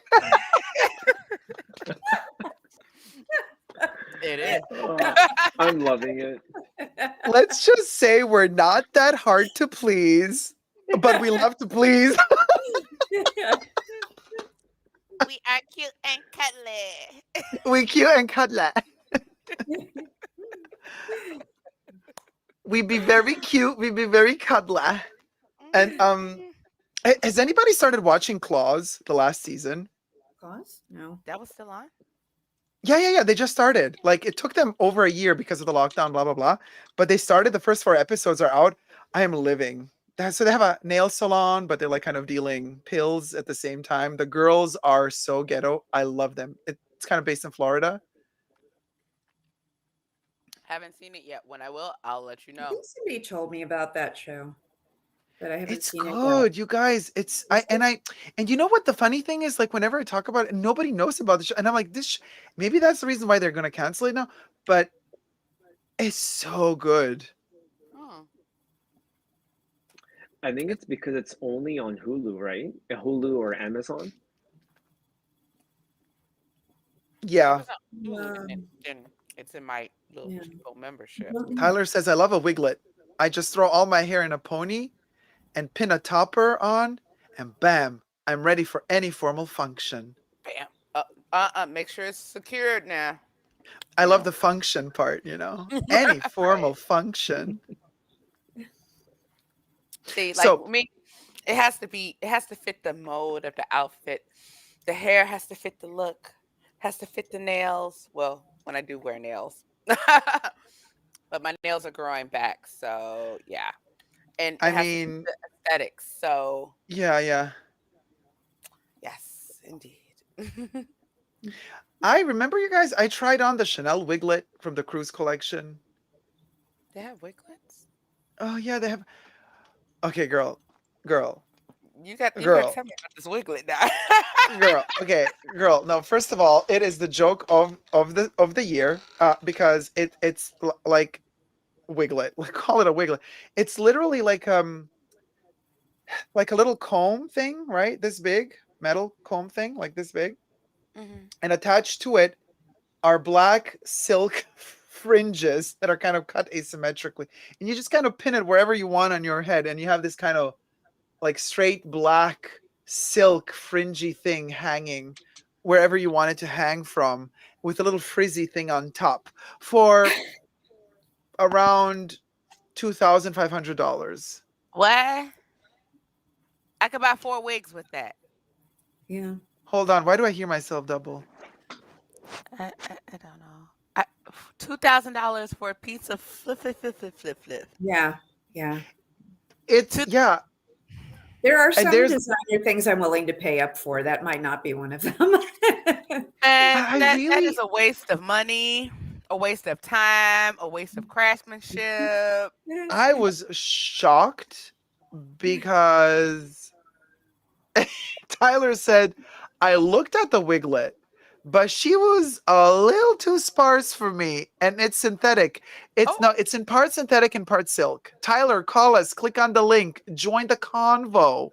Oh, and it's synthetic for $2,000? Just think how much it would cost if it was human hair. Oh Timmy's yeah. about to have a heart attack. Beauty supply store, you can get you a nice little synthetic wig for less than $30. $2,000 for some silk and some synthetic? No, I'm good. Okay, so the funny thing is, on the Chanel Instagram, they posted a little video of them doing. Oh my God, what's wrong with this hair? Speaking of, they posted a little video of them kind of like, yeah, we found this special machine from. It's like a historic. What the hell? It just like does what it does. Look at this. What the hell? What? What do you want? What do you want from me? It wants your attention. And oh here, and they found this little machine, or I don't know, they brought in somebody. What the hell is this now? Okay, and they it's a little tiny thing like this big, with a lot of little teeth and little metal gears that turn. And they're like, yes, and then we work this material, and they put a little piece of cloth that runs through this machine, and the machine separates all the threads of the cloth, and then they then re-puts them together in the second part of the machine into a slightly different pattern. And they're like, yeah, and we roll this by hand. And then this little piece of cloth is what they implement in the wiglet. $2,000. Waste of money. Yeah, it's a little bit of a brain fart for sure. like no. Who even thought of it in the first place? I know. And actually, like, think about it this way, you guys. Somebody actually thought the dynamics and the physics of building that tiny little machine that is only made for that purpose. Like, and it has metal parts and components. Like, it costs money. Yeah. So Like, you used to make that one item. yeah, little separation of threads and recomposition of thread, little wiglets, little tiny wiglets.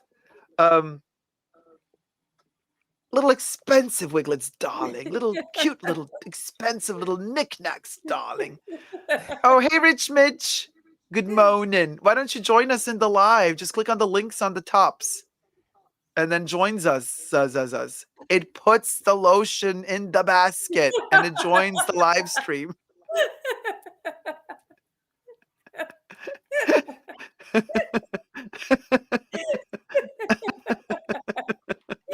I still can't believe that thing was $2,000.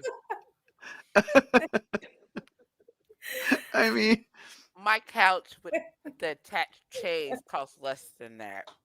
we're laughing about Silence of the Lambs, and Camille is like still in the wiglet zone.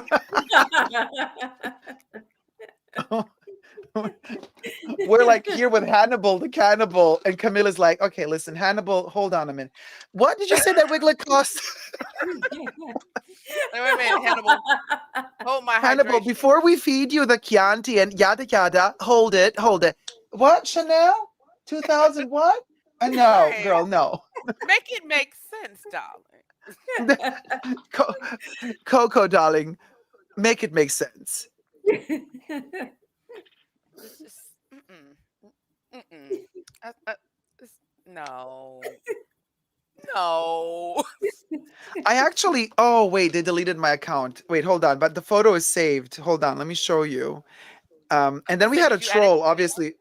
Somebody was lifting the middle finger at us in backstage before. We didn't let him pass, obviously. And he was like calling us fashion bunker junkies. Oh, wait a minute. Fashion bunker junkies. Oh, That's a fashion really good junkies. band. It's kind of a cool name, right? I also thought it was very punk. Yeah. It rhymes with boars. Is that what you're talking about? That rhymes with boars. Fashion. No, wait. What did he say? He said fashion junkie whores. Yes, I Oh, said rhymes okay. with wars. Yeah. Sorry, right. Yeah. But Fashion Punker Junkies is cool though. Yeah, like that one. I'd be a junkie. I don't care. It's the safe kind of junkie, you know? It's Yeah, not yeah, yeah, yeah, yeah. Um, Hey Arcee, how's it going, sweetie? Happy New Year. I wasn't sure Dacob is still here. I is here. We is all here. Good morning and Happy New Year. Good morning and Happy New Year to you too. Christoph, Happy New Year. Happy New Year, Christoph. So let me see. I'm sure I can find, like when you post a photo on Instagram, you can set it so that it saves a copy automatically to your like feed or to your what you might call it. So anyway, I have a photo of me with the wiglet that was on the account that was deleted. So let me see. I missed the whole part about why they deleted you. Oh my goodness. Oh gosh. Well, the thing is, they said I went against community guidelines for copyright infringement or something. Oh. But we don't know really because like they're not telling you. They say it could be this, it could be that, it could be any reason. We're not telling you. You're deleted. Bye. But he posts stuff he's paid for with his own money. Right. I Just mean, I saying. also posted like photos of vintage runways, like from the Right. Which people do 90s. all the time, you know? Like Like really. everybody does. If we like something, we share it on Instagram or Facebook or whatever the case may be, on Twitter. Like for them to strike down copyright, mm-mm,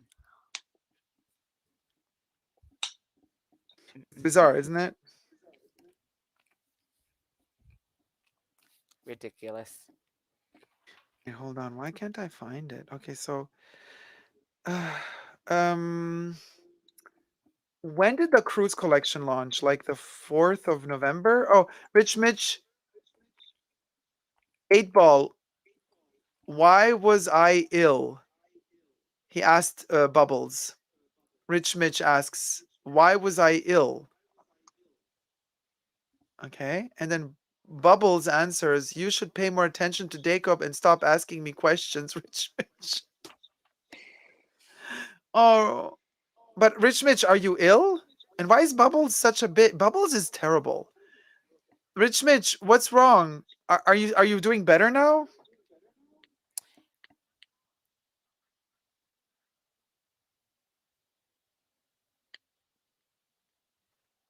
Let's see. Yeah, look after yourself, Ducky, says Audrey. Oh, he said fashion junkers? No, that's the other guy from the that's another tool from the guy who commented on that video that made all those stupid comments, who said the guy who has 1 subscriber on YouTube I have 4, and but makes again, I don't post anything. no wait, he has 1 subscriber on YouTube, posts videos, makes candles, has 8 views per video, and throws shade. Subscribed to my channel and throws shade at me. Says you only have 50K subscribers. Pardon me, only 45K subscribers. And I'm like, girl, just make a candle scented with troll. That is you. Was she trying to get clout? I don't really know, because then when I called him out on having 1 subscriber and all those videos with no views, he then deleted his videos. And I said, girl, you did not just delete your own videos. He's like, oh, because I forgot they were online because like I didn't even care about it. I'm like, well, you cared enough to delete them right after I pointed it out. Right. You cared enough to post them. You still It's New cared Year, enough you to delete. guys. Rich Mitch says, I was sick last night. I feel a bit better though. Oh, it was New Year's Eve sickness, right? I hope you're feeling better now though. Okay, it's a countdown. And while we're at a countdown, I'm also looking at the Wiglet.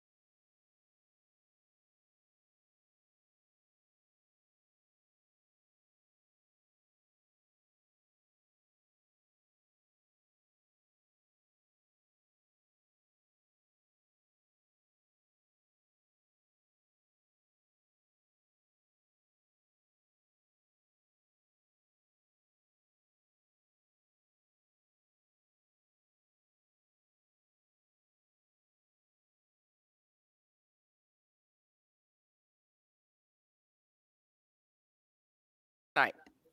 Yeah, well, no, Samoa. We knew about Samoa, right? Of Isn't course, Samoa. wait who? Wait, what's his? Isn't there an actor called Samoa? The big one? He's you talking about The Rock? He's part Samoan. No, the guy who has Samoa in his name. There used to be a wrestler named I think it was like Samoan Jack or The something. guy who was in Game of Thrones, the tall one, the one that's now married to that other chick, that Modern Family chick. Okay, yeah, I don't know. Momoa. He's not Samoa. He's Momoa. Oh, Jason Momoa. He's married to Lisa Bonet. That's who you talking about. Wait a minute. No, who's married to the chick from Modern Family? That's the guy from True Blood that used to be a werewolf. Salma Hayek? I love how we're all other name.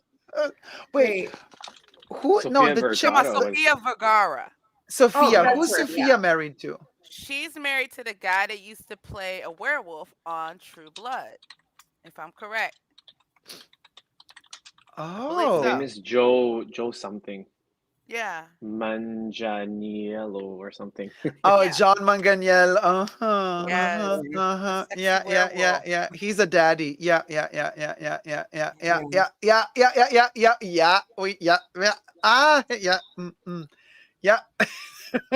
Yes, I man's. Hey, whatever happened to the main actor from True Blood? The main vampire dude. Oh, he killed himself. The character. No, I mean Bill. the actor. Oh, I'm talking about the characters. I'm not talking about the people. I love how people say, "Oh yeah, kicked the bucket, killed himself, darling, ghastly affair." I was talking about the characters. I'm sorry. Oh, darling, don't even ask me about him. Kicked the bucket days ago, darling. Well, I don't know if you've heard, but they're talking about rebooting True Blood. Are they? Well, they're booting everything, aren't they? I know. But the sad part is, the one that played Lafayette, Nelson Ellis, he passed away a few years ago. Uh-huh. So that's a character kind of like you have to, he went from a small part in the books to being such a big part of the series because of Nelson Ellis. And so it's kind of like if you're going to reboot the series, how you going to fit in Lafayette? Who's going to be able to kind of fill those shoes? It's kind of a little bit away with the whole recasting of T'Challa for Black Panther, which I understand why people don't, and I also understand why people do. So because I am, Wakanda forever and all. But how's that? Yeah. Yeah, that's a touchy subject because Marvel's like, we're not recasting Black Panther, and I'm just like, ooh. They're gonna recast it. They want money. Yeah, they have to. Sadly. I mean, but also yeah, they want money. It's like bottom line. Yeah, and seeing how the Eternals didn't do so well. I know Shang-Chi people liked it, and some people didn't like it. I liked it. Shang-Chi and the Legend of the Ten Rings. I liked it, and I liked the fact that it was a majority Asian cast. I even got to see the one that played Waverly's mom in the Joy Luck Club playing grandma in the movie. So I was like, oh, it's kind of cool. But I don't know if I never really got into Marvel Universe, I gotta say. I was a comic geek as a kid because of my dad. He had DC and Marvel comics. So I inherited those. And so I was a comic nerd. So those were my thing, like Fantastic Four, The Thing, X-Men, the Uncanny X-Men, mind you, Teen Titans, not the Cartoon Network version, so those was like, yeah. On the photo. You didn't find the photo yet? I did, but it's so bizarre. It wasn't saved. I had to wait. No, I mean, it was not on my Coco profile. It's on the Dacob profile. So for whatever reason, so you guys probably already saw it. I mean, more or less. Oh, what is it doing? No, no. Be a good. Oh. Okay. Okay. Oh, Christian says, my camera is going crazy. I think my device is saying good night, so I'm going to go. But first, Happy New Year, everyone. Oh, Happy New Year. This was the best New Year stream ever. Caps. At Super Dacob, thank you so much. And he also says, Oh, Camille, you're amazing. And everyone else, thank you. Oh, oh, Christian, thank you so much. You're such a sweetheart, such a sweet soul, for real. gentle giant. This still my beating heart. Yeah, such a sweetie, super super gentle Christian. Thank you so much for spending time with us. You know, in the fashion loony bin. That's where we love to be. The bunkers got a little tight tonight. It's all right. With the fashion bunker junkies. Yeah, the fashion bunker Right. junkies. You're always welcome to join us, Christian. So whenever you wish to join, just hop on in. There's always space here in our little jacuzzi. So We make room for all. the wiglet, you guys. Oh my lord. Oh, I did see that on No. your. Yeah, I did see that. Yes, now I see why it's 2,200. Yeah, because you need to like go to rehab after that. Oh my goodness, you didn't buy this, am I correct, Jacob? You are correct. I did not buy this, I thought so. I thought it was. but I want it. Oh my. I want it, but I do not own it. No, I did not. No. This I yeah, for the love of luxury, I can't warrant. How can you justify this? Yeah. Yeah, I can't. No, not. Oh, No. Christian says can't wait to be back and talk about the price increases. Well, Christian, you were very cryptical about yours, so you didn't share much. We don't know really, like, price increase. Okay, what for Louis, for Chanel? Are you more into Chanel or more into Louis? I'm into all. Yeah, I mean we are, right? They can't reboot True Blood, says Audrey. Bloody love Eric and Pam. Oh, Yes. speaking Oh of, my god. by the way, what's the name of the chick in True Blood that works at the bar, who's always horny and like skinny and Carrie Preston. Arlene. Arlene. Okay, Carrie Preston. Carrie Preston is Arlene. Yes. Carrie Preston is a main character in Claws. Ooh. Is she doing the whole country accent when she all talking like this and this stuff like a scene out of Alice talking about kiss her grits? Yeah, and but she's okay, so she's a con artist in Claws. So she talks like that, like she doing the twang, the Florida twang. Mm-hmm. But then when she wants to con somebody, she switches to posh British and she fakes like she's like a aristocrat just to kind of land some rich dude. So she keeps changing accent throughout the show. She is hilarious. Really cool. Check that out because I liked her in True Blood. She was the funny part, especially like I her loved her interaction too. with Every time she would like just like scream and be hysterical about everything happening in the bar. Oh, True Blood. What a show. But I didn't really like the last seasons. Gotta say. No. I kind of You felt know what that I way mean? with Dexter, and then they rebooted. Well, I wouldn't say they rebooted. I'm But watching New Blood.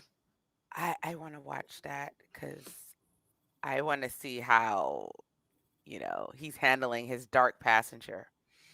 Because Dexter was my show. Like, You didn't start watching it yet? not yet, because I don't Okay, have. I'm not gonna spoil it It's so for you. many. It's so many streaming Oh, platforms. Audrey and- says, Dacob, I can still see your old profile even though you said it's deleted. Is it that you can't post on there anymore? Audrey, how can you see my old profile? Coco Chanel is in my house or Coco Chanel Privé, Audrey? Because the one that's been deleted is Coco Chanel is in my house. Really? Yeah, just 2 days ago. What a mess. They deleted my account. They said infringement of copyright or other reasons. We're not going to tell you. You're deleted. Like In other words, literally. that's And about I've as been vague trying as to they like. can get. Sorry? I said that's about as vague as they get. Yeah. It's Or not other even showing reasons. up in the search results. No, it's not in the search results. I think Audrey's mixing it up with the other Privé? Coco account. Yeah, the Privé account. Yeah, Because Coco Chanel is in my house is not showing in. Yeah. So this is welcome to the queendom. This is Claus, you guys. Check out the ladies. Oh, that show. Okay, I know what you're talking about. Sorry. Because what's her name? The black girl on there. She's a comedian. I can't remember her name for poop. She was also in Scream Queens. Yes, I just can't remember her name for nothing. Okay. Oh, it's on TNT. Oh. Well, this was season. What season was this? New season. Oh, it doesn't say. No, this is June 9. This was another season. Maybe another channel has it now. Because it just started now. It didn't start in June. So, but I just took a screenshot off the internet, like something to show you what show we're talking about. But it's like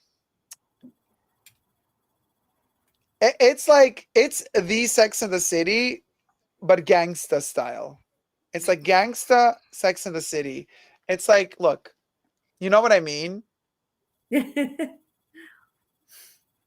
Okay. I'm gonna have to check that out. It's a little digitally altered picture, but yeah. Just it's ever so gently retouched. Gently. I mean, I'm looking. Well, I mean, yeah, a lot of these pictures are retouched. I'm looking if I can find one. Okay, well, here's the one that's from the show. The same outfits, but not retouched. It's like a screenshot of the. I mean, yeah, they did some color grading there, but.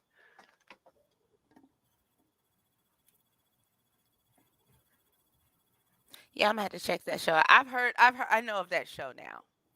Cause like Niecy Nash, that's her name. That's the girl's name. Yeah. The black girl, Niecy Nash. That's yes. it. She used to be on that. Was it Clean Your House or what? That reality show where they'd go in and clean people's houses. That's where she started. It was on a reality show. Oh, did she? She's amazing. Very talented. Yeah. JJ Diary says, didn't she also do a renovation show? Yeah, that's the one Julie's mentioning too. Yeah. And also, Chunky Shoes UK says, Happy New Year, everyone. Happy New Year, Chunky Shoes UK. Whoop, whoop.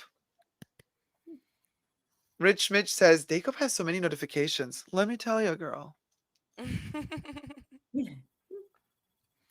He said, Rich Mitch says, girl in the blue is thick. That's Niecy Nash, and she's married. And then he added another comment. Did you read? Yeah, he's like thick. But last time I checked, yeah, she was on Reno 911. Someone said. Yeah, Reno 911. She got married, and I think her wife might be a little bit, you can't mess with her wife's thickness. Just saying. Mm-hmm.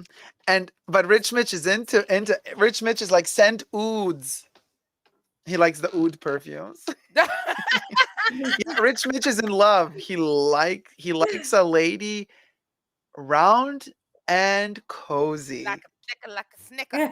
Round and cozy. Then don't look at my Instagram. That's my way of saying thick. Don't look at my Instagram. That's all. Don't look, but look. Right. Look outside. I'm just saying. Camille is like, Rich Mitch, don't look. Don't look at my Instagram account. Oh, did I say look twice? Oh, silly me. What they say, double tap that like. Audrey's repeating like round and cozy. Yeah. We love round and cozy. And if you are like into the male version of that, like into bears, then it's like round, cozy, and fluffy. I remember that term, like when I first heard what like a bear was, and I was just like, huh? I think it was like in high school at the time, and it was like and also learned what a beard was. High school was a very informative time for me. Let me tell ya, high-end school. Well, see, in the choir is a lot of gay guys, so that's I knew, and then I would hear these terminologies, and then when I left high school, I knew a few drag queens. One of them competed on RuPaul's Drag Race. I think it was like season 2 or season 3 or something like that. Oh, do you know the name? Shoot, she was from Chicago, and I can't remember her name. Oh my God, was she the one that said, "Bitch, I'm from Chicago"? No, I can't remember. But that's the bad thing. It's like like how you're bad with names. I'm sitting here like thinking, and I can like see her face, and I'm just like, Yeah. I can't remember because it's been so Yeah. long.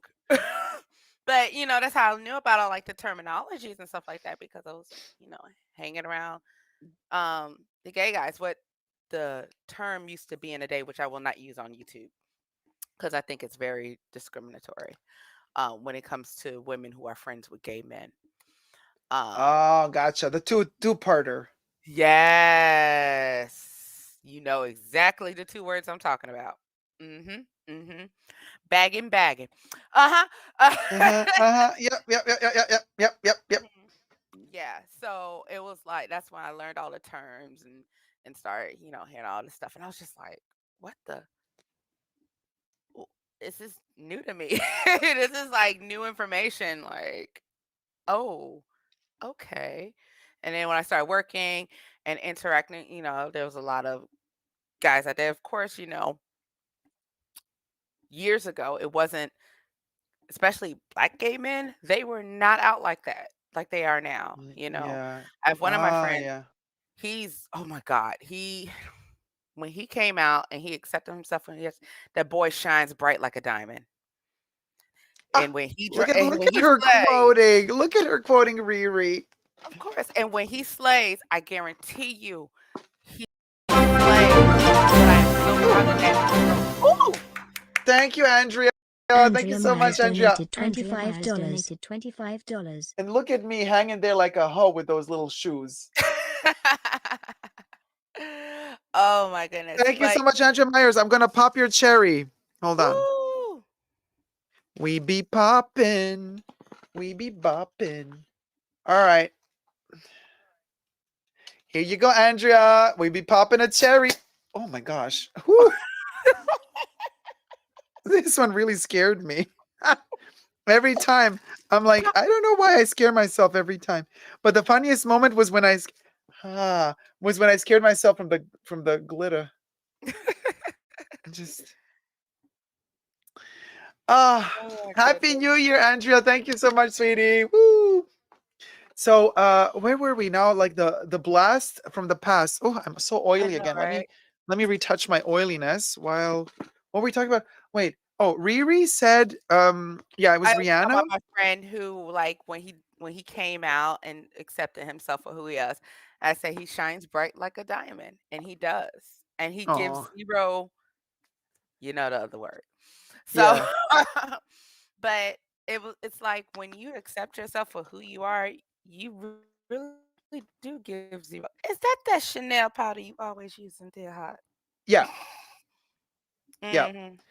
And it is translucent. So technically it has no color. So it's just there to absorb the fat, Yeah, which I have a unfortunately on lot of. me, it'll be ashy fat. So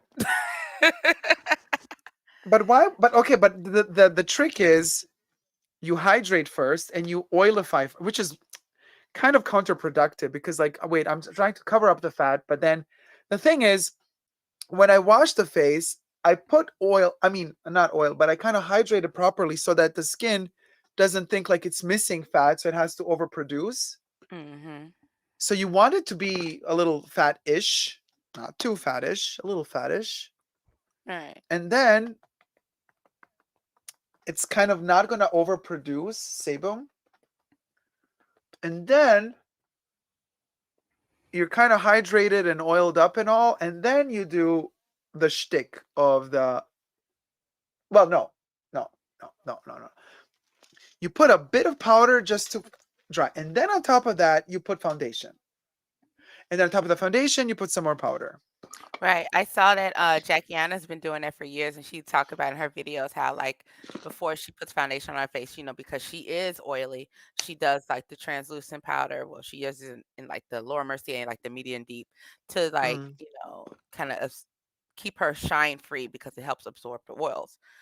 So I was like, ooh, but I was wondering how that worked for you. Because it just blends into your skin so nicely, though. Like for me, Yeah, I it mean, be kind of like, I have like a really light foundation also, so my skin tone. Well, this is my natural skin tone. can't tell. I'm still like diaphanous. You can see all my veins poking through. I'm literally a vampire.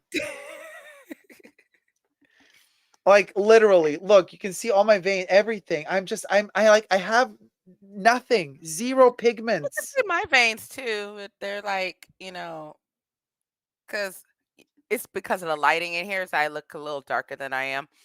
So, I have like that ambient glow, so it kind of dims everything down. But yeah. But it is almost 5:30. And I It's have had late, isn't so it? much We should fun. go. We should go sleepy. Yes, we should. It has been Alrighty, so let's much call it a fun. day. I think we've celebrated enough New I think Year's Eves. How many? Like was 7, 8 of them we did? a whole bunch. There's just Since one more. And the funny thing is, there's just one more missing. And just like that, only one more is missing. And it will be, yeah, too long. Because it's in, hold on, it's in 38 minutes. It's going to be much of US Minor, outlying islands, Baker Island and Howland Island. So more minor US islands. Mhm. We've done the minors. It's okay. We can call it a We'll day, we'll you we'll guys. group all of them together and just, yeah. Oh my god, Audrey is so fun. Audrey's like, "Are you streaming tonight, Dacob?" No, Audrey. No. It's like, I don't think so. Audrey, tonight I'll be sleeping. Tonight I will be like a zombie for at least the next 2 or 3 days. Methinks.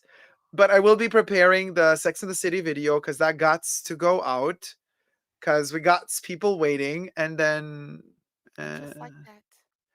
yeah. It will And I be mean, everywhere. Audrey's like, no, Audrey, you could have called in. You had all these opportunities to join us on the panel. You didn't want to. What am I going to do this evening, says Audrey. Well, the whole idea was like to do the live stream a little bit earlier because of the New Year's Eve, so that we kind of get into the New Year's Eve. So it was kind of like, I guess you could say like it was we were streaming like from Friday into Saturday. So technically the live stream did happen on a Saturday as well. Yeah. Jonna's like, child, Dacob has got to sleep. Yes. Because he's got to do the two-step to get the makeup off his face. He's got Oh my to. God, it's like a 10-step. I'm like, I'm peeling it all off. I'm like, oh my God. Oh my It's like, God, you got. one, two. And it's real funny. It's like when I do my face, I'm doing a full face. It's like I can't wait till I get home, and I'm just like grabbing Oh, look, my cleansing balm, like, Julie it's so says, I think your program kicked me out. Everything is connected, but I can't get back onto the live stream. oh no. Well, I think we were about to go. Yeah, Danny says, Happy New Year. Happy New Year, Danny. Oh, Julie, we're just about to go to sleep now. So, I mean, you want to join in and say good night and goodbye and Happy New Year again? I mean, I don't know what happened. Why doesn't it work? But we were just about to kind of say goodbye. Oh, Stephanie says, thanks for a fun live stream. Thank you, Stephanie. Aw. I'm glad I was a part of it. So. Jack is sending us hearts. Audrey says, I'm upset. Just call me Veruca Salt. Is that... Which Oh, Veruca yeah, Salt, Stephanie. though? Stephanie says, Camille looks ready to sleepy. Mm-hmm. Yeah, we all are, girl. Let me tell you. And a bitch here got to clean up first because I got the whole setup here. I can't just I like. got like pizza container. I gotta put my lashes back in my room. My box of Don't. lashes. I hope you're not too tired. Don't put the lashes into the pizza. Oh no. The pizza box is going into the trash. Definitely. Not my lashes. Good, good. Because we wouldn't want that to happen. Oh, heck no, cause No. we got various types of lashes up in here. We got the velour lashes. Oh my god, what's the We velour? got Wait, is it velour? Are they mhm. flocked? No. Yeah. Right now they're on sale on Sephora.com for $9. And then like the regular velour lashes, and then House of Lashes. Oh my god. So, and even a Sephora brand, which I like these. They don't even sell these anymore. It's so cute. These look a little bit smaller than the others. Well, they Thinner. vary. Some of them are small, some of them are longer. My favorite pair are these from Lily Lashes, and they're pretty long. Yeah, these are long. Yeah, it's like these are the glam. Yeah, they look super glam. Like they're long. Yeah, and then Too Faced does lashes now too. These are smaller. Well, they look kind of smaller, but they actually kind of like flare out about, I'd say, a little bit more. And But then they look very separated. yeah, and these I got in Korea. These are very natural lashes. Their lashes are Oh, very natural in Korea. these Like, look interesting. They look almost like insects. yeah, they like the natural lash look, compared to like Western styles. And then I actually got a pair from ColourPop because I was interested because I was like, they have lashes. Let's try one. So I got those. Oh, but they look interesting too. hmm So the goal with my lashes is not try to buy the same look, but to have some type of variety in the texture and the length of the lash because it is Yeah, a that's more style. fun. But that's more hmm fun also. But the last one you showed, they look like very punk gothic. I like those kind of lashes too. Yeah. They have that. They look like little daggers. They look really cool. Oh yeah, I Yeah. love those. Those are my fave. I like those kind of lashes. And then it's like I have like this is like lip glosses. I haven't sorted them out. I have too many. It's just a little bit of a lot of stuff. Which I have the reason it's in here because this is what I use to take to Korea with me. Yeah. And I have a lot. Yeah. So I haven't sorted them out yet and put them in their rightful places on my vanity Which because I means got a that new you're desk. still not. Which means that you're not using them. Yeah, and they're still fresh because a lot of them are unopened. And I because I didn't want to waste. As one of those things, it's like I'll have it, Yeah. but it's like I don't want to open it and then it'll be months before I use it. So what I've been trying to do is kind of use like the same lippy, like if I do a certain look, try to use that and try to go through it and with I open, so I don't open the new stuff that I brought. Yeah. So I want to use what I have first, then that because the expiration dates on a lot of Korean products is like for like another 2-3 years. Yeah. So Oh, I have time but for but those. are those Yeah. expiration dates actually really expiration dates? Because like I have some cosmetic stuff that kind of it says after you open it 18 months and then it's done for. But if it doesn't No. dry out, I kind of tend to use it. Well, the difference between Western brands and expiration dates and Korean brands, they literally have the date that it was manufactured stamped on the bottom, along with the date that it would expire, the contents of the makeup. So, say if you have a lip tint and on the bottom it says, manufactured 2021, right? So, it's usually about 3 years after it's manufactured that the contents inside will go bad, according Mm-hmm. to like Korean. Whereas Mm-hmm. like us in America, we just say, okay, use within 6 months, 12 Mm-hmm. months, or Mm-hmm. a year, or 24 months. I just threw out some lip glosses that were like 10 years old. But I mean, listen, for lip gloss, I get it. Like they have really like soft stuff in there, it can really dry out and become clunky. Mhm. But I never threw away a nail polish, no matter how Oh, I old it still have. gets. And if they do dry out, I just add a little bit of turpentine in it or something. Mhm. Something, something nail polish remover, like a I usually droplet. use like the pure acetone. Drop a couple Yeah, of yeah, drops in sorry, there, yeah, acetone. Right, not and turpentine. Yeah, it acetone. works. You said turpentine. I'm thinking paint. No, I am also thinking like, what the hell did I just say? I'm like, who framed Roger Rabbit? We're getting the Acme. paint. Yeah, yeah. No, but turpentine is used to dissolve the paint. Mhm. But But we it's don't really wanna do stinky. that with Acetone smells a little bit better, yeah. yeah, it has a nice little fruity smell, like ketones, I guess. But yeah, so So you it's have never tried Chanel blush. no, Have you ever smelled Chanel blush? no. Oh my God, Camille, don't. Because if you do, you will be hooked for life. Because that shit has the best smell ever. Really? I literally sometimes take my blush out just to sniff it. Okay, and oh my God, you guys, What does it smell like? like pure roses. Oh. See, I'm gonna have to like buy at least one Chanel beauty product. I'm like, I have my perfume. You gotta buy the What blush can though. I gotta try a blush because I mean I have Dior, I have Kevin Aucoin, I have Stila, Smashbox, Pat McGrath, Oh, MAC, is it falling off? everybody. Ooh, is This is that the like a one I. rosy pink? Yes, it's called Malice. Oh, that looks soft. It is so soft. Ooh, And I might where like it. it, yeah. And then I have this little brushlet. So, and we go.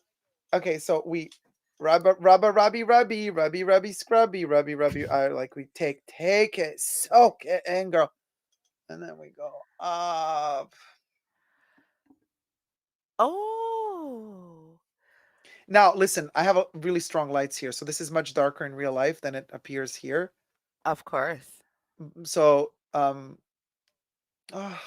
child, let me tell you. But I've been using this one for a while, and it got a little bit greasy on the top, so I would actually have to put some tape on it and take it off Mhm. because it's double baked, which is a bit annoying. Yeah, because I had a blush like that, and it was really hard to get pigment off when Yeah, it's double baked.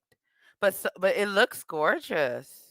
It but this really is a does. lighter one. They have this gorgeous kind of pink brown version with highlighter in it. Mm. Julie says, Hmm. "Hey, Dacob, sorry, maybe it's my computer, but I can't connect to your stream." Um, I saw you kind of pop in, Julie, but I don't know. Like it was a black screen. Like I saw you, Julie. Like your screen appeared, but it was black. So on my end, you are in, but maybe it's your computer. Hey, Jacob, sorry, maybe it's my computer, but I can't connect to your stream. Aw. Somebody else said, so this morning I started the day and the new year using La Mousse for the first time after Jacob recommended it, and it's such a smell. Yeah, I think I said it's such a smell and feeling of old school soap. Ooh. It really is, but it doesn't dry out the skin at all. The skin stays super lush. It's like the Ooh. only wash detergent that I use that doesn't because it's like I have oily skin, but also really dry at the same time. Like, Mhm. and if I don't do it properly, it gets all starts peeling off and becomes all crusty. And that mousse, it never dries my skin out. I don't know That what. means you need more hydrating products. You probably want to try using that a lot in your routine to add more hydrating products in Yeah, there. and Because even also I oily need to skin drink more and water. yeah, that too. Yes, we can't live off of Bali. Uh, Yeah. so, but yes, we should end this so we can get some. All right, sweetie. Okay, you guys. Hey, Julie, we're ending it anyway at this point because like we're super tired. I do not know what the issue was, but I saw the black screen. I just didn't see your image, which that means that on my end, I could see you, but your video wasn't coming through for some reason. So, but Julie, thank you so much for joining us. And Camille, you are a trooper. Thank you for like sticking through 50 different New Year's Eves with us. I hope you had a pleasure. Oh, it's been my pleasure and my honor to also have you with us and to have all of you guys watching us at home, you know, sipping your way through the New Year's Eve. I hope you had fun, and I hope you're going to join the Fashion Bunker live stream next Saturday. Camille, where can people find you on social? Instagram _Phoenix Rising 28. That's me. There you go. You want to spell that out for them? Just letter Sure. for letter so that they, yeah. Phoenix, PHOENIX,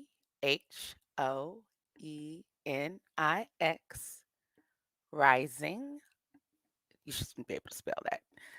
28. Yeah. 28 at the end. Yes. Phoenix Rising 28. Mm-hmm. Yep. That's me. And thank you to the mods for keeping us safe. Yay! Big round of applause to everybody. And I hope to see you soon in the next live stream next Saturday. And until then, watch the daily posts on the main channel as well as on randomly Totally Dacob, the pop culture channel, as well as the Essentially Dacob Perfume channel. And until next time, never forget. Never give up on love. Exactly. Never give up on love. And just like that, live stream was over. Love you all. Bye. Mwah.